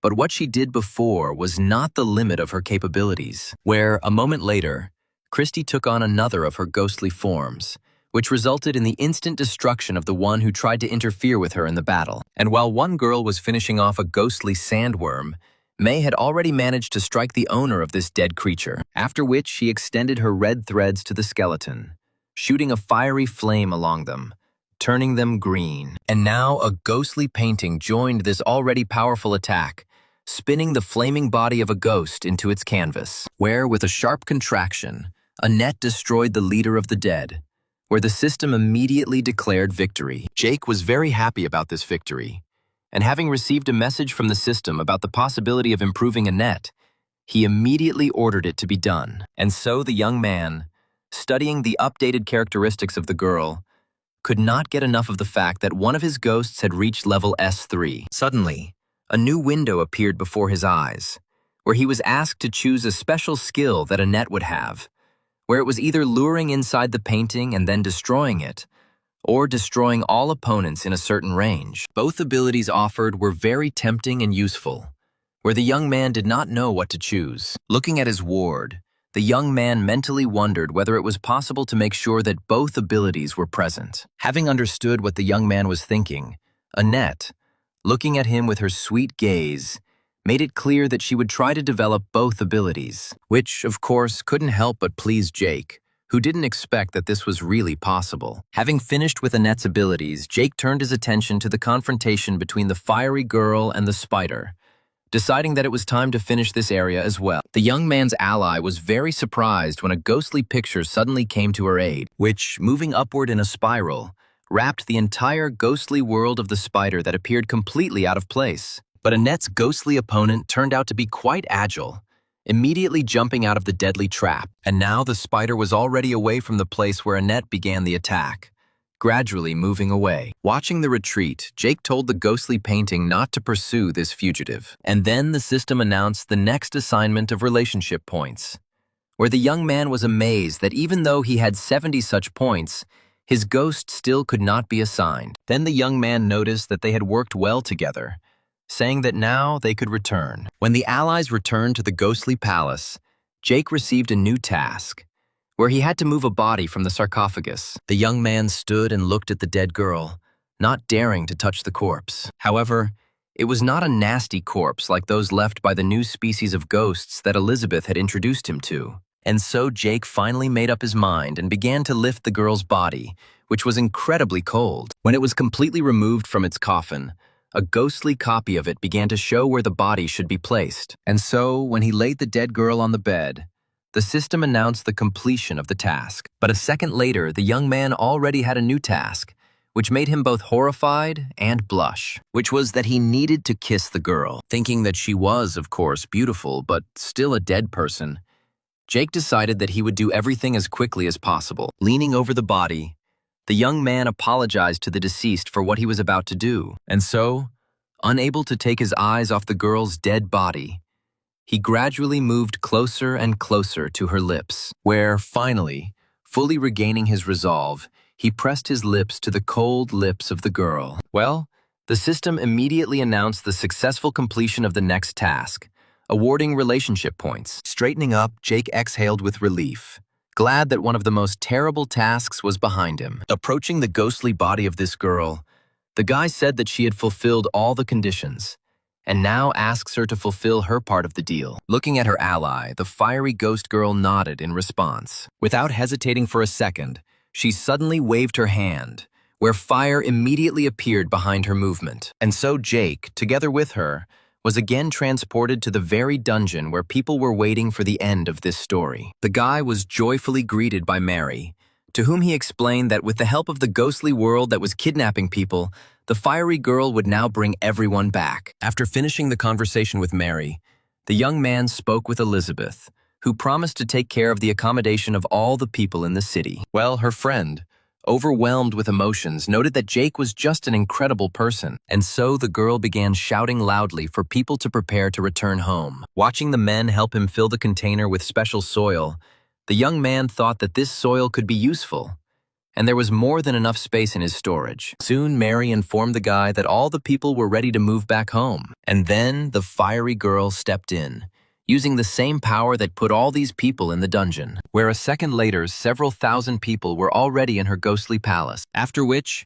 with already familiar movements, she created a copy of her palace, capable of moving, which, having escaped to the surface of the world of the living in the desert of death, headed towards the nearest populated area. Jake, being nearby, corrected the course of the ghostly castle, pointing to where the city was located. A ghostly caravan selling ghostly fabrics looked with interest at the palace flying above their heads. Meanwhile, on the outskirts of the city, one of the ghost masters, showing off the body of a ghost, happily said that today he was lucky to defeat a rank A ghost. But then his attention was attracted by a ghostly castle appearing in the air, heading straight towards them. Already aware that one should not look at this phenomenon without being absorbed by it, the masters immediately began to hide their eyes. And now they were already approaching the city wall, loudly announcing the next approach of a dangerous phenomenon. The head of the city was quickly informed that the ghostly palace was approaching. Elizabeth expressed a reasonable thought,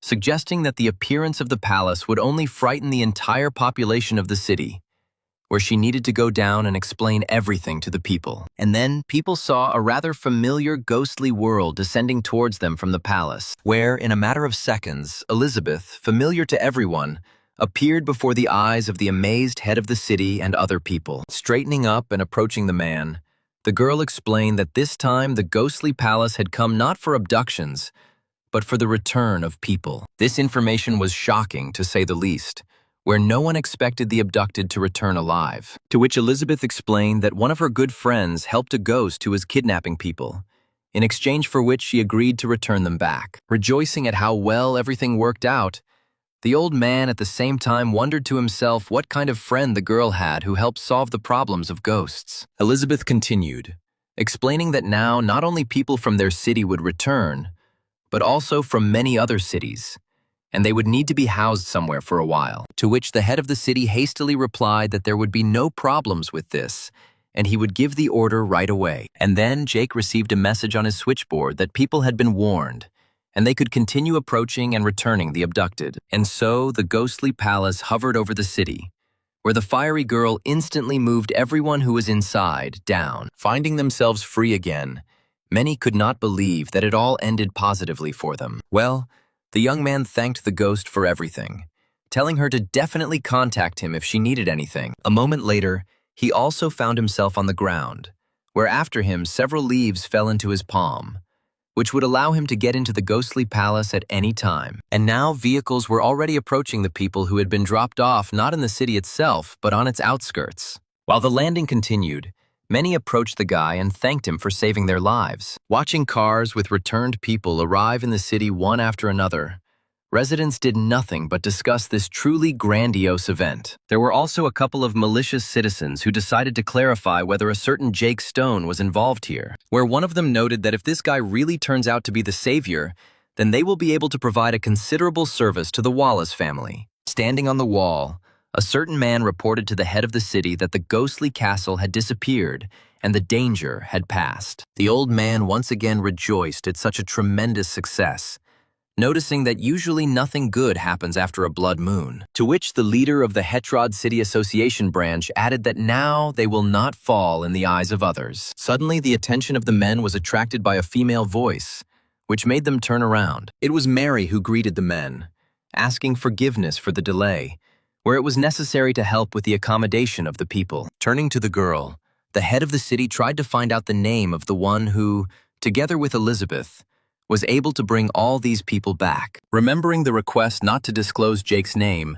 Mary replied that some colleague of hers was helping the girl. Remembering that there had been mention of someone negotiating with the ghost, The old man asked again if she was sure she had not seen anyone else. At this very time, a man standing nearby was analyzing the information received, where some suspicions crept into his head. Taking out his switchboard, Marcus showed the girl a photograph of Jake, where she had no choice but to confirm that the guy looked exactly like this. Immediately after which, the man explained to the head of the city that this guy was a member of the association, possessing very specific skills and already having the S2 rank at his rather young age. Only now Mary could imagine how strong the guy who helped them get out of the dungeon was. Marcus added, saying that the Wallace family was looking for him, where if she found out something, she would certainly come here. And so the girl, who had already begun to experience the most tender feelings for her savior, asked the man to take some measures to protect that guy. Well, the head of the city decided that first they needed to meet with Jake and talk in person. Returning to his companion, the man reported that some of the rescued were able to draw a portrait of the one who pulled them out, and his interlocutor, taking out his switchboard, happily announced that now all that was left was to compare the image with the photograph. What he immediately did, together with his comrade who stood next to him, in order to discern a complete coincidence, no special powers of observation were required, which pleased the attacker, who decided to immediately report the find to the head of the Wallace family. Meanwhile, preparations had already begun on the ghostly territory of the head of the Wallace family, and the head himself once again asked one of the masters whether the information about Jake Stone's presence in Hetrod was really true. Having received confirmation, Thomas only now realized why they could not detect a single attempt to leave the territory. After thinking a little, the man said not to remove surveillance from the city, so as not to arouse suspicion, and another person would go after Jake. Having moved away from the populated area, Jake set up camp right next to a fast river. His ghostly girls were resting, where Annette was busy making ghostly drawings, and her relative Olivia was meditating as always. Christy was busy playing with some threads, and Jake himself studied the characteristics of his ghost's new skills in more detail in the status window. The first thing the young man turned to was Annette's new abilities, where both special skills were still under development. He then learned the skills of the abbess of the quiet monastery, who, like her sister, had already reached the S3 rank. But then his attention was attracted by Christy, who needed something from the young man. Turning to the girl, he saw her holding out her hands to him with a thread strung on her fingers in the form of a pattern, offering to play with her. But the guy didn't know how to play this game, and simply pulled the threads towards himself, thereby angering Christy, who spent a lot of time trying to get the pattern. Suddenly, Jake's switchboard, which was lying nearby, showed signs of life, starting to make sounds. Leaving the upset ghostly girl behind, Jake picked up his device to read the incoming message. The young man wrote to Elizabeth,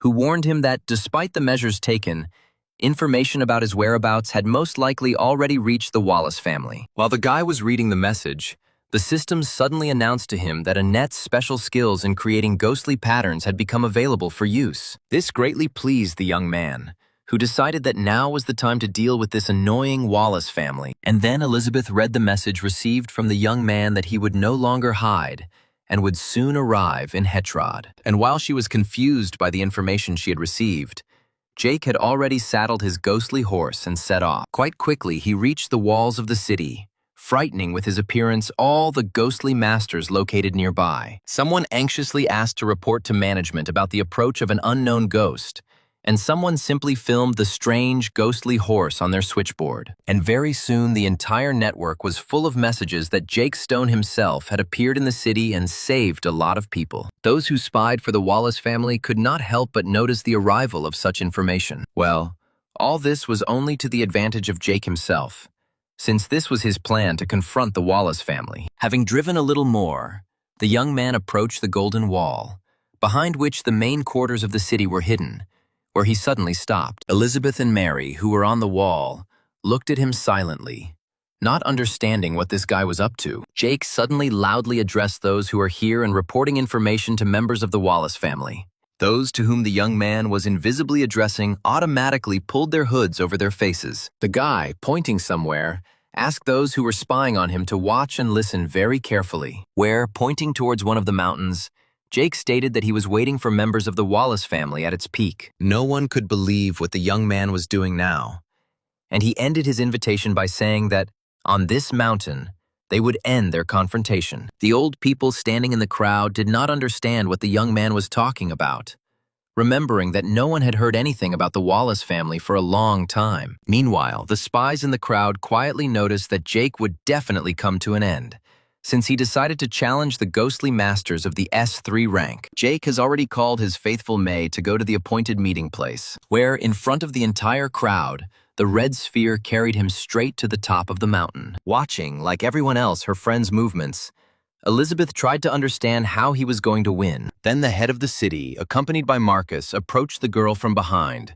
and Mary, who was standing next to her, immediately turned to them. The chapter leader of the association said that at first he had the impression that this was some kind of deception on the part of the guy. Started to get away, but now he doesn't think so. The old man noticed that a ghost master of rank S2 would never defeat a master of rank S3, which are some members of the Wallace family, where the guy could use some help from the association's head office, to which Elizabeth explained that higher management would not quarrel with the Wallace family, and therefore would not interfere. Here, Mary intervened in the conversation, asking the head of the city to help this young man who had saved such a huge number of people. Marcus said that the head should not interfere in what does not concern their city, but the old man reassured the girl by telling her about his intention to observe the fight and intervene as a last resort. And now, more than 3 hours have passed since Jake invited his opponents to a meeting. The red, ghostly sphere hanging in the air was closely watched by the city leader, wondering if anyone from the Wallace family would dare to appear. Suddenly, Mary shouted loudly that another ghostly world had appeared in the sky, approaching their city. Jake, from his ghostly sphere, also could not help but notice the approach of the enemy. People on the ground immediately felt what a powerful aura the appeared ghostly world had, and Thomas's envoy Isaac Twin,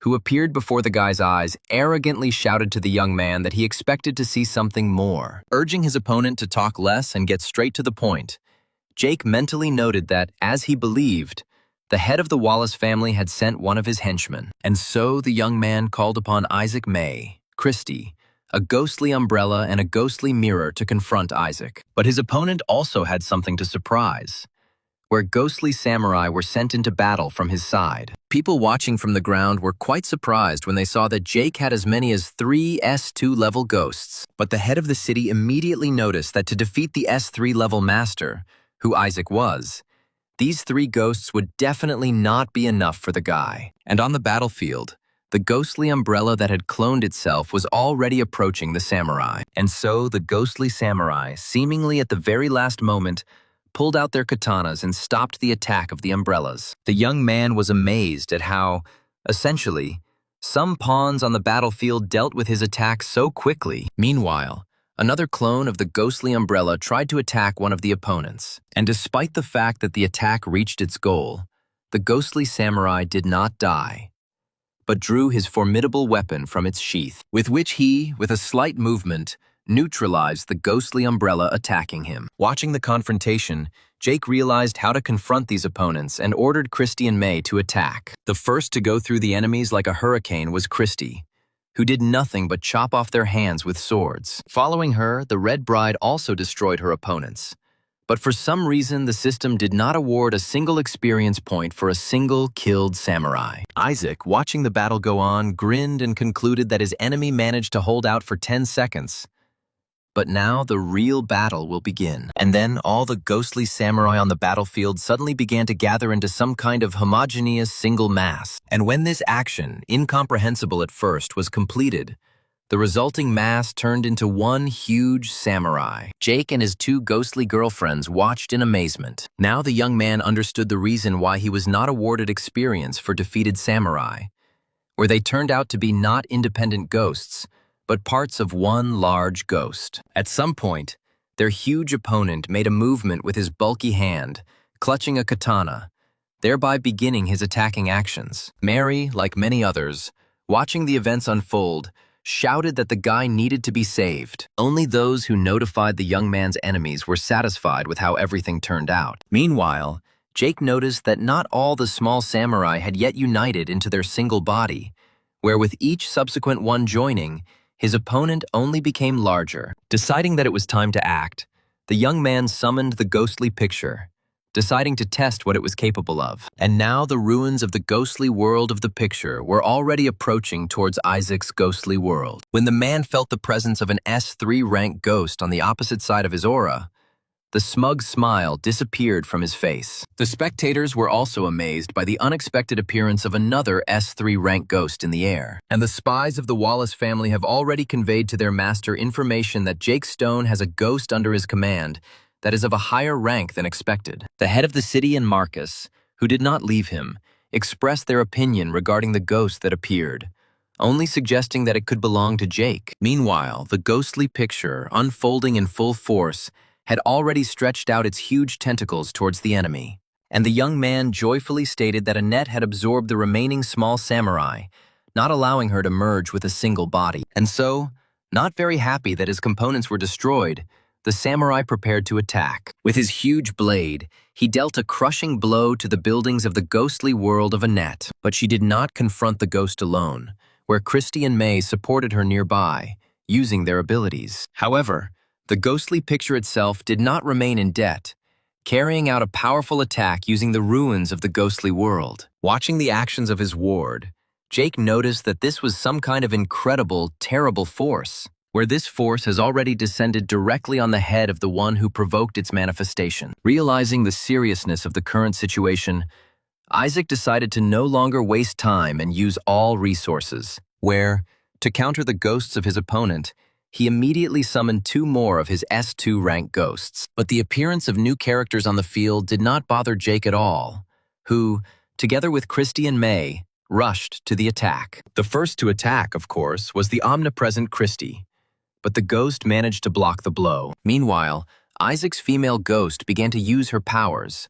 releasing several assistants. However, May dealt with them quite quickly with the help of her red threads. But everything turned out to be not so simple, where small ghosts torn to shreds were restored after a couple of seconds. Noticing that the new ghosts were also strong, Jake summoned the ghostly Umbrella and Olivia, saying that they should help. Using her charms, the abbess of the quiet monastery began to spread energy that suppressed opponents. Jake realized that the ghostly witch summoned by Isaac, who was an evil ghost, could well be placed in a monastery. And this witch already felt the effect of the abbess's energy suppressing her strength and will. And while this action continued, Jake took upon himself the destruction of the small assistants released to her. Immediately after this, a ghostly rope was used, with which the young man intended to capture the witch. And so the rope entangled the ghostly body of the witch, where immediately after this, Jake pulled its end with force. And so, after a short flight, the ghostly witch successfully landed on the ghostly territory of the quiet abode, which Olivia managed to deploy. Her resistance was finally broken, and the system announced that his ghost had received a new object for re-education. The girl's next target was another S2 rank Isaac ghost, who could not withstand their massive attacks. The system declared victory when Christy cut this fat man with her phantom weapon with all her might. Watching how his ghosts were neutralized, Isaac could not believe his eyes. Marcus didn't believe what he saw, and Mary, standing next to him, only had time to talk about what a wonderful person Jake Stone was. Meanwhile, the young man's opponent, realizing that if he lost, the boss would simply destroy him, decided to take extreme measures. The man cut his palm with his knife, after which he sprinkled blood on the ghostly object in his hand, which had its effect, where the ghost belonging to him began to change right before his eyes. With one short movement, he repulsed the attack of the ghostly painting, throwing it back. And the young man could only wonder how the ghost's powers increased in an instant, and several times. Christy and May, who were nearby, rushed towards Jake, covering the gentleman with their bodies, and the ghostly samurai had already rushed forward, intending to sweep away everyone who stood in his way. The spies watching the battle never ceased to rejoice, believing that this time the guy would not be able to get out. Realizing that the guy found himself in a hopeless and very dangerous situation, the old man, as promised, prepared to move to the rescue, taking out his ghostly object. But no one could have thought that the ghost Jake had another special skill in reserve. The inhabitants of the city who were on the ground suddenly saw a ghostly world rising to the battle site, which was created by the ghost of the head of the city. Rising at maximum speed, the old man hoped that he would have time to help the guy, and the huge samurai was already approaching Jake and his ghosts, preparing to destroy them all with one blow. Jake calmly but firmly told Annette to activate her second special skill. At that same second, the canvas of her painting unfolded and,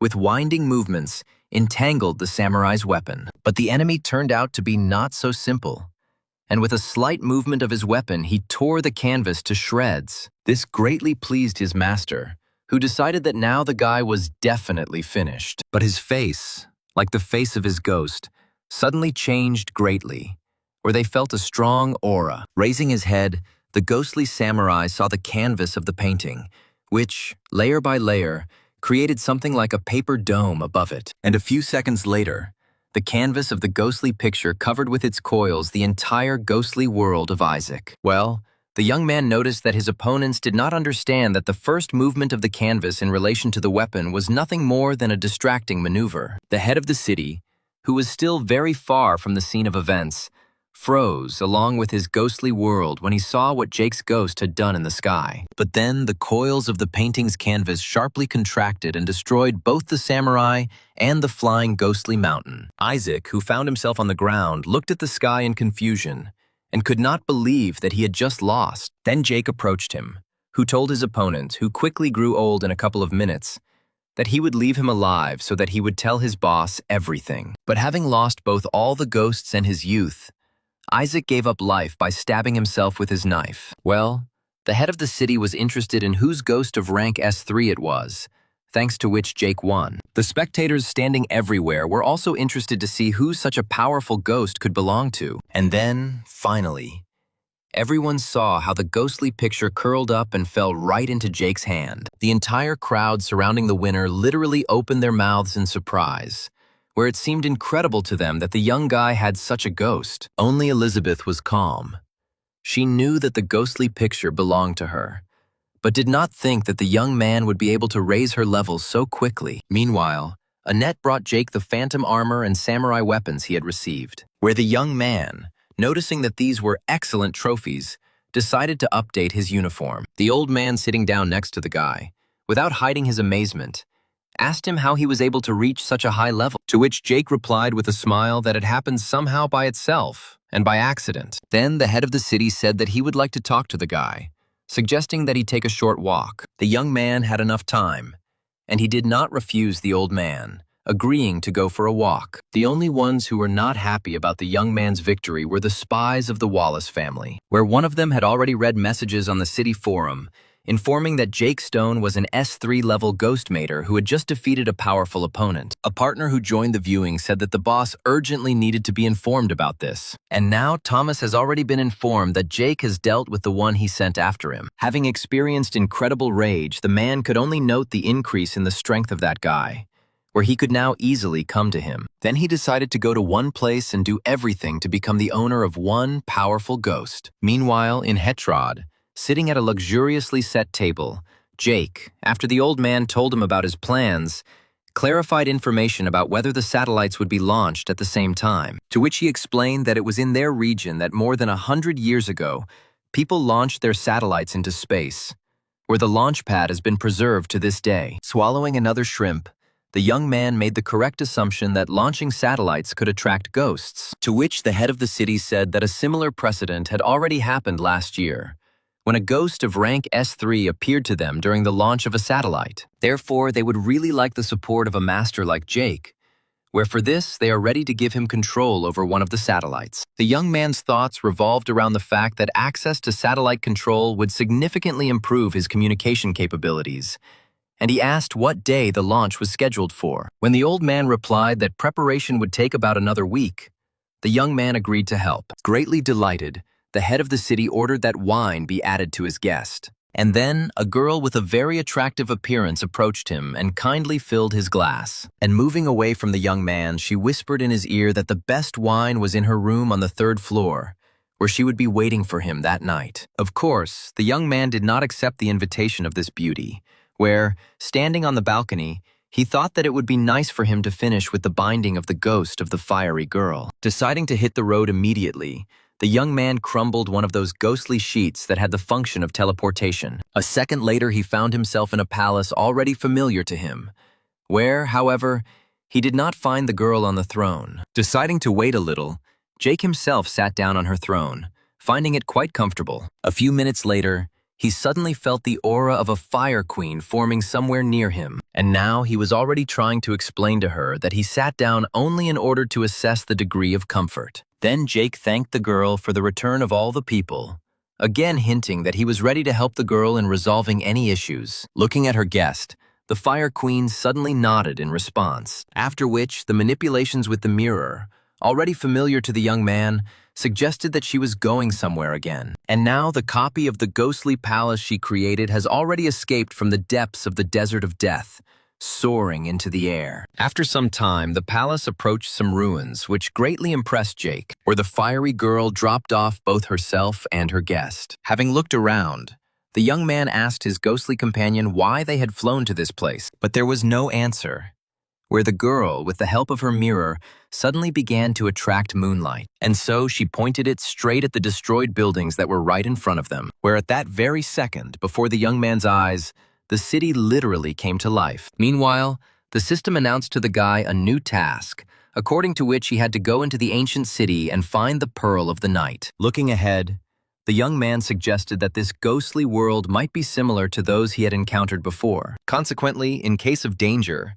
he may not be able to summon his ghosts, and therefore additional measures should have been taken to protect himself. At the same time, Annette finished transforming the new ghostly armor, and now the system was already asking the owner if he wanted to combine their characteristics. The guy didn't have to ask this question, and now his new armor had already materialized on him. Ready to face the coming challenges of the new ghostly world, Jake overcame the ghostly barrier. The city of the past looked very lively and very oriental, where local girls were especially beautiful. The young man closely watched how local beauties bought themselves fabrics for new, seductive outfits. Then his attention was attracted by two men, one of whom was hurrying his comrade in order not to be late for the coronation ceremony. This information interested the young man, who suggested that it might somehow be connected with his fiery friend. The item needed to complete the task could well be at the very ceremony to which the guest of the ghostly world was also nominated. But as soon as he caught up with the guards, they,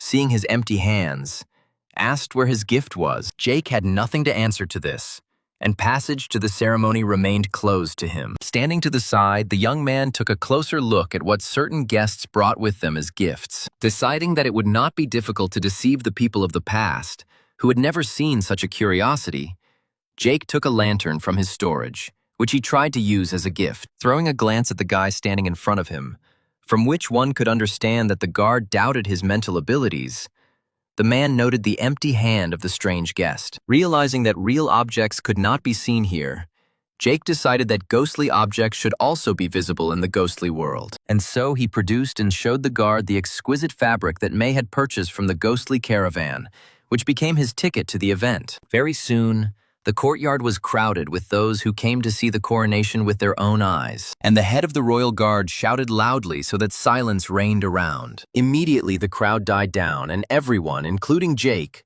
froze in anticipation of the appearance of the queen herself. The graceful figure of the girl easily climbed the steps, where her face was still hidden under the canopy. The people joyfully greeted their new queen, tearing their throats, and the young man simply looked in fascination at the movement of the one whose cold lips he happened to kiss. The beautiful girl looked exactly the same as he saw her ghost and her dead body in the sarcophagus. However, there was no time to enjoy her beauty, since he needed to find a pearl, which obviously was not with her.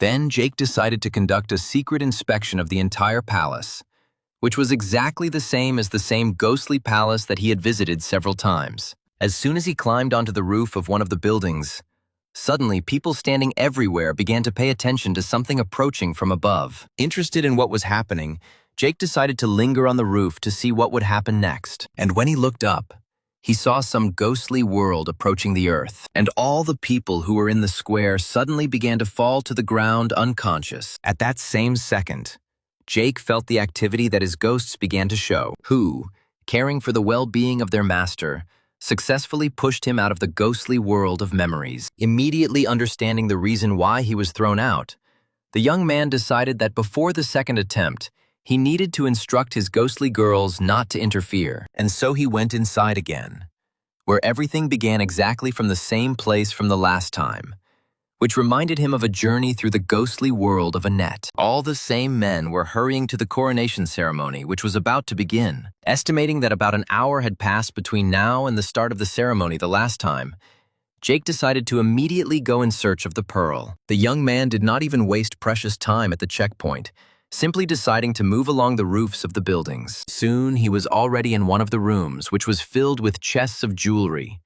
But he did not find anything that resembled a pearl. And then the time came when an unknown, ghostly world appeared above the palace. And a few seconds later, the young man once again stood in front of his ghostly companion. While the fiery girl was looking at her assistant, the system suddenly announced that one relationship point had been awarded. But instead of joy, Jake experienced completely different feelings, realizing that this was given to him as if out of pity. The third attempt to obtain the treasured artifact was made by him immediately. Standing in front of the guard post, Jake realized that if the pearl was not in the queen's chambers, then one of the guests must bring it with them. He had no choice but to wander among the arrivals, peering intently at what they brought as a gift. But no matter how much he walked, the young man could not find the pearl. Suddenly, his attention was drawn to a separately seated group of guests who, apparently, were some kind of VIPs, and the treasured pearl could well be in one of the gifts brought by these people. Since Jake could not see through opaque objects, he immediately picked up a small stone and quietly threw it in the direction where the especially privileged guests were sitting. The small projectile reached its target, knocking off the lids of several boxes standing on the table, frightening important people. Luck was on the side of the daredevil, since in one of the boxes he actually saw a large black pearl. Deciding to act immediately, Jake overcame the fence and quickly rushed towards the desired object. The alarmed guards, noticing the penetration into the box for special guests, came to their defense. However, the guy's physical characteristics, pumped up by the system, allowed him to easily break through the security cordon. And now he was already next to the treasured pearl, preparing to take possession of it. But before he could clench his fist, suddenly everything began to change before his eyes. With a clenched palm, Jake found himself once again thrown out of the ghostly territory. Somehow he needed to become invisible to everyone, where the idea came to his bright head quite quickly. Calling on May and Annette, the young man said that he would need their help in an unusual way. Taking out the ghostly fabric from storage, Jake asked the girls to sew him clothes. May acted as a tailor while the system announced that the owner was developing ghost clothes. Meanwhile, her ghostly partner was applying ghostly patterns to the fabric. Considering that in ghostly clothes, the population of the palace would accept him as one of their own, Jake expected that he would become completely invisible if his ghosts cast their spell on the fabric. And now the process of creating a ghostly suit was completed, where the system immediately brought all its characteristics to the attention of the owner. When the young man put on what his ghostly girls had sewn for him, he was very glad that no one could see him, since Annette had clearly overdone the design. Deciding to check how his disguise worked, Jake approached the guards, who did not react to his appearance. Now he knew which box contained the required trophy, and therefore did not rush, deciding to see where the pearl would be taken. Standing nearby, Jake heard the conversation of the maids, who expressed hopes that the pearl could cure the queen. And so he continued to spy on the girl delivering the artifact he was interested in. Having opened the curtain, the maid asked the queen if she needed the night pearl, which had already been delivered right now. Well, Jake, standing behind her, could only open his eyes wider from what he saw in front of him when the maid pulled back the curtain. There, the same fiery girl entered the huge bathtub, who was completely naked and could not help but touch the feelings of the man who saw her slender body. Stopping, the queen ordered the maid to bring her the pearl right away. Already rather flushed, Jake decided to keep appearances and looked away from the naked girl. The girl herself, having received the pearl at her disposal, immediately lowered it into the water, after which she plunged into the water after her, hiding her head under its surface. The queen did not stay underwater for very long and soon surfaced, scattering splashes around her that shimmered in the light. After dipping, the girl's hair exposed her back, on which an incredible number of scars appeared. But she did not pay attention to this and asked how soon the ceremony would begin. While the maid was answering the question, Jake became very interested in why the girl was so badly disfigured. Meanwhile, the queen, playing with water, quietly said that now, after 20 years, the time has come to fulfill her mission, after which she lowered her head, looking at how the pearl swirled the water in her bath, and plunged into memories. The little red-haired girl looked at the reflection of the blood moon in the water, listening to her mother's words that now their time had come. The woman explained that such a moon only creates problems for everyone, driving ghosts crazy. But for their family, it is a source of unprecedented power. Taking her daughter by the shoulders, the queen asked if she was ready to begin training and become a leader who could protect the entire people, to which the girl, of course, agreed. For many hundreds of years, a variety of ghosts constantly attacked cities and villages, destroying people. But only their city lived peacefully, because it was ruled by a family that worshipped the blood moon and was able to resist evil spirits. Each princess underwent the most severe tests, which stimulated the development of special energy in her. Where one of these was hanging for 3 days by the legs, where the girl was not supposed to close her eyes, scaring off the scavengers with her eye movements, because if she fell asleep, the birds would peck out her eyes, thinking that she was a corpse. When the princesses were studying, stern teachers forbade them to watch children play, forbade them even to laugh, regularly using physical force. The girls' fear was eradicated with the help of smoldering coals,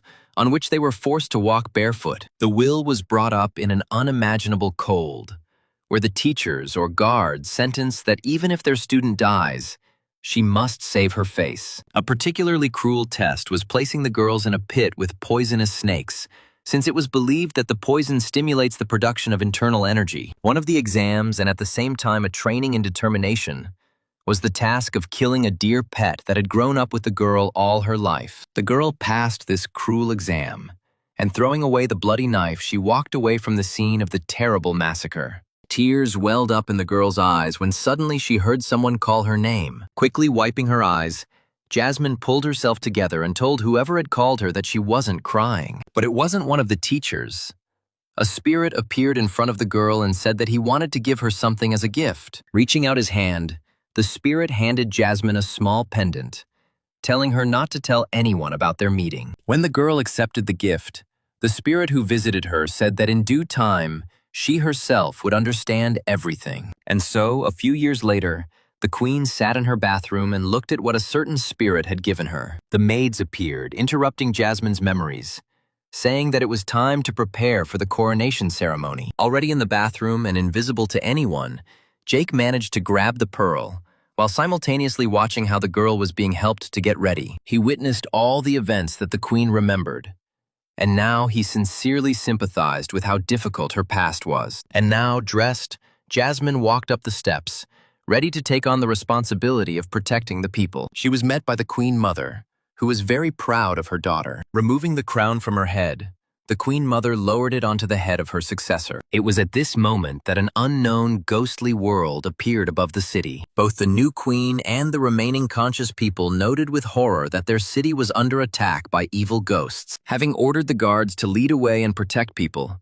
Jasmine turned to her mother for help in confronting this ghost. But the woman suddenly said that there was no need for any confrontation. Meanwhile, Jake, invisible to everyone, watched as events unfolded further, where the girl, stunned by her mother's words, asked her in confusion what she meant. And while a ghost appeared behind her, the Queen Mother explained that the terms of the deal that was concluded with the ghosts needed to be fulfilled a little earlier this time. Poor Jasmine didn't understand at all that her mother was now talking about some kind of ghost trail, and so the woman explained that their kingdom was able to ensure peaceful coexistence with ghosts, where they are obliged to periodically give them queens. And today, it was her turn. Even Jake, who had seen a lot, was amazed by what the Queen Mother said, not to mention what her daughter was experiencing, which reminded her mother of the terrible training she went through to gain strength. At this moment, men began to approach the girls and apologize to Jasmine for keeping everything a secret from her. Former teachers explained that the human body, of course, contains a certain amount of energy, but it is insignificant compared to what ghosts have. Special training increases this energy, which ghosts use as high-quality fuel. Now the girl realized that after some time she too would be sacrificed, asking her mother why. And then the woman said something that finally finished off the girl, admitting that she was not her biological mother. And one of the teachers explained that information about the succession of power is only to distract the eyes of the common people. In fact, one of the girls who were born on the night of the blood moon is elected as the future queen, since their energy is special. After which the girl is raised in the palace, subjected to terrible training in order to increase the concentration of energy in her for the ghost. And 20 years later, the queen gives her body to a ghost who will feed on her energy. Then the cycle repeats, which has ensured the safety of their city and people for many hundreds of years. Jake really didn't like the approach these people took in confronting the ghost. With a confused expression on her face, Jasmine stated that all her suffering in childhood turned out to be a lie. The woman justified herself that she did not want to hide it. But if she had told, the girl would not have started training. And an old man standing nearby used the main argument, saying that if the girl agrees, she will live another 20 years. And if she refuses, then the end will come to the whole city. After listening to this bleak alternative, Jasmine concluded that her choice was either to die alone or to die with everyone else.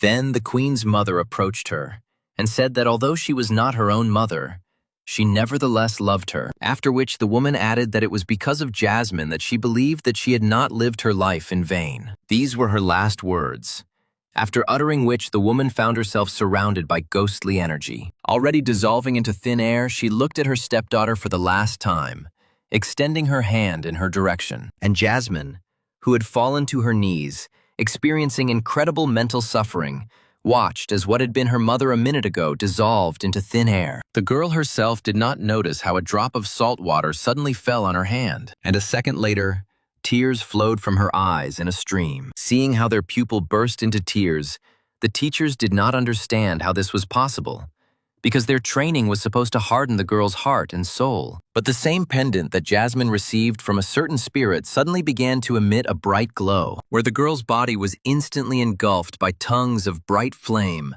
rising higher and higher. And the ghost, and the teachers, and the invisible observer in the person of Jake looked in fascination at what began to happen to the girl. The first to realize the impending danger for him was the ghost, who began to activate his energy. His ghostly kingdom began to expand, literally preparing to swallow the entire city. Feeling this terrible aura, Jake mentally noted that this ghost definitely wants to kill the girl, because he understands that over time he will become no match for her. Jasmine herself was already looking at the one who killed the woman dear to her with his literally flaming gaze. The teachers, still hoping for something, tried to stop the ghost by reminding them of the agreement and calling for continued cooperation. But the ghost had already made his final decision, instantly dealing with the old people, shaking only for their lives. He directed his next attack at the one who dared to go against his will. But the girl was not defenseless, where she opposed the ghost's attack with her fiery powers. The fire created by Jasmine absorbed the ghostly blades flying at her. The next step was to take the fire that the girl was creating into a concrete form, which revealed the phoenix bird. The young man, who understands such issues, immediately noticed that Phoenix is a ghost controlled by a girl. But, judging by the energy, she has been controlling it only recently. The girl's infusion was serious, where she mentally told her dead mother that she was simply confused by making deals with ghosts, but she would avenge her death. Immediately after these thoughts, Jasmine sent her phoenix to attack the ghost that killed her mother. But her opponent was very strong. He deftly repelled the attack and immediately counterattacked, causing a rain of dozens of ghostly blades. Realizing that she needed to somehow defend herself from the swords rushing into her body, Jasmine deployed her ghostly assistant. And so the phoenix surrounded the body of its mistress, protecting it from the falling blades. But the use of this ability was not limited to just one place, where dozens of swords began to destroy the city. Jake, who continued to watch, immediately realized that this ruthless ghost wanted to destroy the entire city. Meanwhile, surrounded by the brightest flames, Jasmine rose to her feet. The ghost tried to personally destroy the girl, but she suddenly disappeared, soaring into the air along with her ghost. Watching the girl move through the air, it was impossible to understand whether she was sitting on the phoenix or had become part of it. But as soon as she was above her opponent, Phoenix unleashed a real barrage of fire at him, capable of destroying everything that was in its path. However, the ghost didn't care about this. where he put up some kind of ghostly shield against the fire and immediately directed a stream of his energy at the girl, where this energy blow was felt for the girl participating in the battle of ghosts for the first time. But suddenly the ghost fighting with Jasmine turned around and looked exactly where the young man was watching him. At this moment, his swords, which were sticking out everywhere, suddenly began to rise up. His ghostly world followed them. And after him, the ghost himself decided to disappear from the battlefield. Watching Jasmine's recent adversary disappear in the same place he came from, Jake was at a loss as to why he retreated. The only thing that was completely clear was that the decision to retreat was made immediately after he saw Jake. Not believing that this ghost could bypass his disguise, the young man looked around in search of what could frighten him away. A routine inspection did not bring any results, and then the young man decided to inspect the area with the help of his ghostly mirror. At first, the young man saw in the reflection only houses behind him, but suddenly someone's legs appeared in the reflection, descending from somewhere above right behind the young man. Interest captured the young man's entire being, and he immediately began to turn the mirror in order to examine the unknown creature. But he was distracted from this activity by the increasing heat around the young man, as if the sun had decided to approach the earth. Quickly turning his head, Jake saw a fiery bird rushing towards him. Only with great effort was the young man able to dodge this crushing attack, and the enraged girl had already continued moving, heading to where the city residents who had survived the rain of blades were located. Watching in horror as Jasmine burned down one street after another, Jake realized that she had completely lost touch with reality. The last thing he could see was the phoenix flying above him, shooting down several fireballs, after which the ghostly world created from memories dissipated, and the young man returned to where he started. Looking at the ghost of Jasmine, Jake wondered who was able to capture and imprison the maddened queen in that sarcophagus. But so far, there were more questions than answers. And so Jake simply handed the girl the trophy he had obtained. And as soon as the fiery girl accepted the pearl, the system announced the completion of the task and the addition of relationship points. But not even 10 seconds had passed before the system issued a new order, according to which Jake needed to find the ghostly warrior and help Jasmine deal with him. Rejoicing at the new task, the young man told his companion that he would help her take revenge. Although not able to communicate with words, but clearly understanding everything Jake was telling her, the Fire Queen smiled slightly at his words. The young man understood that he needed to spend as much time as possible with the ghost in order to strengthen their relationship, and therefore invited the girl to start searching for the ghostly warrior together. Nodding to her companion in agreement, Jasmine began to disappear into thin air, and when she disappeared, the young man was left with her golden crown in his hands, with the help of which he could summon the fiery queen to people instantly. Happy with how everything worked out, Jake headed back to the city to help with the launch of the satellites. Elizabeth and Marcus, who were at one of the exits, joyfully greeted the returning hero. Dismounting and greeting him back, Jake said that, as promised, he had come to help with the launch of the satellites. Elizabeth explained that the launch was scheduled for this evening, where her interlocutor could not understand why this event was postponed until the evening. Marcus brought clarity, explaining that the sky was too cloudy during the day, so the team decided not to risk it and launch in the evening. The man then added that otherwise they expected success if they were not bothered by ghosts. After some time, Jake, accompanied by his new friends, arrived at the launch center, where Marcus gave him a short tour. The man said that they spent a lot of effort on restoring and training specialists who did not have abilities in ghostly crafts, but at the same time would have non-trivial mental abilities. And the ghostly masters located on the territory of the launch center immediately recognized Jake walking here, rejoicing at his presence during the launch. Well, the tour of the center ended directly at the launch site, where the huge space shuttle was located. Here, Marcus introduced the young man to two sisters, Betty and Amelia Cruz, who ran everything here. Betty, who is an S2 level ghost master, extended her hand to the young man, telling him to contact her directly if he needed anything. The girl then turned her attention to her little sister, who was an ordinary person, saying that Jake liked her very much. Looking at the shy and modest girl, the guy praised her for the work she did for the benefit of society. Covering her blushing face with one of her folders, Amelia modestly said that it was just her job. After the introduction was over, Betty announced the end of the preparatory activities and said that everyone could rest a little until the evening. Time passed quite quickly, and the people gathered again at the launch center were already listening to the countdown. at the end of which the engines of the rocket with the satellite were started, and everyone who took part in organizing this launch, as well as those who simply came to watch the historical moment, did not hide their joy. Jake and Elizabeth, unlike most, watched the launch on the street, where problems with ghosts could arise. Using her switchboard, the girl reported that after the launch of the first satellite,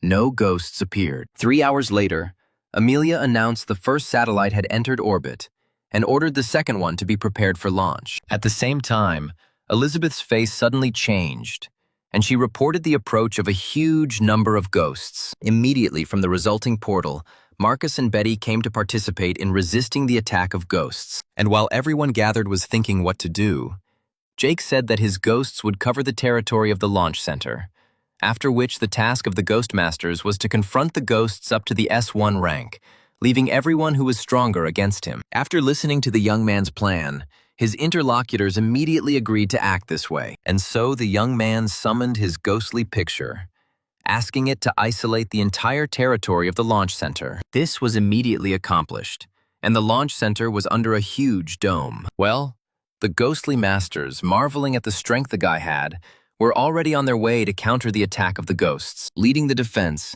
Betty shouted for a few people to help her deal with the S1 ranked ghosts, while the rest beat those of lower ranks. Having not seen anyone stronger than S2 rank yet, Jake sent his ghosts to confront them. It was not difficult for his ghost girls to destroy ghosts of this rank. The system only had time to announce everything about new victories achieved by Jake's ghosts. The young man himself, having examined how the ghosts were advancing, noticed that among them there should definitely be someone of rank S3. At the same time, Elihabeth, working in tandem with Marcus, destroyed another ghost of rank S1. But suddenly her partner warned the girl about danger approaching from behind. Quickly turning around, Elizabeth saw a terrible ghost approaching her. As soon as the female ghost was nearby and prepared to strike, then suddenly something did not allow him to do so, throwing him aside. Not noticing what flashed past them, Marcus and Elizabeth briefly assumed that it was one of Jake's ghost abilities. But when the girl looked closer, she saw that she was saved by some completely different ghost. Not understanding what it was, the battle partners, retreating back, watched as the strange ghost continued its movement, destroying everything that stood in its way. Quickly taking out the switch, Elizabeth warned Jake that an incredibly powerful ghost was approaching him. Having already noticed his old acquaintance, the young man thanked the girl for the warning, and then he added that she should not worry, since he knows this ghost very well. As Jake watched the mailman deliver the letter, he tried to understand why he had walked so unceremoniously through the crowd of ghosts, destroying them, where the only reason could be that he was late in delivering the mail. Immediately, the guy had a wonderful idea, where he decided to use the postman's abilities for his own benefit. And so the young man sent Christy to him, who was tasked with stealing the postman's bag again. While the ghost was receiving payment for delivery from the addressee, the girl quietly crept up on him from behind. In one easy movement, she snatched the mailbag from him, to which he immediately reacted. There was no limit to the rage of the ghost of the postman, realizing that he could now be late with his delivery. Jake told his ghostly assistant to follow him with the postman's bag, and so Jake moved across the battlefield. Christy flew behind him, and behind her, wanting to get back what was his, the postman rushed, destroying all the ghosts that got in his way. The ghostly masters located on the defensive line immediately noticed how the territory was being cleared of ghosts, as if they were removing snow with a shovel. Meanwhile, Jake decided to save his ghostly friend from the need to fly and sat her in front of him on a ghostly horse, continuing to run away from the postman. But the most interesting thing for the young man was that for each ghost killed in this way by the postman, he was awarded experience points. The defending Ghost Masters, who were in a difficult situation, thanked the guy who galloped past for destroying a whole bunch of their opponents. Jake instructed the ghostly picture to take measures to defend that part of the launch center where the ghosts had made their way. And then, the same huge tentacles appeared from the canvas of the painting, destroying dozens of ghosts that stood in their way. One of the scientists who miraculously escaped death thanked the higher powers for sending them such a protector. The young genius of ghostly craftsmanship himself continued his work with the participation of the postman, deciding to destroy the maximum possible number of ghosts in this way. And so he burst into the very thick of the opponents, whom, following him, the ghostly postman mercilessly destroyed. At some point, Jake noticed that the system stopped notifying him about victories and experience accrual. The guy turned around and discovered that the postman pursuing him had suddenly disappeared somewhere. Looking around, the young man began to realize that something was clearly wrong here. He did not notice how several huge, ghostly nails were fired from the void directly at his back, from which, however, the Red Bride was able to protect him, creating a protective barrier. Turning around, Jake was finally able to see the ghost he had been waiting for. Only the shape of this ghost was very strange, where directly opposite the young man there was a coffin chained with chains. But then the ghost turned around where, as it turned out, the coffin was tied with chains to the back of the ghost's main body. It was a ghost of rank S3, whom the young man immediately asked to clarify where he put the ghostly postman who had helped him so well. At the same time, Betty was informed about the appearance of a ghost of rank S3 in the eastern part, after which the girl ordered to retreat. And so, having taken their ghosts, the crowd of ghostly masters on their motorcycles left the dangerous place. Some nearby craftsmen watched with interest as Jake was about to fight this ghost. But at some point, several coffins approached them and, hovering in the air, they opened. The inside was empty, which surprised the men, who had expected some kind of ghost to emerge from the coffin. But, as it turned out, the coffins were not used to release someone, but to absorb them. After some time, almost the entire team of Jake found themselves inside the coffins, who realized that in this place they had lost contact with their ghosts. The ghosts of these masters only had time to look at the empty motorcycles that had fallen to the ground, when suddenly they also disappeared from sight. Being under the protection of his ghostly girls, Jake clearly saw both people and ghosts disappearing around him,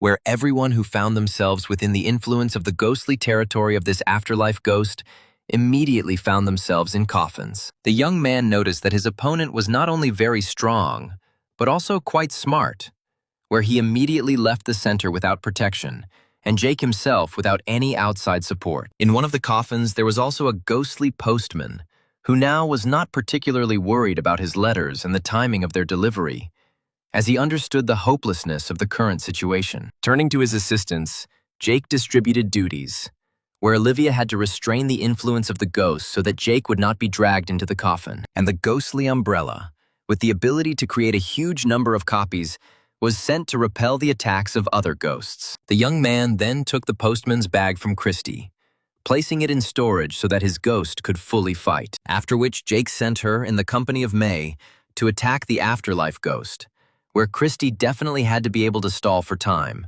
since, despite her S2 rank, a number of her abilities were comparable to the S3 rank. The ghostly picture was given the mission to free captured people and ghosts, but it quickly became clear that the coffins would not be able to be opened, and if you resorted to special abilities, you could accidentally kill someone there. Jake then ordered the people in the coffins to be moved to safety, realizing that the only way to open them was to destroy the ghost. And then the ghost from the grave saw how the picture absorbed the coffins with the prey he had caught. Then the ghost, resembling a bad Buddha, gathered his energy and again used the ghost nail attack. But then Christy appeared right in the path of the nails and took on her fiery form. With her devilishly hot flame, the girl melted the flying ghostly nails, and Jake, watching what was happening, realized from the appearance of his opponent that he definitely did not expect this. Suddenly, the ghostly Buddha used some kind of thief technique, where behind his back several coffins lined up in a magical sign. The young man noticed this action,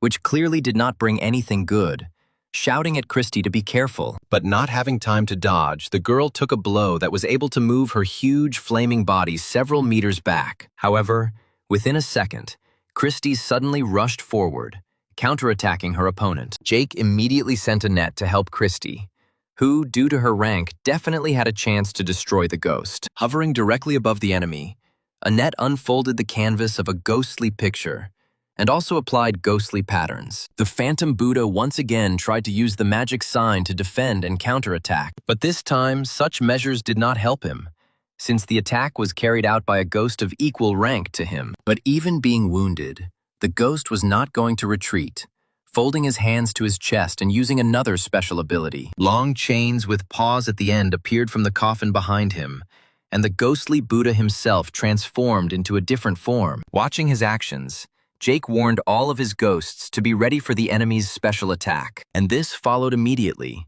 where chains with metal paws quickly filled the entire surrounding space. Even Jake himself had difficulty dodging one of them as it slid over his shoulder. Holding his wounded hand and seeing that his ghosts were also seriously injured, Jake decided to take extreme measures. Taking out a knife, he ran the blade across his palm and sprinkled blood on the ghostly umbrella. He repeated exactly the same thing that Isaac tried to use against him, instantly increasing Mika's strength several times. And so the ghostly umbrella, having received bloody fuel, even changing its usual color, rushed at the mighty enemy. Jake himself, whose body was also exposed to this ancient magic, received messages one after another that his life expectancy was decreasing. The risk the guy took was justified and brought results, where Mickey was able to easily destroy the dangerous chains. Here, May and the ghostly mirror came to the rescue, and together they were able to significantly increase the number of bloody ghostly umbrellas. And this incredible number of umbrellas crowded onto the mutated ghostly Buddha. Realizing that the battle was lost, Jake's opponent tried to hide, starting to climb to the top, but Jake did not allow him to do this, sending a ghostly picture to support him, wrapping the body of the Buddha. Paired with a bloody umbrella, the picture succeeded, and after a few seconds it was all over, and the system declared victory. Remembering what subsequently happened to Isaac, Jake, having examined his palms, was glad that this would not happen to him, since, thanks to the system, his life expectancy is much higher than that of ordinary people. And when he looked at his face in the mirror, he was able to finally be convinced of this. Well, what followed was a pleasant increase in Mika's rank to S3, which made not only Jake himself happy, but also the girl and her copies. Meanwhile, the ghostly painting brought back to Earth the ghostly coffins that she had been putting away in her ghostly world. Since the ghostly Buddha no longer existed and his spell had broken, the coffins immediately opened to release the captives. As Betty watched the coffin dissolve into thin air, she wondered what had happened. The ghostly masters standing opposite her said that they were all in coffins, but if they were able to get out, then the ghost who kidnapped them was defeated. Immediately, someone noticed that all the other ghosts who were attacking the launch center began a mass retreat. Then Betty noticed Jake standing nearby, interacting with one of his ghosts. Watching the young man, the girl could not imagine how it was possible to single-handedly deal with an S3 rank ghost while holding off the attacks of other ghosts. And with all this guy was not yet 20 years old, which was simply something incredible. The next opened coffin released the ghostly postman, who immediately looked around. Seeing his target, he instantly rushed to the one who stole his property,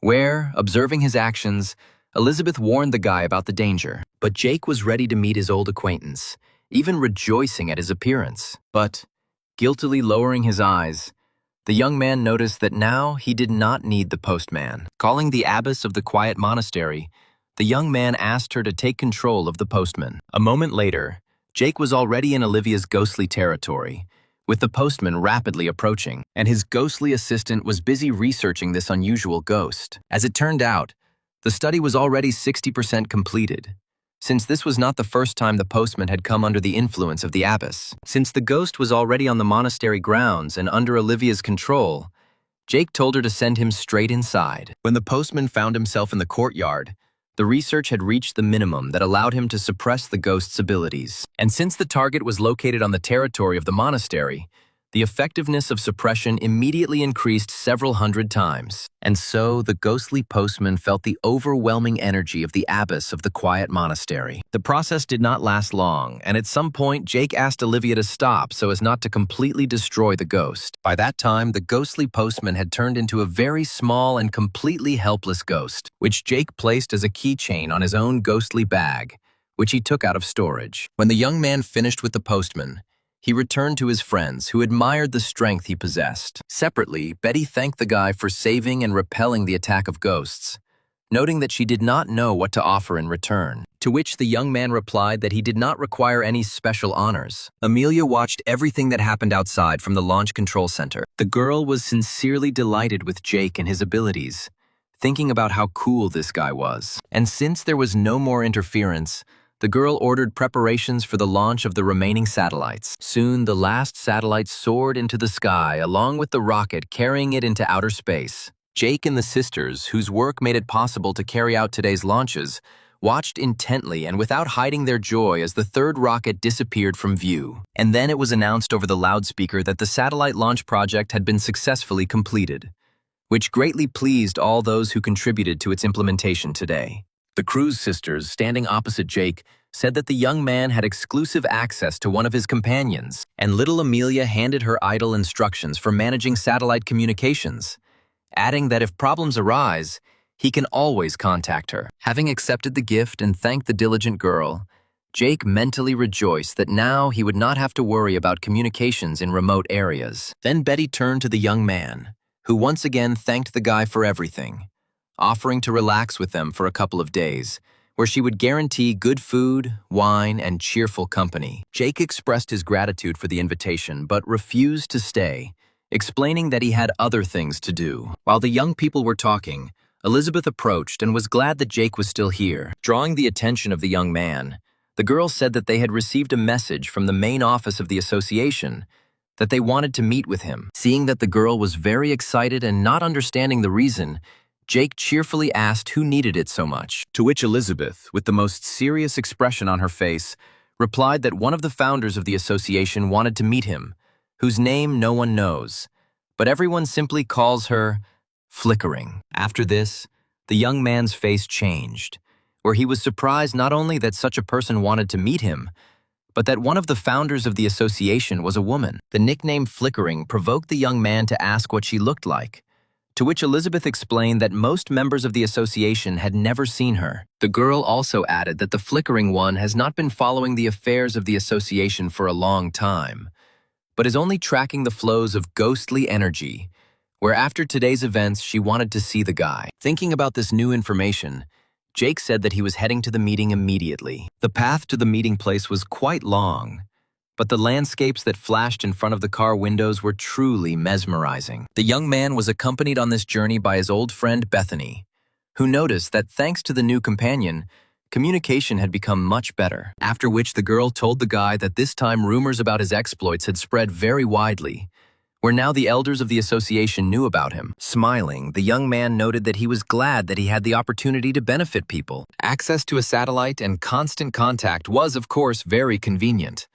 But on the other hand, the guy was simply inundated with messages from his closest fans. Here, Bethany changed the subject, informing the young man that after all the events, nothing was heard about the Wallace family at all. To which Jake replied that this vile family was definitely plotting something against him right now, falling silent for a while. With which his interlocutor completely agreed, recommending the young man to be more careful despite his high rank. But their journey was completed, and Bethany informed her companion that they had arrived at the right place. When they left the car, the girl said that the guy should go on alone. As soon as Jake walked through the entrance arch, he immediately realized that he had entered a ghost world. And when I turned around, I no longer saw either the car in which I arrived or my companion, who remained at the entrance. And right in front of him was a dilapidated high tower, at the top of which the young man noticed someone's presence. Quite quickly, having overcome the numerous steps of the tower, Jake went out onto the roof where he met the Flickering one. The woman,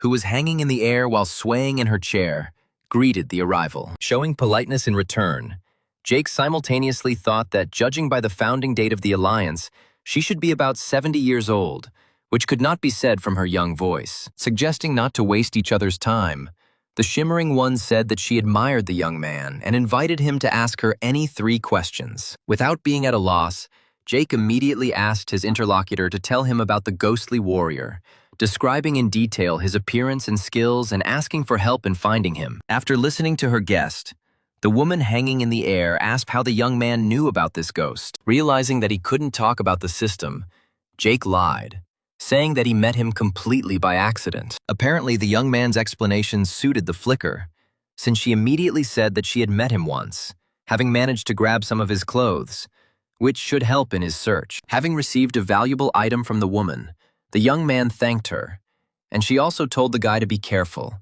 since that ghost was really very strong. Jake's next question was, what rank would be after completing all the S-rank stages? To which the Shimmering One told the young man that the next rank is the rank of Awakening, which is also divided into several stages. At the first stage, the ghost's form is restored.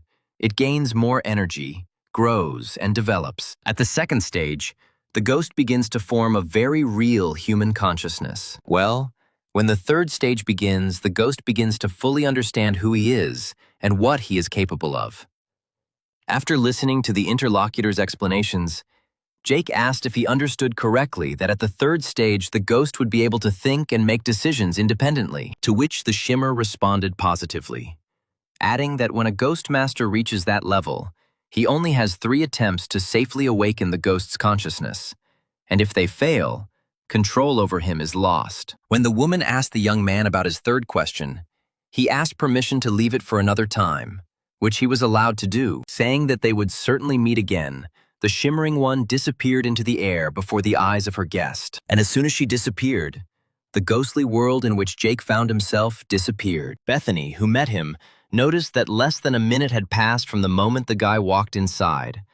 But according to Jake's feelings, their conversation with the flickering lasted at least 30, which means time flows differently in her ghostly world. Remembering his mysterious interlocutor, the young man did not explain anything, simply stating that they had time to talk. This suited the girl quite well, who immediately invited Jake to go to her mansion. Sitting at the table with Bethany, the young man, saying that he needed to somehow find the ghostly warrior, asked his interlocutor if the main office of the association could help him with this, to which the girl, smiling flirtatiously and openly flirting with the one she had been trying to seduce for a long time, replied that she didn't know for sure, but she might ask if Jake agreed to take a bath with her. Realizing that Bethany was breathing unevenly in his direction, Jake did not know how to respond to this, and simply awkwardly noted that it was a good joke. When the guy was alone in his room, he gave the scrap of fabric he had received to Annette, asking her to try to track down the ghost to whom it belonged. The girl placed the resulting fragment into the painting, but after a few seconds, she took it back without giving out the result. Annette's search abilities were clearly still at an insufficient level, and therefore something else had to be invented to find this ghost. Then Jake remembered that he had a postman's bag, but the postman himself would definitely not deliver the letter in this form. Therefore, the young man decided that his favorite Christy would become the new postman. When the mailman's bag and hat were given to the girl, the system announced that she could be a mailman for a while, where her letter delivery level was currently 20%. First, it was necessary to raise Christy's level as a postman, and so Jake, standing in the wasteland, handed her a letter addressed to himself, after which he called on May to move him away from this place. Immediately after that, the newly minted postman Christy set off to find the addressee and deliver the letter. Finding themselves among the ruins and other ghosts, Jake and May soon saw their own postman approaching them. Jake received a letter. Christy received a reward from May in the form of energy feeding and an increase in level to 40%. After some time, the young man, lying on the canvas of a ghostly picture, relaxed with the participation of Annette. And so the letter was delivered, where Christy's level as a postman increased to 50%. And even when he hid underground with Mickey, the postman Christy was able to discover the addressee by delivering the letter. Very soon, Jake managed to raise the level of his ghostly girlfriend to 90%, which he considered sufficient. Calling upon May, the young man asked her to write a letter, addressing it to the ghostly warrior, which the Red Bride handed over to the new postman for delivery to the addressee. And when Christy rushed to search for the addressee, the young man could only follow her, and in this way, find the desired ghost. At the same time, his ghostly object, in which Christy lived, guaranteed that they would not get lost. While one of his ghosts moved to deliver the letter, Jake set up camp on one of the highest mountains and rested. While he was having a snack,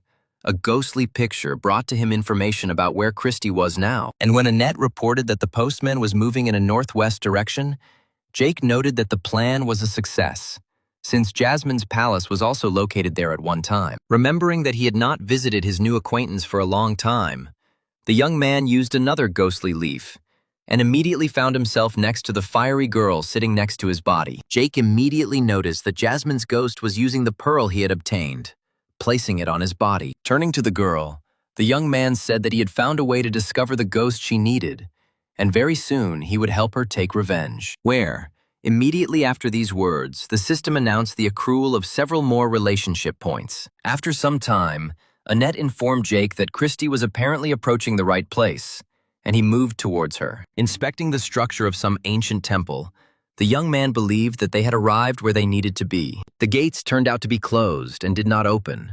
And then Christy, fulfilling the mission assigned to her, deftly climbed right over the walls. Once inside, Jake kept up with the postman he had created, who was looking for the addressee. But the last room was empty, and the young man suddenly noticed where the gaze of the Buddha statue was directed. It was an ancient fresco, which, among other things, also depicted a certain temple of ancient warriors. Touching the picture, Jake tried to figure out what to do next, because a person could not penetrate into that world. Christy was about to go inside to deliver the letter, but Jake stopped the girl, saying that he needed to think a little. The young man's thoughts revolved around how advanced this ghost could be, who was locked here more than 1,000 years ago. And as soon as this thought flashed through his head, he immediately wondered where the flickering piece of his clothing could have come from. After all, it turned out that his recent interlocutor was already more than 1,000 years old. And so a plan matured in his head, where he snatched the letter from Christy and asked May to change its contents, asking the ghost if he needed help. Having given the letter to the postman, who was concerned about the loss of correspondence, Jake allowed her to continue on her way. Received the letter back, the ghostly girl easily crossed the ghostly barrier of the fresco. And a few minutes later, the girl came back, handing the sender the answer. Having taken and opened the envelope, Jake, with the help of May, read the answer written by the ghostly warrior, where there were only 2 words: break the defense. Having handed over the letter to Annette, the young man asked her to try to determine his level in relation to her abilities by her aura. The girl's answer that S3 rank ghost made Jake think about how he could resist it. And already donning his ghostly armor, the young man mentally concluded that he had several ghosts of the same rank, and also had support in the person of Jasmine. Approaching the fresco, Jake noticed that in order to get such a strong ghost as Jasmine, it was worth the risk. Standing near the painted wall, the young man took the postman's bag from Christy, deciding to try to take on his role in order to be able to go inside the painting. But suddenly, Christy turned around sharply, drawing her master's attention to what appeared behind him. Turning around, Jake saw some more silhouettes on the mountain, one of which was definitely a ghost. Seeing the young man in front of her surrounded by ghosts, the girl quickly spoke, asking for forgiveness for disturbing him and saying that she was just passing by. Then Jake asked a random guest if she was a ghostly master. Introducing herself as a ghostly master from a nearby town, the girl explained that she simply felt an evil ghost and came to deal with the ghost. Then Jake recommended that she move away from this place, since it could soon become very dangerous here. Looking at the young man with her big green eyes, Jake's new friend thanked him for his advice. After watching the girl go, the guy decided to return to what the appearance of this girl had prevented him from realizing. Throwing the postman's bag over his shoulder, the young man was able to go inside the fresco, seeing a small monastery on the rock in front of him and some kind of silhouette opposite it.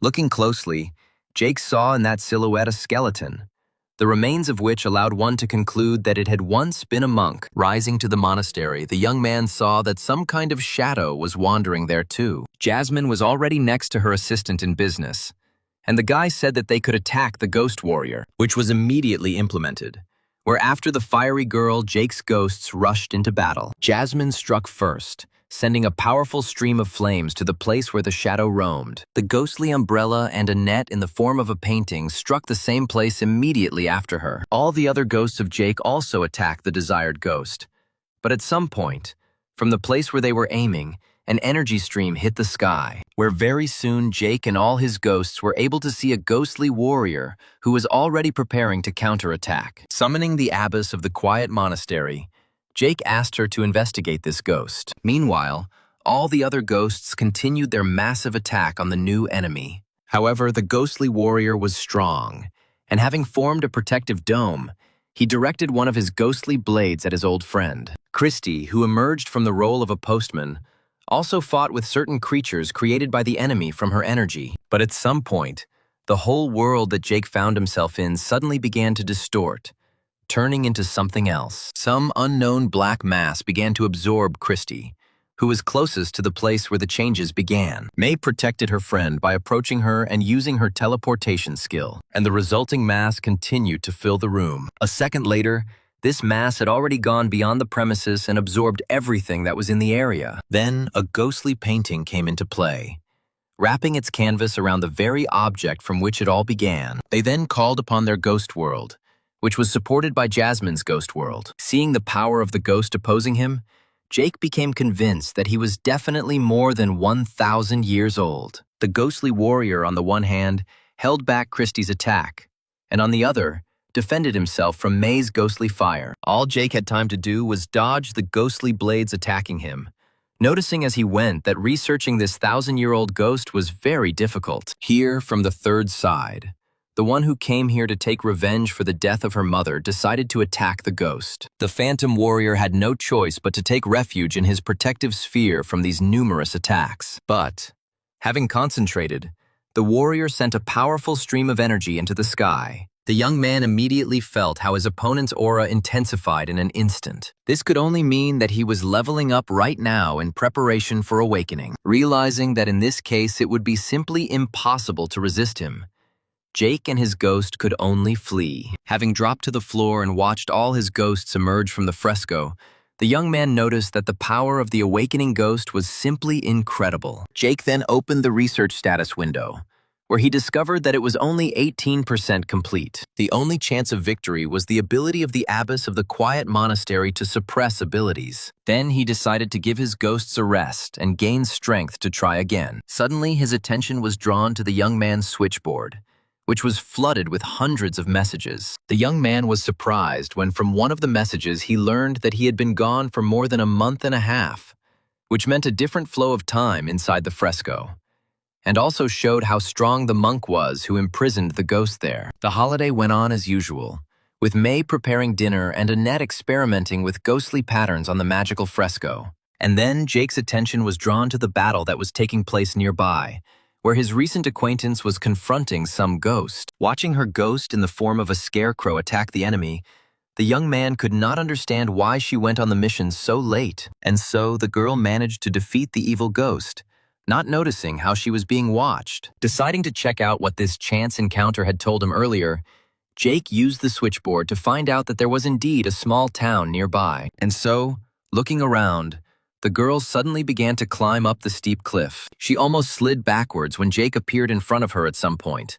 lending a helping hand and asking if she was afraid to walk through such places at night alone. Continuing to climb the rock with the help of the young man, his interlocutor replied that someone had to deal with the annoying ghost. Then Jake asked if the brave girl needed to be seen off, to which she, pointing to an approaching car, replied that they had already come for her. Already from the salon, having lowered the side window, a random acquaintance of the guy waved to him and thanked him for his help and attention. Watching the car drive away, the young man could not shake off the thought that this meeting was of some unusual nature. The rest was over, and Jake, with his ghosts and Jasmine, again found himself inside the fresco, where everything, as he had expected, returned to its original state. Just like last time, the brave, ghostly girls quickly rushed to attack the ghostly warrior. And as then, the process of awakening the ghost did not begin immediately, providing time and opportunity to explore it. All of Jake's ghosts, in the company of the Fire Queen, attacked the warrior, and Olivia continued her, this time, overly long study. Fighting off the ghost's attacks, the girls helped each other, this time freeing Phoenix from the ghostly chains that entangled him. And so, at some point, the ghost began the process of awakening, where Jake immediately ordered to retreat. When they were back on the other side of the mural in the real world, the young man discovered that the research was 32% complete. While they were once again resting, gaining strength for a new battle, Jake noticed Mickey playing the same game as Christy, immediately realizing who taught her. In addition, the system announced the appearance of a new ability for the ghostly umbrella, where it was able to balance its forces in relation to him when faced with a stronger opponent. The downside was that the effect of this ability did not last long and took a lot of energy from the ghost. Nevertheless, the appearance of this new and rather strong ability could not but please the young man. Having walked around all his ghosts and inquired about their condition, Jake decided to continue their difficult task. And now, for the umpteenth time, the battle began again, where Christy, as usual, attacked one of the energy sources of the ghostly warrior. Watching the progress of the battle, Jake kept paying attention to the research process on which the outcome of this battle depended, and his opponent also did not stand idle. over and over again, repelling the attacks of the young man's ghosts. Already knowing approximately how long it would take for the enemy to awaken, Jake noticed that they did not have much time left. To begin the process of suppression, Olivia needed to conduct research at least 55%, which was still about 3.5% away. And now the process of awakening has already begun, illuminating everything around with a bright flash from a beam of energy. Jake didn't want to come back here again, so he decided to continue attacking the enemy, giving the abbess the opportunity to complete the research to the minimum threshold. The ghost girls were already having great difficulty coping with the level-up enemy when the research finally reached the required minimum. At the same second, the system informed Jake about the suppression of enemy forces, which the enemy himself had already begun to feel. Realizing that he could now be safely attacked, the young man sent his ghostly girls to finish what he started. And so the whole power of several ghosts fell upon the ghostly warrior at once. Watching how events further developed,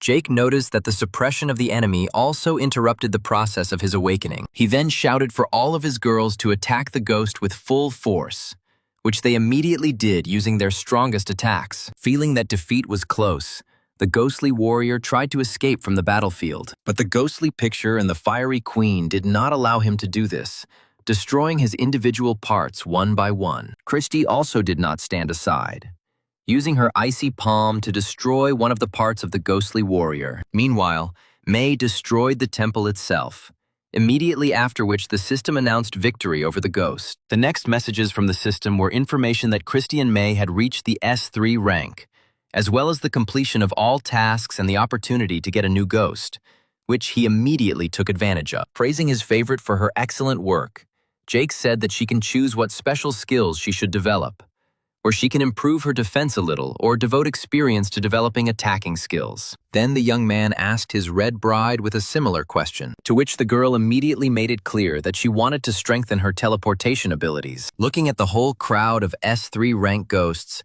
Jake suddenly remembered the day when he got his very first ghost, which he had not expected at all at that moment. Having finished dealing with his ghost's new skills, Jake finally turned to the new girl in his ranks. Immediately activating the connection with Jasmine, the young man said that from now on, no one would be able to harm her. As soon as the binding to the owner was completed, Jake was immediately able to familiarize himself with the characteristics of his new ghost, which initially had a rank of S3. This girl's abilities were truly impressive. And besides, the question of the body located in her ghostly world remained open. While watching Christie and Mickey play, Jake suddenly noticed the monk's bones standing nearby, deciding that they needed to be buried. But as soon as he approached and touched the skull, it began to dissolve into thin air. And instead, a small red sphere appeared right in front of the young man. When Jake picked it up, the system immediately announced that the owner had received a ghostly relic that could temporarily turn an evil ghost into a good one. Having buried the remaining bones of the monk, Jake, standing at the fresh grave, calculated that several months had passed during his stay in the world of the fresco. The young man noticed that during all this time he had not received any information about the Wallace family, and decided that it was time for him to return to Elete. But before that, the guy decided to check something, heading to the same small town where his random acquaintance introduced himself as a resident. Having met with the elder of the locality, he described the girl and the ghost accompanying her in the form of a scarecrow. Lost in thought, the man asked about what age this girl was, to which Jake explained that she was no more than 18 years old. Immediately after this, the elder laughed, saying that if such a gifted S1 level ghost master appeared among them at the age of 18, they would have notified the association long ago. The wife standing next to the man also noticed that they have the strongest master of rank A, as in all the nearby settlements. It cannot be said that Jake was very surprised by the information he received, and he very calmly thanked his interlocutors for the conversation. At the same time, there were only more questions about where this strange girl for some reason appeared twice where he was performing a task for the system, and for some reason lied to him about some task to destroy a ghost. Suddenly, Jake remembered those legs that he saw in the ghostly mirror, where the same lace was tied both there and on the leg of his random encounter. These coincidences suggested that if that ghost from the distant past could fully awaken in 1,000 years, it could well disguise itself as a person. But the young man's mental flow did not stop there. where his head was visited by the exciting thought that this ghost could well be a flickering one. She is the only one who knew that he would go to track down the ghostly warrior, and also met him more than 1,000 years ago. Having subjugated some small ghost, she followed him everywhere to make sure that the ghostly warrior would be defeated. But if the Shimmering One is a ghost herself, then why did she need to found an association of ghostly masters? Deciding that they needed to meet again, Jake finally left the temple.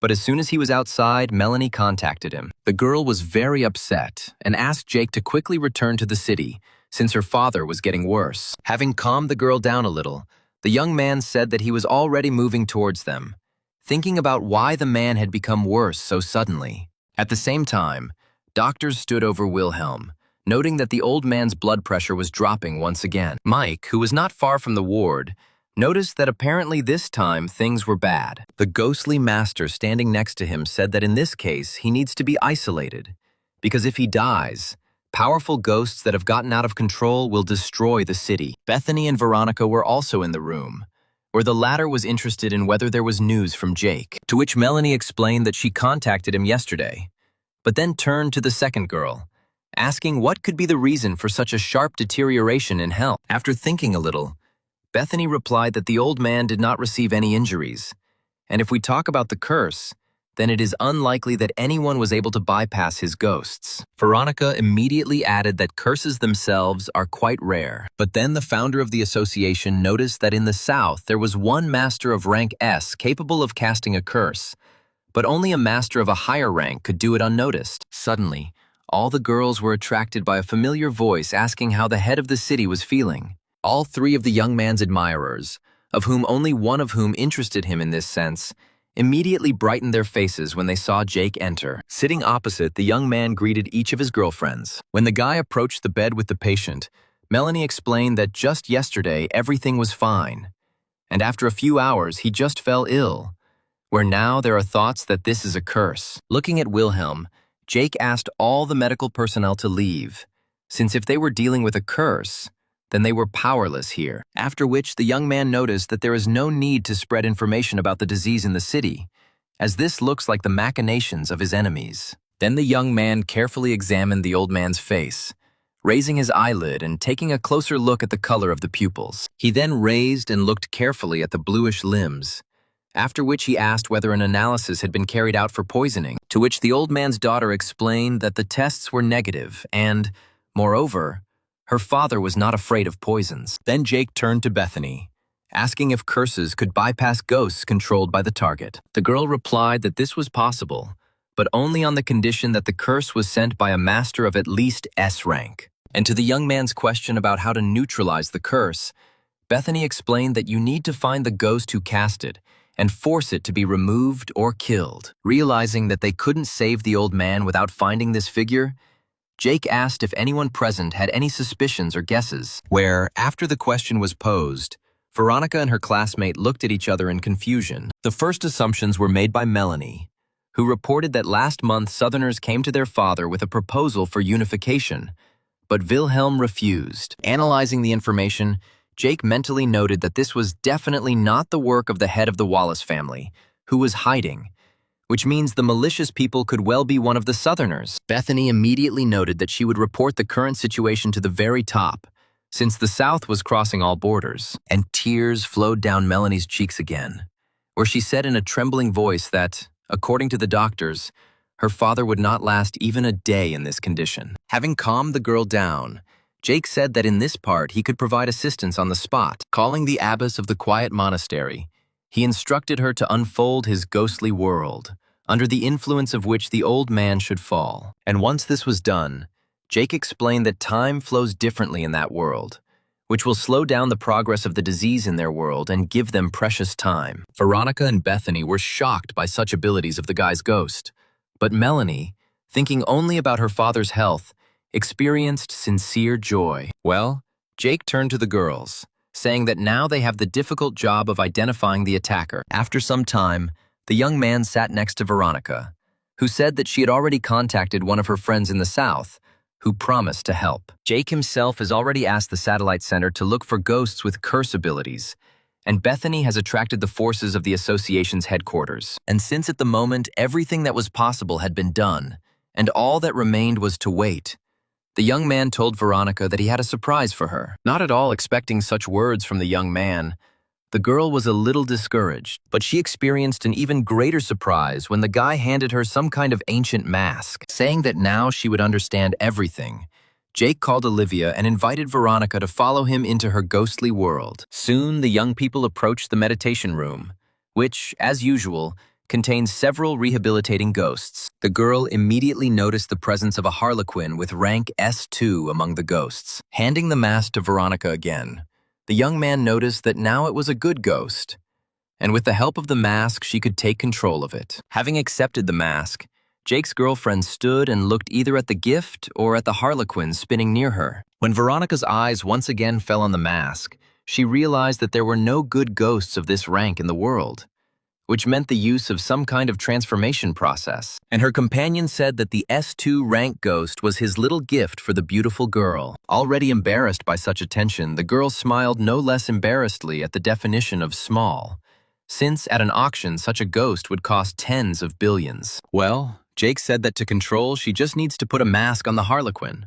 which Veronica immediately did. Within a few seconds, the girl felt how a relationship had been established between her and this ghost. Jake noticed that now his girlfriend has become an S2 rank master, and after she develops this ghost, she will be very strong. And so the harlequin disappeared into a mask, which became a ghostly object, after which Veronica said in confusion that she did not know how to thank the guy. Gently touching the girl's cheek, Jake said in a gentle voice that she was his girlfriend, and therefore there could be no question of any gratitude. Veronica was incredibly pleased to hear such words and feel her beloved's palm on her skin. The flow of the most pleasant feelings that washed over Veronica made her literally throw herself into the arms of the young man, where their lips connected in a tender and at the same time passionate kiss. The ghostly world of the abyss dissipated, and the lovers returned to their room, looking at each other with loving glances. At some point, Jake picked the girl up in his arms and walked with her towards the bedroom,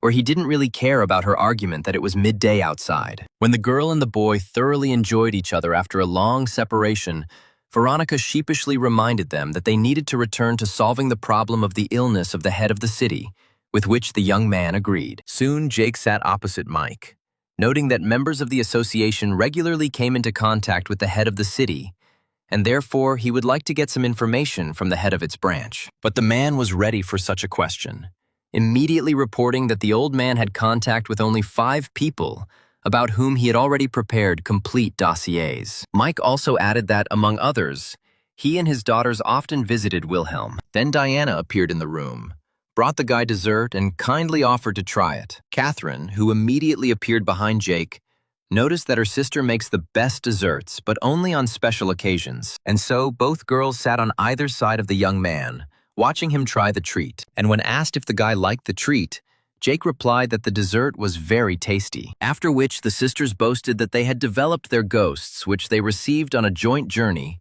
to the S1 rank, where Mike, sitting next to him, noticed that for the last few months the girls had always accompanied him and participated in defensive activities. Immediately after that, a slightly blushing Diana said that they just want to be worthy of Jake and help him in any way they can. The young man highly appreciated how quickly his girlfriends managed to raise their level, and so Jake left the house of the chapter leader of the association, urging him to be careful in these troubled times. Suddenly a man came close to his ear and whispered that he knew about his refusal to marry the daughter of the head of the city, and therefore he invited him to think about considering one of his daughters as a future wife. Joking that these 2 girls were still very young, Jake suggested leaving this conversation for later, quickly moving away from Mike. And the man shouted after the fleeing young man that they had plenty of time and he would wait. The guy's next meeting was planned with Melanie, who reported that she could not find any clues pointing to the attacker. Wiping tears from her face, the girl suddenly handed Jake the sealed envelope that her father asked him to give to him. Taking out the paper, the young man read the words of the old man,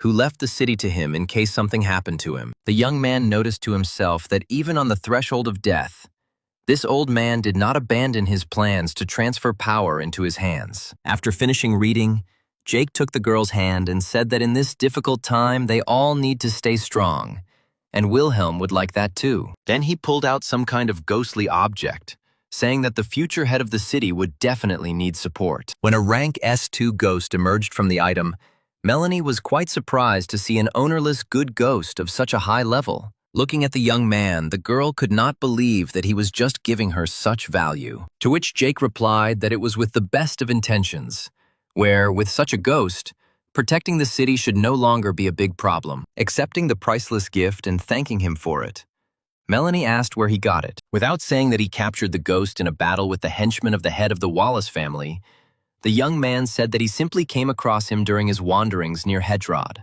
The girl immediately remembered that the head of this city told them that Jake not only saved the city, but also defeated a ghost of rank S3. But it seemed the young man was not listening to her at all, and at some point, he almost screamed from the thought that visited him. After contacting Elizabeth, Jake asked if there were ghosts in their area with the ability to cast curses, and if they could harm an S3 level master, to which his interlocutor explained that this is very rare, but she is familiar with one technique to which ghosts do not react, and which does not leave traces. And when she described how this skill works, it immediately became clear to both Jake and Melanie that this was exactly what was used in relation to Wilhelm. The young people immediately rushed to the hospital to check their guesses. According to Elizabeth, a characteristic sign of the use of just such a curse would be the presence of a red dot under a person's chest, which was discovered on Wilhelm. Jake was happy about the established circumstances, because knowing what kind of curse was applied, they have a chance to save the old man. For treatment, it was necessary to extract some poisonous ash from the bodies of special ghosts, where the young man kept one of them.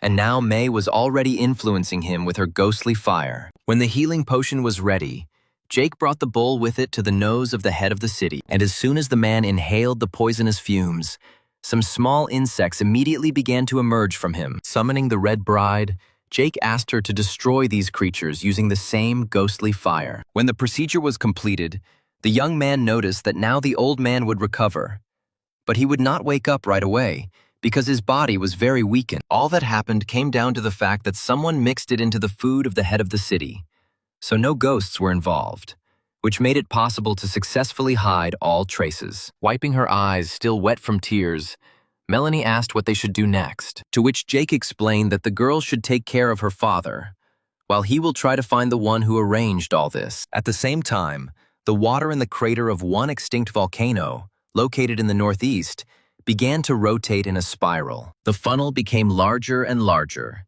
and very soon revealed what was hidden under the water, where someone suddenly jumped out of the boiling lava. Gradually, the ghost that enveloped the man's body freed him from his fiery protection. And pleased with how everything went, Thomas Wallace said that he had finally returned to this world. Jake slowly moved around the city on his ghostly horse, allowing himself to be photographed by everyone on the street. Those who managed to take photos and videos were the first to try to upload it all to the network, but discovered that there was no connection with the satellites. Bethany could not understand why Jake made a whole show out of his appearance in the city. Jake himself, watching how people were filming him and unsuccessfully trying to post him online, smiled slyly. Having finished the procession through the city, the young man rested, awaiting the results of his undertaking. And then his switchboard gave a signal, where, taking it in his hands and looking at the screen, the guy realized that his plan was a success. A little earlier, he contacted Amelia, who was in love with him, and asked to replace the usual satellite in Aleda with one that belonged to him, thereby providing the opportunity to control the information entering the network. After which, before his procession, information was spread around the city that he had returned, where the attackers had to react to this. The canvas of a ghostly painting approached the house of a famous Chinese family in the city. Its head, Wenyang Zhou, sensing some activity outside, became worried and went to the window to see what was happening behind it. But suddenly Jake appeared in his house, which greatly frightened the owner, who could not understand why this well-known young man suddenly burst into his place. But casting a cold glance at his interlocutor, the guy just as coldly noted that Wenyan knew perfectly well why he had come to him. Bethany, who appeared after the young man, stated that no one expected betrayal from this family, but the man urged his guest not to listen to what Jake says, who is only thinking about how to take over this city, using the fact that the head is in a coma. The information that Wilhelm was in a coma was strictly classified, And so the girl with a grin asked the man who had let it slip how he knew about Wilhelm's coma. Jake did not give him an answer,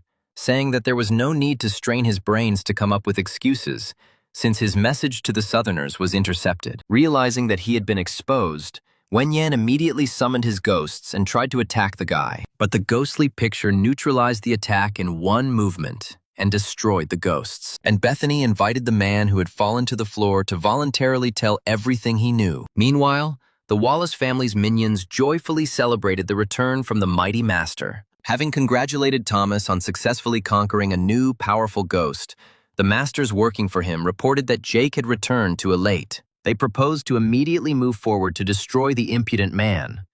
But Thomas put a stop to their impulse, explaining that even though he now had 2 ghosts of rank S3 under his control, this was still not enough for an undeniable victory. One of his interlocutors suggested that the gentleman meant the head of the city, who could also intervene. And the man confirmed his subordinate's guesses, saying that he had another plan, after which he asked to bring him ghostly roots. His order was carried out immediately, where in less than a minute the box with roots was in front of Thomas's eyes. And while the head of the Wallace family was enjoying his trophies, those around him fearfully wondered whether their master had really decided to take advantage of it. And then one of Thomas's minions noticed that the ghostly root could summon several ghosts of rank S3. And then there would be nothing left of the city at all. But another servant of the Wallace family immediately retorted what was said by saying that their main task was to deal with Jake Stone, and no one cared about the fate of the city at all. The head of the family himself completely agreed with this, threateningly declaring that this time his opponent would definitely die. At the same time, the captive Wenyan spoke about the plans of the Southerners, who wanted to wait for the death of the city leader and provoke a breakthrough, after which they would capture the weakened city. What was said greatly angered Bethany, who spoke not the most flattering words, first about the Southerners, for whom the lives of ordinary people meant nothing, and then about the traitor himself. Menacingly declaring that the association's Supreme Court would condemn his actions, the girl ordered the arrested man to be taken away. Soon, Veronica and Jake were in the hospital, where after Melanie listened to the story of who started all this, she suggested that perhaps the Southerners would not organize a ghost attack while Jake was here, to which the young man himself replied that, in any case, you need to be prepared for various scenarios. The young man thought to himself that if a ghostly breakthrough began, it would only benefit him, since he would be able to earn a lot of experience for his ghost. As night fell, Thomas climbed onto a cliff and used one ghostly root to lure powerful ghosts. And when the effect of this action became obvious, the henchman accompanying him noticed that everything worked, where, among others, his master was able to attract an S3 rank ghost. Another servant of the Wallace family reported to his master that everything worked out for him in the same way, where there were even more ghosts than expected. This information only pleased Thomas, who designated the city of Aliot as the target of the attack. Jake sat opposite Veronica and was interested in how she was progressing in strengthening her connection with the Harlequin, to which she explained that the process was going well. Here, the girl voiced her guesses that her lover already owned more than one ghost of rank S3. Laughing, Jake replied that the girl was right, asking not to disclose this information to anyone else for now. Suddenly, Veronica remembered the very moment when, with the help of her paper man, she witnessed the awakening of the first ghost of Jake. Nostalgic memories were interrupted by the appearance of the daughter of the head of the city, who, without hiding her excitement, reported that an unimaginable number of ghosts were approaching the city. Looking at the radar, the young man and his lover were also able to make sure that this was a ghostly attack of unprecedented force. Confused, Melanie asked Jake what they should do since there was very little time, but the young man did not answer her question, concluding, not with the most joyful expression, that they would be attacked by hundreds of thousands of ghosts. Where, in response to his words, Veronica immediately noticed that in the last 30 years this is the most massive ghost attack, where she does not understand how the Southerners managed it. Hearing the numbers, the daughter of the city head said that they only have about 15 to 20,000 craftsmen. The father is unconscious, therefore the city will be destroyed. Urging Melanie not to panic ahead of time, Jake suggested going to the association first. And now all the central figures of the city were already in the main defense control center. Turning to Mike, Bethany told him to gather all the masters above rank B, whom they would send to the north. After which the girl decided to turn on the alarm siren, since the danger to the city residents was real. And in the middle of the night, a rapid danger alert system started working in the city, and ghost masters located in different places received messages about an impending huge wave of ghosts, gathering and preparing for defense. Many were convinced that they could not repel such a massive attack, and therefore the city was doomed. Moving forward to defend the city, fathers said goodbye to their children, as they realized that they might not return. The Southerners' spies, seeing some movement, did not understand what was happening, since according to their plan, it was necessary to wait for the death of the head of the city. Well, those who were already ready and collected moved forward to take defensive positions. Bethany approached Jake and said that the flickering one had also promised to arrive, but they needed to hold out on their own for about 4 hours. Jake immediately noticed to himself that if the flickering one saw Jasmine among her ghosts, he would immediately understand that he had figured out who she was, and therefore decided not to show the fiery queen. He told the girl that they should have enough strength to hold back the attack, since both Veronica and Melanie are now ghost masters of the S2 rank. The only question that remained open was who organized this attack, since according to the plans of the Southerners,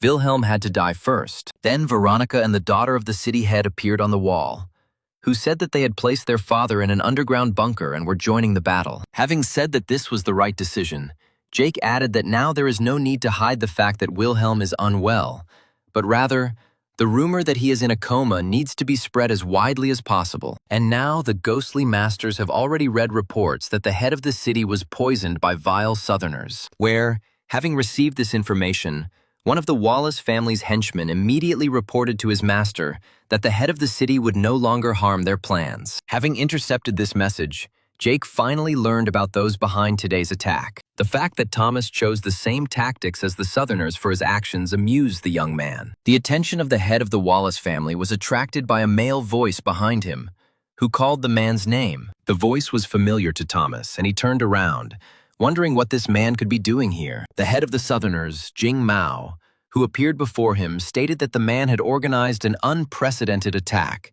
and then asked about his plans after the victory. Having shown the old man his new ghost, Thomas casually said that his plans had nothing to do with the South, to which Jing Mao said that the absence of the head of the city in this confrontation was his merit, and therefore it would be worth sharing the laurels. He suggested that Thomas kill Jake Stone and leave the rest to him, where in the future they would have a strong alliance, with which the man agreed. Meanwhile, the first ghosts appeared on the first line of defense, and the Rhodey sisters also came out to confront them.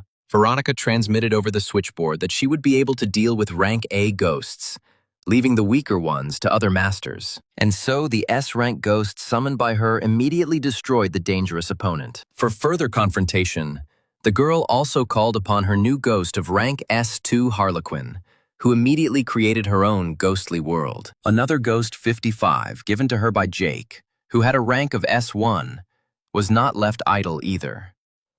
When an S3 ranked ghost appeared on the battlefield, the Rhodey sisters had no choice but to move back. Melanie confronted the S2 rank ghost, calling for help over the switchboard because she couldn't handle him. Then an equally bulky stone flew at the huge ghost, after which a female voice said to leave this ghost behind. The girl was very happy that help arrived, which helped her save her ghosts. It was Elizabeth who immediately launched a massive attack on the ghost, sending Melanie to help the others. Meanwhile, a ghost appeared in front of Bethany in the form of a 3-headed snake in rank S3. Noticing how difficult it was for the girl, Jake immediately sent a ghostly picture to help her. But just as the ghostly canvas was preparing to attack, it was suddenly attacked from behind, where, as it turned out, another ghost of rank S3 joined the battle. Observing what was happening from the side, the leader of the Southerners noticed that even Jake could not defeat 2 such ghosts.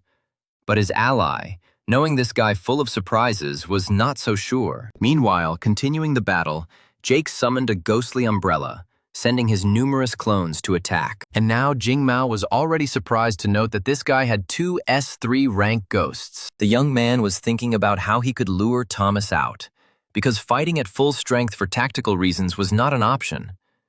But doing nothing was also impossible. The 2 ghostly girls he had already sent to fight were suddenly told by Jake to pretend that they were being defeated, and so the ghostly snake immediately destroyed a dozen clones of the ghostly umbrella circling next to it. Likewise, The second S3 rank ghost clearly began to dominate the ghostly picture. Suddenly, paying attention to something, Bethany shouted at the top of her lungs for Jake to be careful. Where, in the direction the girl pointed, Thomas Wallace himself appeared, surrounded by his ghosts, shouting that Jake's hour of death had come. And there were two ghostly worlds floating in the skies, which were created by the ghosts of the head of the Wallace family, who were of S3 rank. The defenders of the city on the battlefield were horrified when they saw huge balls of fire descending on their heads. Jake, donning his ghostly armor, just grinned at how easily his bait worked. And there was real panic on the battlefield, where all the ghostly masters fled to the sides, declaring that if their opponent was able to suppress Jake's ghosts, then they would all definitely be finished. Veronica rushed to help confront the enemy, leaving Melanie to fight in this direction. Well, Thomas gloated, saying that two ghosts had already pinned him to the wall, but he had two more of his own, plus two of his subordinates, where simple arithmetic shows that 2 against 6 cannot survive. To which Jake, smiling mysteriously, asked the smug man about where his subordinates with S3 rank ghosts were. After Thomas looked around and did not find two of his fighters following directly behind him, his face changed dramatically. Meanwhile, those same two men discovered that they had found themselves in some kind of ghostly world, deciding that it was a trap and trying to summon their ghosts. But the laws of the ghostly world of the Red Bride worked clearly, where the captives could only hold their ghostly objects in their hands, but behind them flashed the red clothes of the ghost who had captivated them. The last thing these men saw in their lives was May's red threads approaching them. Thomas, with a confused look, tried to understand what had happened to his impeccable plan, to which Jake, spreading his arms to the sides and grinning, called his opponent an overly naive person, whose fate was decided an hour ago. Even before the battle began, Jake gathered all his ghostly girlfriends, deciding in advance to discuss the tactics and strategy of the upcoming battle. The first person he turned to was Jasmine, whom he asked not to appear, since no one knew about her yet, and she was something of an ace in the hole. The young man instructed Annette, who listened attentively to him, to lead the attack, since Thomas knew about her for sure because of the duel with one of his henchmen. Mika's task was to hold off the ghostly attack until the head of the Wallace family appeared on the battlefield. Next, it was worth thinking about whether it was worth showing all the ghosts to the enemy at once. And so he turned to his ghostly friends, asking if they had chosen special skills. Instead of the girls, the system responded, informing the owner that Christy had activated 2 special skills, one of which was offensive in nature, and the second, defensive. May, as a development of her special skill, upgraded teleportation, where it was now possible to ignore the type of terrain when moving. But the most interesting skill was Olivia's skill, where, when researching the enemy at 75%, it became possible to lure him to your side for a while. And so Jake instructed his ghosts to stay somewhere away, not showing their strong skills, where the abbess of the quiet monastery will have to immediately begin performing analysis as soon as a ghost of rank S3 appears. Then the young man noticed that among Thomas's comrades, there would definitely be those who owned ghosts of rank S3. Using her abilities, Christie's task will be to identify these people, and when they are found, May comes into play with the special properties of her ghostly world, where the opponents who find themselves inside will not be able to summon their high-ranking ghosts and will be doomed. However, the stubborn man, not knowing everything that Jake's ghosts are capable of, shouted that even without the ghosts of his subordinates, the advantage is on his side. And so he ordered his 2 ghosts with skills of the opposite direction to kill the guy. And Jake has already given instructions to the ghostly picture and the umbrella that they can act in full force. He immediately sent all his other ghostly assistants to join them. Both Jake's opponent and everyone who was simply watching the beginning of the confrontation were shocked when they saw 5 S3 rank ghosts, which, having united, began a massive attack on enemy positions. Christy, as usual, summoned her favorite little train from her ghostly toy world, on which she sat, circling around her opponents. May attacked the fire ghost Thomas with her ghost fire. Well, the ghostly picture, in its own style, literally bombarded Thomas's ghostly world. The ice ghost of the head of the Wallace family tried to resist the powerful attack that Annette organized. Watching the progress of the fight, Jake turned to the abbess, asking if she had everything ready, where Olivia was busy conducting research on 2 S3 rank ghosts who had been lured by the ghost route. And so, answering the question posed, The system announced that the research had reached the required minimum, where at that very second, the ability to lure ghosts to one side was used, and they immediately attacked the one who lured them. Watching two more S3 ranked ghosts approach him, Thomas couldn't believe that they had suddenly changed their target. Jake himself was quickly moving in his direction on his ghostly umbrella, who simultaneously asked his opponent about how he liked this arithmetic, where as many as 7 ghosts were now fighting against his 2 ghosts, among which were 5 ghostly girls of the young man and 2 deserted ghosts. The leader of the Southerners, watching how, in a matter of seconds, the state of affairs on the battlefield was turned upside down, noticed that this guy was not at all simple. Well, Jake's living friends, meanwhile, gathered together and decided to cover the guy's rear, thus giving him time and the opportunity to deal with the head of the Wallace family, the ghost worlds of which were already somehow holding back the onslaught of a whole horde of ghosts of rank S3. Thomas's ice ghost only managed to hold back the attack of the 3-headed ghostly snake. How at that same second, the second ghost from the kingdom of the dead fell upon him. Clearly realizing that his affairs were very bad, Thomas decided to resort to escape. He immediately summoned the ice ghost, which had already lost one of its paws. But Jake immediately realized that his enemy was about to retreat, pointing this out to his ghosts. Then the Red Bride stepped into action, using her updated teleportation skill, and now she, together with Annette, had already blocked the path of the fleeing ghost. A ghostly picture immediately wrapped his wounded body in its murderous canvas. And when the rings of the painting's canvas sharply contracted, scattering ghostly scraps around the area, the system announced victory over a ghost of rank S3. Along with the disappearance of the ghost, his ghostly world, in which Thomas was so accustomed to living, began to split and fall apart. Watching the remains of this icy ghost mountain disappear, Bethany was only glad that Jake was able to destroy one of the ghosts of the head of the Wallace family. Watching the fragments of the ghostly world fly apart and dissolve in the air, Veronica noticed with a smile that this guy would never cease to amaze her. The owner of the defeated ghost himself, having lost the hard surface under his feet, began to fall down. He had no choice but to start calling his second ghost for help. The fiery ghost of Thomas left the scene of the battle with May, quickly rushing to save his master. Opening its huge mouth wide, the fiery creature prepared to swallow its master. And now a huge burning ghost has already landed on one of the mountains nearby, and the head of the family, Wallace, looked straight out of his terrible, toothy mouth with a triumphant grin on his face. Having surrounded everything around him with flowing lava, Thomas will make it impossible to approach him on the ground, killing many masters. Meanwhile, the abbess of the quiet monastery was researching his ghost, where it was 43% completed. Taking a closer look at the actions of the fiery ghost Thomas, Jake noticed that he was clearly preparing to use his special abilities. And so, the mountain behind the ghost turned into a real volcano, spewing streams of burning lava. Fireballs rained down from the sky like rain,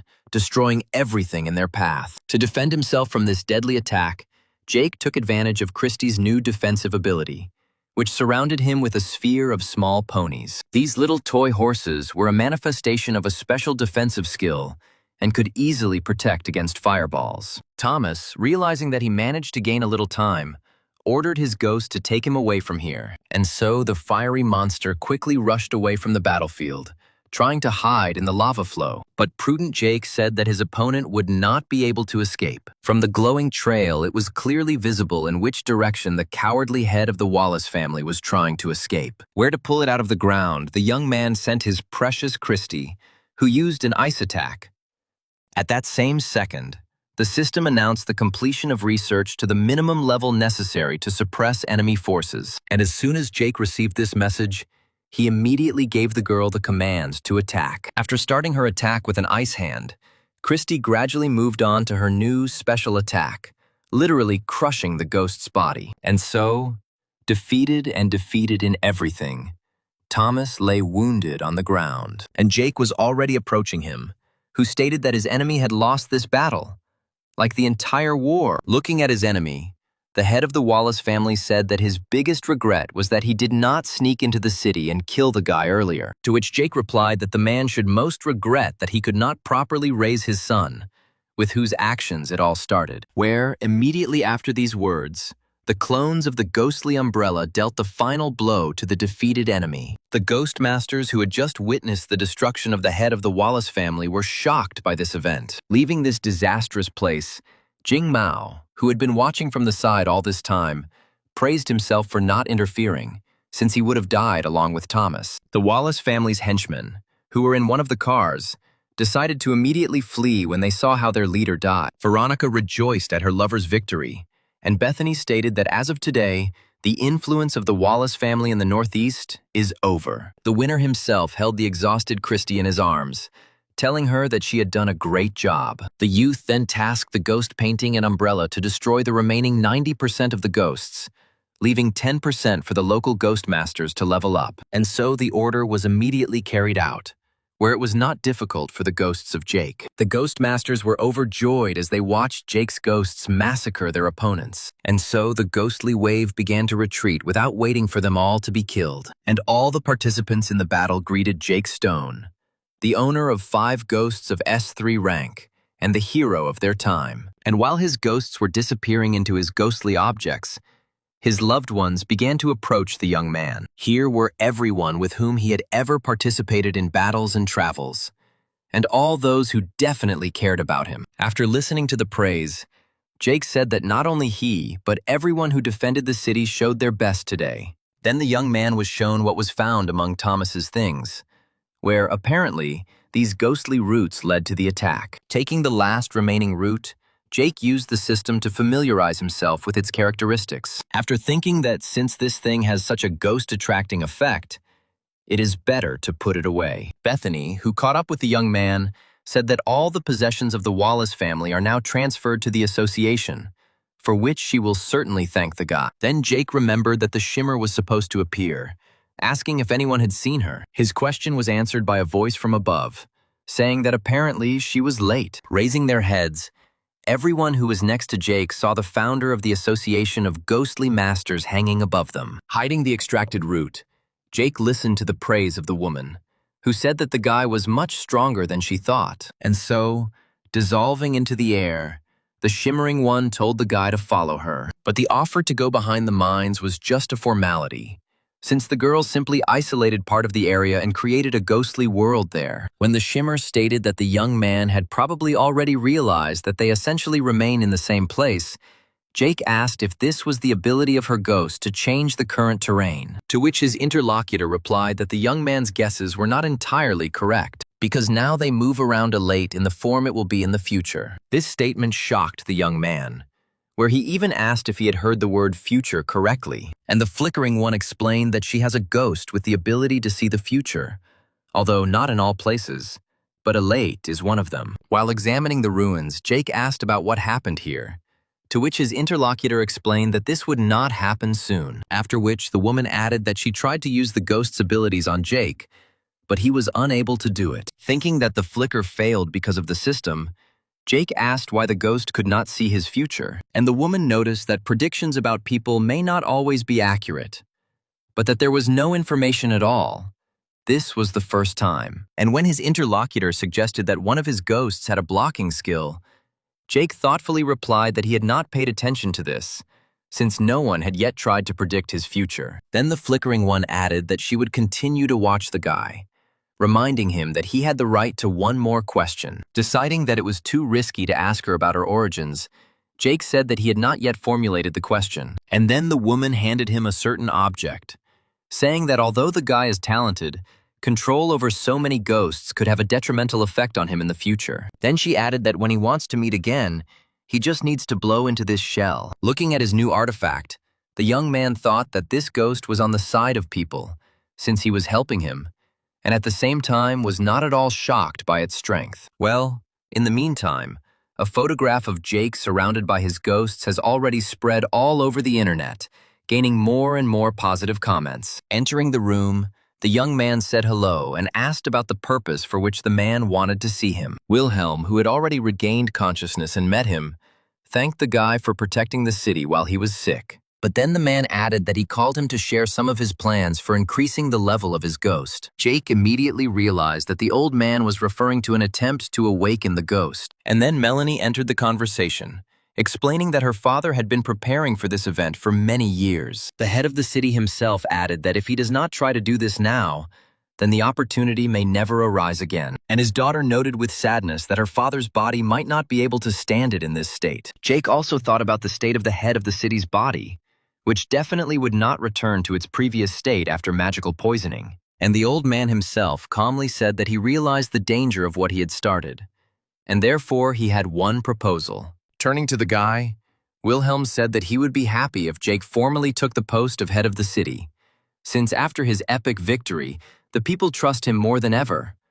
But in fact, all affairs will be run by Melanie. The proposal was worthwhile, where the young man understood that in this way he could stabilize the situation in the city and at the same time would not be bound by any obligations. Looking at the pondering young man, Wilhelm added that if the guy still wants it, he won't mind if Jake marries his daughter. Realizing where the conversation was turning again, the young man quickly agreed to the old man's offer to be the formal head of the city. Very soon, an official ceremony was appointed and took place, at which Wilhelm spoke about how hard this victory was, and what contribution the young man standing next to him made to its achievement. And so the whole city, watching the broadcast, heard how the old man transferred his powers to govern the city to Jake, which greatly pleased the people, who knew what kind of guy had the power. A little later, sitting over tea, the former head of the city noticed that he could now breathe a sigh of relief. Having taken a sip, the man noted that the air around him seemed to have become fresher,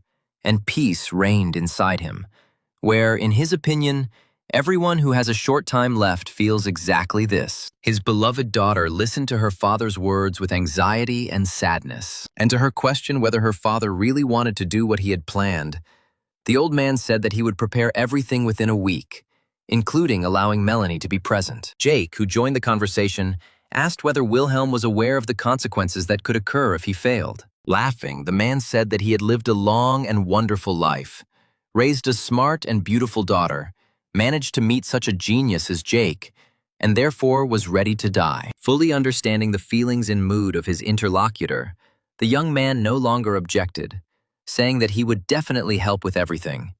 But now he had some things to do. It had long since become dark outside when the guy reached the place where the ghosts began to arrive during the last attack of the city. His plan was to try to capture high-level ghosts, give them to Olivia for re-education, and then hand them over to Veronica and Melanie, which would greatly increase the city's fighting power. After some time, Jake noted that there were a lot of low-level ghosts around, which were practically useless to him. Suddenly, a glowing fireball appeared right in front of him, which the guy initially mistook for another blood moon. But within a second, it became clear that this was an S3 rank ghost, and Jake immediately sent his ghosts to attack. But as soon as the ghostly picture and the umbrella began to approach the enemy, a huge eye hanging in the air opened, where the young man immediately felt the impact of its energy. As if flickering, the young man noticed that this ghost had a very interesting ability. By telling his ghostly friends not to look directly at him and to move around a lot, Jake was giving Olivia time to explore, which the abbess of the quiet monastery has already begun to produce, and has already managed to complete more than half of it. And while she was completing her task, the other girls united their ghostly worlds and did not allow the ghostly eye to attack. But now the research was completed, and Olivia began suppressing the abilities of their enemy. Soon the despondent ghost gently sank into the hand of the abbess, who handed him over to Jake. Unfortunately, this ghost did not have a gender, and therefore could not be placed in a monastery for re-education. However, the young man still decided to save it and continued on his way in search of new ghosts. Suddenly, 4 S3 rank ghosts immediately appeared in front of him and united to confront Jake. But the guy was not at a loss and called on all his girls, telling the ghosts from the opposite side that they had no chance against 6. Addressing the Fire Queen that she was in charge, the young man sent his ghosts to attack. And now, having felt the full power of Christy and May's attacks, the first ghost had already crumbled into small pieces. Jasmine, sitting on her phoenix, burned the ghostly cart with a bright stream of flame. The ghostly goat, meanwhile, tried to resist the ghostly picture circling around him. Well, the abbess of the quiet monastery, calling on her ghostly world, pressed on the old woman, whom Jake ordered to be captured. The battle was won, as were a number of subsequent ones, where several ghosts of rank S2 and one ghost of rank S3 ended up with Olivia for re-education. Jake himself stood aside and looked with curiosity at a certain ghostly sphere that he managed to get. Meanwhile, his ghostly girlfriends were sorting through all the other ghostly objects and weapons that were obtained in today's outing. As Jake watched Annette develop, she noticed that she would likely be the first to enter the awakening stage. Food was cooked over a lighted fire, the enticing aroma of which spread for several meters around. Lowering his head into the lap of the red bride, Jake watched his ghostly friends having fun, noticing that they had not had such a rest for a long time. Taking another piece of freshly fried fish, the young man thought that in their last battle all the girls had performed well. At the same time, the young man noticed that compared to the others, the Fire Queen was progressing faster, but the gap was not very large. Jake understood that sooner or later his ghosts would also begin to reach the stage of awakening, and therefore the opportunity to watch Wilhelm move into such a stage was a real success. And then that very day came, where the ghostly masters guarding the entrance to the Golden Room reported complete readiness. While the old man, his daughter, and Jake were taking the elevator down, the former head of the city told the guy that he could always get any information about this room from Melanie. While they were walking to the desired room, Wilhelm noticed that some of the ghosts located here are very strong, but the enemies are scared away by the very fact of their existence, and not by their actual use. But then the journey was over, and the visitors to the Golden Room stopped opposite the entrance to the desired room. When the door opened, Wilhelm explained that he had used the method of overlaying 3 golden rooms to enhance the defense, but they would only see one on the screen. And within a second, the old man headed inside, without saying goodbye to the young people, but simply declaring that he was leaving. Melanie tried to call out to her father, but he only turned his head and said that his daughter should not worry about anything, since it was his own choice. The doors to the Golden Chamber, which was supposed to contain the ghost in any unforeseen situation, were closed, and the screen hanging from the ceiling turned on. Left alone, Wilhelm concentrated and summoned his terrible ghost. Jake and the daughter of the former head of the city watched very carefully everything that the screen showed them. Preparing to begin the awakening, the old man brought one of his fingers to his mouth and bit it, and when he dripped blood onto the ghostly object, Jake immediately noted that the exact same method was used here as when the ghost was initially activated. As soon as the drop of blood touched the ghostly object, the ghost standing next to the old man immediately began to spread powerful energy around itself. This indicated the beginning of the process of awakening the ghost of the plague doctor, who had been controlled by Wilhelm all his life. But suddenly Annette appeared right in front of Jake, covering the young man with her ghostly body, and the young man watched with great interest as a certain transformation of the ghost took place, where with every second the ghost became more and more like an ordinary person. Looking at the time, the young man noticed that more than 3 minutes had already passed, where the old man himself said that if the process takes 3 minutes, then danger cannot be avoided. Wilhelm himself joyfully looked at his ghost, who had already completely taken on human form. The old man's face beamed like that of a child who had finally received a long-awaited gift. But suddenly, the awakened ghost turned to its owner and began to concentrate energy. Both Wilhelm and Jake and Melanie, who were watching, immediately realized that something was wrong. William's 2 other ghosts instantly came to their master's defense from the impending danger. But the strength of the awakened ghost was incomparable with the abilities of others, and therefore, with one blow, the plague doctor destroyed 2 ghosts and attacked the old man. Melanie could only scream loudly as she watched her father just be killed. And the former head of the city, having fulfilled his duty, sat in his wheelchair without showing signs of life. Out of helplessness, the girl, tears starting to roll down her cheeks one after another, stretched out her hand to the screen. Jake tried to understand what happened there, because the ghost had completely transformed, which could only mean a loss of control on the part of the old man. Although the young man was mentally prepared for the fact that today would be Wilhelm's last, the death of this old man still shocked him greatly. Trying to calm Melanie down, Jake said that her father fulfilled his last wish without regret, and therefore they should not regret either. Then Annette turned to the young man, who tried to explain something to him, using the words kill and awakened. After thinking a little, Jake asked, not without surprise, whether he understood correctly that the ghost must be killed to fully awaken, to which his silent interlocutor responded positively with the same signs on the ghostly canvas. If this ghost could be defeated, then the only question was how to get into the room without opening it. Summoning May, Jake told her to try using her enhanced teleportation skills. At that very moment, the girl concentrated and began to use her special abilities, which only an S-rank ghost could have. Since the test move was carried out to another golden cell, the young man asked the guards to switch to another cell. And then, after a few seconds, all the people in the room saw how the ghost was able to move into the golden chamber. No one could believe that the ghost could bypass the golden barriers.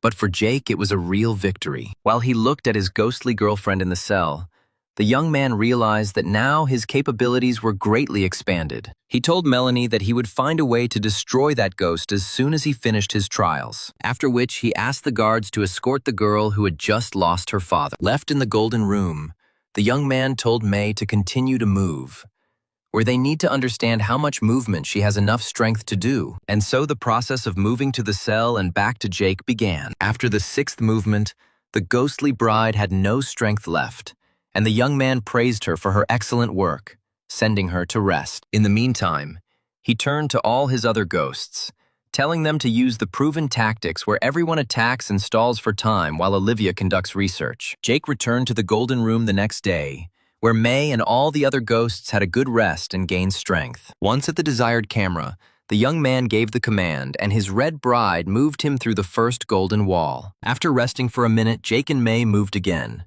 finding themselves on the 2nd level of overlaid rooms. The 3rd movement was supposed to lead them to the room with the ghost and Wilhelm's body. But suddenly, Jake saw that they were in a completely different place. Trying to look around, the young man did not understand where May had moved him. Well, the ghostly masters watching the course of events on the screen were very surprised when the guy suddenly disappeared somewhere. Moving through the gloomy streets, Jake realized that most likely this was the ghostly world of a plague doctor created from memories. Observing the poverty that manifested itself on every corner, the young man realized that this was one of the settlements of the very distant past. Hiding away from prying and prying eyes, the young man reasoned that, unlike many other ghostly worlds, this one does not limit the calling of ghosts. Disguised as a local resident, Jake decided for now to just observe life in this world. Turning to the boatman, the young man asked what kind of place this was, to which he explained that this was the city of Khand. Saying that he was just a traveler and showing a ghostly coin, the young man asked the man to help him look around. And now they were sailing along the gloomy canals of the city,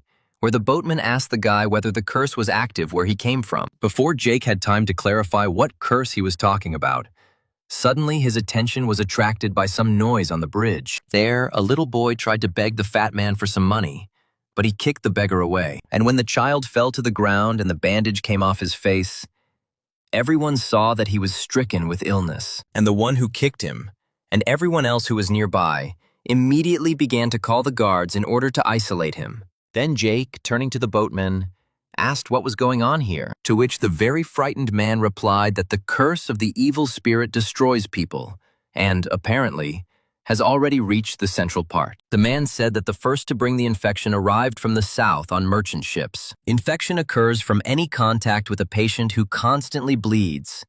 Black ulcers appear all over the body and dies after 3 days. When the disease struck and killed the main priest of the city, the faith of the people was especially shaken. Other priests immediately declared that everything that was happening was the result of a curse imposed by wizards who were under the influence of evil spirits. After listening to this story, Jake immediately realized that there was no curse here.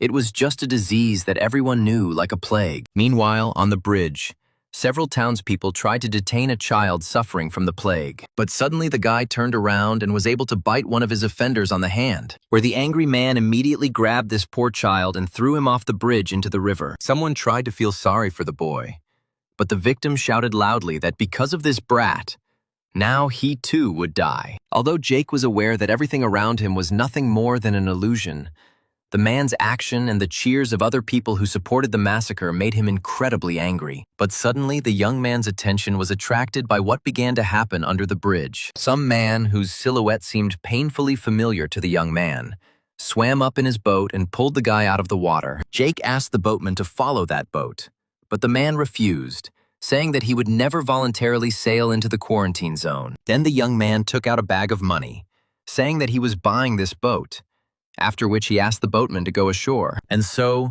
working independently with an oar, Jake quickly found himself in the city quarantine zone. When he moved a little further, a terrifying sight met his eyes. All around lay mountains of dead and almost dead people, where everyone who was dragged to the cart and who had not yet died asked not to be burned alive. Once on the shore, the young man quickly found the one who saved the child, tracing his entire further path. The man took the boy into some room, where he desperately tried to persuade the terrible man not to kill him. But handing the guy a flask with some kind of drug, the man told the guy to drink, since they were not struck by a curse, but simply by a disease. One of those who was in the room suddenly rose from the bed, saying that the doctor was lying and his medications were not working, to which the masked man replied that it is not he, but those who doubt his conclusions who harm others, where he also noted that his interlocutor, no matter what, is still alive. Paying no more attention to this distraught man, the doctor continued to give the boy the drug. The treatment was suddenly interrupted by the sound of the front door being broken down, where armed people appeared in the passage.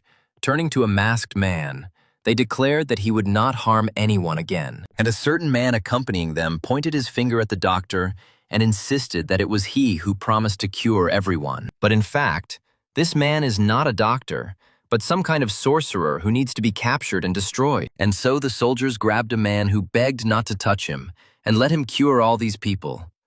But no one listened to him. Over and over again, the doctor repeated that there is no curse where all these people are simply sick with an infectious disease. He was already being taken out of the room when, in despair, the doctor shouted that the church and priests were deceiving them all. Remembering the lessons of history, Jake knew that in those troubled times, the church destroyed many good people, passing them off as heretics and sorcerers. Pretty soon, people had already gathered in the square, eager to destroy the evil sorcerers who were sending a curse on their city. Standing not far from the people tied to the pillars, the priest said that the fire would cleanse their souls. The crowd cheered and demanded execution as burning torches began to set fire to the straw laid out at each pillar. Only Jake silently watched everything that these madmen did in an attempt to save their pathetic lives. A pregnant girl, with flames already approaching her feet, screamed hysterically that she was really not a witch and was selling good apples, begging to be allowed to go home to her children. And the plague doctor, whose body was already engulfed in hot flames, suddenly began to laugh loudly. With his voice straining, the man shouted that everyone who had gathered here were madmen and murderers of innocent people. And when his voice stopped sounding, people in the square suddenly noticed that something had appeared behind the priest. One of the nuns, who was very close, tried to draw the man's attention to what was happening above his head. Not wanting to interrupt his pleasure from executing heretics and sorcerers, the fat priest lazily turned his head, and at that very second, unknown forces seemed to begin to suck all the life force out of his body, where very soon the skeleton covered with dried skin lay on the floor of the one who had given the order to kill people a few seconds ago, and the silhouette of a plague doctor rose above him. People in the square tried to escape, and only Jake stood motionless, mentally concluding that the priest had received what he deserved. Meanwhile, the bodies of the people on the pillars were burning out,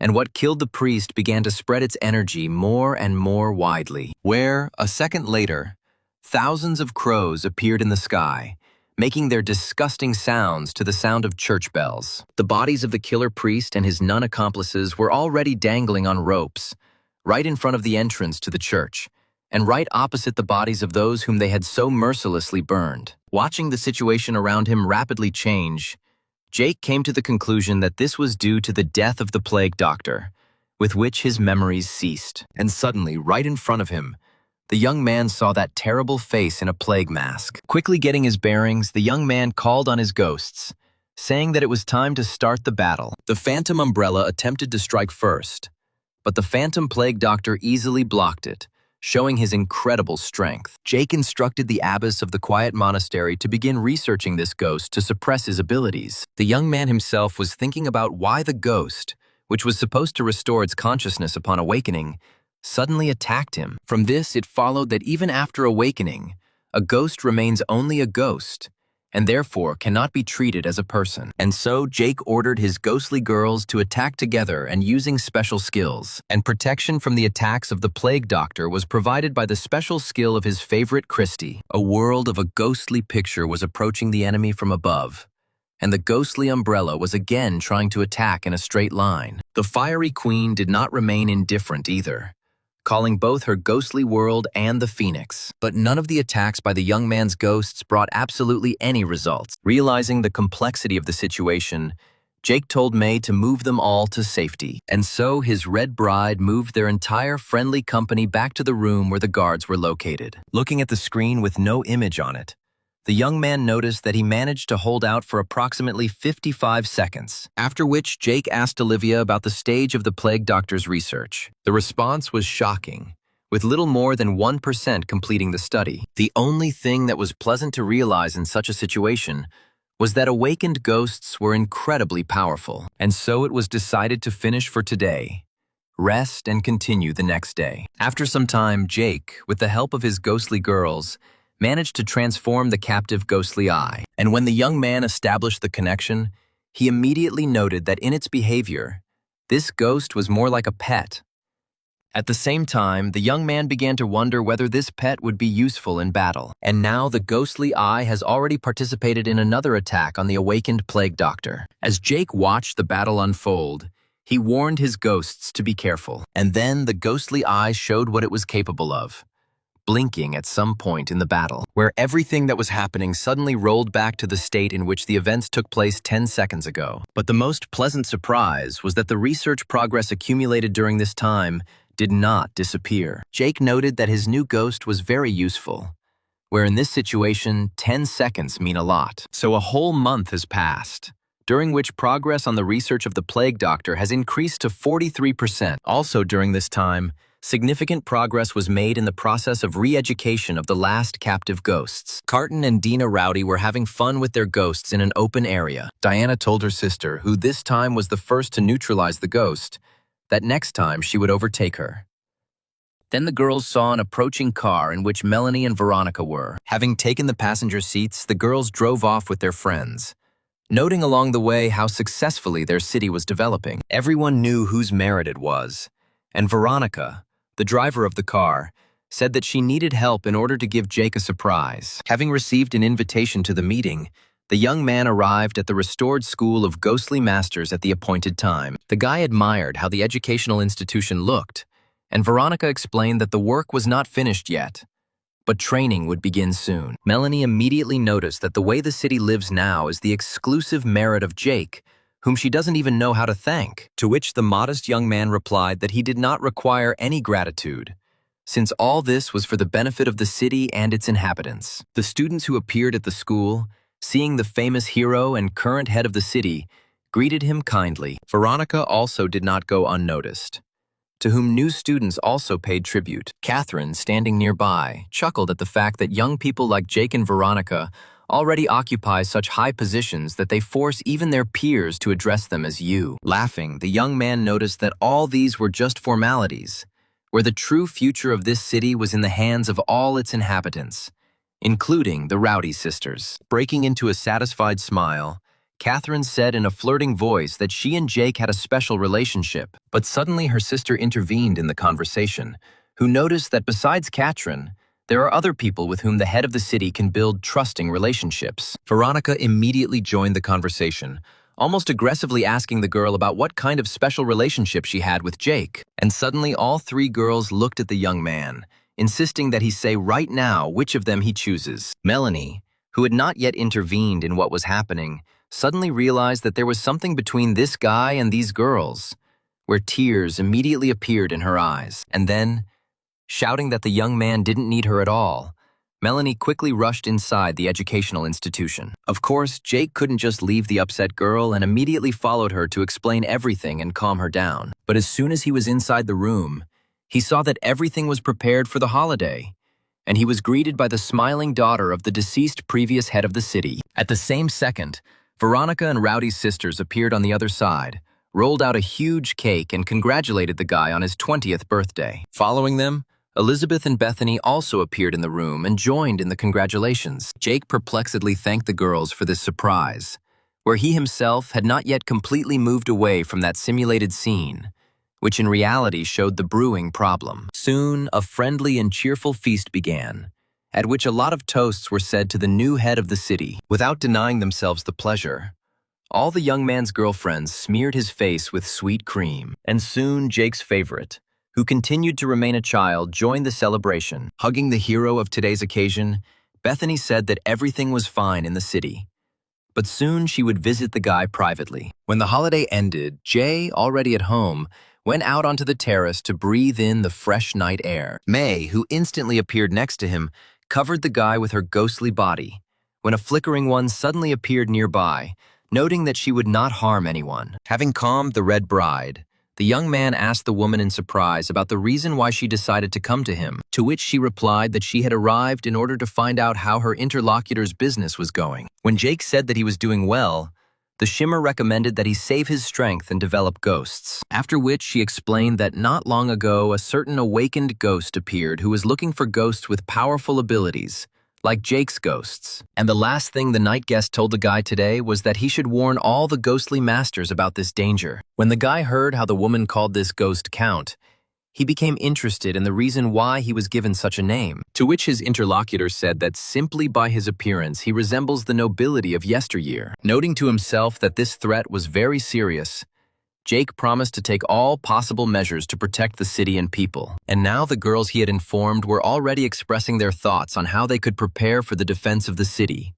where the issue was serious, since even the flickering one was afraid of it. Jake noticed that this Count is definitely different from a newly awakened plague doctor, where he can be in this state for a very long time and realize a lot. Turning to Melanie, the head of the city ordered the use of all available gold to equip protective bunkers for people. He instructed Veronica to warn all ghostly masters that if they meet this ghost, they must immediately report it, and under no circumstances should they bring him into the city. The young man also told his interlocutors that he had already asked the satellite center to provide round-the-clock surveillance of the surroundings of their city. During each foray into the room where the plague doctor lived, Olivia moved further into his research. Moving once again to begin more than a dozen fights, Jake motivated himself by the fact that there was very little left until the end of the study, and so he again sent his ghosts to attack, calling on the abbess of the quiet monastery to immediately begin continuing the research. As always,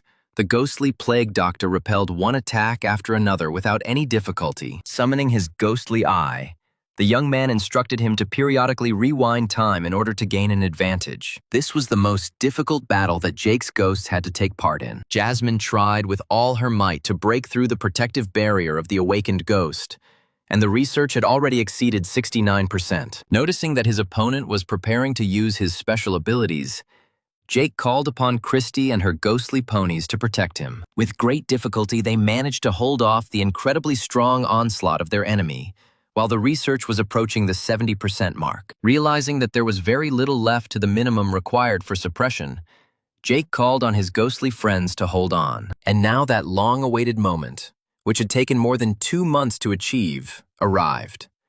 And Olivia began to spread the effect of overwhelming energy, what the ghostly plague doctor felt immediately, significantly weakening. As soon as his strength decreased, further research went a little faster, and after a couple of seconds, it was already 75% and continued to grow. However, Jake noticed that even when suppressed, the ghost's strength was much higher than that of the average ghost, and therefore ordered the girls to continue the onslaught. And while the research was being carried out further, all the ghostly girls attacked the plague doctor, not allowing him to recover. The barrier that their enemy had previously used was broken after suppressing his forces, and now Christy struck the doctor's body with her ghostly weapon. But then his entire body suddenly turned into black crows, scattering around the area, which was obviously another special skill of the ghost that he could use even when suppressed. The research had already reached 90%, but Jake did not understand how he could continue to fight the one who was not nearby. A solution was found, because his favorite had the ability to see the invisible, where, using her third eye, the girl instantly determined that their enemy was everywhere, in every flying crow. But this could not stop the persistent guy, who said that since he did not have a single body, They would destroy all the small bodies. He immediately gave orders to his ghostly friends to unite their ghostly worlds, where this action, performed by girls for the first time, formed a power unprecedented before. This blow, more like a nuclear bomb explosion, destroyed the ghostly world of the Plague Doctor, and all participants in the battle instantly found themselves in a golden chamber. The ghost, who again appeared before Jake in his single body, was not going to give up and prepared to continue the attack. But then the study was finally 100% completed, where the ghostly Plague Doctor immediately felt the absolute suppression of power. And so he fell to the floor, surrounded by the ghostly energy of the abbess of the quiet monastery.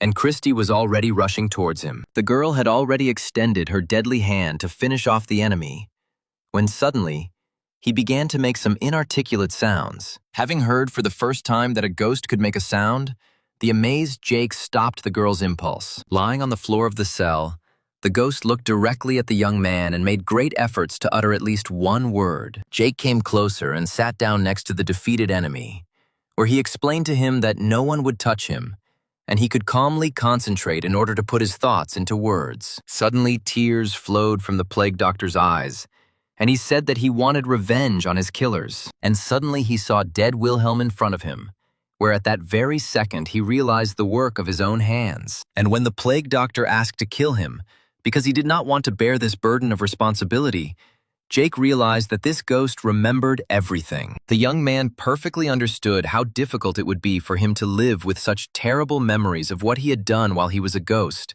and therefore instructed Annette to kill the awakened one. Using the ghostly canvas of the painting, the girl instantly dealt with the deprived enemy. Jake was very surprised and delighted when, in addition to the usual bonuses, the system suddenly gave him a certain restoration potion. Without even thinking, the guy applied it to the one who, based on her experience, was closest to the next stage, awakening. In the meantime, while the potion was working, which took time, Jake decided, with the help of May, to remove Wilhelm's body from here. Melanie was already running along the long corridor of the Golden Room towards the young man, accompanied by guards. Jake met her with the words that he had fulfilled his promise and dealt with that ghost. But when the girls saw her dead father, she could not hold back her tears and the surging feelings of loss. During the funeral ceremony, many good words were addressed to the former defender of the city, and they buried him in his hometown, without unnecessary honors, among the common people,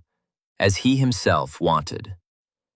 Of course, no one dared to say this out loud, but everyone understood perfectly well that the death of the former head of the city would not pass without a trace for Alayit, where the Southerners would soon show themselves one way or another. Jake also understood this, whose thoughts were also occupied by the impending danger in the form of the awakened ghost of the Count. A week had passed since William's funeral, and Jake slept peacefully in his room with the unfailing May in his arms. The young man was awakened by a ghostly picture appearing nearby, which clearly needed something from him. This was the young man's first interaction with his ghost after he used the healing potion on her. But then the canvas of the picture unfolded, and, from the resulting portal, the young man realized that she was inviting him inside. Having quickly gathered himself, Jake went inside, where he immediately met Annette, who was very happy to see him. Walking with the girl by the hand, the guy learned that several months had passed since their last meeting, which generally corresponded to the passage of time in his world. Having invited Jake to her place, Annette, as always,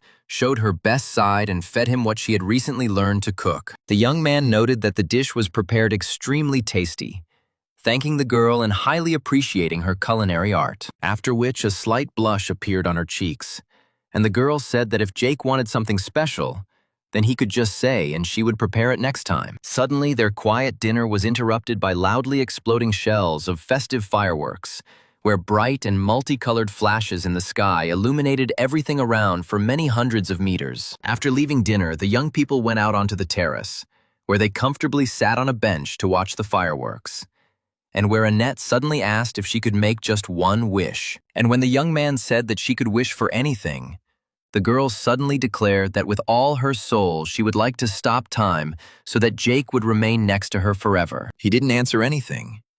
The young man asked if the girl had felt anything strange in recent days. To this, Annette explained that for the last few days she had been having terrible nightmares. And when Jake asked what kind of dreams these were, the girl said that in them she dies and turns into a ghost. In his mind, Jake was very surprised, deciding that this was how the approaching awakening worked, and asked out loud what else was in these dreams. With a very tragic look, Annette added that she constantly hears a voice in her dreams that tells her about the unreality of her life today. And now she has the impression that in everything that surrounds her, only Jake himself is real. Listening to the girl, the young man understood that this was all due to the fact that the ghost's memories were beginning to return, because the real Annette died 50 years ago, after which she was turned into a ghost by the abbess. And then the system issued a task to help Annette regain her memory.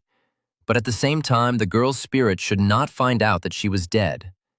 And in this case, Jake had no choice but to convince his friend, who was talking about how scared she was getting, that her world is real. Immediately turning to the girl, the young man told her not to worry, since she has and will always have him. Having thanked her guest for such pleasant words, Annette suddenly pressed her lips to his, which Jake had never expected. When the fireworks and their first romantic evening ended, the young man put the girl to bed, saying that as long as he was nearby, everything would be fine and the nightmares would go away. The guy's thoughts revolved around the fact that in reality, this girl's very existence is one complete lie, and therefore, in order not to lose her when she finds out the truth, it was necessary to find a new meaning for her to live. And so, looking at the falling asleep beautiful girl who was unlucky enough to die so early and become a ghost, Jake made an unprecedented decision to become the meaning of life for her.